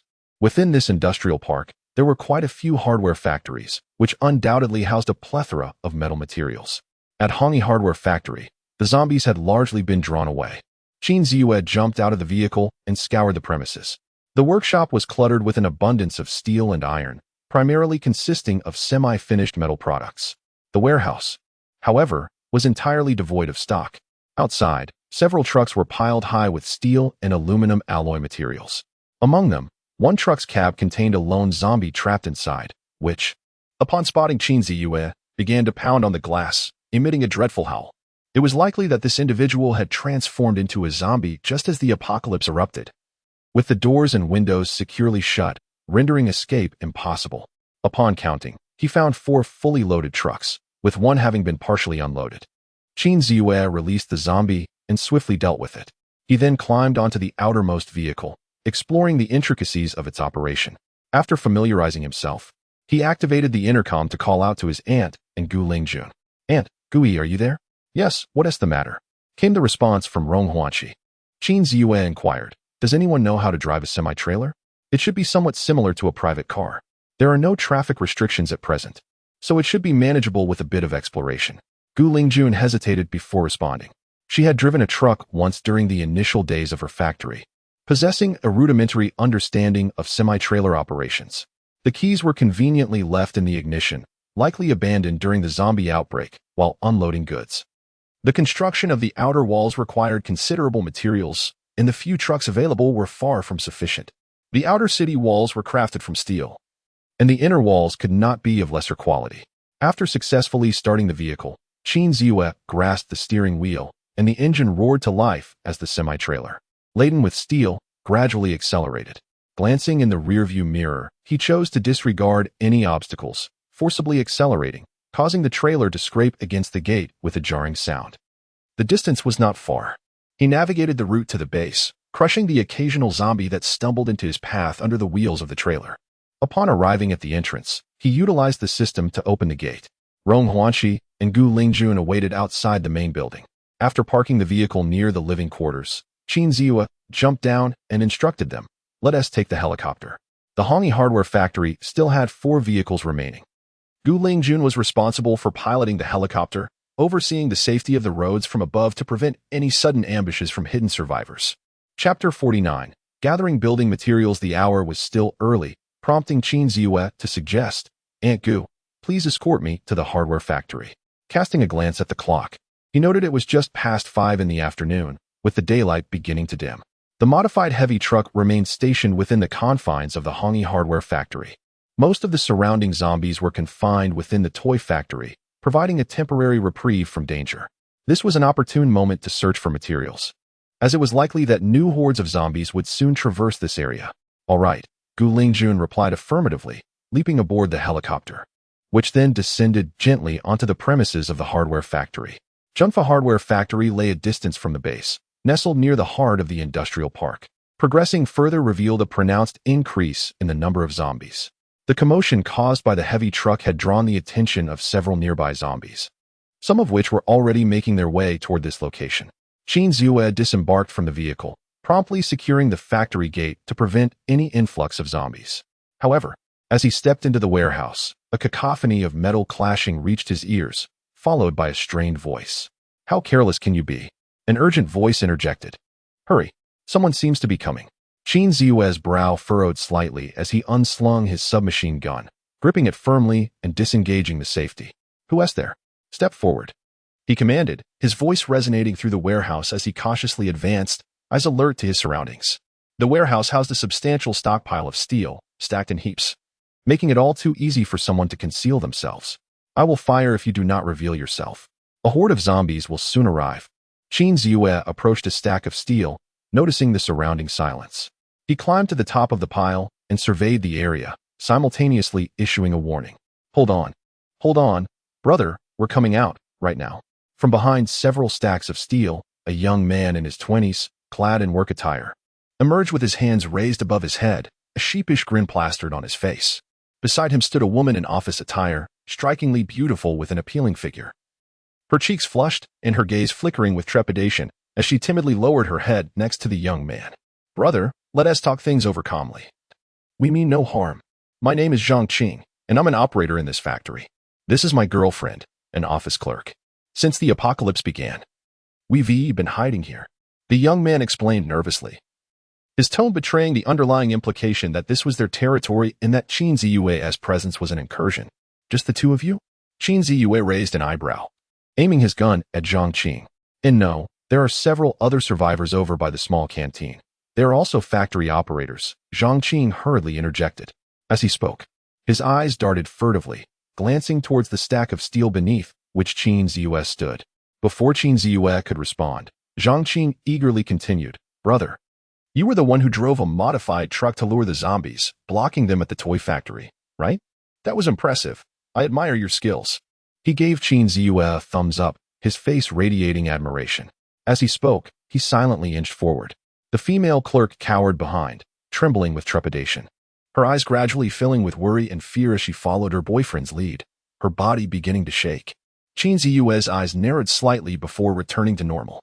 The earlier commotion that attracted the zombies had certainly caught the attention of numerous survivors, which was hardly surprising. However, the individual before him was evidently peculiar. Observing Zhang Qing as he approached, Qin Ziyue refrained from firing immediately, instead heightening his vigilance. He was curious to discern the motives of this fellow. Zhang Qing continued to shuffle forward while lavishly praising Qin Ziyue, expressing how they dared not show themselves due to the overwhelming number of zombies, and lauding him for his bravery. He looked up at Qin Ziyue, giving a thumbs up and advancing several steps. "Now that you've driven away all the zombies, we can venture out to search for food.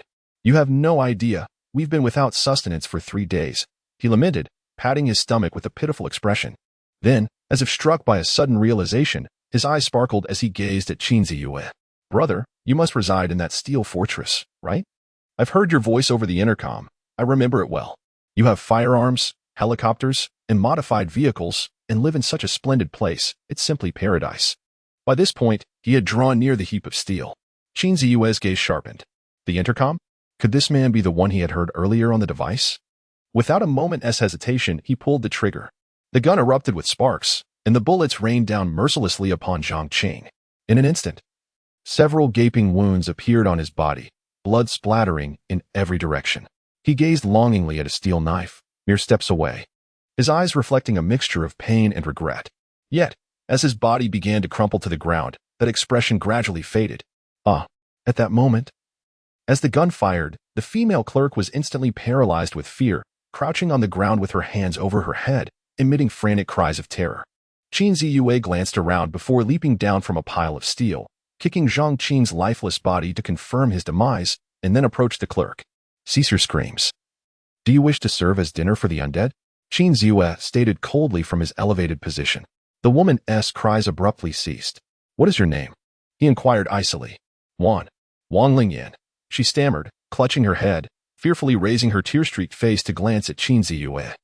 Her voice trembling as she pleaded, Brother, I was unaware. Please don't kill me. It was entirely his decision. I never imagined he would turn against you. I am not his girlfriend. He coerced me into it. I loathe him. I beg you, spare me. Chapter 50. Survivors of the Hardware Factory, seeking continuation. Wang Lingyan, terrified, collapsed to the ground, her hands still clutching her head. Gazing up at Qin Ziyue with a desperate plea, her face a mess of tears and snot. How many of you remain? Qin Ziyue remained unmoved. 8. 8 of them are over by the cafeteria. Previously, Zhang Qing was in charge, and they all listened to him. Wang Lingyan hurriedly replied. Qin Ziyue lightly tapped her forehead with the gun, saying, Take me there. I won't kill you. The muzzle, still warm and tinged with the scent of gunpowder, made contact with her head, causing Wang Lingyan to freeze in fear, her body trembling uncontrollably. However, upon comprehending Qin Ziyue's words, she swiftly rose from the ground and willingly led the way. This way. Did you spend the morning with Zhang Qing? Qin Ziyue suddenly inquired as they walked toward the cafeteria. Yes. Wang Lingyan stammered, her face flushing with embarrassment as she lowered her gaze. Noticing her reaction, Qin Ziyue raised an eyebrow but pressed on. Did he use the walkie-talkie this morning? Not him. Qin Ziyue's brow furrowed slightly, a sense of unease bubbling within him.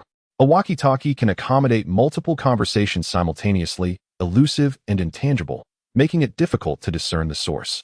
Since the mysterious man was not Zhang Qing, the potential threat still loomed. With a slow exhale, Qin Ziyue momentarily set aside that concern and continued. Tell me how you all managed to survive. Did Zhang Qing establish any rules for you? This was both casual conversation and an opportunity to glean insights, to capitalize on strengths while mitigating weaknesses. Wang Lingyan blinked and, while walking, recounted, on the day of the apocalypse, many in the factory transformed into zombies.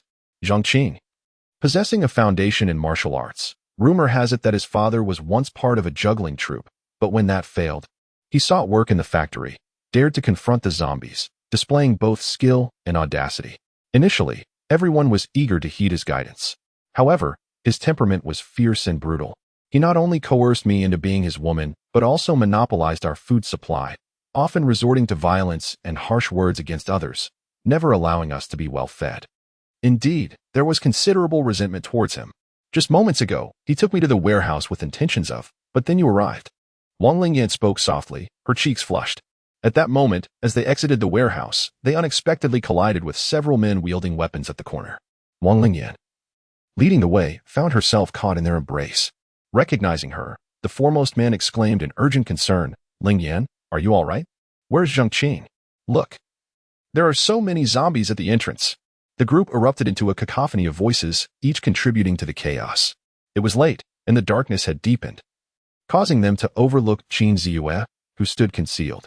However, as Qin Ziyue shifted his body to allow Wang Lingyan to pass, revealing the micro-submachine gun he held, they collectively fell silent, their eyes wide with fear and reverence as they gazed at the figure behind Wang Lingyan. Qin Ziyue, brandishing the submachine gun, stood resolutely at the corner, his gaze sweeping over the faces of the 8 individuals, 6 men and 2 women. Together with Wang Lingyan, there are a total of 9 individuals, comprising 3 women. The men appear to be factory workers, robust and muscular. Among the 2 women, the one on the left, wielding an iron rod, is older and notably stout, while the other, who is of a similar age to Wang Lingyan, possesses a rather ordinary appearance but boasts a curvaceous figure, embodying the allure of a mature woman. Each of them brandishes an array of makeshift weapons, all crafted from the factory's steel machinery, essentially cold arms capable of self-defense against a horde of zombies or other survivors. Regrettably, Qin Ziyue wields a firearm. Observing this group, Qin Ziyue grinned and introduced himself, saying, Greetings, allow me to introduce myself. My name is Qin Ziyue. Do not doubt the authenticity of this weapon. I am the one who dispatched Zhang Qing. As he spoke, Qin Ziyue raised his gun and fired a shot into the air. The sound startled the robust men and the two women, causing them to instinctively retreat a step, their throats tightening in fear, their eyes wide with trepidation. Brother, please remain calm. We mean no harm.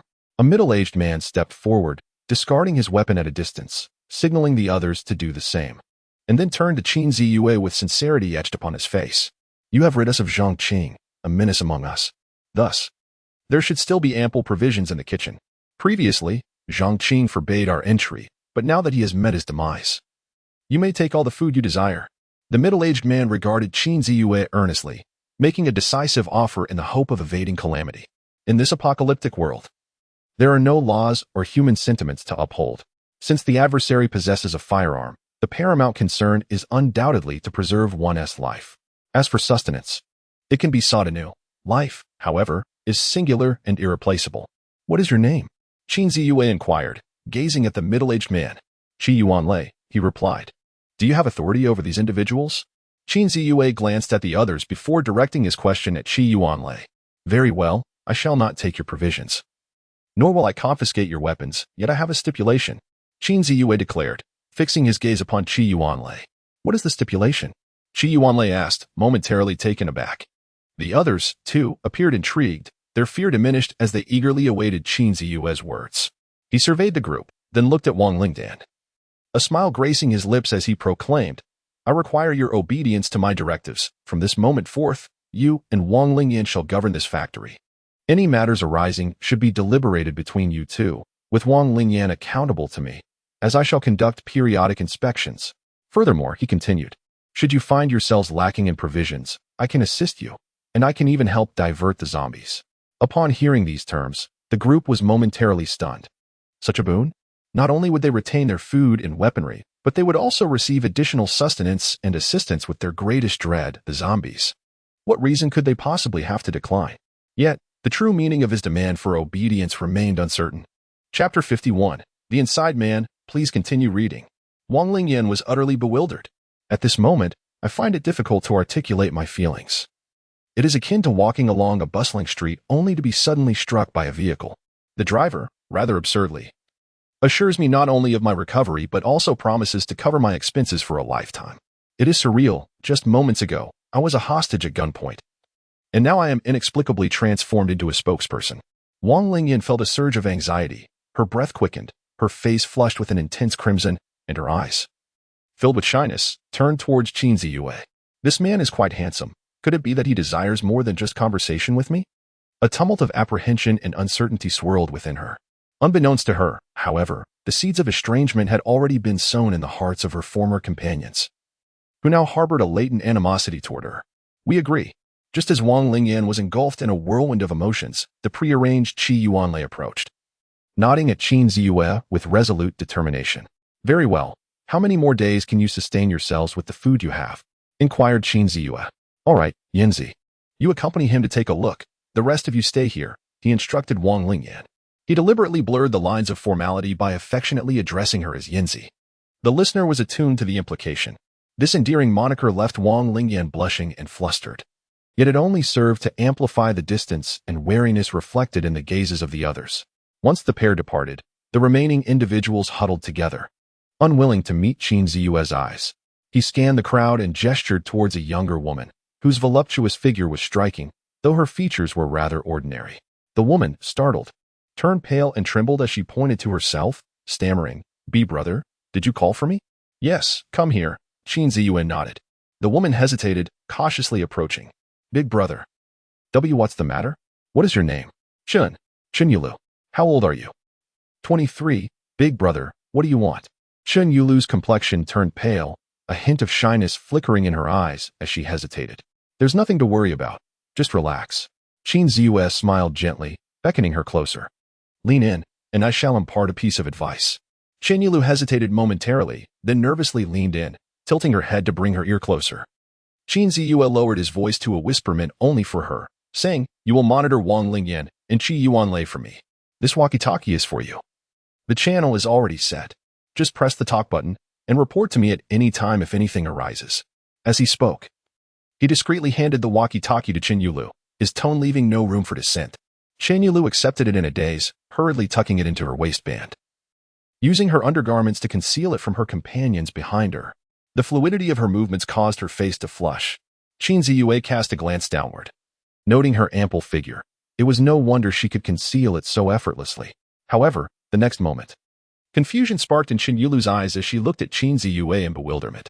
Before she could voice her thoughts, Qin Ziyue gestured towards the north and whispered, "You see that steel fortress over there? It's mine. If you please, it's a secret.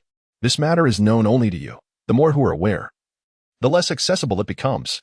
Qin Ziyue promptly halted her inquiries, implying that the positions were limited. Chen Yulu immediately nodded vigorously, her initial fear dissipating entirely, replaced by a profound joy. In the distance, several other men and that elder sister gazed at the two of them with puzzled expressions, unable to fathom why Chen Yulu had initially appeared so frightened, yet after exchanging a few whispered words, blossomed into sunshine, her eyes sparkling with mirth. Their curiosity was inevitably piqued.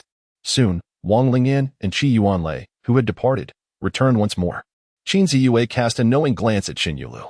Understanding, she nodded and hurriedly distanced herself from him, joining the group of men and standing beside the older sister. "Yulu, what did you discuss?" The elder sister discreetly glanced at Qin Ziyue before curiously inquiring in a hushed voice. The other men also looked on with intrigue. Chen Yulu beamed, her eyes sparkling. In feigned shyness as she replied, "He asked me if I have a boyfriend and expressed a desire to pursue me, but I declined."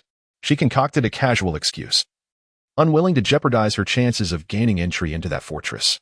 As Mr. Qin had stated, should others learn of it, her access would be barred. The elder sister appeared somewhat skeptical, yet as Qi Yuanlei and Wang Lingyan approached, she refrained from further questioning, suppressing her curiosity. "Mr. Qin, we have checked, and the provisions will suffice for about a week. Primarily vegetables have spoiled. However, flour, rice, and oil remain plentiful." Approaching Qin Ziyue, Wang Lingyan reported in a hushed tone. As she spoke, she couldn't help but cast a furtive glance at Qi Yuanlei, her eyes betraying a hint of anxiety. Qi Yuanlei, exuding an air of righteousness, regarded Qin Ziyue with a natural composure. A flicker of realization crossed Qin Ziyue's mind as he observed the flustered Wang Lingyan, and he grasped the underlying tension without addressing it directly.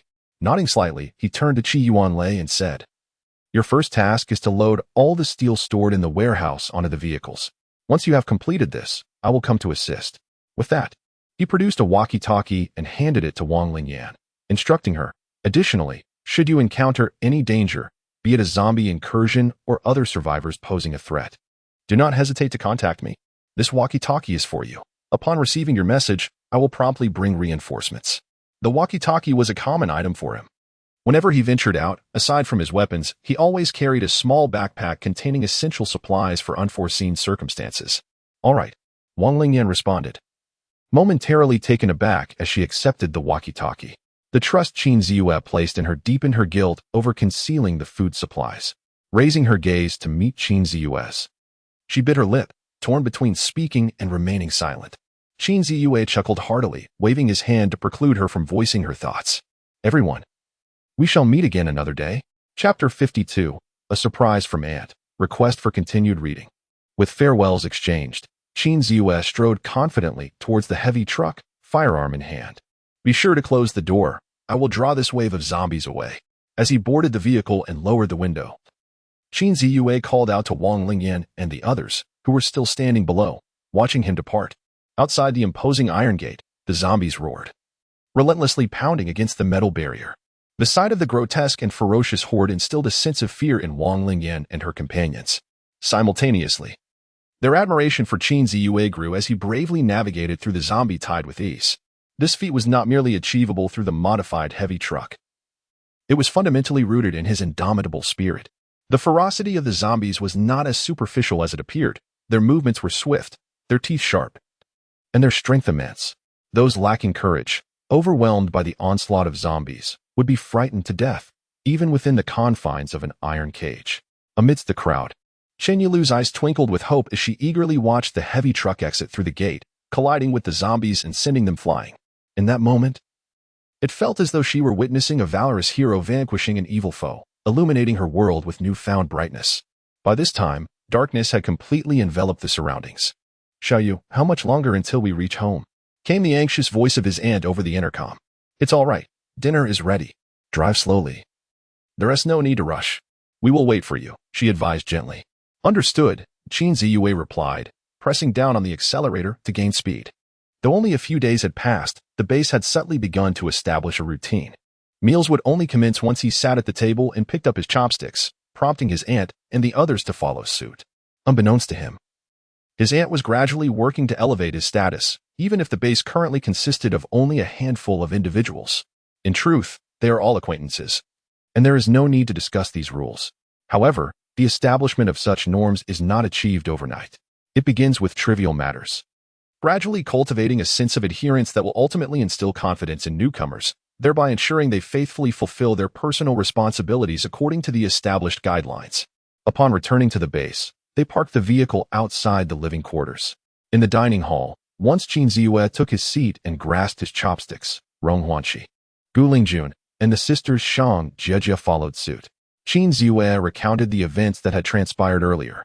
The task of pretending would take an eternity to complete.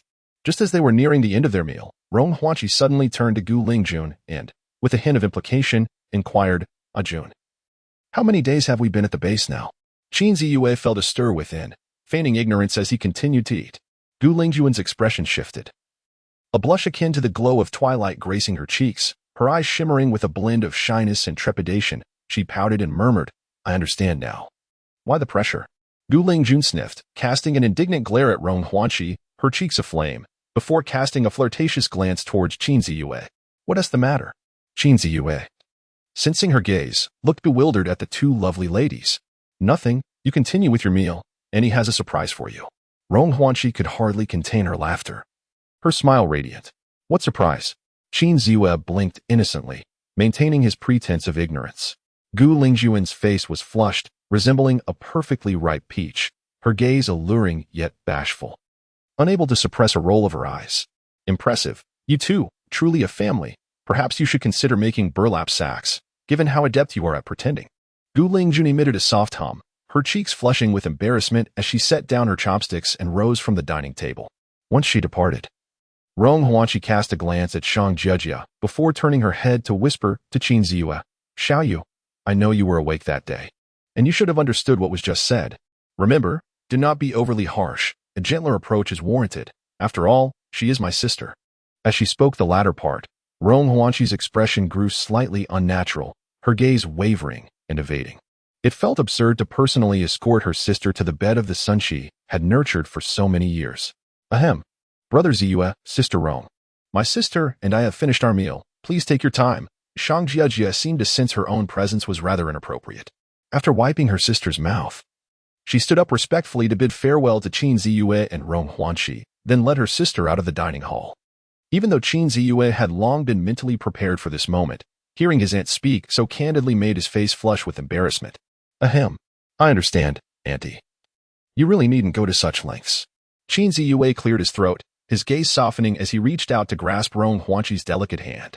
She did not resist, allowing him to hold her hand, a gentle smile gracing her lips as she tucked a stray lock of hair behind her ear. I comprehend your character and also understand Ajun's disposition. This course of action is indeed unavoidable. After all, to coexist harmoniously under one roof, day in and day out. If we do not take these steps, future conflicts are inevitable. It is better to embrace the notion of family early on, and she will become obedient and compliant. Rong Huanqi extended her hand to gently caress Xihe's cheek. Xihe remained silent, fully grasping his aunt's meaning. His character indeed bore flaws, and over the years, the one who understood him best was not himself, but his aunt. Since the passing of his parents, he had become somewhat obsessive, or rather, stubborn. This description could be seen in a positive light.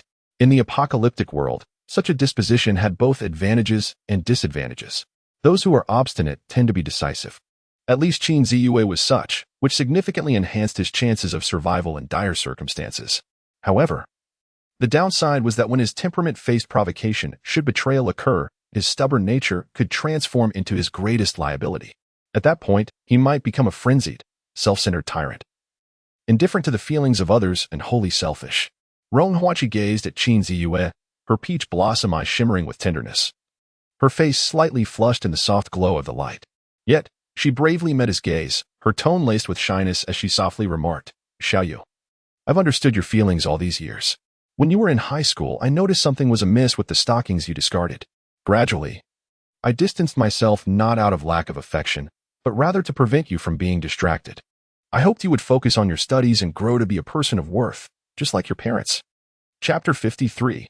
Drafting the Hierarchical System, Seeking Recommendations. Recalling the embarrassing moments from high school, Xihe couldn't help but feel a flush of embarrassment, lowering his head in discomfort. He thought to himself how Aunt Rong used to favor wearing black stockings. How could her preferences have changed so suddenly? On the clothing rack in the bathroom, the original scent has long since faded. Every movement of mine feels as though it is scrutinized under Aunt Rong's watchful gaze. And my heart is as transparent as a mirror. This is truly an unparalleled embarrassment. Rong Huaqi's cheeks flushed slightly, her gaze wandering, seemingly oblivious to Xihe's discomfort. With a faint smile, she continued, "In retrospect, I have pondered this. Before you, I could only strive to dress conservatively and maintain a certain distance. For we are indeed different.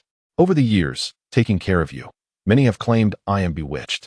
Here I am, still a young woman, yet living with a young man, unable to find a boyfriend. I have often faced your grandfather Rong's reproaches for this." Rong Huanqi let out a wry smile. "Yet, I harbor no regrets. Your parents' kindness towards me is but one aspect. Primarily, I cannot bear to see you suffer in solitude. Moreover, I do not wish to incur the disapproval of your parents' spirits." At this juncture, Rong Huanqi lowered her head with a sigh. She has never dared to forget the kindness bestowed upon her by Xihe's parents. That is not true. If Mom and Dad knew of your kindness towards me, they would be grateful to you, not scold you. Xihe gazed at Rong Huanqi with tenderness, gently caressing her delicate face, as smooth as fine jade. "I assure you," he said softly. Rong Huanqi smiled gently, her eyes warm, her cheeks slightly flushed, and murmured, "I am truly sorry, Xihe. Just a little more time. Tonight, treat her well." Nightfall. Xihe lay in bed, staring vacantly at the ceiling. The heartfelt confessions exchanged between them stirred a whirlwind of emotions within him, leaving him in a tumult of feelings, filled with uncertainty. At this moment, Rong Huanqi must be in great anguish. Although she harbors profound affection, she has imprisoned herself with the shackles of her own making. Xihe let out a wry smile. This love is not only magnificent but also burdensome. From now on, he resolved silently to treat Aunt Rong with greater kindness. Suddenly, the door creaked open. In the dimly lit room, an indistinct white shadow glided by, moving swiftly and silently like a specter. Had it not been for Xihe lying on his back at that moment, he would have remained oblivious to its presence. Soon after, a chill swept over him, a gust of cool air brushing against his feet. However, the blanket that had been lifted was quickly drawn back over him. It was 10:30 at night. On the second floor, at the end of the corridor, in the monitoring center, Rong Huanqi sat at the desk, silent and lost in thought. Before her lay a stack of documents titled Regulations and Systems regarding the base status levels and the rights and duties of each level. SSS level, Xihe. Note, the head of the base, the leader, the supreme sovereign, all power and rights are conferred by him, and his decisions embody the will of the entire base. SS level, to be determined. Note, personally promoted by the head of the family, limited to 2 to 3 individuals, assisting in the management of various affairs within the base, with the condition that all actions and thoughts must be centered around the head of the family. S level, tentative list, Rong Huanqi. Note, limited to 3 to 5 individuals, assisting in the affairs of the base, with a focus on the head of the family. Without any deviation in thought or behavior. A level, tentative list, Gu Lingjun. Note, B level, to be determined. Note, C level, to be determined. Note, D level, tentative list, Shangjia. Note, several pages ranging from the highest SSS level to the lowest N level. 17 tiers of varying ranks. Each rank status, the responsibilities required, obligations to the base, and the process of promotion are all meticulously detailed in this document. Furthermore, beneath the title on the first page, there is a line of small print. Note 1. Individuals not fully trusted, whose lives cannot be entrusted, cannot be promoted above S level. Note 2. If a member of B level or above is female, she must become the woman of the head of the family, possessing the ability and determination to bear his children. Initially, Rong Huanqi had contemplated 2 systems of hierarchical status, one for technical management positions and another for vertical mobility. However, halfway through, she abandoned the idea. 2 systems, while allowing those who possess skills in the future to feel a sense of superiority and to engage in their tasks with greater diligence, may also, over time, give rise to a cumbersome and bloated structure, with an increasing number of individuals merely occupying positions without contributing. This is an apocalypse, starkly contrasting with a prosperous and peaceful era. A singular system, clear and straightforward, facilitates the establishment of a hierarchy of respect and deference. After much contemplation, she resolved to implement the system she currently held, awaiting Qinziue's agreement before its official enactment. However, it was evident that obtaining such consent at this moment was impossible. Rong Huanqi gazed intently at one of the small screens in the surveillance footage, her eyes gradually welling with tears. The screen displayed the spacious master bedroom. Within the darkened room, it was clear that more than just Qinziyue was beneath the covers. A gentle spring breeze rustled the leaves outside. Rong Huanqi's cheeks flushed a deep crimson, and her long, slender legs, unbeknownst to her, had intertwined beneath the table. Chapter 54. Do not be unappreciative. Seeking recommendations. The following day, April 8th, the 8th day of the apocalypse. The morning sun gradually ascended, its rays piercing through the crimson haze, casting a dark red hue across the earth, reminiscent of a plum blossom upon the sheets. Qinziyue slowly awakened from his sweet dreams. A slight tilt of his head revealed the view outside the floor-to-ceiling window, stretching from the living area to the entrance of the base. However, today's external vista was far from pleasant. The ground was cluttered with piles of steel from several vehicles, creating a disarrayed scene.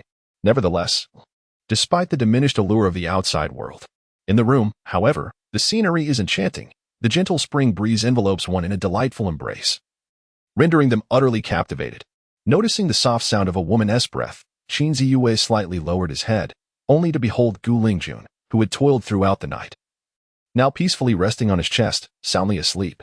Her exquisite features and skin, smooth as a perfectly boiled egg, appeared tender and inviting, evoking an irresistible urge to take a bite. Her long eyelashes framed high cheekbones, while one plump cheek nestled against his chest. Her rosy lips slightly pursed due to her position, exuding an undeniable charm. Further down, a graceful, fair neck resembled that of a swan. An hour later, at 8 o'clock in the morning, to inquire about the flavor of such intimacy would be to savor the essence of life. The two, having just begun to relish this sweetness, were still enveloped in warmth when, abruptly, a series of knocks resounded. No, more like a hammering at the door. "Xiaoyu, rise and have breakfast. Don't squander your energy," came the voice of his aunt. Normally, breakfast would be completed by 7, but today, due to special circumstances, Rong Huanqi patiently awaited until 8. Even Shang Jiajia, curious, had inquired several times about what Ziyue and Gu Jie had been up to last night, as they had not yet risen. Reluctantly, as the head of the household, Rong Huanqi felt compelled to knock on the door. It was expected that newlyweds would be experiencing such moments for the first time, and as the parent, it was not appropriate for them to behave thus. Yet, she was unsure of her own motivations. "Gu Lingjun, you are quite the temptress, yet how young is Xiaoyu? Do not be so insatiable." As Qinziyue hurriedly donned his clothes, the dissatisfied voice of his aunt rang out once more, this time chastising the daughter-in-law. "Pa, my son Ziyue is more than capable. You ought to be grateful, you old woman." Draped casually in a nightgown, Gu Lingjun blushed as she tidied up Qinziyue's clothes, while shouting towards the door, "How rude." Qinziyue furrowed his brow and slapped the rear door, the sound echoing sharply. Immediately after, he felt a twinge of regret. Having just shared an intimate moment, he found himself irked by his aunt's intrusion, as if he were dismissing their shared experience and denying responsibility. Glancing at her, he playfully pinched her cheek and gently admonished, "Let there not be a next time." "I know, you anti-complex," Gu Lingjun pouted, covering her rear, her little nose crinkling in a display of feigned indignation as she huffed at Qinziyue. "Did you learn your lesson? Ha! Serves you right for lacking manners. Someone ought to teach you a lesson in the future."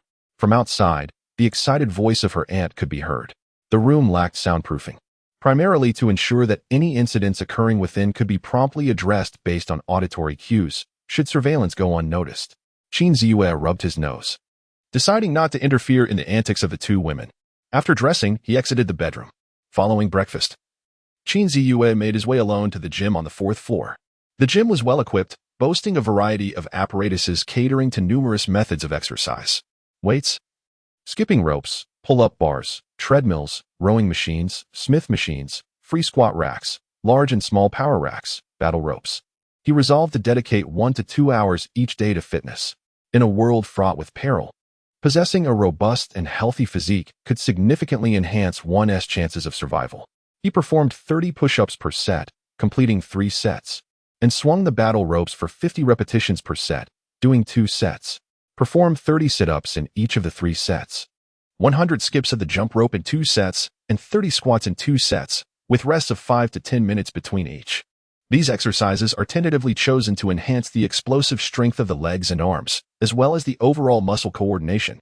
He has not undergone systematic training and is uncertain how to devise a reasonable and scientific fitness regimen. He can only begin by gauging his physical condition over the next few days and then adjust accordingly. Finally, he has a day of leisure ahead. There are still a few days until his appointment with Tang Yaxian, so leaving her waiting is not an issue. The day after tomorrow, he plans to pick up Uncle Shang and his companions from Shangjia village. For the next couple of days, Qin Ziyue intends to rest well and temporarily refrain from gathering supplies.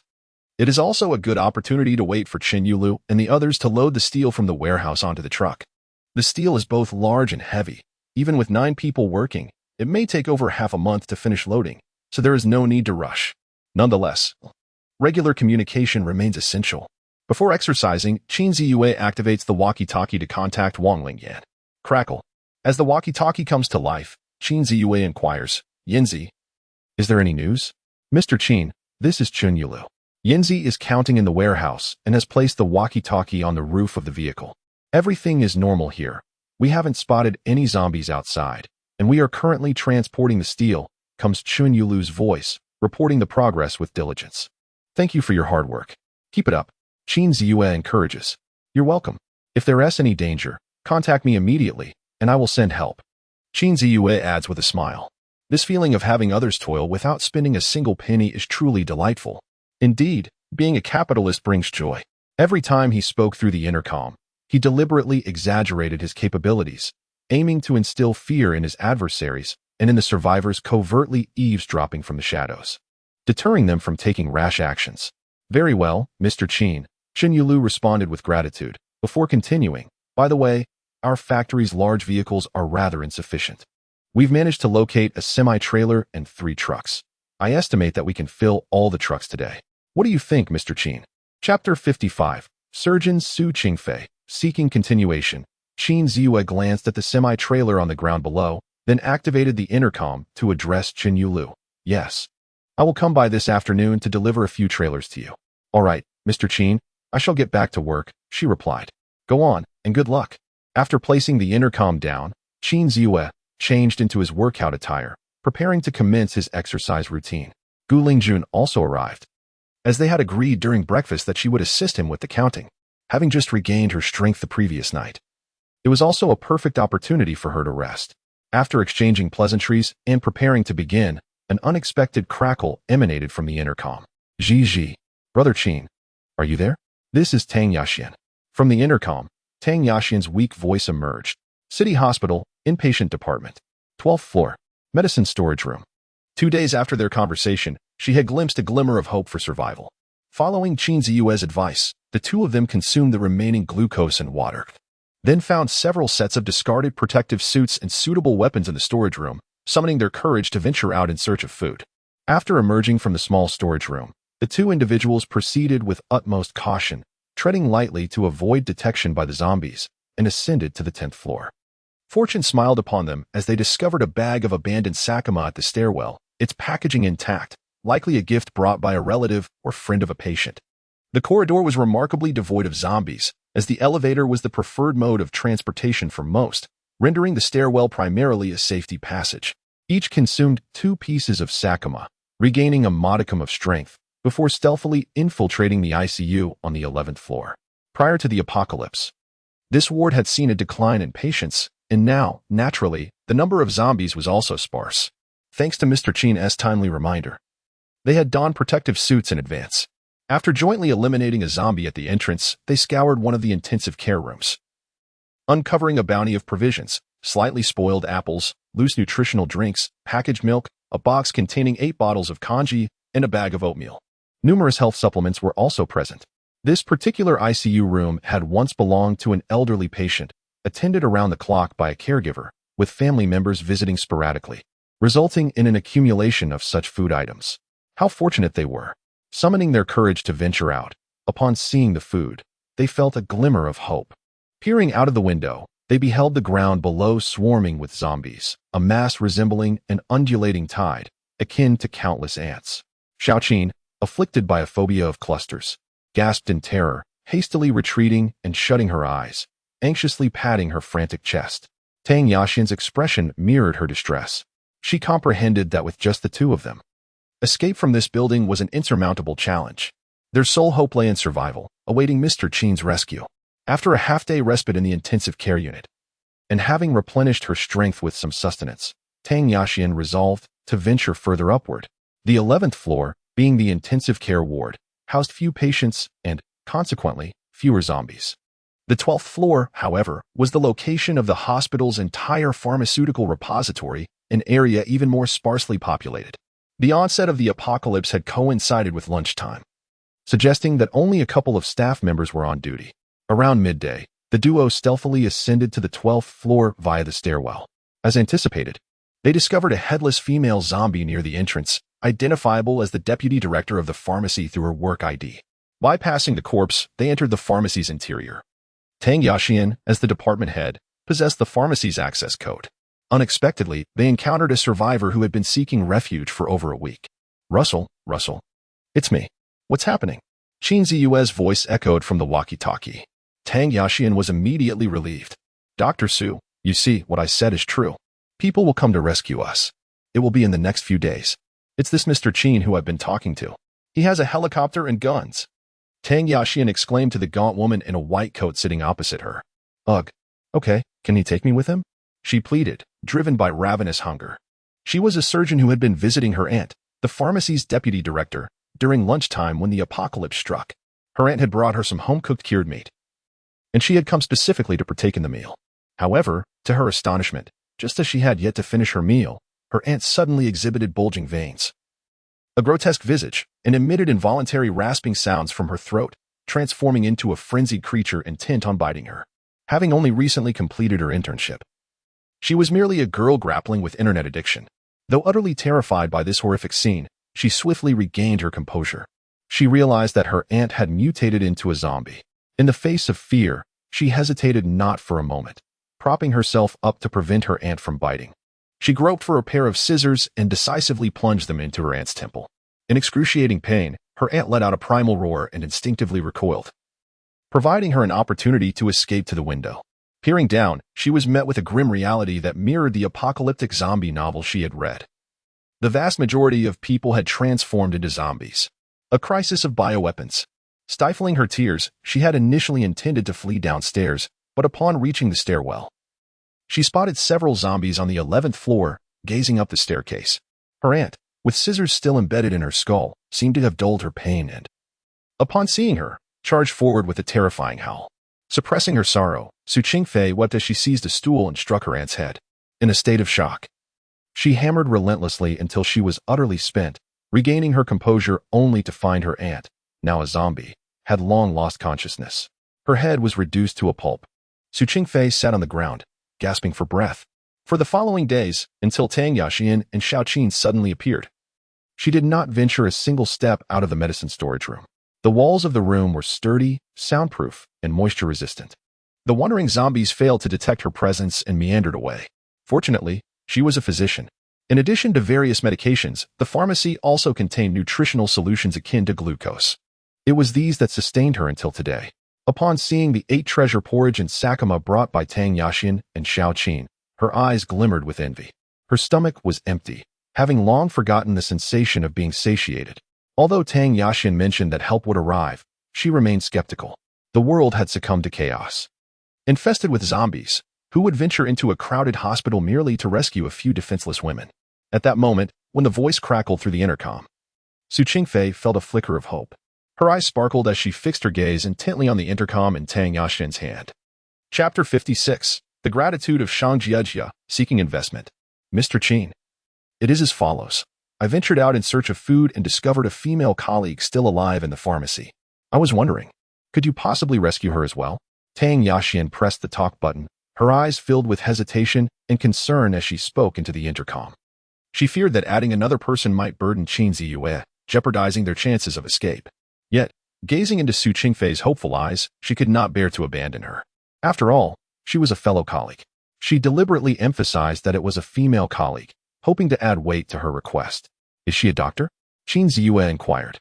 Indeed, she is a surgeon, and quite young and beautiful, Tang Yaxian replied, her eyes brightening with excitement as she glanced at Su Qingfei, speaking hastily. Su Qingfei felt a surge of anxiety, even forgetting to chew the food in her mouth, staring intently at the intercom as if awaiting the verdict of a condemned prisoner. After a brief moment, Qin Ziyue's voice emanated from the device. All right, in the pharmacy, prepare some commonly used medications, such as those for treating wounds and cold remedies. You are experts in this area, so gather what you deem necessary without concern for space. Pack them in boxes. Once ready, contact me, and I shall come to collect you in a few days. Qin Ziyue remained somewhat skeptical of Tang Yaxian. Initially, the intercom had revealed a doctor and a nurse trapped within the hospital, and at that very moment, a mysterious man had entered the conversation, seemingly well acquainted with the base. In just a few days, yet another surgeon had been mentioned. Of course, coincidences could not be ruled out. If her claims were indeed true, it would be an immense boon for the base, offering benefits without drawbacks. In this early stage of the apocalypse, a surgeon held significantly greater value than an internist. Moreover, the fact that they were in the pharmacy made the situation even more critical. Medicines were far more precious than food. For even a minor cold could potentially claim a life. Qin Ziyue resolved to wait a few more days before assessing the situation further. Considering the abundance of medicines at stake, once he set down the intercom, he began his planned workout, a set of push-ups, followed by skipping rope, and then sit-ups. Meanwhile, Gu Lingjun, recently transformed into a true woman with a captivating demeanor and skin as smooth as cream, stood by counting his repetitions. Having completed an arduous training regimen, he lay exhausted on the ground, drenched in sweat, his upper body bare, and his athletic shorts seemingly plucked from the depths of water, thoroughly soaked. Ziyue, get up slowly. Don't lie there, Gu Lingjun urged anxiously, tugging at him. The floor bore the imprint of his form, a testament to his exertion. Clearly, she possessed more experience than Qin Ziyue. After vigorous exercise, lying flat like this was ill-advised. Summoning the last of his strength, Qin Ziyue propped himself up and stood, his entire body aching and stiff, and he could only shuffle towards the bathroom. Fortunately, the gym was equipped with one. Gu Lingjun followed closely, nervously kneading the muscles of his arms. At this moment, she cast aside all reservations. Besides, a woman of her age had long shed the shyness and innocence of youth, embodying the allure and passion of maturity. Once inside the bathroom, Gu Lingjun took the initiative to remove his clothing, then gently assisted him into the warm water, simultaneously shedding her own garments, save for the close-fitting attire beneath, and settled into the water to massage his body. The water had been prepared in advance, primarily to facilitate muscle recovery. After more than half an hour, they had changed the water once. At last, Qin Ziyue felt significantly rejuvenated. Although there was no marked improvement in his physical capacity following this session, he sensed a latent strength within his still slightly sore muscles. As he opened his eyes, he beheld Gu Lingjun, her face flushed and glistening with sweat, anxiously tending to his muscles amidst the rising steam. A wave of emotion surged within him. Auntie Gu, let us do this once more, he said, a spark of enthusiasm igniting within him. Gu Lingjun froze momentarily, her hands pausing in their motions. The monitoring center. Rong Huanqi sat behind her desk, her legs gently pressed together as she gazed at Shang Jiajia, whom she had summoned deliberately. Jiajia, given your current situation, with your parents no longer around, have you contemplated the path you wish to take in the future? Rong Huanqi spoke softly, implicitly. She acknowledged the gravity of the present circumstances. It was no ordinary time, and without parental guidance, Shang Jiajia could not merely drift aimlessly within the confines of the base. To reside in this building, one must possess a certain standing. Shang Jiajia struggled to comprehend the underlying message conveyed by Rong Huanqi. With a gentle smile, Rong Huanqi continued. To be candid, I do not support the idea of you and your sister residing in the main building, as we are not related by blood and trust remains unestablished between us. However, considering that you are a young girl and pose minimal threat, I have refrained from opposing your brother Ziyue's decision. Nevertheless, this arrangement cannot be a permanent solution. If you were in my position, would you be willing to have an uncertain factor linger in your life indefinitely? Therefore, if you wish to stay here and accept your brother Ziyue's protection, you must find a way to forge a familial bond with him. Do you understand my meaning? The young girl, not yet of age, found many of the implications difficult to grasp. Rong Huanqi decided to lay it out plainly. A sense of guilt washed over her. But necessity often demands sacrifices for safety and the enduring prosperity of the base. For the sake of Xiaoyu, she was unafraid to assume the role of the villain. Prior to the apocalypse, she would never have uttered such words that contradicted her principles to a 14-year-old girl. Yet, this was not an era of peace and tranquility. The world was far from serene. The zombies outside undeniably cannot provide a healthy environment or conditions for the young girl to thrive, to survive, and live well. Sacrifices must be made. As a member of this community, even if she cannot confront the zombies directly, she must contribute to creating a safe, nurturing atmosphere that allows Xiaoyu to focus on the battles outside without distraction.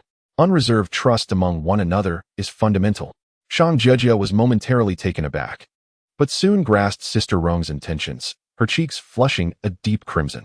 She understood the meaning of family, realizing it implied becoming Brother Ziyue's woman.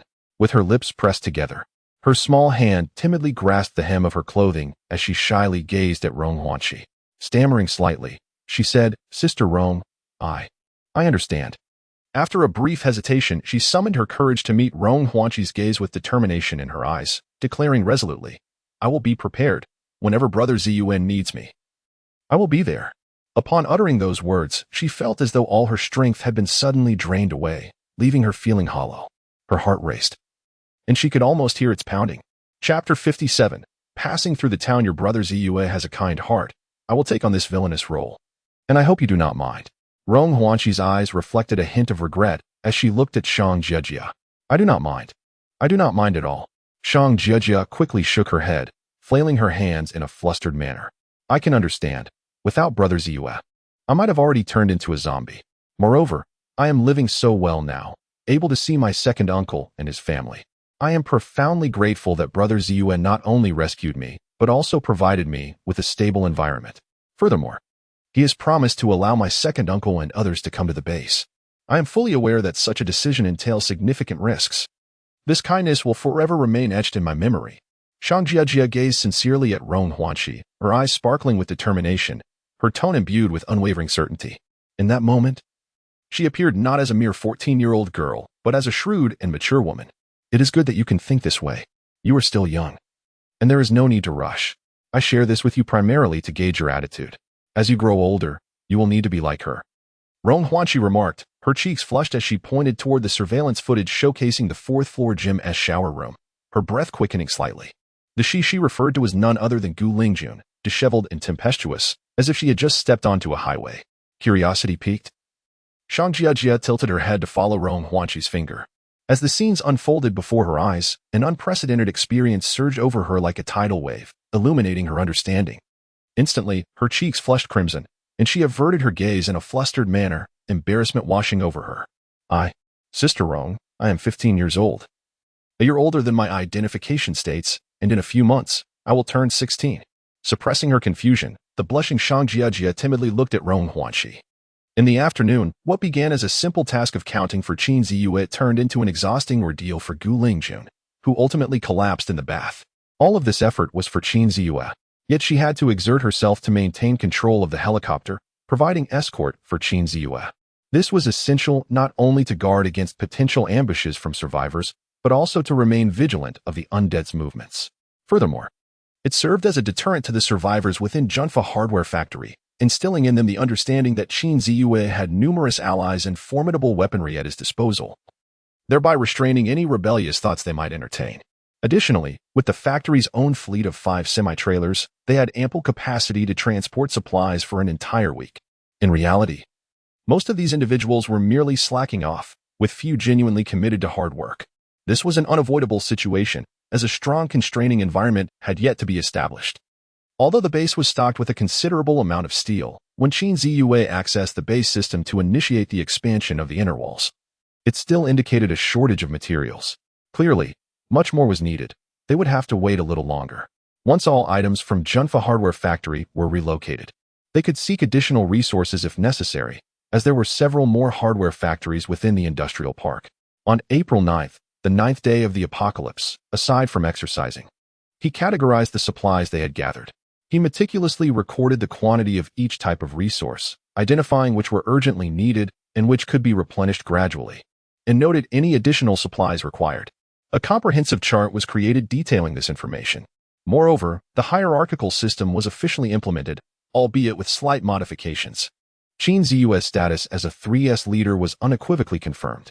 His aunt, Rong Huanxi, was elevated to a 2S rank. Gu Lingjun, having been thoroughly overwhelmed by him, and now recognized as his woman, was promoted from her original A rank to S rank. The rest remained unchanged.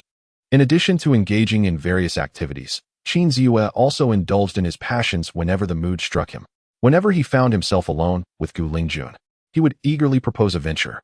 As a leader, his words commanded unquestionable authority. The head of the household was relentless. I could hardly withstand it. I exclaimed, Sister Rong, why do you still maintain that demeanor? This phrase had escaped her lips countless times. Seizing every opportunity, she could not restrain herself from venting to Rong Huanxi. Her intentions unmistakable.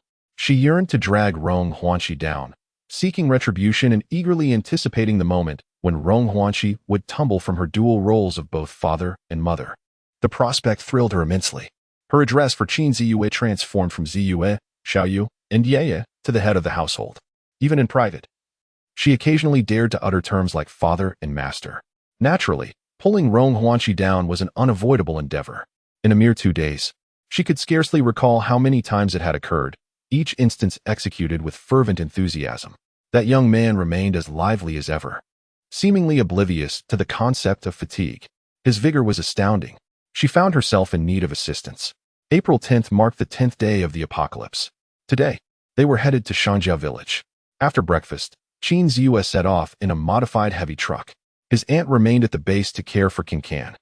Despite being only 5 years old, Qingcan had become quite sensible and obedient around familiar faces. Shang Jiajia accompanied him in the passenger seat. Gu Lingjun piloted a helicopter, navigating from above, observing the surroundings traversed by the heavy truck, and ensuring timely communication to maximize ground safety. An awkward predicament arose. The aviation fuel was running perilously low. If this mode of collaborative emptiness is to be sustained for an extended period, it is imperative to devise a means to procure aviation fuel swiftly. The heavy truck departs from the northern gate of the industrial park. The helicopter, with its swiftness, will scout ahead. In the heart of Mawan town, there lies a grain and oil store. Hurry up with the relocation. Once the store is cleared, we shall proceed to the town's police station to acquire firearms. Li Chao stood atop the vehicle, vociferously instructing his subordinates engaged in the transfer of supplies. Bulldozers and cargo trucks lined the roadside, effectively obstructing the zombies. On the very first day of the apocalypse, he had intended to procure weapons. However, before he could enter the police station, he was met with a warning. Within the station were survivors. Bullets struck the ground perilously close to him, accompanied by the acrid scent of gunpowder from the spent casings. Some even bouncing onto the back of his foot. He had been momentarily paralyzed by fear. Yet, as days turned into weeks, the inhabitants of the police station had not emerged. He had strategically assigned 2 individuals to keep watch. Even if provisions were available inside, they could not sustain themselves indefinitely. Li Chao surmised that there were likely only 1 or 2 survivors remaining, which would explain their prolonged absence in search of sustenance. He was unwilling to wait any longer. Firearms were the true weapons.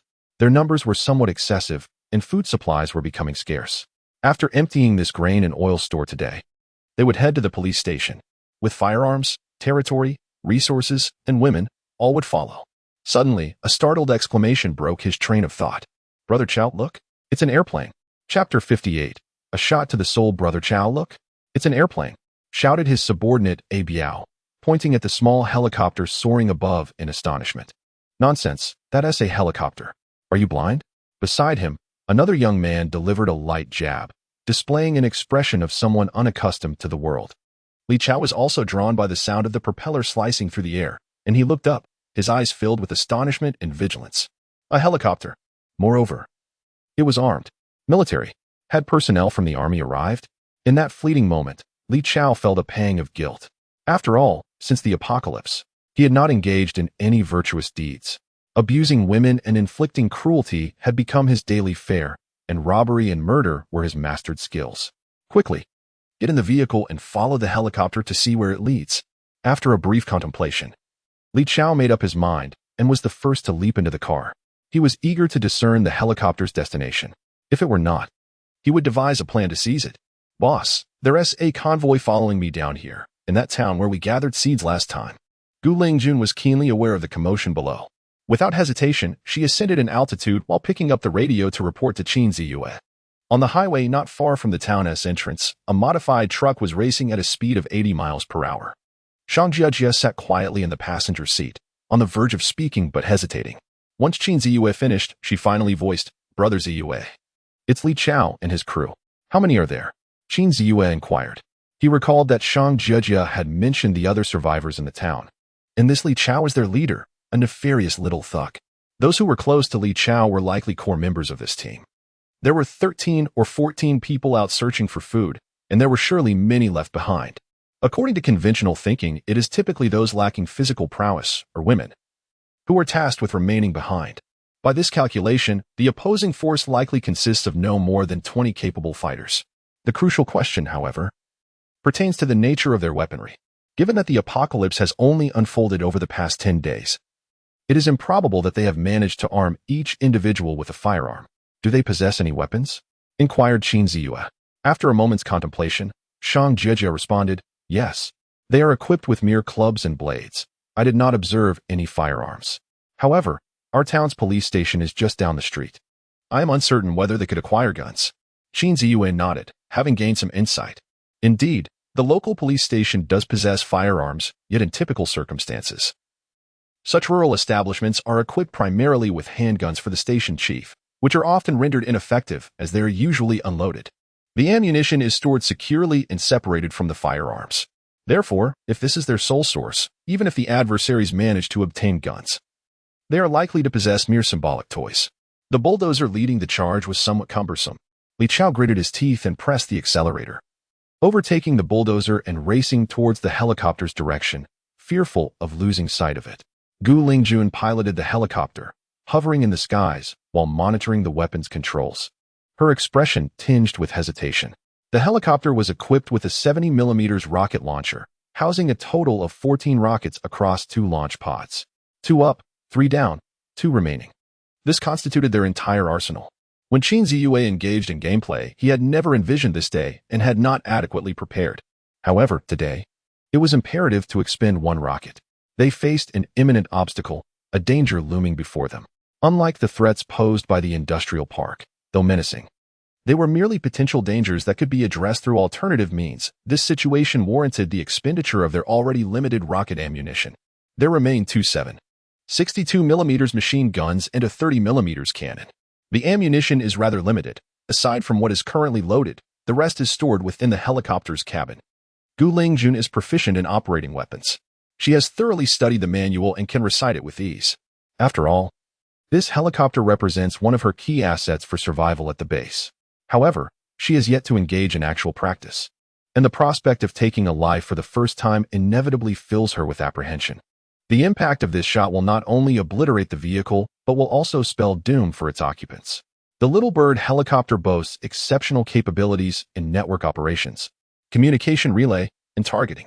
Its aiming device comprises a helmet-mounted display, head position detector, computer, and helmet, all of which allow for nimble use and rapid targeting. The mounted rocket launcher is equipped with a guidance system. All she needs to do is gently press a button. "Home base, I have turned back. Have you arrived?" Gu Lingjun hesitated for a moment before contacting Qin Ziyue. "I've reached the town entrance. I can see you. Fire at will." Qin Ziyue responded through the intercom, glancing up at the helicopter above. "Understood." Gu Lingjun took a deep breath, aimed, and fired. Though reluctant, she did not waver. Whoosh! The rocket soared like an arrow released from a bow, tracing a white arc through the air before heading straight toward the center of the town, targeting the black sedan in the middle of the road. "Damn! Be careful, boss, it's a rocket." The driver of the large truck shouted a warning as he slammed on the brakes. However, the distance was too great for Li Chao to hear. The bulldozer in front of the truck also came to a halt. Inside the sedan, "I am deeply troubled. Brother Chao, speed up. It's a missile." Abiao in the passenger seat, upon glancing at the rearview mirror, saw a rocket artillery descending from the sky, hurtling directly towards the car, and he shouted in terror.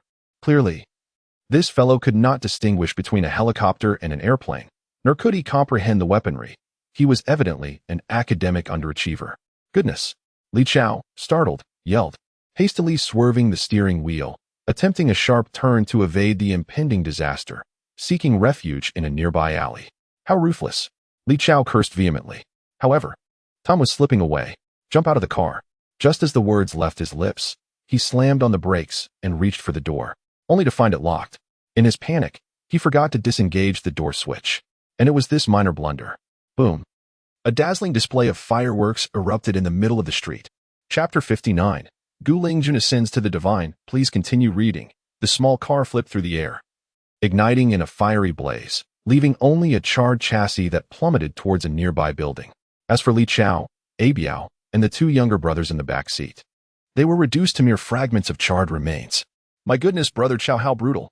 Brother Chao has gone behind them, over 100 meters away. The occupants of a large truck and a bulldozer stood in stunned silence. Since the apocalypse, they felt as though they were in paradise. Unlike before, when there were authorities overseeing them, parental nagging, and the judgmental eyes and gossip of others pressing down upon them, creating an oppressive atmosphere. Any minor transgression would lead to reprimands, and in severe cases, incarceration. But now Super Brother and his companions reveled in a life of carefree indulgence. The women sought pleasure as they pleased, and mischief was executed without restraint. It was a paradise of existence. However, in an unforeseen twist of fate, an unexpected helicopter appeared, and with a single rocket fired, their blissful days were irrevocably shattered. Panic seized Li Chao's subordinates, their hearts gripped by terror. Run, run. If only I had a weapon. I would take vengeance, they exclaimed. Curse that helicopter. I would bring it down. In the chaos, occupants of the freight truck and bulldozer leapt from their vehicles. The timid among them cowered, fearing the next rocket would be aimed at them. The defiant, however, jumped down and hurled obscenities towards the sky. One foolhardy individual even picked up a stone, casting it upwards in a futile gesture. Yet, what awaited them was a hail of bullets, raining down like droplets of rain. The foolish one fell into a pool of blood. Gu Lingjun piloted the helicopter, descending at an angle, unleashing a torrent of gunfire from the machine guns mounted on either side of the cabin, targeting the frantic figures below. A pang of remorse filled her heart. Despite the distance, these strangers, whom she had never met, were now victims of her actions. She had sent many to prison, but never had she envisioned becoming an executioner herself. The weight of her conscience bore heavily upon her.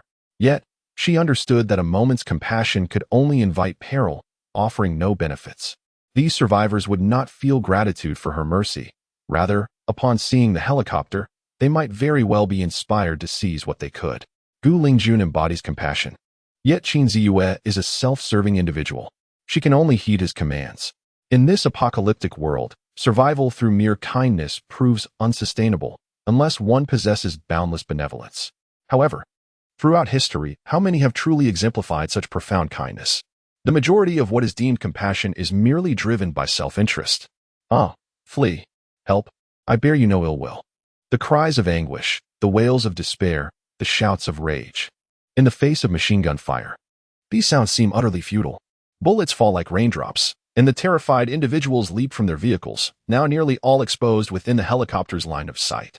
This is one of the reasons Qin Ziyue is willing to expend a rocket, regardless of whether the adversaries are armed. Forcing them out of their vehicles transforms them into living targets. A single round of fire and the ground is strewn with severed limbs, lifeless bodies, and rivers of pooled blood. A ghastly scene. The helicopter, lacking sufficient altitude, sees Gu Lingjun maneuvering to gain height, turning her head away in anguish. In this moment, she is transcendent. Yet, her spirits remain low. The situation is nearly resolved. A few have taken refuge behind obstacles, out of reach of gunfire. And they lack firearms. Gu Lingjun's tone is somewhat somber as she activates the intercom to communicate with Qin Ziyue. Leave it to me. Qin Ziyue responds, then drives the modified truck into the heart of the town. The engine roars. Occasionally, a few zombies or obstacles appear at intersections. However, before the heavy truck, everything was reduced to mere rubble, crushed and obliterated. As they traveled along the road, the remnants of charred vehicles, lifeless bodies, scattered shell casings, and pools of blood painted a harrowing scene. Despite his reluctance, Qin Ziyue knew that if faced with the same circumstances again, he would choose to kill. In the passenger seat, Shang Jiejia gripped the safety handle, her face ashen from the horrific sights before her. She clung tightly to the handle, her body tense and rigid with fear. Among the lifeless forms were many familiar faces, residents of the small town, troublemakers who had tormented students. There were even several middle-aged men who in the days before the apocalypse had maintained good relationships with their parents, often affectionately referred to as uncles. Yet now, they lay in pools of blood, their bodies riddled with wounds. Meanwhile, she sat safely in the car, her heart a tumult of conflicting emotions. This very building was the home of Li Chao and his family. Finally, as the heavy truck approached the intersection, Shang Jiejia pointed to a 6-story building, approximately 50 meters wide, situated at the center of the fork. The Struggle Auto Repair Center, she indicated, as a faded red sign hung from the second floor, partially obscuring the FAAD, its lettering worn and peeling, a testament to the trials it had endured. Below were 4 interconnected storefronts, surrounded by an assortment of abandoned vehicles, wooden planks and concrete blocks, forming an oval-shaped enclosure. Qin Ziyue parked the vehicle and surveyed the surroundings. Though some may have narrowly escaped the recent gunfire, they posed little threat now. Be cautious. Gu Lingjuan's voice emanated from the intercom.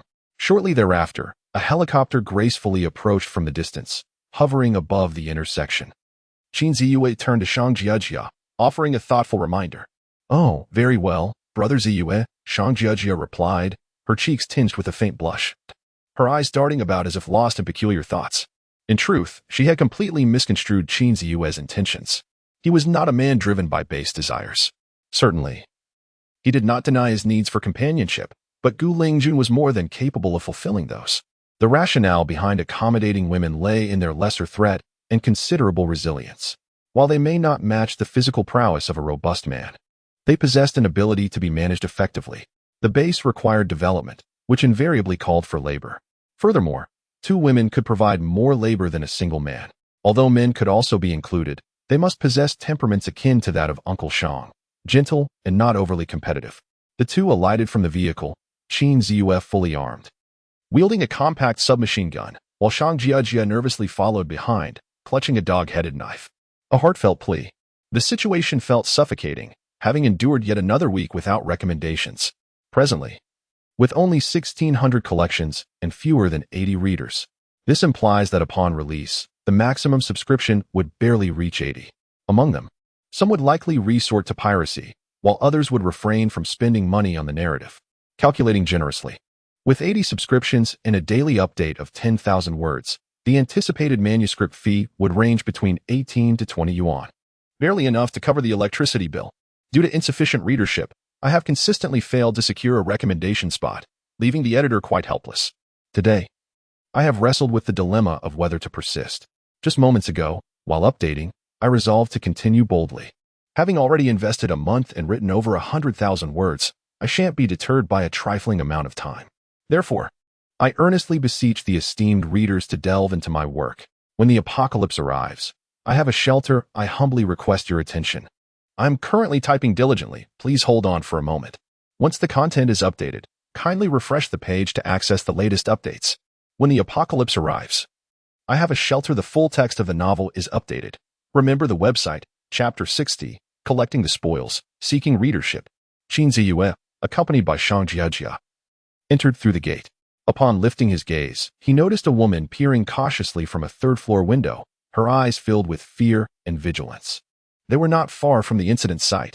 The sounds of the rocket launcher and machine gun fire had reverberated throughout the building. Qin Ziyue glanced at the window, hesitating momentarily before refraining from entering. Instead, he instructed Shang Jiejia to fetch the loudspeaker from the car. There were relatively few zombies in the vicinity, likely due to frequent cleanup efforts by Li Chao and his group. Before long, Shang Jiejia came running, handing the loudspeaker to Qin Ziyue. Her cheeks flushed and glistening with beads of sweat. Qin Ziyue activated the loudspeaker and discharged 2 rounds into the air as a means of intimidation. Then, addressing the building through the loudspeaker, he proclaimed, Li Chao and his subordinates are all dead. Those inside, come down to the courtyard and assemble. I care not whether you were coerced by him or chose to align with him voluntarily. You must descend now. I can offer you protection and sustenance. But this opportunity is singular. You have 1 minute. After which, if anyone remains inside, I shall command the helicopter to unleash fire upon the building. Of course, this was merely a ploy to instill fear. In any endeavor, there are always a few who delight in cleverness. A simple warning serves to remind them of the necessity to adhere to rules. The countdown begins. On the 5th floor, and Li Jie turned pale and hurriedly opened the door, racing down the stairs. She was a friend of Li Chao's mother and had previously worked at the bank in town. After the apocalypse erupted, she had miraculously escaped a dire fate, rescued by Li Chao. Given her prior relationship with Li Chao's mother, she held a significantly higher status among the survivors than most. Furthermore, despite her striking beauty, Li Chao had not subjected her to any undue advances. He ensured her 2 meals a day and occasionally provided her with small treats to satisfy her cravings. Initially, she had worried that her looks would attract the unwanted attention of Li Chao and his ilk. After all, in this apocalyptic world, morality had ceased to exist. Survival dictated that strength was the ultimate truth. She had even contemplated that, should the situation become dire, she might have to cast aside her modesty and yield. For it would not cost her much. At least she would be able to live in relative safety. To her astonishment, Li Chao held her in great esteem, treating her as if she were a senior figure. Moments ago, she witnessed his vehicle being struck by a rocket, tumbling through the air. The certainty of his demise weighed little upon her heart. After all, they were not intimately acquainted, merely the offspring of a friend. She found herself troubled, pondering her uncertain future. Unexpectedly, as the helicopter continued to hover, another man, fully armed, descended. He granted but 1 minute. Otherwise, the fate of the building would mirror that of Li Chao's vehicle. Without hesitation, she dashed down the stairs in her high heels, the sound echoing as she hurried. Upon reaching the 3rd-floor corner, she observed others rushing ahead and swiftly discarded her heels to sprint barefoot down the stairs. The fact that she could still wear high heels at such a time underscored the privileges she enjoyed in the sanctuary. Downstairs, the countdown began. 10, 9, 8. Qin Ziyue watched the clock, initiating the timer. Individuals streamed from the hall into the courtyard, some in a frenzy, notably a disheveled woman. In her haste, stumbled and fell. 3, 2, 1. Qin Ziyue held his breath as the final second was called out. Before him stood a line of people, 15 or 16 in total. As they formed a queue, a woman, whose appearance starkly contrasted with the others, arrived fashionably late. The woman, adorned in a beige dress, the hem gracefully grazing her knees, revealed her smooth, fair calves. In her hand, she clutched a pair of red high-heeled shoes, her bare feet meeting the cold concrete ground. Occasionally, she would frown slightly, clearly having stepped on something hard, causing her discomfort. With a light touch of makeup enhancing her features, her cascading wavy chestnut hair framed her heart-shaped face, which bore a rosy hue, while beads of perspiration glistened on her forehead. Her ample bosom rose and fell gently, a testament to her hurried arrival, leaving her a bit breathless. Her stature was impressive, rivaling that of Aunt Gu, who had nearly reached an E-cup size. Observing this woman, who starkly contrasted with the others around her, Qin Ziyue raised an eyebrow. The majority of the crowd appeared disheveled. 2 men looked as though they had not changed their clothes in ages, and 1 woman bore numerous wounds. Her attire hastily put together as she stood there, head bowed, attempting to arrange her garments. Makeup was a forgotten luxury for most, as they exuded a weariness that spoke of despair. Among them, 2 women adorned with sinister collars displayed an expression of lifeless resignation. Qin Ziyue felt a surge of astonishment as he regarded the woman in the beige dress. "You come forth." At the rear, and Li Jie hesitated, contemplating whether to crouch down and don her shoes. Unfortunately, the very spot where she stood was marred by a pile of chicken droppings, and she had unwittingly stepped into it. Suddenly, upon hearing the armed man's call, and Li Jie felt a wave of panic wash over her. Grasping her shoes, she timidly stepped forward, her body trembling with trepidation. She was filled with trepidation, fearing that she might be lured outside only to be shot. Qin Ziyue scrutinized her carefully and inquired, "What is your name?" In Li Jie, she replied. "How old are you?" 25. "What was your previous occupation?" "Bank accountant." "Are your parents still alive?" "No. They are gone." And Li Jie gradually relaxed, gazing at Qin Ziyue with a puzzled expression. What kind of routine is this?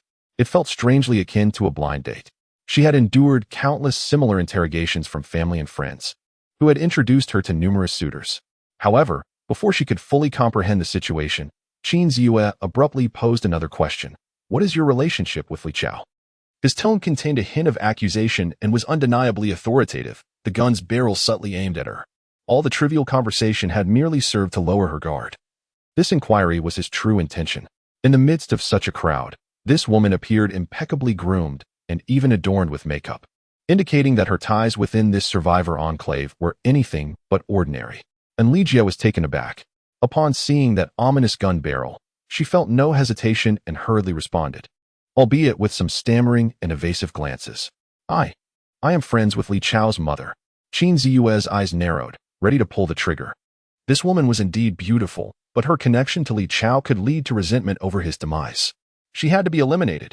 Witnessing Qin Ziyue's impending action, and Li Jia was startled. She could hardly fathom the implications of such a gesture.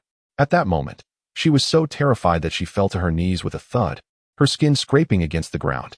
Brother, please, don't shoot. Let me explain. And Li Jia sobbed, desperately seeking a chance to preserve her life. Chapter 61. A Plea for Survival. Qin Ziyue hesitated for a moment, refraining from making any sudden moves, waiting for her to speak. I just want to live. I do not wish to die, nor do I wish to become a zombie. Yes, I am indeed a friend of Li Chao's mother, but I merely relied on him to survive. Now that he is gone, I have nowhere to turn. I understand, dear brother, that you may fear I will harbor resentment or even seek revenge against you. And Li Jia knelt on the ground, tears streaming down her face. Yet she dared not wipe them away. She looked up at Qin Ziyue with pleading eyes, shaking her head in denial. No, that won't happen. Finding someone else to depend on is not a significant matter for me. As long as it means I can live, I am willing to do anything. At this point, her voice trembled slightly as she fought for her chance at survival. I do not harbor any affection for Li Chao. He merely saw me as a friend of his mother, which is why my circumstances were somewhat bearable. However, I cannot accept his way of doing things. He is far too ruthless and arrogant. Brother, trust me.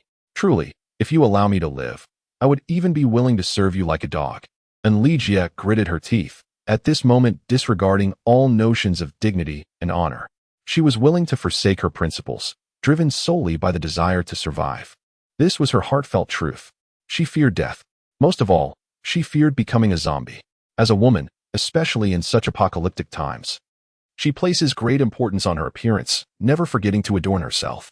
After transforming into a zombie, even the most beautiful woman would be rendered hideously grotesque. She has no desire to become such a monster. Brother, I am still a novice, inexperienced in romance. Truly, Li Chao would not dare to approach me. You may inquire with them, and they will attest to my innocence. I simply wish to survive. I implore you, believe me.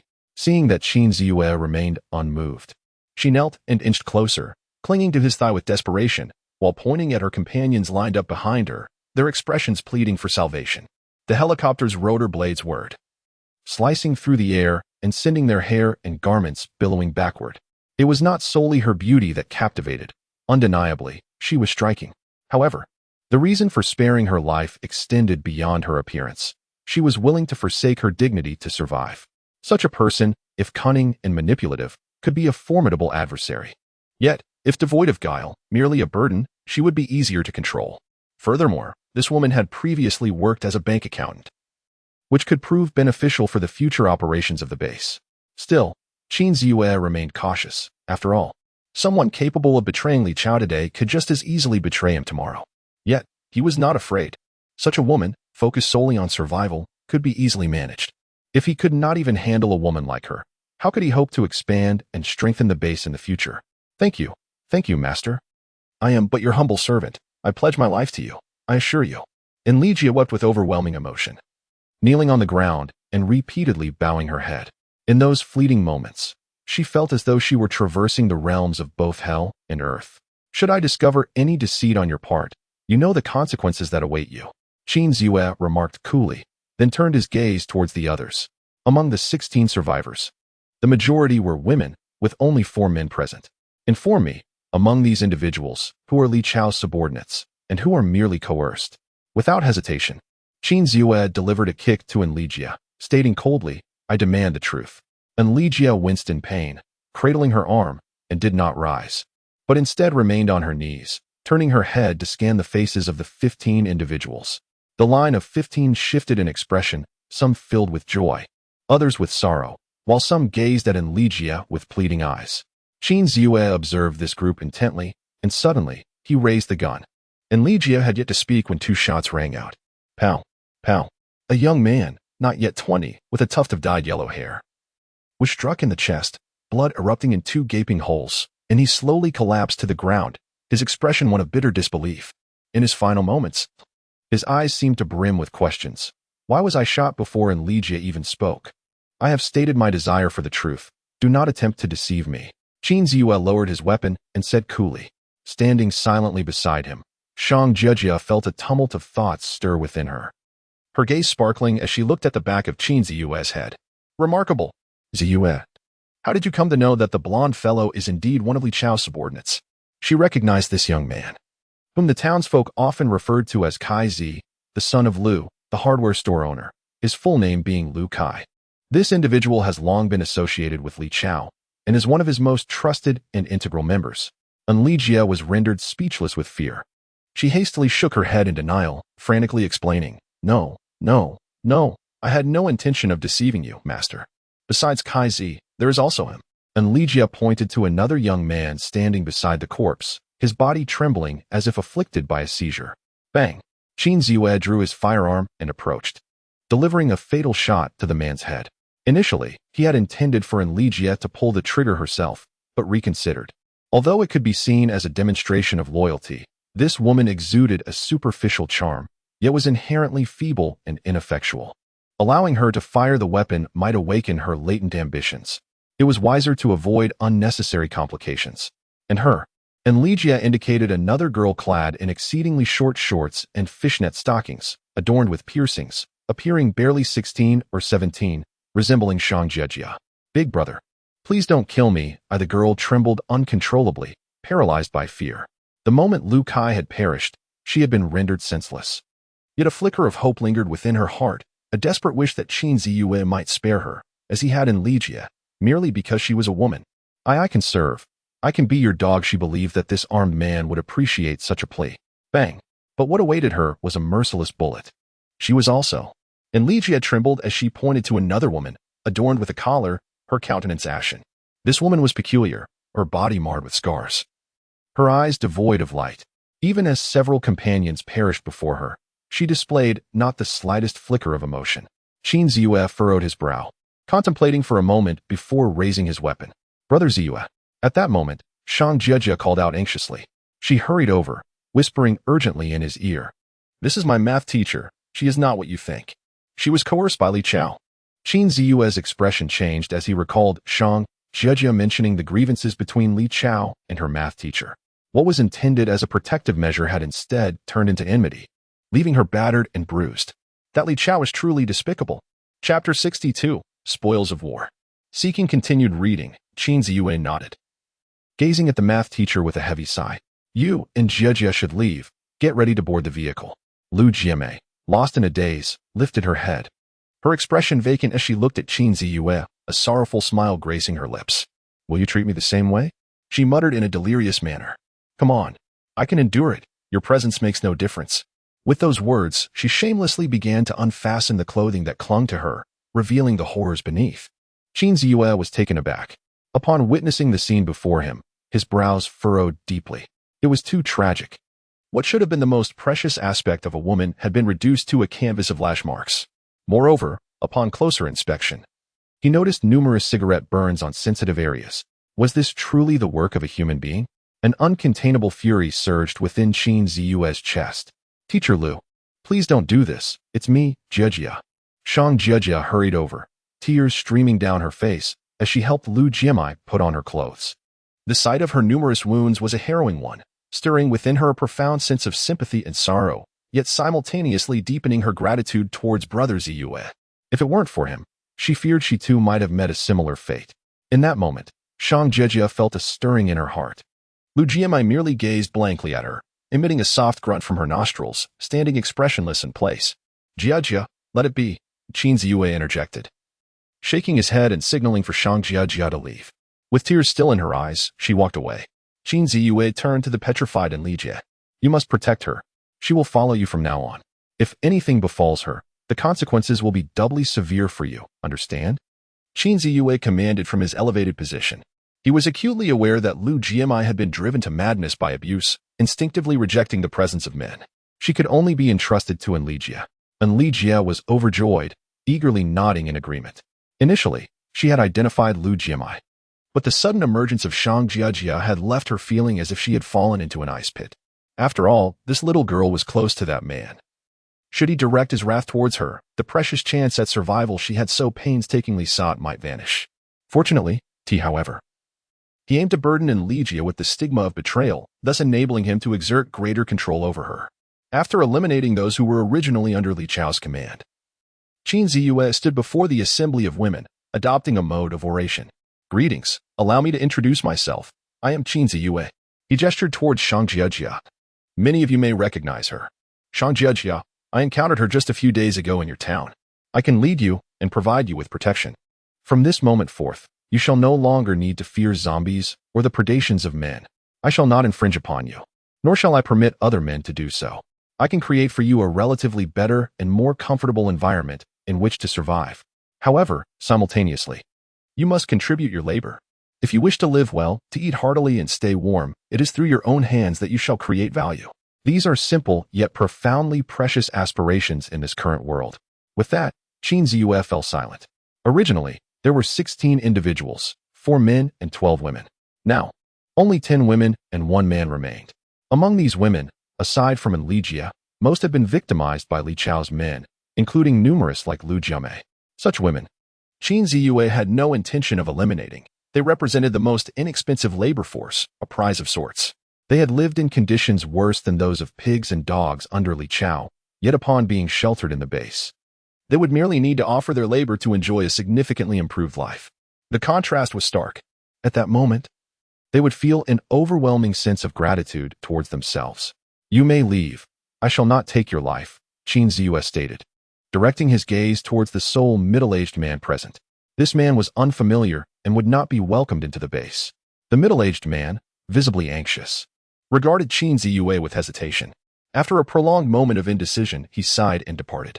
Once he vanished from sight, Qin Ziyue approached Ligia. Are there any useful supplies upstairs? He inquired. Ligia hurriedly nodded in affirmation, responding, yes, there are some provisions, cigarettes, alcohol, and various daily necessities, including gaming consoles. She spoke with utmost diligence and respect, not daring to exhibit any indifference.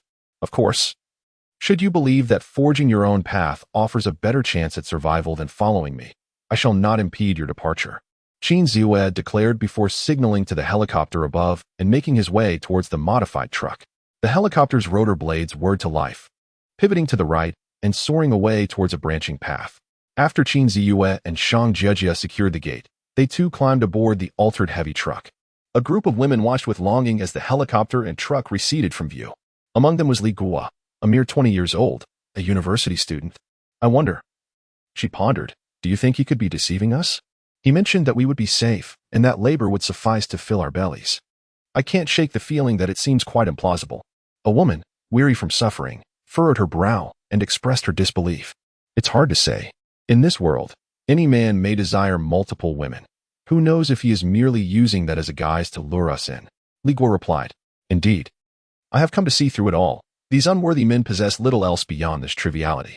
As someone once remarked, a man's life revolves around 2 things. Yet, observing the young woman at the Shan family grain shop, she appears to be faring quite well. A woman of captivating allure leans against an abandoned motorcycle, taking a drag from her cigarette and languidly exhaling 2 rings of smoke, only to furrow her brow in uncertainty moments later. Her name is Wang Qiling. The proprietor of a clothing store in the town, knowledgeable and experienced, she stands out as a woman of considerable resolve within this group. What shall we do? Shall we leave or stay? Li Guo gazes at Wang Qiling, his brow slightly furrowed, seeking her counsel. The other women turn their attention to her as well. However, Wang Qiling merely shrugs and looks towards Ligia. What are you looking at me for? I lack the courage to confront those zombies. Ligia blinks and pouts, a tinge of embarrassment washing over her. She worries about how these women perceive her, especially after they witnessed her begging on her knees moments ago. While the others deliberate their course of action, she remains silent, simply observing. Chapter 63, Supplies from Shanjia village as Ligia's words linger in the air. The other women are momentarily taken aback, exchanging glances. Indeed, outside lurks a horde of zombies. What purpose does this discussion serve?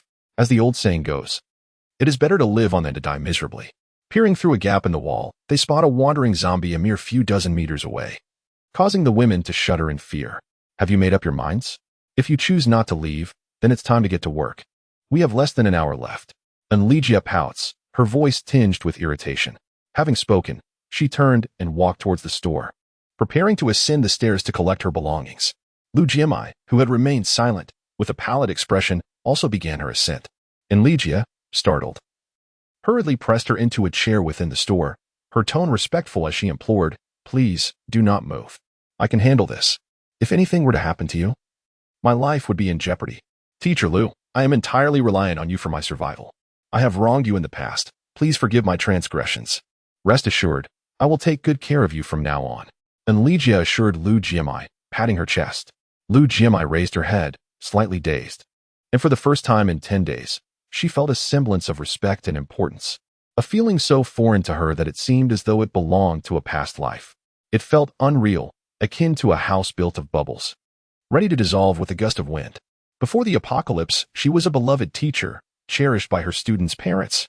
Yet, in this dystopian reality, she had only encountered humiliation and hatred, and Ligia's outward respect was merely a consequence of the intimidation imposed by the armed man. After all, he was still a man, with thoughts no different from those of others, including Li Chao. They were all driven by base desires. Lu Jiamai scoffed, shaking her head in disbelief. Why take it so seriously? I doubt Mr. Qin dares to go upstairs. He is probably wary of any traps left by Li Chao. A little effort to appease the situation will suffice, remarked Li Gua, frowning in discontent. Anliji paid no heed to the matter at hand. After ensuring Lu Jiamai was settled, she ascended the stairs to commence the relocation of supplies. "If you seek trouble, do not involve me," Anliji scoffed, her indifference palpable. "Are you foolish? A little labor will not be the end of you. The supplies we move may very well benefit us. Do you wish to continue starving?" Wang Qiling shot a glare at Li Gua, then, discarding her cigarette butt, followed Anliji upstairs to begin her toil. The journey to Xihe village unfolded smoothly, with only the occasional zombie encounter, which hardly warranted concern. In this rural expanse, human presence was sparse, resulting in a diminished number of zombies. Maneuvering a heavy truck through the terrain required caution, as one misstep could lead to entrapment in a pit. Fortunately, the landscape on either side was barren, devoid of rice paddies, with solid soil that, combined with the cement road, mitigated any mishaps.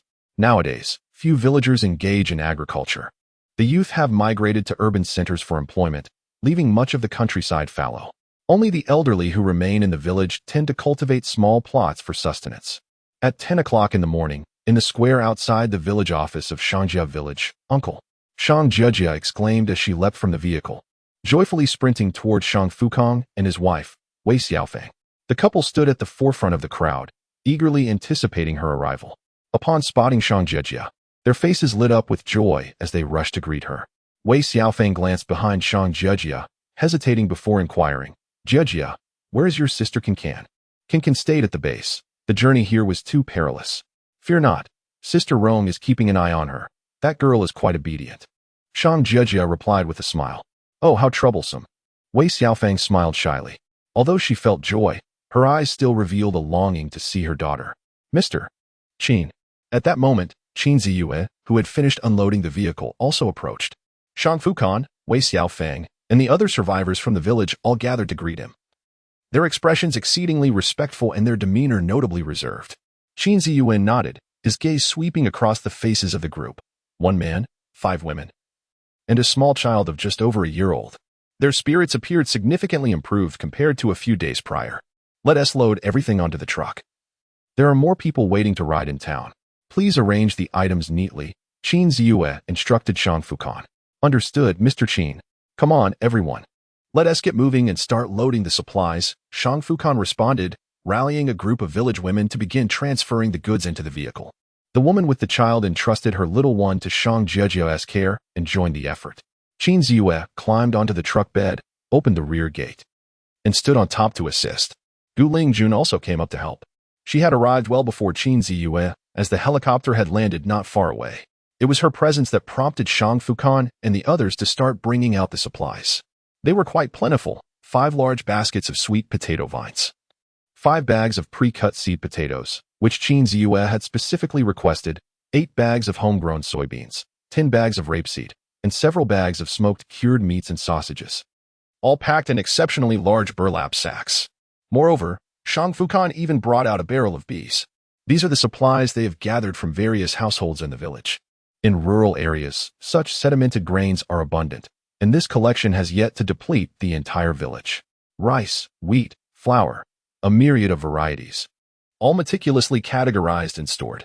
These are common in the village, but are treasures that are currently scarce in the city. In addition, livestock such as chickens, ducks, cows, and sheep were also contained in iron cages from the poultry farm. For large sheep, 6 or 7 lambs, a few piglets, 2 cages of chickens, 1 cage of ducks, and 1 cage of geese, though there are only 4 geese. Furthermore, there is a large yellow dog and a cat. The dog belongs to Uncle Xihe, and the cat is also from his household. Loading all these items onto the vehicle nearly occupies 2/3 of the truck bed, primarily due to the substantial space taken up by the live animals. The underground breeding facility is vast, capable of housing hundreds of chickens effortlessly. The critical issue, however, lies in addressing the feed supply. The materials are placed at the rear of the truck bed, while Shang Fuka and Xiao Fang, among others, stand or crouch at the front, lacking any support. Shang Fuka devised a solution by tying ropes to both sides of the truck bed, allowing them to grasp the ropes and prevent themselves from falling. The helicopter ascended and flew toward the base. Chapter 64, The Brave Wang Qiling. In the courtyard of the Sanchakou in Maoan town, supplies have already been piled high. A large stack of daily snacks, boxes upon boxes of cigarettes, and liquor. And Li Jie is quite serious, perhaps intimidated by Qin Ziyue's assertiveness, or perhaps unwilling to part with even the slightest bit of supplies. From a humble ear scoop to a desktop computer, water dispenser, cabinets, automotive repair tools, and much more, everything was present. Moreover, there was a substantial pile of unopened clothing, all previously sold in Wang Qiling's store, gathered by Li Chao and others, left unused until now, as they prepared to move into the base. After completing the transportation of supplies, the group awaited inside the store, enveloped in silence. No one uttered a word. As time slipped away, an hour had passed. Yet the anticipated helicopter and the imposing vehicle had not yet arrived. Gradually, the atmosphere grew increasingly tense. The individuals exchanged glances, each hesitant to speak. Li Guo, being younger and more extroverted, glanced around restlessly.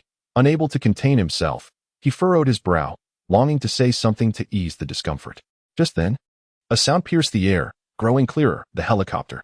Li Guo's eyes sparkled as he pointed to the helicopter appearing in the sky outside. In Li Jie, Wang Qiling, and others swiftly rose, their faces lighting up with joy. Gu Lingjun piloted the helicopter, circling over the town. The number of zombies was limited. Most were trapped inside a building resembling a school. This was a directive from Qin Ziyue, instructing her to come first, and if Li Jie and the others were prepared, they should proceed to collect fertilizer and grain, taking as much as they could. In these chaotic times, resources were never excessive. As Gu Lingjun spoke, she maneuvered the helicopter, ascending slowly in the air, remaining vigilant of the horde below. In her heart, she felt sympathy for the women. Rushing out to gather supplies could easily turn them into fodder for the undead. However, Qin Ziyue's words must be faithfully upheld. It is acceptable to jest in private, but when it comes to matters of importance, there can be no dissent. Within the confines of the walls, and Li Jie, Li Guo, Wang Qiling, and others were momentarily taken aback, clearly not anticipating that the helicopter pilot would be a woman. Yet at this moment, they had no time to dwell on that revelation. "Oh, we still have to go out." Li Guo was the first to exclaim, hesitating to step beyond the barrier. Although the streets were largely cleared of zombies by Li Chao and his team, with only an occasional solitary one remaining, the memory of being besieged by the undead left a lingering fear that a horde could emerge at any moment. It seemed far too perilous. What if zombies were to appear? We are all women. How could we possibly outrun them or defend ourselves? What are we to do? And Li Jie also wore an expression of dread. Faced with Li Guo's urgency, she found herself wavering. After all, she had been appointed as the leader by Mr. Qin, and openly opposing him at this juncture would surely result in dire consequences when he arrived. In his eyes, she was already a person of previous offenses. Enough with the hesitation. Gathering more supplies is undoubtedly beneficial. The helicopter is up there watching over us. Surely we can handle a few stray zombies with our numbers. Wang Qiling interjected, her brow furrowing as she stepped forward. Trust my judgment. Those with courage, arm yourselves and follow me to retrieve the supplies. With that, Wang Qiling boldly took the lead. Grasping a sharpened steel pipe and stepped beyond the walls, casting one last glance at Xihe before proceeding. Xihe was suddenly enveloped by an unprecedented sense of pressure. This proprietress was no ordinary woman. Clearly, she was designated as the responsible party. Humph! With a disgruntled snort, she seized a weapon and followed suit, determined not to let the proprietress overshadow her authority. The sharpened steel pipes and blades, remnants left by Li Chao, were plentiful. Lu Jiamei was the third to venture out. For her, the undead were far less terrifying than the prospect of male counterparts. The women exchanged glances and ultimately chose to obey, stepping out in succession. Li Gua, timid by nature, was the last to follow. Upon reaching the entrance of the agricultural supply store, Wang Qiling lagged a step behind and whispered to Xihe. Xihe paused for a moment, then cast a deep glance at her. Almost verbatim, she responded.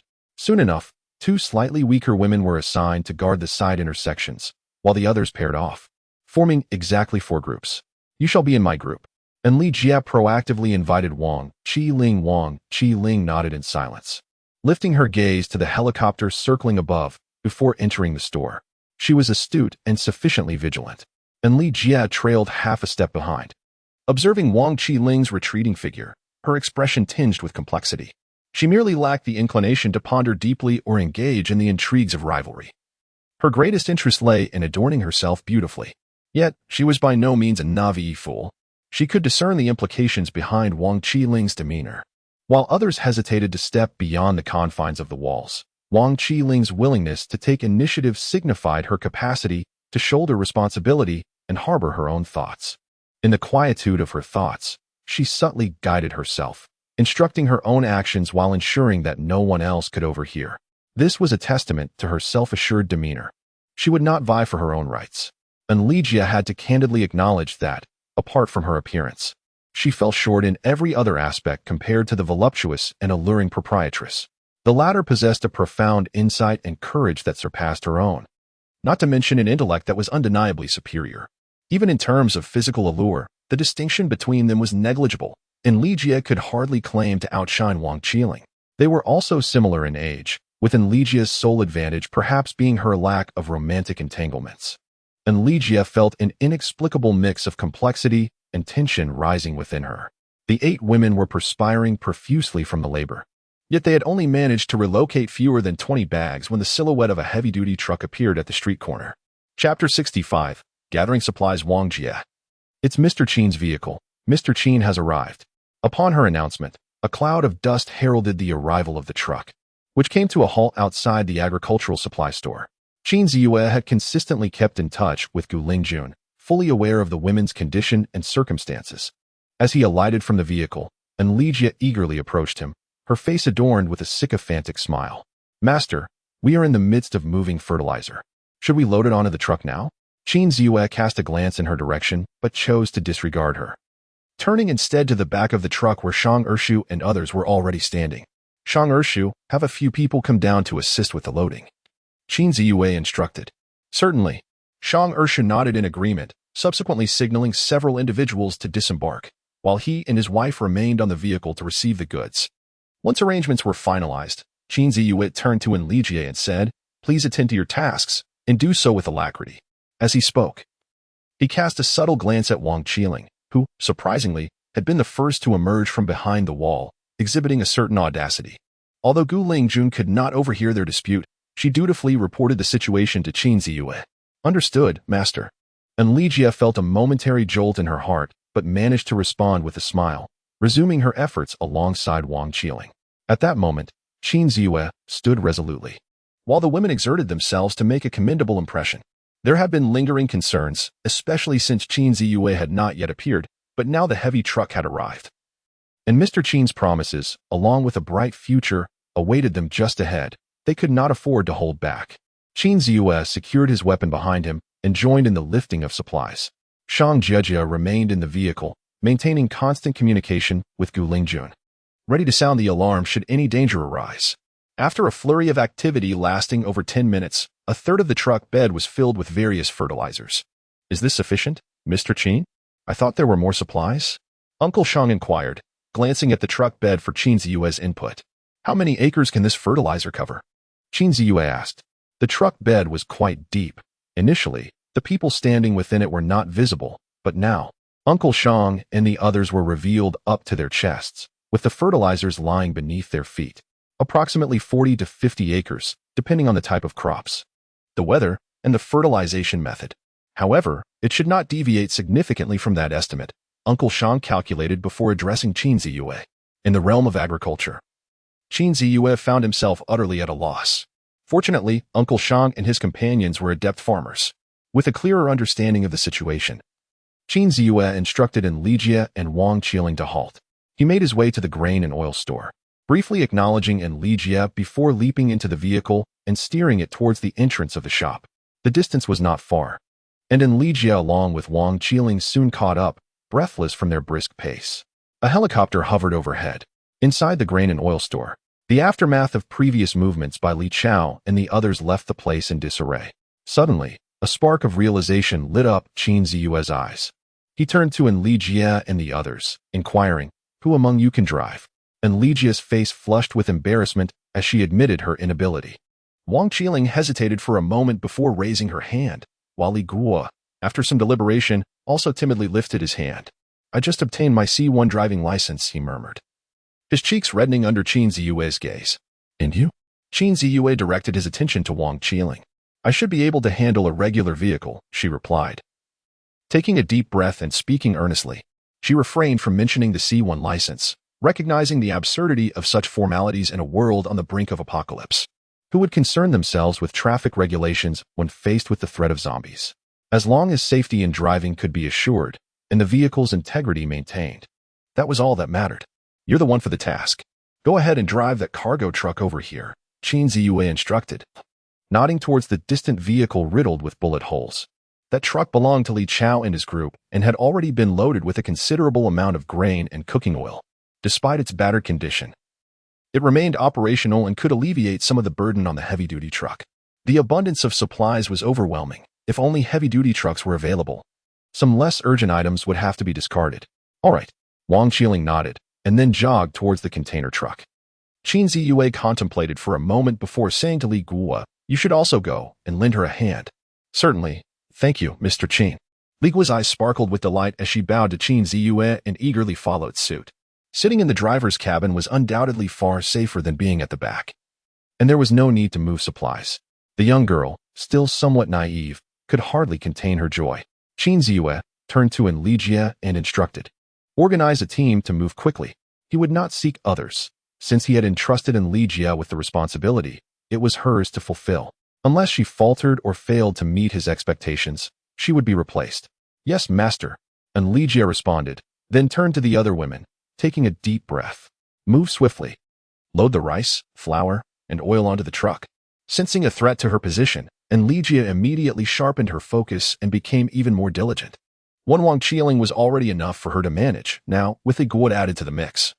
She was uncertain of Qin Ziyue's intentions and knew she must strive to excel.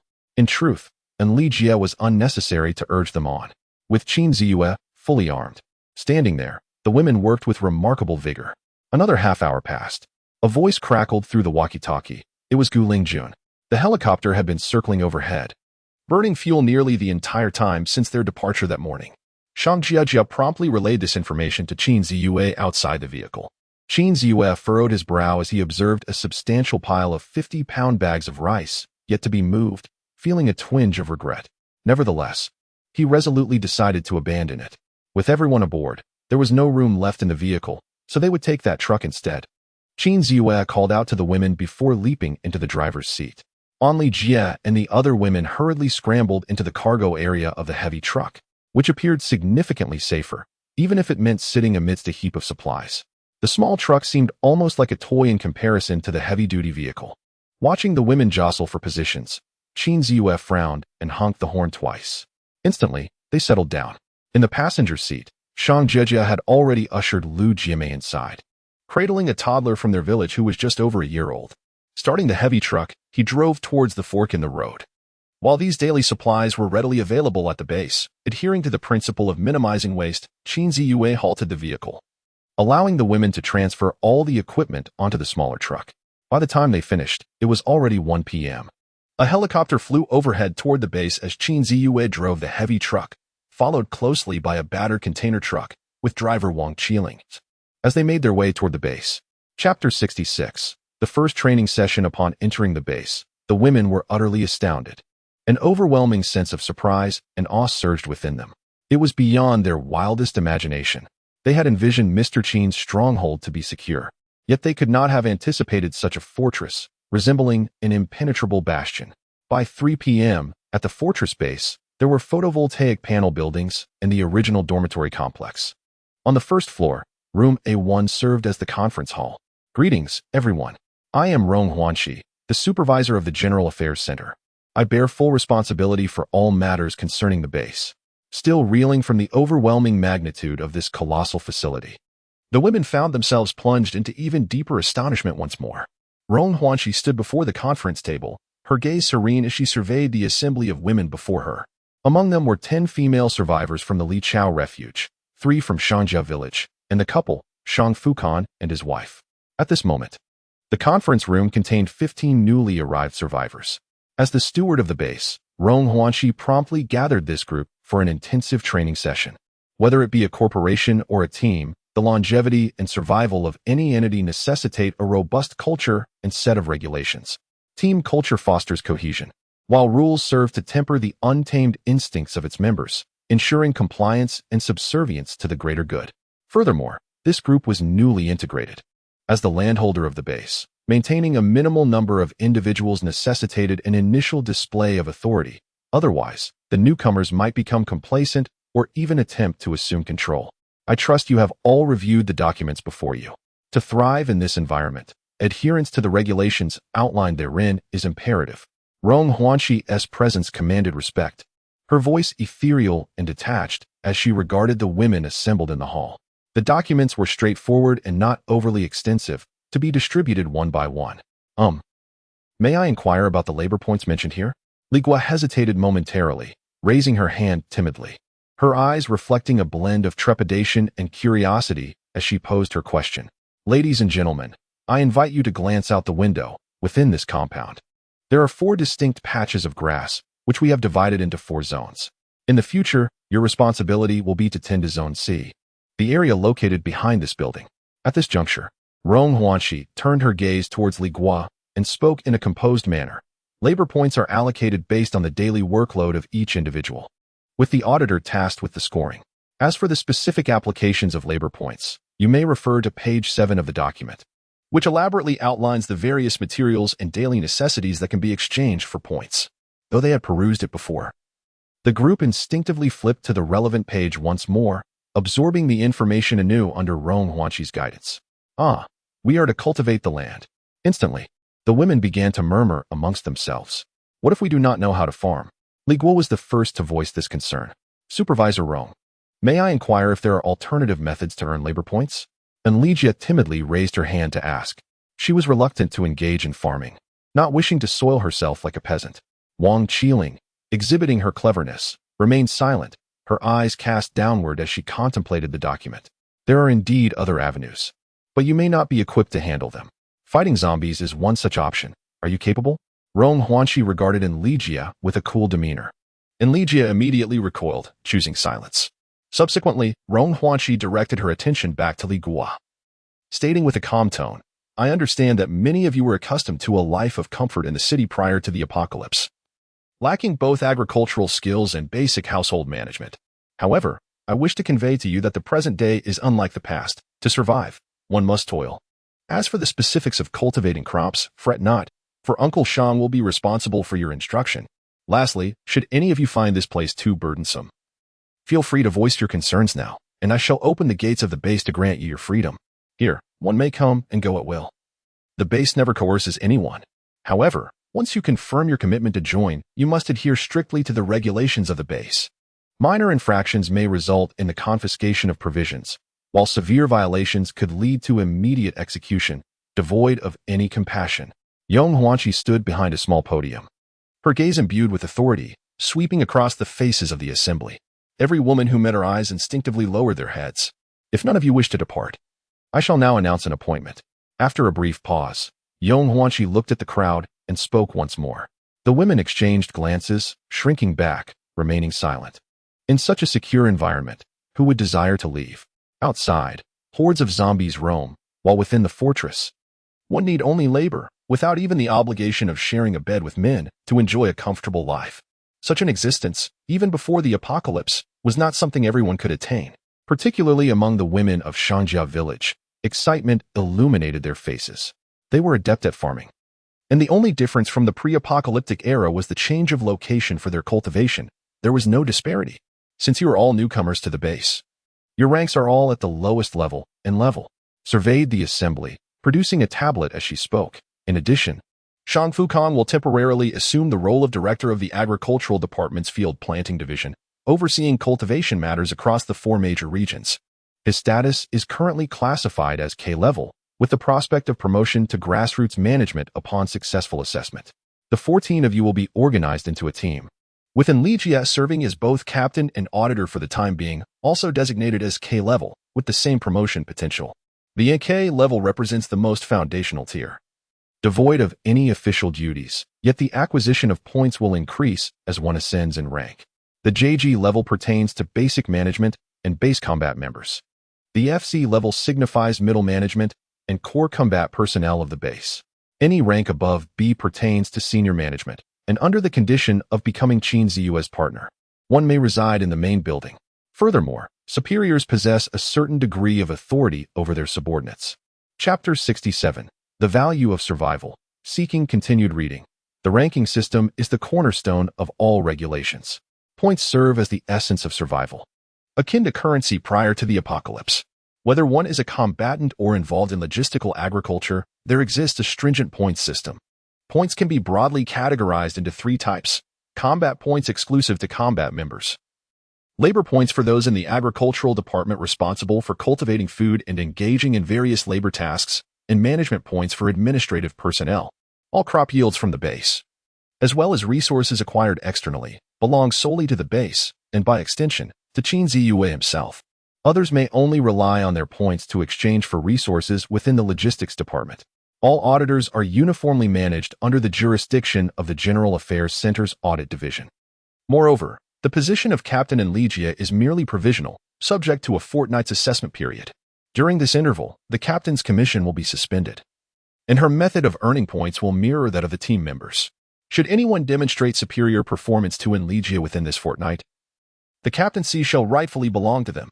Simultaneously, the 2 members exhibiting the poorest performance during each evaluation cycle shall have their points halved. As the most fundamental level of management, the captain is afforded certain privileges. A portion of the points earned by team members will be allocated as commission to the captain. However, as this is merely the onset, it remains uncertain who is best suited for the role, hence the temporary suspension. As the CEO, Rong Huanxi is acutely aware of how to cultivate a sense of cohesion within a team, as well as the competitive spirit among its members.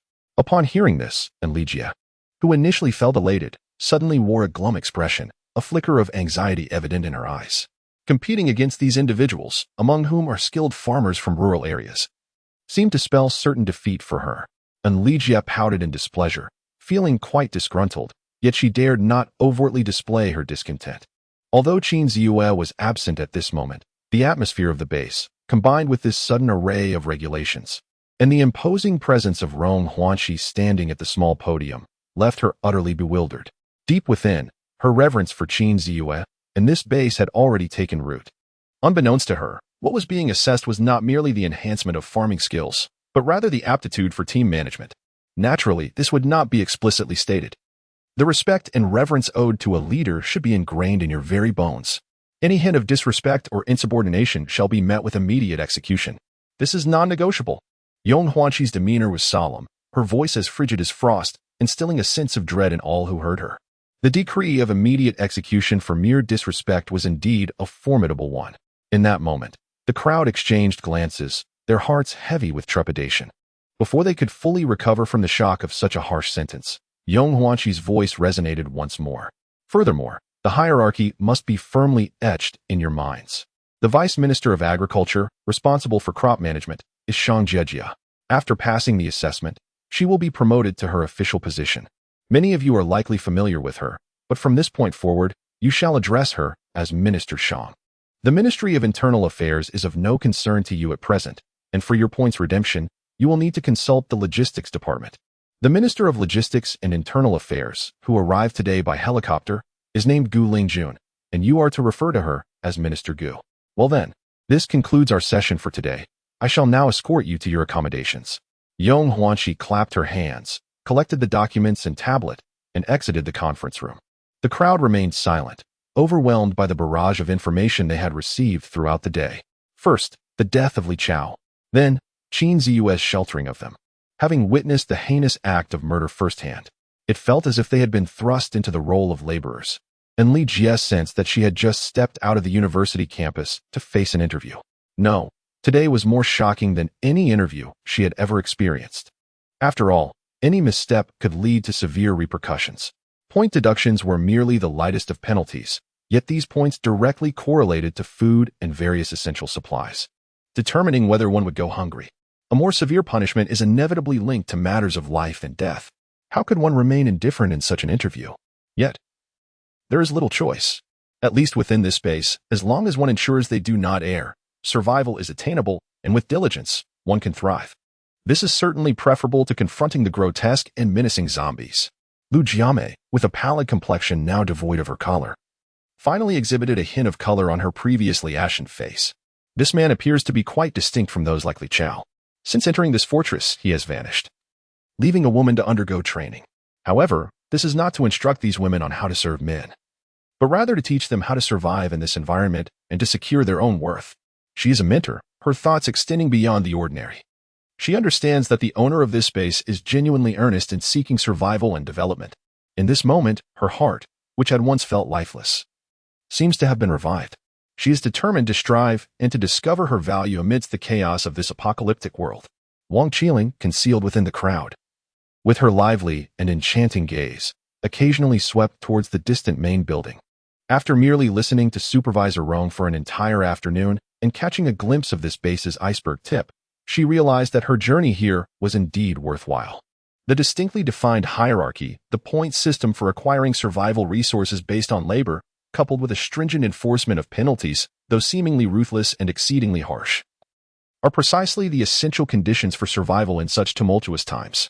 Cultivating and creating one's own value presents an entirely novel experience. Strictly speaking, in this tumultuous world, a woman is, in essence, a form of resource. However, the master of this stronghold, Mr. Qin, has not regarded these vulnerable women merely as commodities. Rather, he has bestowed upon them the opportunity to survive, allowing them to grasp the intrinsic value of existence. This singular act has led Wang Qiling to believe that this base will undoubtedly endure through the trials of survival until it emerges from the shadows of the apocalypse. Even if such an outcome is unattainable, she is willing to accompany Mr. Qin on this journey, transcending even into the afterlife together. Even if, in his heart, she holds no significance. Wang Qiling's eyes sparkled with determination, her spirit ignited with fervor deep within. Chapter 68. The thoughts of the crowd Ligua trailed closely beside Wang Qiling, her eyes darting with a hint of cunning and craftiness. As she silently followed the crowd, her mind raced with strategies on how to endear herself to Mr. Qin, ensuring a better existence within this space. Truth be told, she had never been one to conform while at school. Upon entering university, she promptly applied to join the student council and, through various connections, secured a prominent position by her second year. The previous student council president had already begun an internship, and had the apocalypse not intervened, the presidency would likely have been hers upon her return to campus. She relished the sensation of being in the spotlight, thriving on the exhilaration of commanding others to heed her directives. Above all, she had no desire to toil in the fields. Although not a city dweller by birth, she had long considered herself a paragon of societal elite. Had there been no apocalypse, she would have freely traversed through various upscale office buildings, the bustling CBD, and even the presidential suites of five-star hotels. Yet now, she finds herself toiling away in the fields. How could this be acceptable? The security provided by the base is unexpectedly reassuring, allowing her to reside here without concern for safety. Thus, she contemplates forging a better future for herself, rather than being confined by conventions and laboring in the dirt. A delicate woman like herself deserves to be cherished and supported by men. Before the end of days, her pursuits revolved around wealth, fame, and social standing. For a woman like her, the most expedient route to ascend the social ladder was to find a wealthy benefactor. And now, in this post-apocalyptic world, Those age-old principles still hold true. The essence remains unchanged. Li Guo pondered how to capture the attention of Qin Ziyue, thereby offering herself as a companion. With no opportunity to approach him directly, she had to devise a way to attract the attention of that ruthless, formidable man. As she walked, a plan began to form within her, and a glimmer of uncontainable delight appeared in her eyes. In school, she had numerous admirers, and she navigated the affections of these upperclassmen with ease. Soon enough, she would no longer have to toil alongside those foolish women in the fields.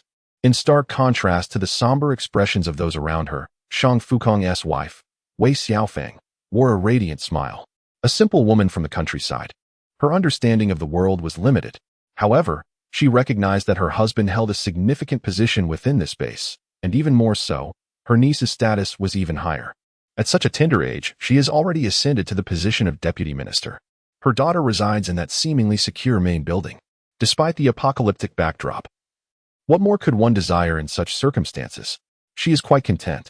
However, Uncle Shang appears somewhat solemn, feeling that the weight upon his shoulders has suddenly grown exceedingly heavy. The agricultural division, a department he had never heard of before, now belongs to him. This rustic old man, accustomed to toiling in the fields, has unexpectedly become a sought-after figure in this new world. Moreover, he must instruct the women within the base on how to tend to the crops. Although he is confident that no one in Shangjia village possesses greater expertise in agriculture than he, the thought of teaching students fills him with trepidation. Above all, he fears bringing shame to his niece, Jiejia, and disappointing Mr. Qin's expectations. As everyone harbors their own thoughts, they follow closely behind Rong Huanxi. Upon reaching the staircase, they encounter Gu Lingjun, who approaches with a firearm in hand. At this moment, Gu Lingjun's cheeks are slightly flushed, and her eyes, soft as water, seem to embody the essence of spring, drawing one into their depths. Here we go again. That fellow is nothing short of a raging bull.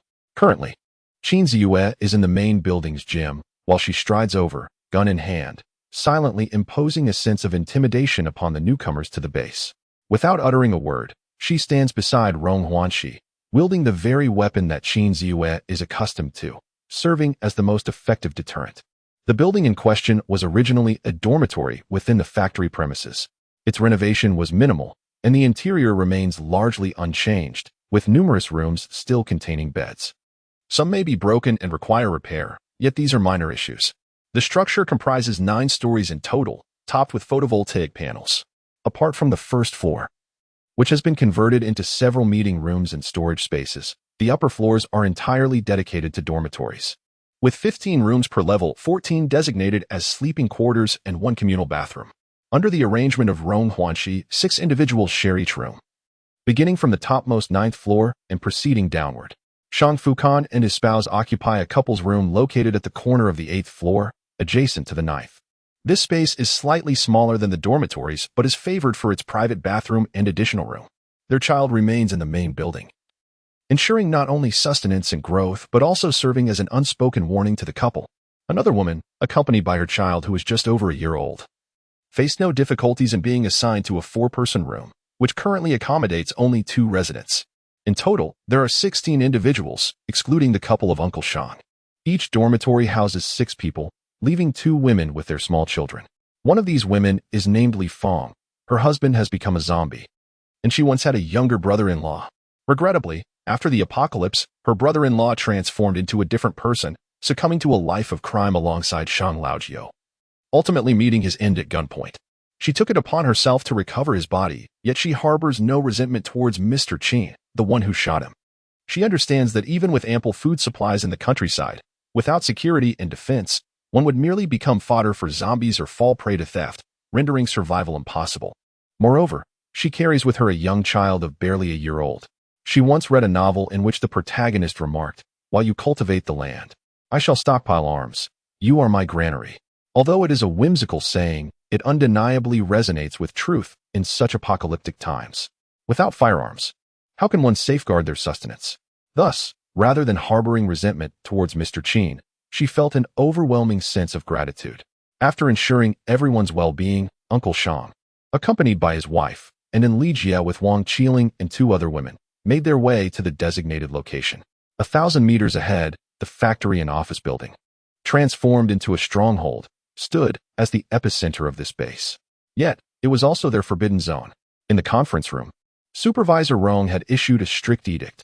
Aside from the dormitories and the fields in Zone C, any movement into other areas without permission was strictly prohibited, monitored comprehensively, and any transgressor would face immediate execution. Although the veracity of this threat was uncertain, none dared to gamble their lives to find out. Chapter 69. Abundant resources. The group waited for a considerable time. Soon, a sightseeing electric vehicle appeared, transporting a load of goods. The driver was Shang Jejia. The vehicle was pulling a wheeled cart piled high with supplies, primarily bedding and clothing. Each person received a quilt, 2 sets of changeable garments, a towel, a basin, a bar of soap, 2 hairpins, and 2 rubber bands. Soap was their sole means for washing their faces, bathing, and laundering. These constituted their entire possessions. Should they require more in the future, they would need to exchange points for them. There were no cosmetics, nor any shower gels, to obtain such luxuries. One must labor to create them. The food is distributed uniformly every day, with 2 meals provided during labor hours at 10 in the morning and 4 in the afternoon. Supplied by the base, it ensures that no one goes hungry. However, for those desiring better nourishment, it is essential to spend points. The utility of these points is vast. They can be exchanged not only for supplies, but also for medical care in times of illness. Should one wish to venture outside, points can be used to secure protection from the combat units of the Action Department, among other things. Nevertheless, these options are currently unavailable but will be accessible in the future.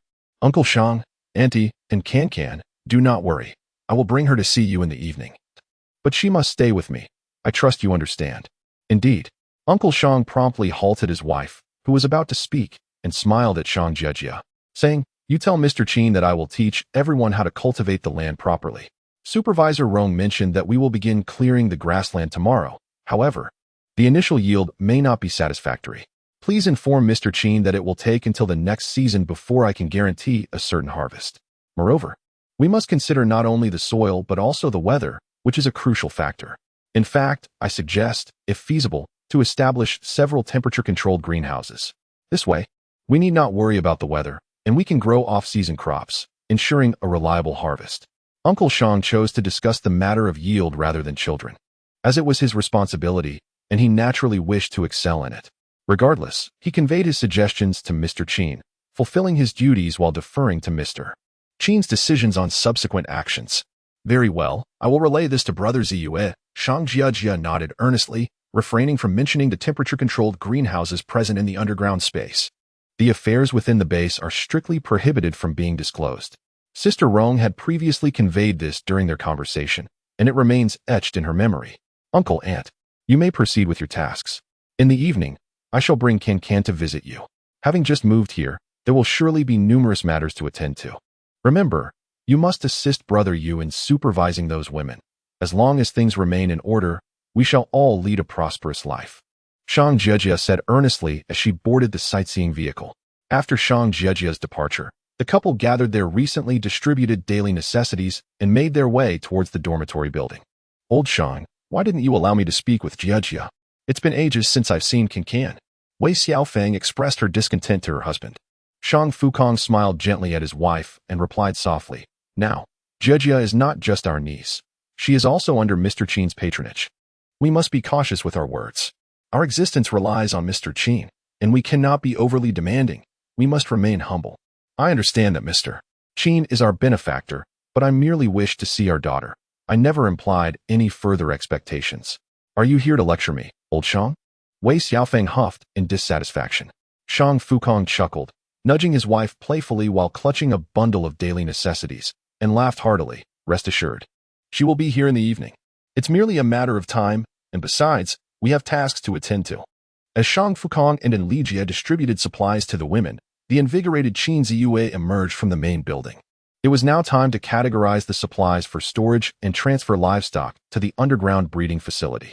Upon seeing Qin Ziyue, Gu Lingjuan's face blossomed with a charming radiance. Captivating and alluring. Was it enjoyable? Gu Lingjun set aside the micro-submachine gun and cast a flirtatious glance at Qin Ziyue. She was oblivious to time and place. Whenever Rong Huanqi was present, she unabashedly flirted with Qin Ziyue in various ways. As for the reason, she simply wished to witness the instant transformation of Rong Huanqi's expression darkening and elongating in displeasure. What a nuisance, she thought, as it was broad daylight and seemingly inappropriate. Rong Huanxi, visibly irritated, shot her a glare before hauling a stack of clothes into the truck bed. The garments, snacks, cigarettes, and beverages were stored in the ground-level warehouse. The surplus rice and flour, alongside cured meats, were placed in the underground cold storage to prolong their shelf life. Everyday items such as computers and razors were temporarily stored in the ground warehouse, to be moved to the underground facility once space became scarce. Automotive repair tools were sent directly to the workshop, along with 2 small tillers and seeders designed for mountainous terrain. The tillers ran on gasoline. Seeds for crops, including grain, cut potato pieces, and soybeans, were piled at the outermost area of the warehouse for easy access in the coming days. Sweet potato vines were to be taken to the underground planting shed, as any delay would lead to decay. Tomorrow, Shang Jiejia would handle it alone. Rong Huanxi, Gu Lingjun, and Shang Jiejia were tasked with organizing these smaller items, collaborating on the heavier ones, and resorting to a crane if necessary. Kinkan also came over to assist, clutching some small items and panting as she loaded them onto the truck. Qin Ziyue was responsible for relocating the livestock to the underground breeding base. Reluctant to let his aunt and Gu Annie handle the smelly task, 4 large sheep and 7 lambs awaited their new home. 6 little piglets, 24 chickens, 12 ducks, and 4 geese reside within a fully automated, enclosed farming facility. The establishment features designated ventilation openings, allowing food to be delivered via conveyor belts while waste seamlessly flows into a biogas pit. The biogas generated serves dual purposes. It can be harnessed for electricity and utilized for daily cooking and bathing needs. Each type of livestock is separated by 2 layers of iron mesh, with an ample gap of over 1 meter in between, facilitating movement and preventing cross-contamination that could lead to disease.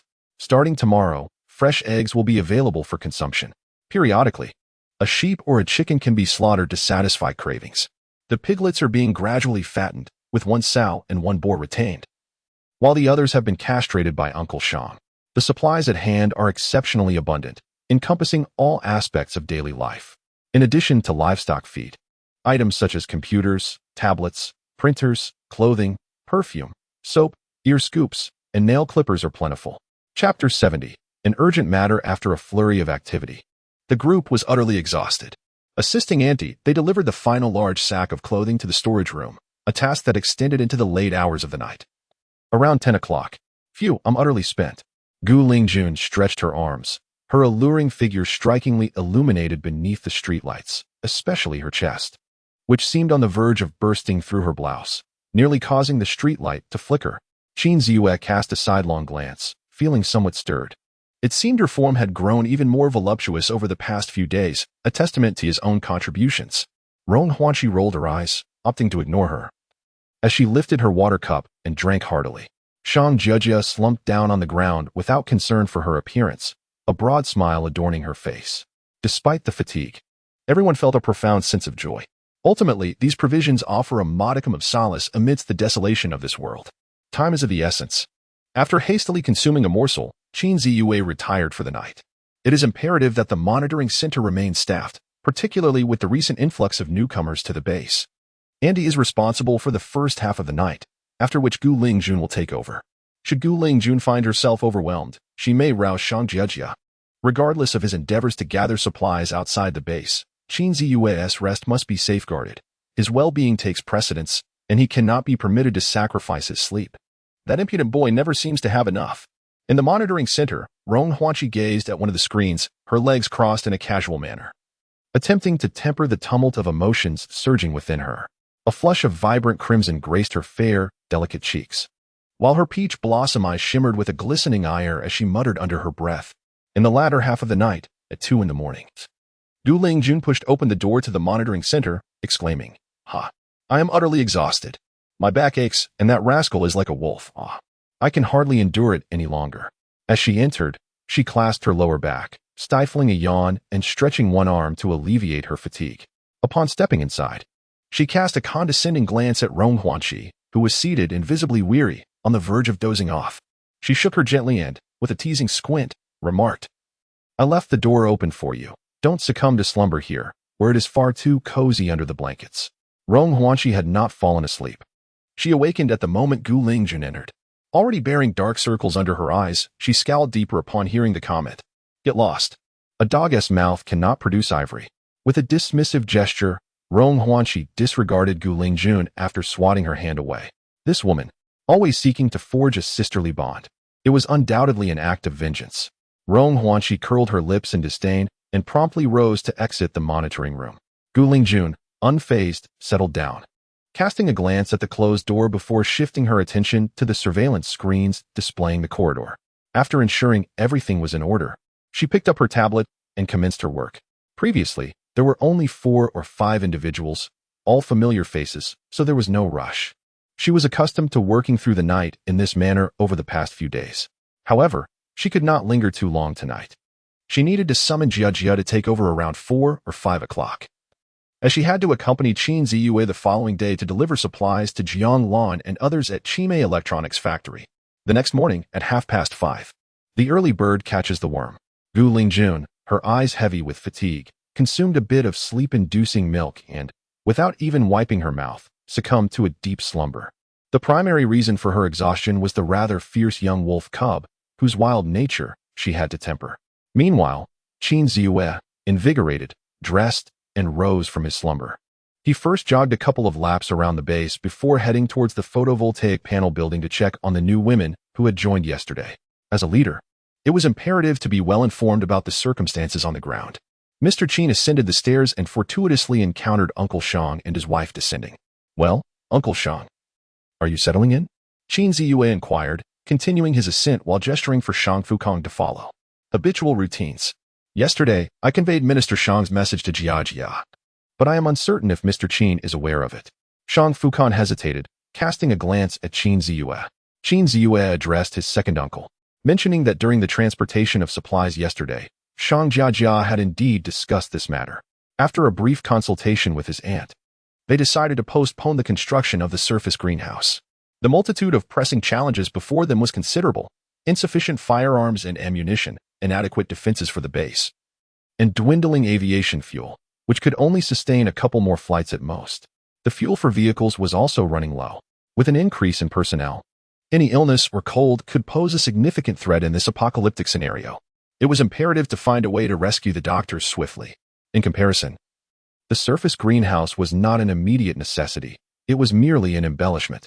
Even if the land yielded no harvest, it could at least enrich the soil for a better yield in the next season. Additionally, it would help the women who joined to familiarize themselves with the base's regulations. Shang Fukong's concern stemmed from the belief that depending solely on these plots of land, without greenhouses, would make it difficult to achieve any harvest. However, he was unaware that several intelligent greenhouses existed in the underground space. Today, Jiajia had been busy all day, and it would not be long before fresh sweet potatoes would be produced at the base. Moreover, vegetables such as eggplants, tomatoes, peppers, radishes, and cabbages had been continuously cultivated by Shang Jiajia. There was also potential to forage outside. Thus, while planting crops was essential, it was not an immediate priority. Very well, as per Mr. Qin's suggestion, I shall organize them to cultivate the land today. Shang Ershu nodded in agreement. Have they all risen? Upon reaching the 9th floor stairwell, Qin Ziyue inquired. They should all be awake by now, shouldn't they? Uncle Shang appeared somewhat awkward, hesitating as he spoke. As a man, he felt it inappropriate to rouse the group of women. Aunt Air, I entrust you with a task.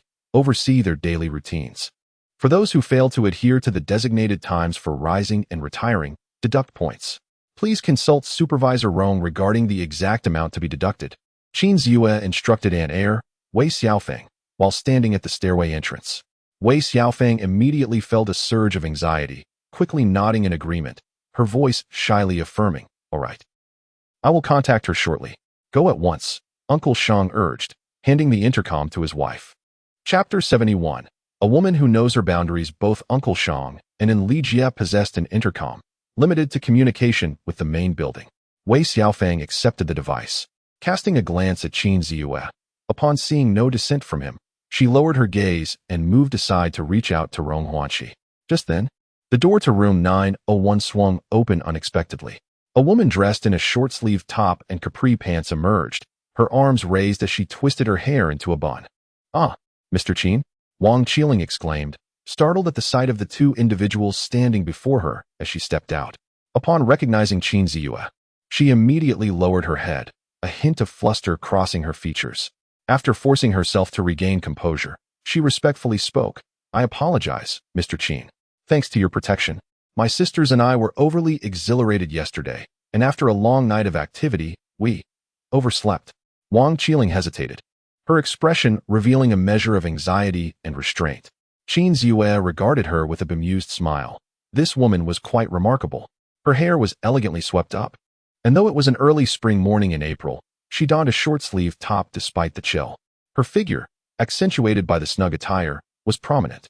The trousers she wore appeared to be hastily cut denim, with frayed edges left unhemmed, clearly chosen for practicality in the fields. It seemed she was the first woman ready to engage in agricultural labor. If memory served, it was this very woman who, as Gu Lingjun had informed him yesterday, had been the first to grasp a weapon and venture beyond the walls. She possessed courage, responsibility, and an admirable sense of propriety. Nevertheless, her tactful flattery did not deter him from his intention to impose penalties. What is your name? Qin Ziyue inquired. Wang Qiling, she replied. And what prompts you to rise so early? He asked with a smile, nodding in acknowledgement. Well, I must attend to my duties, she answered. But instead of turning to notify the others in the dormitory, she respectfully bowed to Qin Ziyue and proceeded down the hallway as initially planned. Their breakfast awaited preparation. The cafeteria was on the first floor, and the provisions for 3 days had been delivered to the kitchen the previous evening. Once Wang Qiling departed, Qin Ziyue made his way towards room 901. Uncle Shang hesitated for a moment, then turned his back to gaze outside the building, choosing not to follow. After all, the interior was filled with women. Qin Ziyue could go in, but he could not. For these women, in a sense, belonged to Qin Ziyue's assets. Ah, master. Sisters, quickly rise and shine. The master has arrived. And Li Jie was in the midst of her makeup routine when she caught sight of Qin Ziyue entering through the door. Instantly, she stood up in a flurry of nervousness, bowing deeply before him, and then frantically called for the others to awaken. The room was soon filled with the rustling sounds of clothing being donned. The women, abruptly stirred from their slumber, initially exhibited signs of morning drowsiness. But as they beheld Qin Ziyue standing in the doorway, they were jolted awake, hastily dressing themselves. Their cheeks gradually flushed with color as they adorned themselves. Particularly, the two women sleeping by the door, who were accustomed to slumbering unclothed, found themselves fully exposed to Qin Ziyue's gaze during their dressing process. Qin Ziyue maintained a placid expression, refraining from uttering a word or displaying any unusual emotion. With his hands clasped behind his back, he stood quietly at the threshold, exuding the demeanor of a stern headmaster. After several minutes, the women were finally dressed. Apart from Wang Qiling, who had already left, 5 women, including Li Jie, descended from their beds, trembling slightly as they formed a line, their heads bowed, too hurried to wash their faces. What time is it now? 6:25. The women's heads dipped even lower. Just then, Wei Xiaofeng approached. She pushed open the door and cast a sympathetic glance at the women, softly informing Qin Ziyue, Mr. Qin. Supervisor Rong has mentioned that failing to rise and retire according to the stipulated times will result in a provisional deduction of 2 points. Well, the names of those penalized will be recorded by you. With that, she turned and exited the dormitory. The specifics of how points could be earned through labor were yet to be fully delineated. Adjustments would need to be made based on actual efforts to rectify any discrepancies in data. However, under the current regulations, assuming one does not slack off or cut corners, a day of labor could earn an individual no more than approximately 5 points. Yet, at this very moment, nearly half of those points had already been forfeited. The women were left utterly dumbfounded. And what of Wang Qiling? Half an hour after Qin Ziyue departed, someone suddenly realized that one person was missing from the dormitory. She had risen early to prepare breakfast. Today, she and Lu Jiemai were responsible for the cafeteria. We must go clear the land, and Li Jie remarked with irritation. With the current shortage of hands, the cafeteria could only operate on a rotating basis. Last night, Uncle Shang and Li Jie had already organized the schedule. 2 meals would be prepared each day. After cooking, they could join in the labor to earn additional points. Out of 3 dormitories and 14 individuals, a total of 9 had failed to rise in a timely manner, each penalized 2 points. The women from Shangzhou village were all early risers. Those deducted points were primarily from Maoan town. Xiaoyu, it's time to eat. While Qin Ziyue was learning alongside Uncle Shang how to maintain and operate the tiller, The voice of his aunt crackled through the walkie-talkie. After acknowledging her, Xihe departed. The women who had been weeding finally exhaled in relief. Anlaji felt a twinge of annoyance as she discreetly carried a few bottles of cosmetics, intending to enhance her appearance. Yet, amidst the weeding, her efforts had resulted in a complete washout. Ligua subtly lifted her gaze, captivated by the silhouette of Xihe. She sensed a lack of courage within herself. Although he was so near and this rare opportunity had presented itself, she hesitated to initiate a conversation, primarily due to the throngs of people surrounding them. She found it difficult to lower her pride. In the main building, within the dining hall, after Xihe took his seat, the sisters, Shang Jejia and the still sleepy Gu Lingjun, finally joined the table.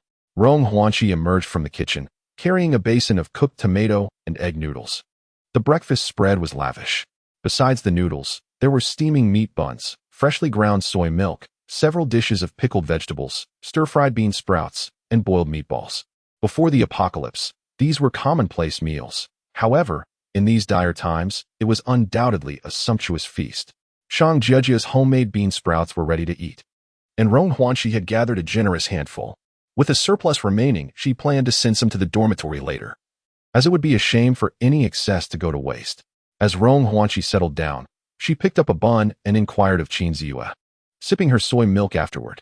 There was an air of nonchalance. The woman named Wang Qiling was rather commendable, possessing a sharp mind and a deftness in navigating social interactions.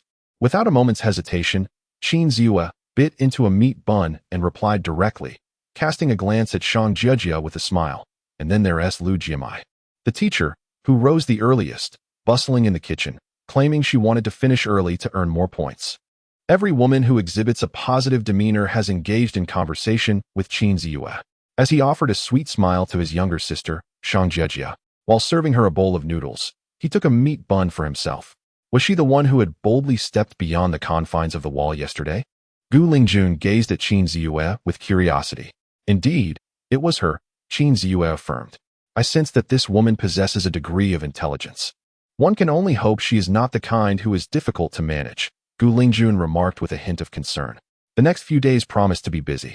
There is a need to deliver supplies to Jianglan, and if circumstances allow, to assist the woman named Tang Yaxian at the rescue hospital. Additionally, I must scout the airport in preparation for procuring fuel and weapons. Xihe lifted his gaze to Rong Huanqi and inquired, Aunt, do you know where one might obtain firearms in Jiangnan? As for the book's launch remarks, since I cannot wait for recommendations, this work will be available for purchase after midnight tonight. The initial performance is rather dismal, yet I shall persist in my writing endeavors. To provide a brief overview of the current standings, there are 400 collections and 100 ongoing reads, which includes some who have accessed pirated versions. The author is fully dedicated to writing without any side occupations. Based on these figures, even with an optimistic estimate of 100 subscriptions, I would likely earn only a meager sum daily, barely enough to cover the cost of instant noodles. I shall refrain from pleading for initial subscriptions. Those who wish to support the author will naturally seek out the legitimate version. Regardless of the circumstances, I am determined to see this story through to completion. If the situation becomes untenable, I might consider starting anew, yet this story will continue, albeit with possibly reduced updates. Here, I would like to take the opportunity to discuss some of the plot points mentioned by esteemed readers in prior texts. Regarding the storyline of Rong Huanqi taking in her neighbor, I believe this is a natural response. The neighbor is not only her close friend, but also an investor in her company. Aside from their differing personal lives, their relationship is undoubtedly strong. Otherwise, they would not have chosen to reside directly across from each other. With Xihe set to arrive in just 2 days, her act of providing some food to her neighbor reflects her evolving mindset. Not everyone can embody the role of a protagonist, and one's mental state cannot shift instantaneously. Now, concerning the notion of having an advantage, when compared to the military and various formidable factions that have established refuge camps in response to the apocalyptic changes, the protagonist's slight edge is rather insignificant. At most, it serves merely as a relatively advantageous starting point. Such a golden finger is not overtly pronounced. It lacks supernatural abilities, time travel, reincarnation, or fantastical cultivation, which seems to have fallen out of favor among readers, resulting in a minuscule audience. I can only blame myself for not adapting to market trends. Nevertheless, I will strive to complete the narrative. As for weaponry, I indeed possess limited knowledge, which may lead to numerous inaccuracies, and I sincerely apologize for that. As I write, I am simultaneously researching to enhance my understanding regarding vehicle modifications. The reason I opted for the Paramount instead of a battle tank is quite simple. At the outset, the protagonist cannot acquire a battle tank, whereas the Paramount is accessible through legitimate means. Many have commented on my lack of understanding regarding modified specifications. However, I initially wrote about 3 types of vehicles. The Paramount, suited for major highways, heavy-duty trucks, intended for freight and various long-distance road types, and the Hedgehog vehicle, designed for rugged rural roads. The modified data regarding the Paramount indeed reveals that many locations remain inaccessible in reality, a fact I am acutely aware of. However, there exists a premise. The map has expanded, and those discerning enough to observe will note that the routes traversed by the Paramount predominantly follow major highways, thus negating any concerns regarding data distortion. Initially, when the apocalypse dawned, the protagonist felt overwhelmed and sought to enhance the vehicle's modifications for greater safety. There is no intention to boast about this vehicle while disparaging others, such as the armored personnel carrier. In the market, aside from genuine military vehicles that are not available to the public, I believe the Paramount's robustness is unmatched. As for the tracks, opinions may vary. The failure of tracks can occur quite simply. If they become jammed, the vehicle becomes immobilized, akin to a stranded tortoise. Admittedly, my understanding of this aspect is limited, and I hope for understanding regarding any potential bugs. I will endeavor to research this topic further. Lastly, regarding the explanation for exclusively sheltering female survivors, I believe it is quite clear. Such a policy poses minimal threat to Xihe, facilitating management and exhibiting resilience. Naturally, males will also be accommodated, but only those of a harmless nature, akin to Uncle Shang Air. I understand that many may perceive this as a sign of weakness. I shall refrain from further justification. In recent years, there seems to be a prevailing negative sentiment that suggests any portrayal of a protagonist engaging in post-apocalyptic endeavors is a grave transgression on the author's part. I am puzzled by such thinking. The struggles faced in reality are burdensome enough. Must my mental realm be devoid of imaginative expression? Who are you to dictate this? As a final note, I advise those who cannot appreciate this narrative to refrain from reading. I acknowledge my academic shortcomings, and I assert this with conviction. To take a step back, if you were to become Xihe, I believe you would be even more absurd than he is. At least, in my personal opinion. Xihe, despite his decisive nature, possesses a sense of responsibility and duty. He aspires to endure this brutal apocalypse and hopes to lead his subordinates towards a new future, rather than being one who indulges in madness, reveling in the present without regard for what lies ahead. Enough of this. After midnight, I will upload the next chapters, starting with 2. Within 24 hours, for every additional 50 subscriptions, I will add another chapter. As for donations, I am uncertain. But it should be mentioned, for every donation from the captain, there will be 1 additional chapter, and for the alliance leader, 10 additional chapters. Chapter 72, Delivering Supplies to Qingrong, subscription needed. April 11th, the 11th day after the outbreak of the apocalypse. At 8:30 in the morning, everything was prepared. After refueling the helicopter, Xihe contacted Qingrong. Miss Jiang, the second supply is on its way. They had been in contact over the past few days, aware of each other's precise locations. They also learned about another group of survivors led by a man named Zhang Wenjun from the Xihe factory. Meng Po's efficiency was commendable, as she swiftly procured the information that Gui Dai sought, having lived for countless years. Furthermore, in certain areas, malevolent forces formed various armed groups, masquerading under the pretense of saving the nation, while in reality, they were traitorous factions.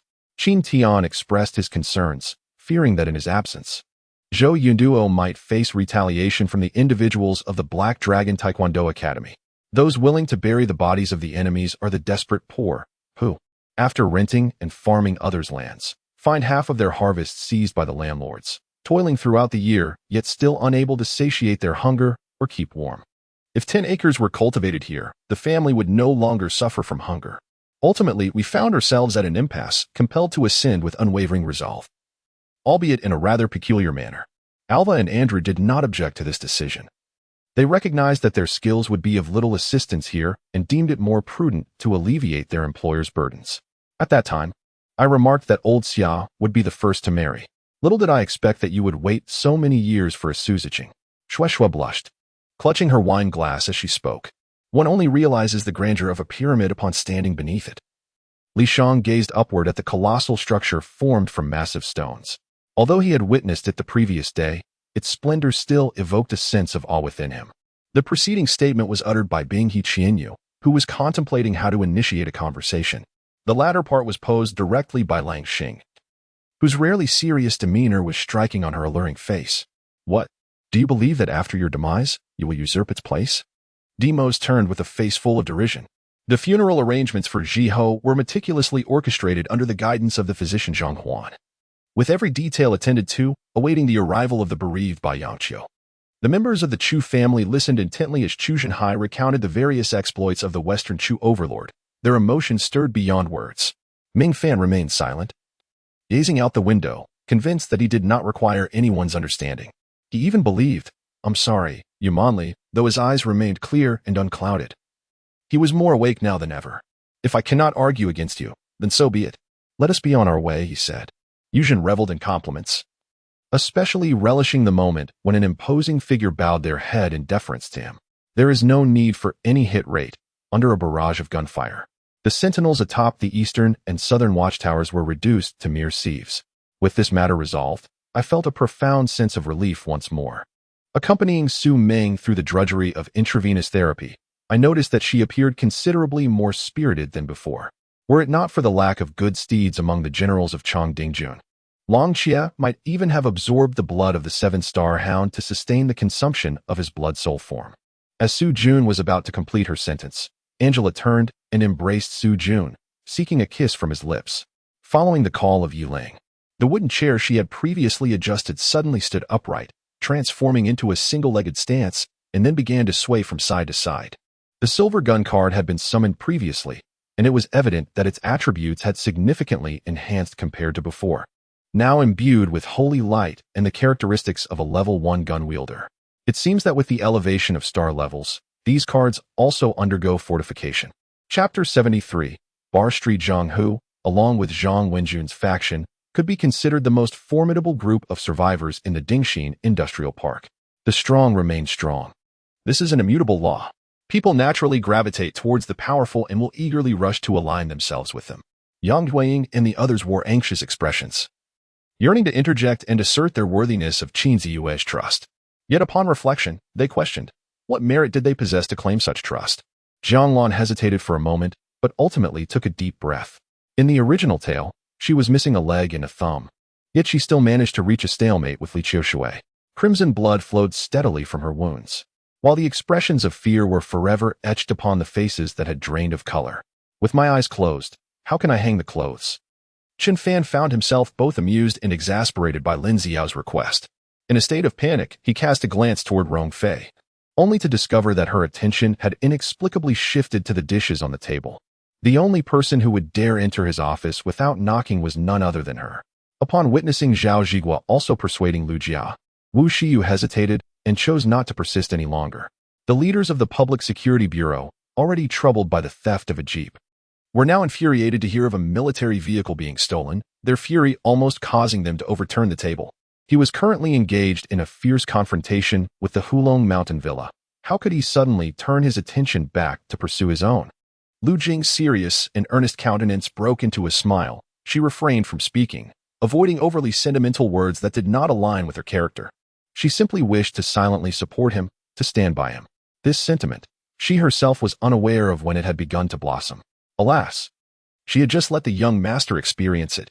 With a slight touch of her crimson lips, she expressed her regret. Suddenly, a blinding light flashed, followed by a gleaming butcher's knife that sliced through the imposing aura of several elders. Li Zhongnan, gripping the butcher's knife, slowly emerged from beneath their pressure. Oh! Shikamaru had not anticipated that, in just one night, Naruto had passed the examination. However, the teacher had made a decision, and that was that. He was too apathetic to delve deeper. The distance between Wang Lang and the great monkey king grew ever wider, while the devil ape, carrying the giant, drew ever closer. In life, there are countless transient encounters. The mere fact that we have experienced brief intersections is worthy of a knowing smile. Even if we never cross paths again, there is no need for sorrow. How audacious it is to have brutally assaulted Abigail. stripping him of his clothing and discarding it onto the street. Was this not a slap in Scott's face? As the valedictorian of the martial arts examination from the previous dynasty and the lord of Pingong City, how could he not be enraged and retaliate after such humiliation befallen his younger brother? The European Pharmaceutical Group, the American Cleveland Consortium, and the Asian Dark Web Alliance, each is a colossal entity. For domestic fans, this is nothing short of splendid news, indicating that Xihe has finally addressed his last shortcoming. This development truly allows us to look forward to his future with anticipation. The Queen's gaze settled upon Qingrong. The Wei family's army, led by Long Tianqing, was utterly captivated, yet Qingrong's followers remained unaffected.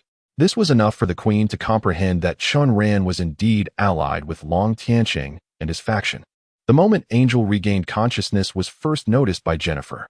That night at 10 o'clock, while conducting her final rounds as usual, she suddenly observed Angel's fingers move twice. Chapter 74. There are still living souls in the hospital. Opposite the inpatient department, in the administrative building, on the 14th floor, in the director's office, Li Qing stood before the window, peering through a telescope, surveying the rooftop across the way. The two buildings were not far apart, less than 100 meters. At merely 34 years of age, he was the head of the radiology department, undeniably regarded as a promising young man before the apocalypse. As the apocalypse unfolded, Wang Sudong sat at Su Wanqi's desk, smoking a cigarette, lost in thought. Qifeng Yu remarked with indifference, and the initially surprised Chu Buhui was instantly taken aback by Qifeng Yu's words. Yet, no one could truly disregard her presence, particularly Su Wanqi who, despite being in her own home, exhibited an unnatural demeanor. The Public Security Bureau is not an establishment one can easily enter. However, Wang Sudong was an exception, navigating through it effortlessly, especially within the criminal investigation team, where nearly everyone was familiar with him. Since the two of you cannot, why not dare to showcase a move or two? Li Delong stated calmly. Qining approached Long Fei with a bright smile, expressing her joy upon seeing him reassume leadership of the dragon team. Rather than feeling disheartened by the loss of her own captaincy, she found herself even more elated than Long Fei. Although their cultivation levels still displayed a significant gap, Qian Yuan had gained some standing to engage in dialogue with Xihe, who had come to regard Qian Yuan as a kindred spirit, thereby diminishing the distance between them. However, when they began to undertake various missions, they not only bolstered the strength of the Special Intelligence Bureau and the Judgment Bureau, but also mitigated the risk of personnel from these agencies sacrificing themselves in the line of duty. This surge of gung metal energy, if harnessed by practitioners dedicated to the path of sharpness, would lead to unparalleled success. Yet, at this moment, it served as a baptism of calamity, aimed at the complete annihilation of Xian Wanqing's existence. Nevertheless, the desolate circumstances grew even more tragic. As blood mist erupted forth from the scene, others seemed to take it for granted, given their relatively low cultivation and lack of combat experience. The individual cast a glance at Zhuang Jian, a playful smile appearing at the corner of his mouth. In the next moment, a crystalline palm imprint formed within his hand, descending directly upon Zhuang Jian's sacred body with a forceful strike. Feng Yunzi acknowledged Yi Xueqing's prowess, yet harbored no belief that the latter could surpass him. With a flicker, he vanished from sight, as if merging seamlessly with the wind. In recent years, the pirates of the B2 galaxy had adhered to a code of conduct, refraining from heinous acts, even purchasing their own provisions with hard-earned coin. The military ought not to be present in such a manner. The mid-tier human emperor pirate was bewildered, pondering whether his subordinates had engaged in some underhanded dealings. Thus, with the assistance of the unparalleled thief Honglinger, the official soldiers successfully reclaimed Thunder Bandit Mountain. Thereafter, relying on her invincible skills, the illustrious thief Honglinger aided Marshal Zhang Yichao in overcoming numerous adversaries, claiming countless victories and achieving remarkable feats, leaving behind a plethora of enchanting tales that would forever be inscribed in the annals of Longan. Upon learning of these events, the divine dragon Sea Monkey proposed that the great saint of the Red Snapper continue to gather his former subordinates underwater, collaborating with the Dragon Clan's naval forces to launch a coordinated offensive and reclaim the Red Sand River. Chapter 75. Eliminate the danger. Subscription requested. Suddenly, Tang Yaxian recalled something and swiftly turned, pointing at the towering stacks of boxed medicine behind her. She spoke quickly. Mr. Qin, these medicines are essential for our daily needs. We've nearly moved them all, but how shall we transport them? Tang Yaxian hesitated. There is but a single helicopter, accompanied by 3 lively souls. Downstairs, a multitude of pharmaceuticals remains to be transported, amounting to at least over a ton. Xihe had no illustrious team to rely upon. Both Haishan and Meng spoke simultaneously the moment they witnessed their adversaries vanish from the online realm. "My lord, I assure you, I can aid in rescuing your lady." The man in black gritted his teeth and declared. At this instant, Lin Fan approached with an aura of gentle power, his serene countenance radiating boundless kindness, as if even ice and snow would melt in the brilliance of his visage. The hotel, situated by the banks of the Qingrong River, was adorned with vibrant flowers and lush willows. Upon gazing northward from this vantage point, the statue of the founding emperor stood tall in a square a kilometer away, his right hand raised high. Yet, the winter fog in City C was exceedingly thick, rendering the scene somewhat hazy.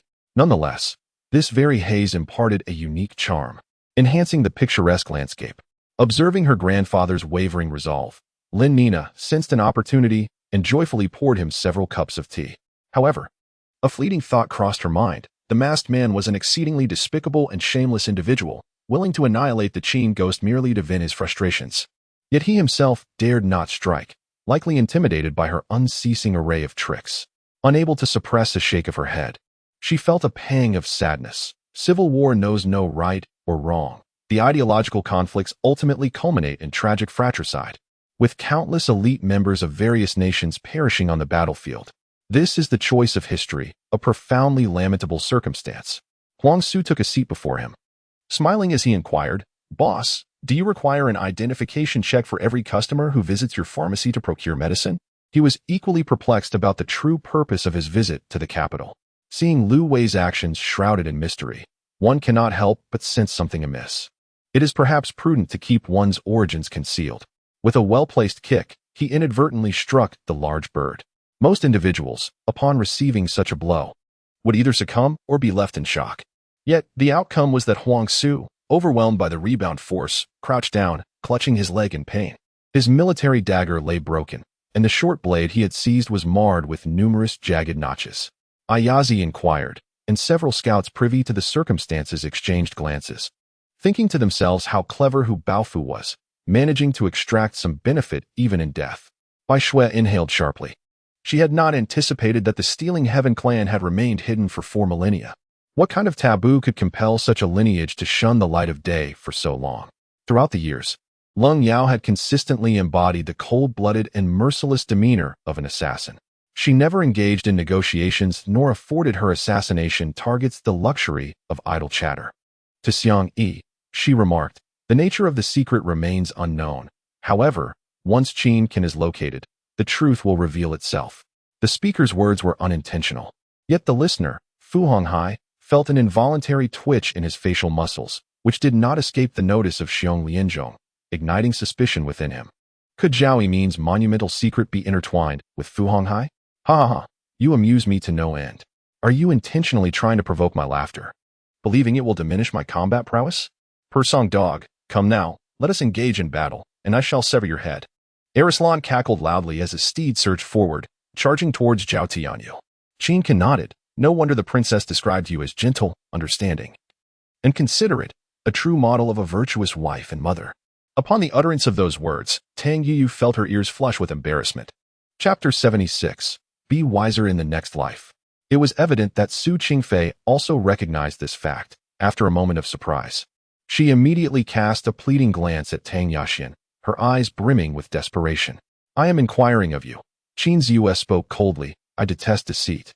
Tang Yaxian swallowed hard and hurriedly replied, I possess some knowledge, though I am not particularly adept." She resolved to speak the truth, despite her reluctance. Waves of ethereal liquid surged into He Qingfan's 3 vital energy reservoirs, tumultuous and chaotic, creating a cacophony within. The dark crow, searing hot, was being eroded. Droplets of water perpetually cascaded from the hilt, transforming into black feathers that floated unsteadily in the air.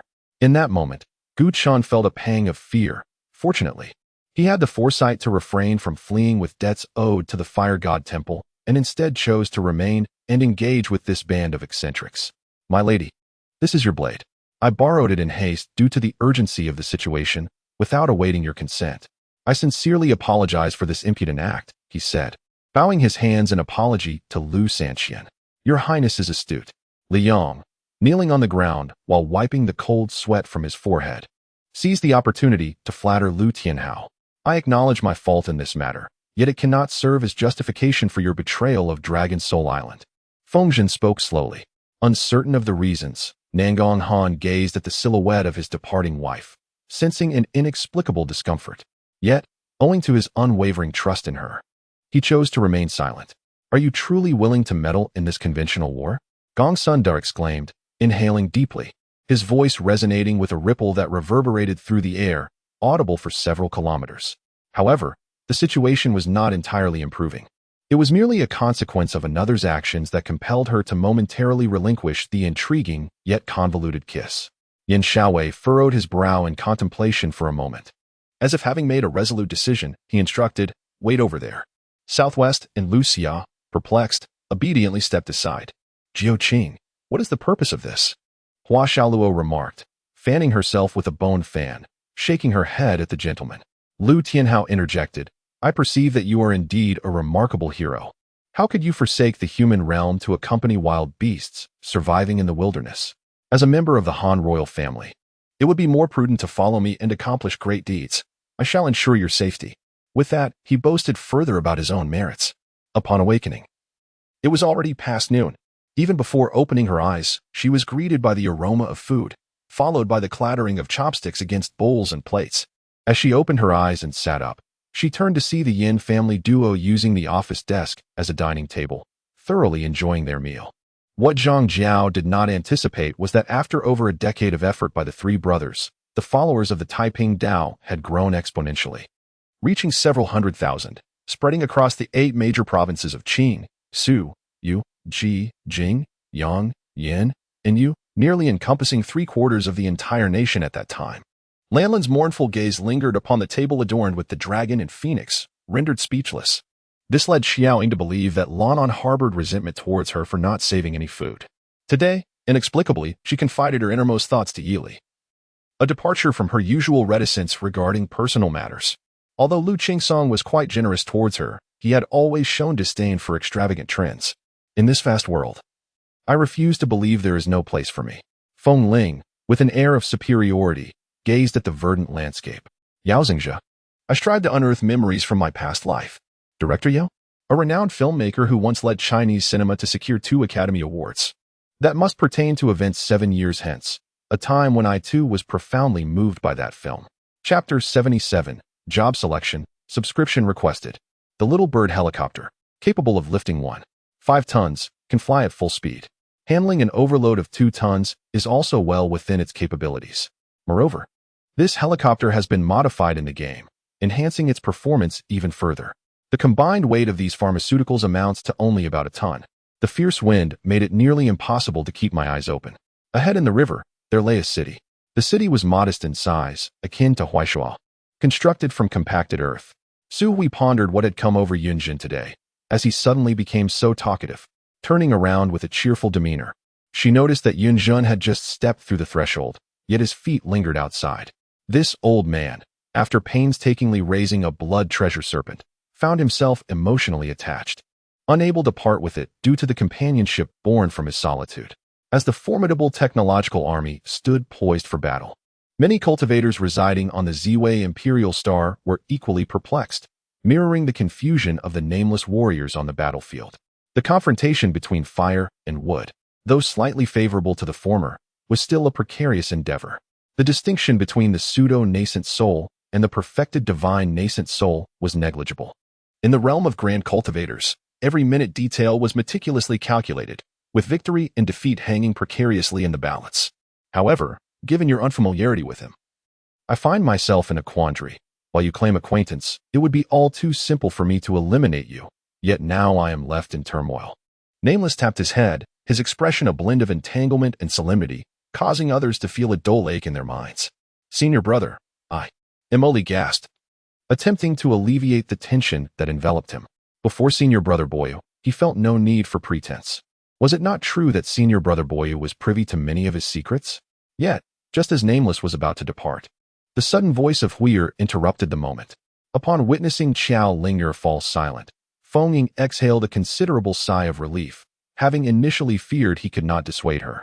Just as Fu Su was overwhelmed with worry, Ying Lu initiated significant action, activating the women's pavilion, led by Yu Ji and Hua Mulan, rallying all members to whisper sweet nothings and sow seeds of discord. Even more audaciously, several princesses banded together to approach the Tingwei mansion, demanding individuals. No, Yenner. Nangong Yen swiftly grasped Liang Xian's hand, exclaiming in disbelief at how Liang Xian continually placed herself in perilous situations. Was he merely a decoration?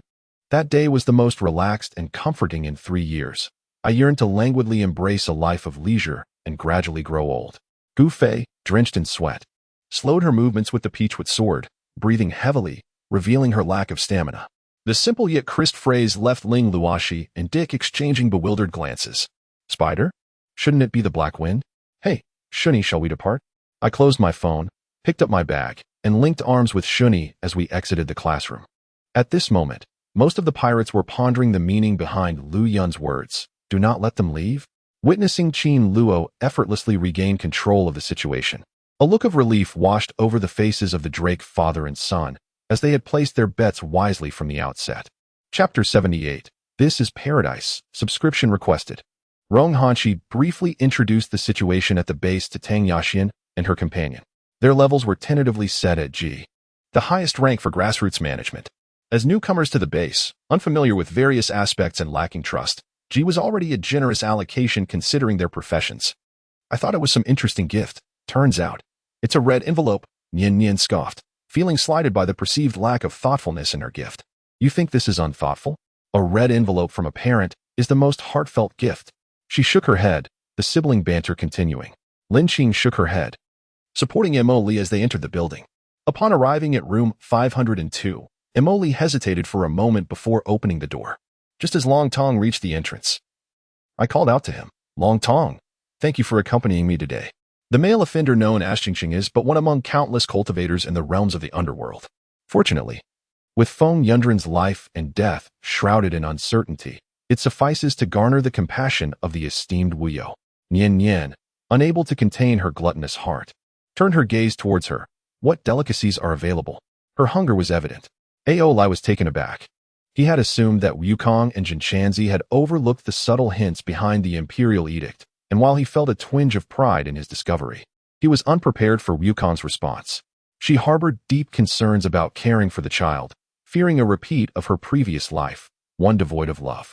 Qingya's origins were indeed extraordinary, and the demise of Nan Wuyue had dealt her a significant blow. Do not feign ignorance. Are you unaware of how my parents perished? Luosher exclaimed in anger. What do you mean? I cannot comprehend how your parents' death pertains to me, Guan Yundi retorted. Changsun Jinfeng, accompanied by the male members of the Changsun clan, escorted Rong Tang out of the residence and assisted her down the steps. Ruian quickly turned around, aware that today the young master had declined another's invitation. Perhaps he had once intended to invite Miss Ning to enjoy the lanterns. Now, with dreams shattered, he likely would not venture out. The otherworldly beast had seemingly sensed the presence of those crimson weapons long ago, seizing the turtle shell-like artifact and sweeping its arm to clear all in its path. Shin Suixin was all too familiar with the glint in his eyes and his movements. Though she could not see, she was certain he had been ignited by her provocations. Thus, she refrained from approaching Baoqi, aligning herself with the individuals from the Jiang family, awaiting an opportunity for escape or the transition of the imperial throne.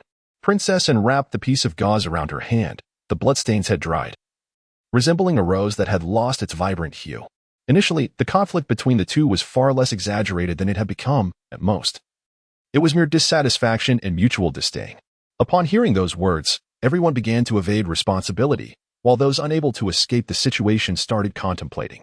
They were unwilling to confront such a formidable adversary, whose terrifying prowess instilled fear. The central island was now engulfed in flames, rendering it inaccessible. The entire city could only watch helplessly as the fire raged. Fortunately, a river encircled the central island. Otherwise, given the manner in which the flames were consuming, without the river, their entire Fengwan would be doomed. This sudden shift in circumstances left even the recently kicked Tao Dezai momentarily speechless. Upon arriving in the VIP area, the environment indeed differed significantly from the outside, more luxurious and refined. Enough of your squabbling. Come over and help me serve the dishes. It's time to eat. Chi called from the kitchen. Mu Yurong nearly laughed herself to the point of pain. How could Xie Wui, donning a human facade for the first time, possibly be familiar with others? Chapter 79. Receiving favor, unable to repay, life and death entwined. Subscription requested.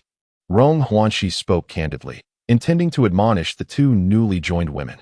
Tang Yaxian gasped in surprise, her heart swelling with a newfound reverence for Rong Huanxi and Qin Ziyue, while she cast an incredulous glance at Shang Jejia. The implication was unmistakable. Why is it that, despite the callous words of Supervisor Rong, the niche Shang Jejia displays not a flicker of emotion? As if it were entirely to be expected?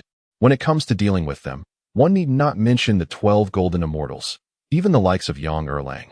Li Sanlang and Lei Zhenxi, the third-generation disciples, would be as easy to vanquish as slicing through vegetables, requiring not the slightest effort. Qixing gritted her teeth, immediately preparing to draw her sword from her space to strike backward, only to suddenly feel herself being lifted into the air by a familiar figure. In the chambers of Lord Qin, he summoned Qin Tianyu alone, his expression exceedingly grim. It was as if he possessed eyes in the back of his head. Able to anticipate his adversary's moves, just before a zombie could seize him, he would effortlessly sidestep with a fluidity that betrayed no superfluous motion or hesitation. From my observations over these past few days, with Negan and so many dedicated soldiers of the Saviors present, we can dismiss the threat posed by the zombies. That is the forbidden ground of the Valley of 10,000 Insects. Yet I am perplexed as to why it would be inscribed on the medicine bottle.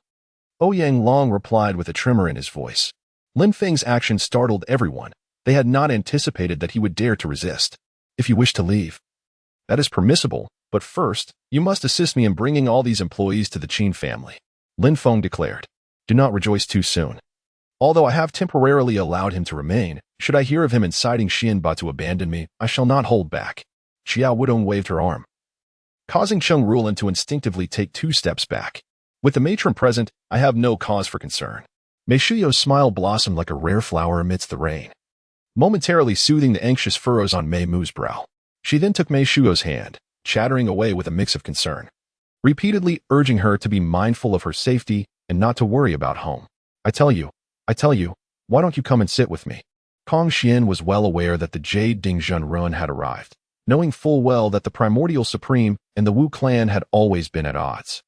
Should word get out that a celestial general had been injured by a celestial master, it would undoubtedly be a source of ridicule. This very thought ignited a fury within him, compelling him to seek the boy's demise as a means to relieve his frustration, observing how the other merely staggered momentarily, with not a single mark upon his body, only intensified his discontent. The stark contrast gnawed him, leading to a series of cold snorts that betrayed his dissatisfaction. Whether it was due to a deep and restful slumber or the overwhelming events of the afternoon, the desire to seize Qian Yuan's fortune slipped from her mind. By the time she awoke, the air had grown cool, and she found Qian Yuan, clad in pajamas, sound asleep beside her. Had it not been for her frequent collisions with trees, her 10 lives would have long since perished. Perhaps she merely sought to alleviate or replace the intense pain coursing through her body with the agony inflicted by the impact against the great trunks. Meanwhile, Sa-Er clenched his fists, harboring a desperate urge to confront Lan Ruoxin, yet he stifled the expression of his torment. All his actions converged upon a singular intention, to see our entire family perish. Before encountering such tribulations, I never fathomed that half-brothers could descend to such depths of conflict. In the assembly hall, a murmur of low discussions ensued. Given the current circumstances, would it not be tantamount to courting disaster to impose such stringent conditions? The preciousness of the rosewood, in itself, is beyond measure, utilizing it to craft a case for the esteemed instrument, the 9 heavens ringing jade, would not tarnish its noble identity. Particularly, the natural fragrance of rosewood possesses the remarkable ability to nurture the body of the 9 heavens ringing jade. Indeed, it is unwise to take risks. This is not a solitary venture anymore, so let her accompany us. Rong Huanxi also set down her chopsticks, gazing at Qin Ziyue with concern. Qin Ziyue cast a caring glance toward Gu Lingjun before continuing, concerning the zombies in the toy factory and another hardware factory. When the formidable Mo Yunhai inquired about her, Mo Luo found herself at a loss. In the absence of others, vengeance had always fueled her resolve. Even upon hearing of Mo Yunhai's arrival at Ling Mountain, she rushed down in haste, harboring no doubts that upon encountering her nemesis, she would unsheath her sword and strike.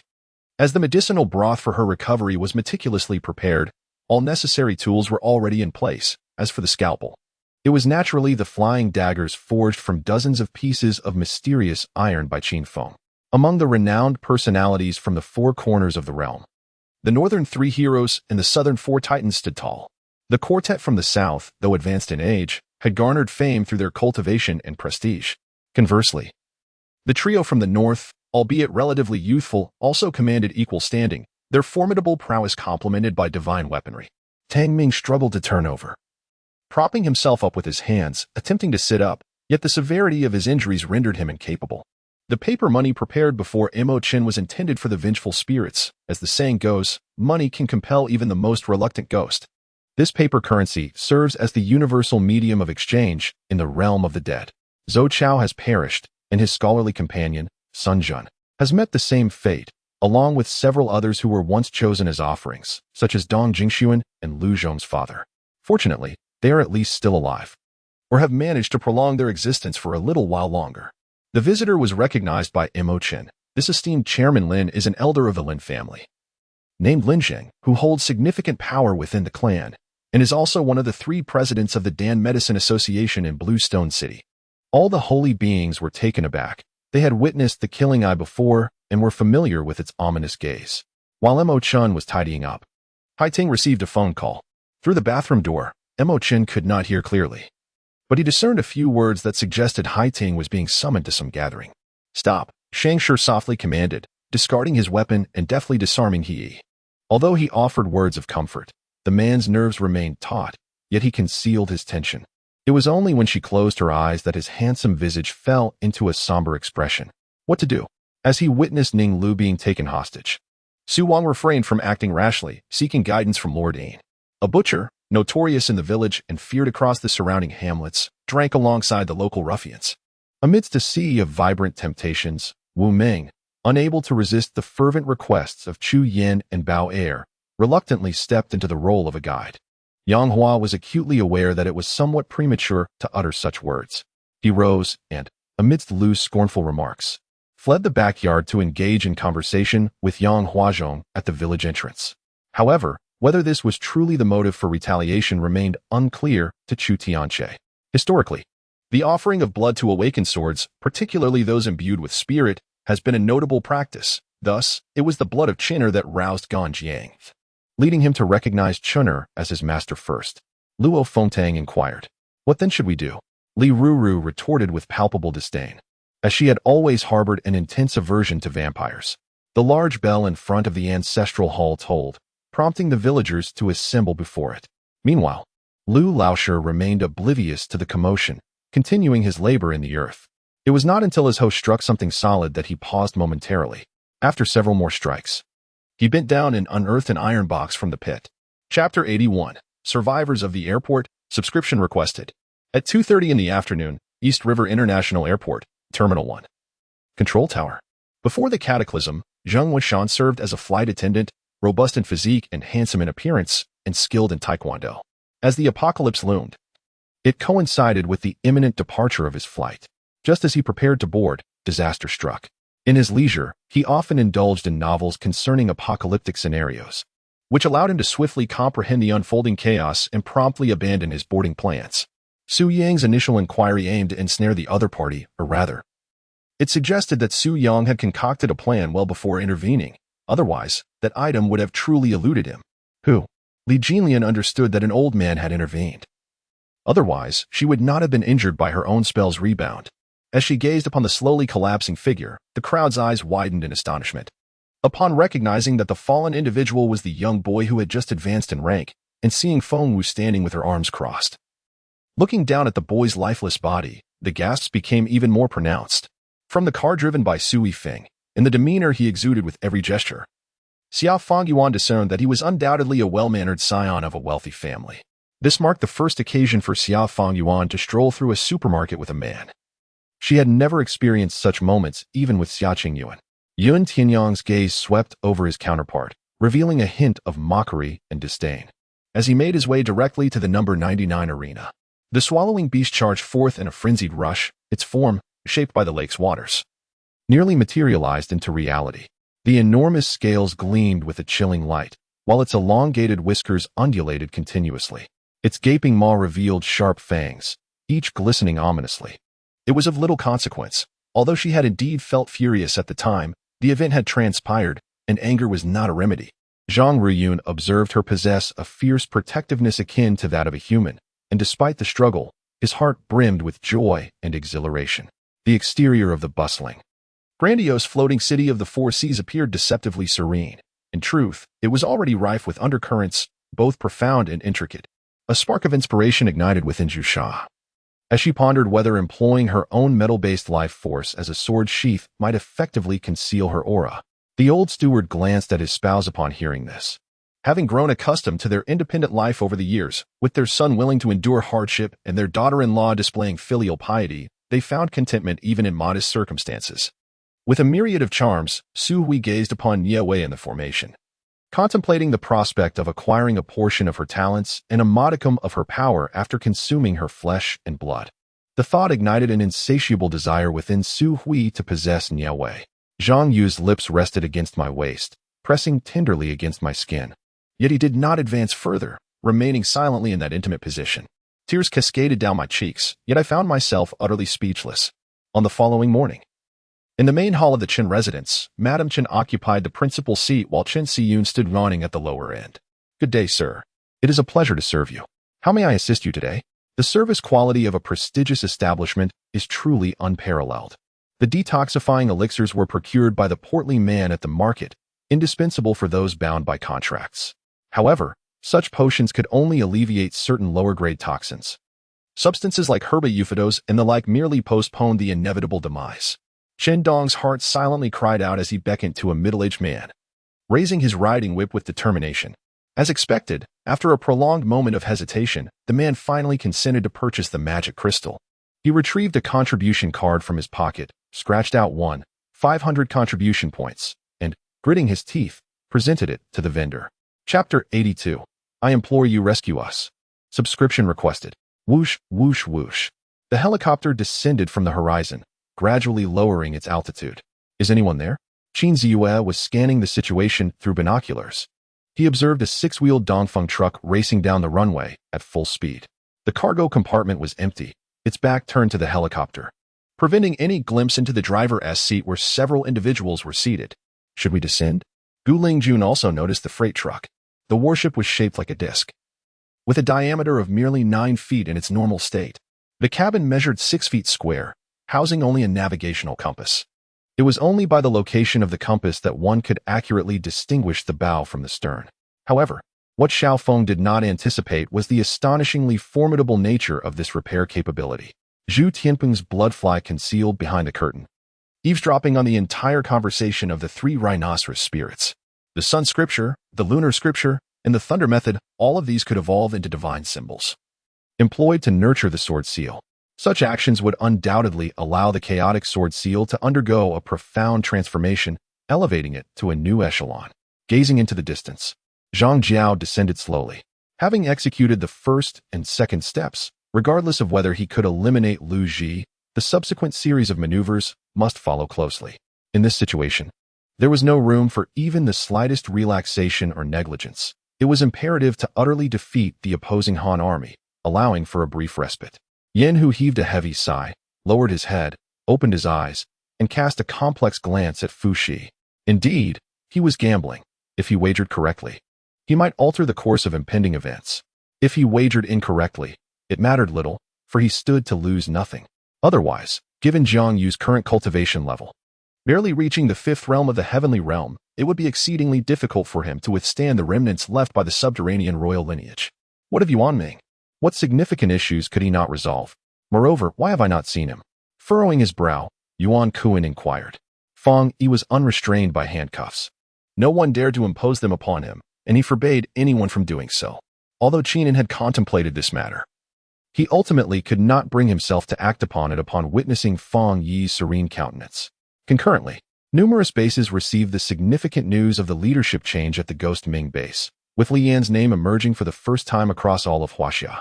And even beyond, the survival laws of avian creatures dictate that they fight for sustenance. To be vanquished is to succumb to fate, especially for such extraordinary beings. Heh, having played enough games, it is time for you to meet your end. At this moment, Yiruyu smiled and directly waved the ribbon in her hand towards Zhang Kuang. Very well, do as you see fit. When you are unable to cultivate, you will relinquish your ambitions on your own. Master Yang, seeing that he could not persuade LV Feng, could only express himself in this manner. The awakening of the 8 Desolation Wind Flame Dragon heralds a wind-based divine ability. The abyssal cold wind, capable of freezing all sentient beings in existence. Get lost and pay attention. With that, he disregarded Yi Wan'er's reaction and seized her flute. The body of the wind beast crashed into the ground, creating a deep pit, causing the earth itself to fracture, with cracks spreading from the pit and extending to Yixing's feet. Within, there were not only houses but also all the disciples, including Yin Tiankong and others, who appeared vividly alive.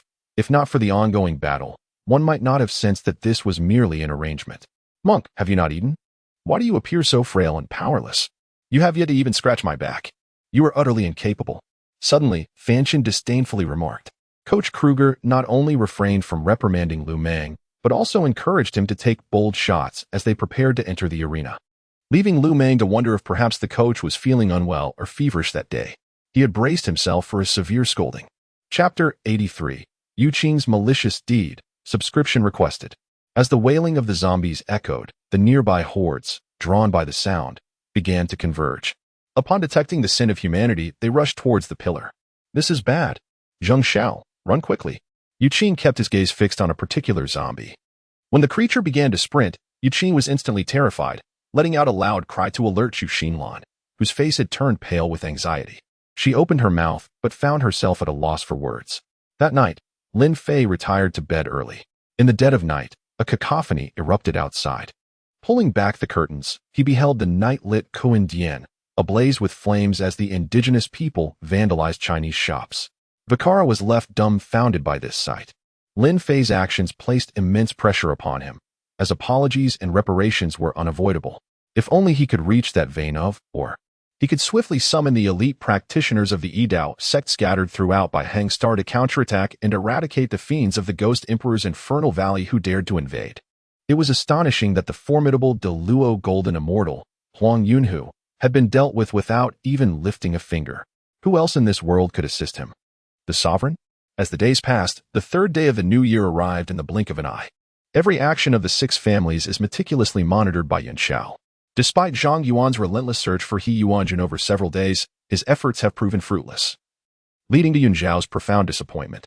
As he contemplated whether to extend assistance to Zhang Yuan, Yichin arrived at his doorstep.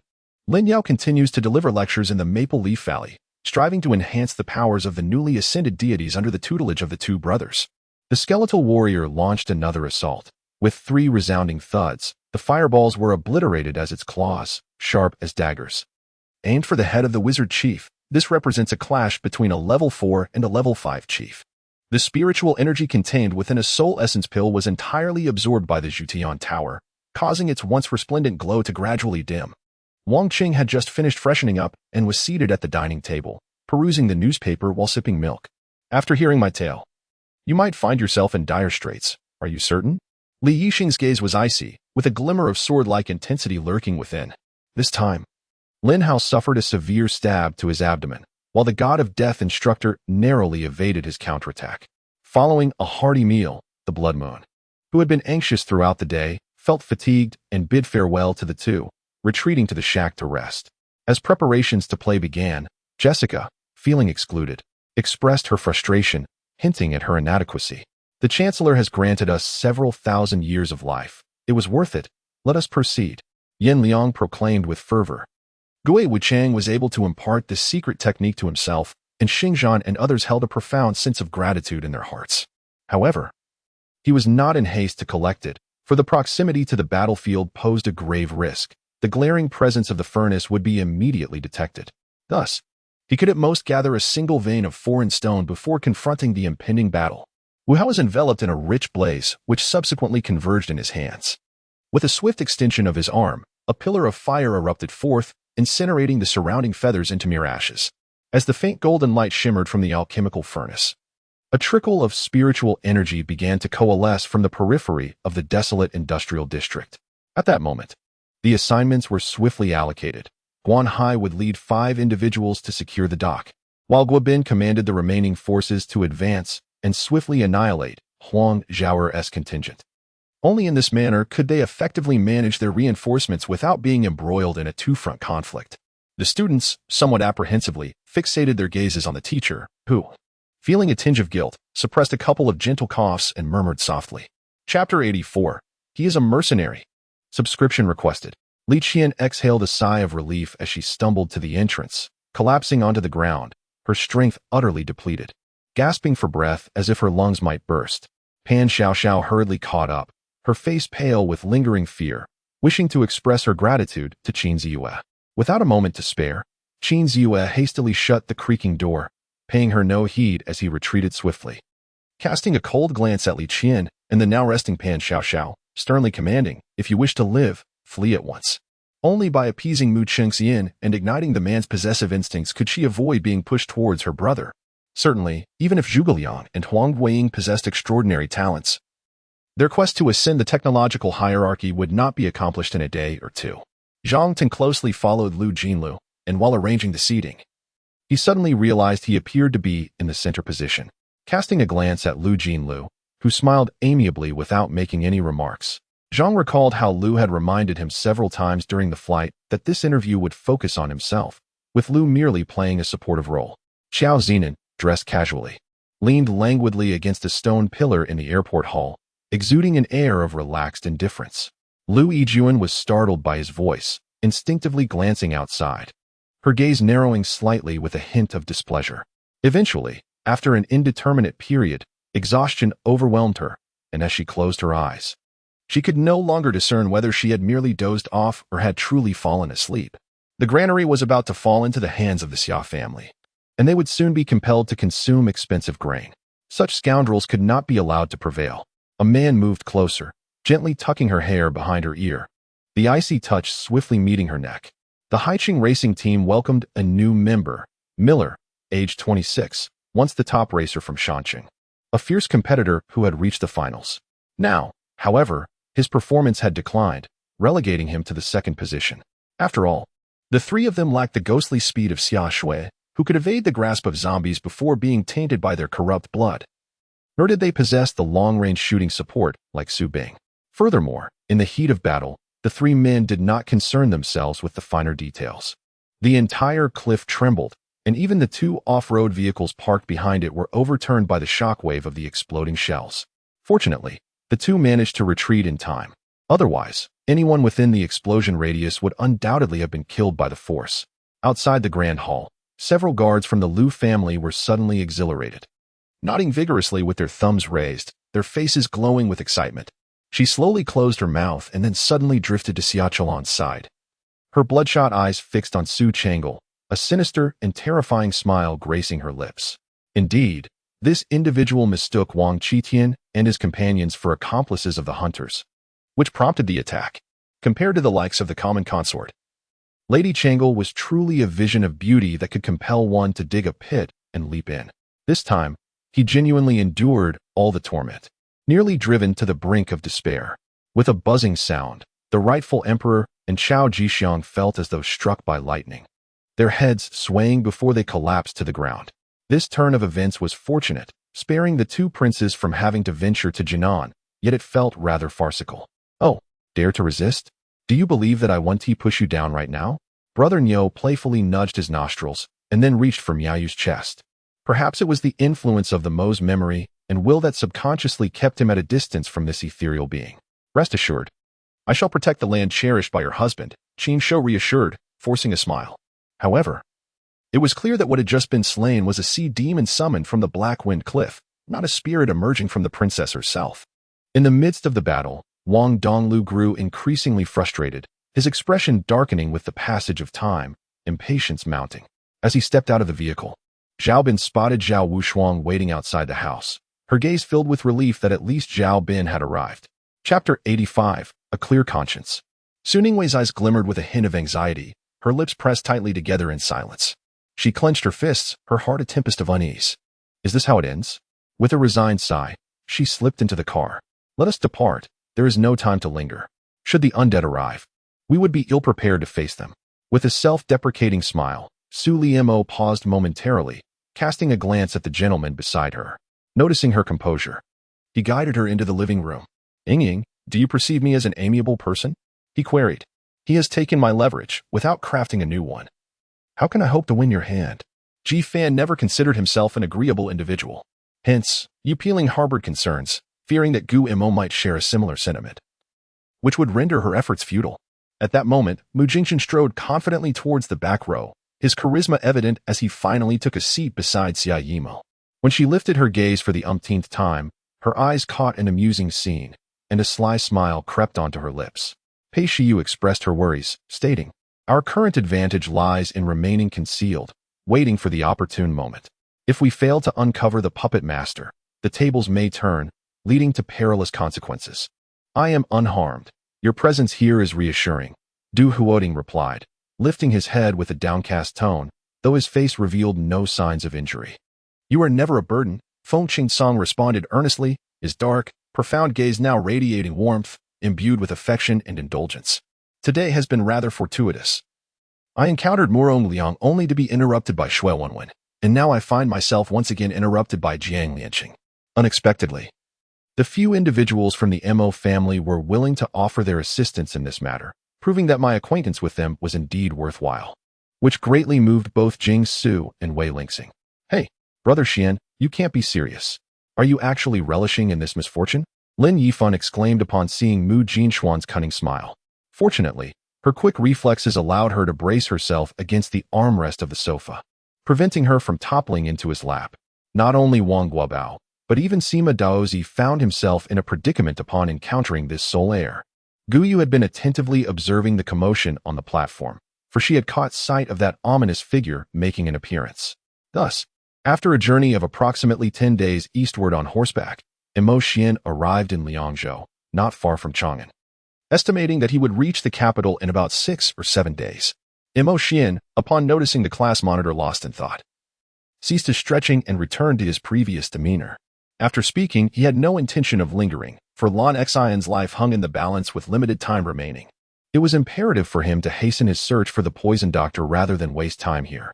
Su Royao immediately approached and threw herself into his embrace, playfully asserting, Yinzhong, you must attend the birthday banquet at Xihe Hotel today. I will serve you the dishes, so tonight. She lowered her head, burying it against his chest. As her squirrel companion took the lead, the 9 beautiful maidens, deliberately lagging behind, lifted a box and struck her, rendering her unconscious. The two walked side by side. While the surrounding gossip grew increasingly audacious, their voices rising significantly, utterly unconcerned about the presence of the parties involved. Watanabe's heart was enveloped in a profound warmth, akin to luxuriating in a hot spring during the winter, yearning to embrace Hujo Mickey and indulge in a peaceful slumber without a care in the world. The 4 of them were momentarily taken aback by Zhong Wuqing's inquiry. Their thoughts lingered on the paradox of weeds yet possessing the gift of life. This notion perplexed them, yet it also sparked a flicker of enlightenment, though ultimately, they found themselves at a loss for words.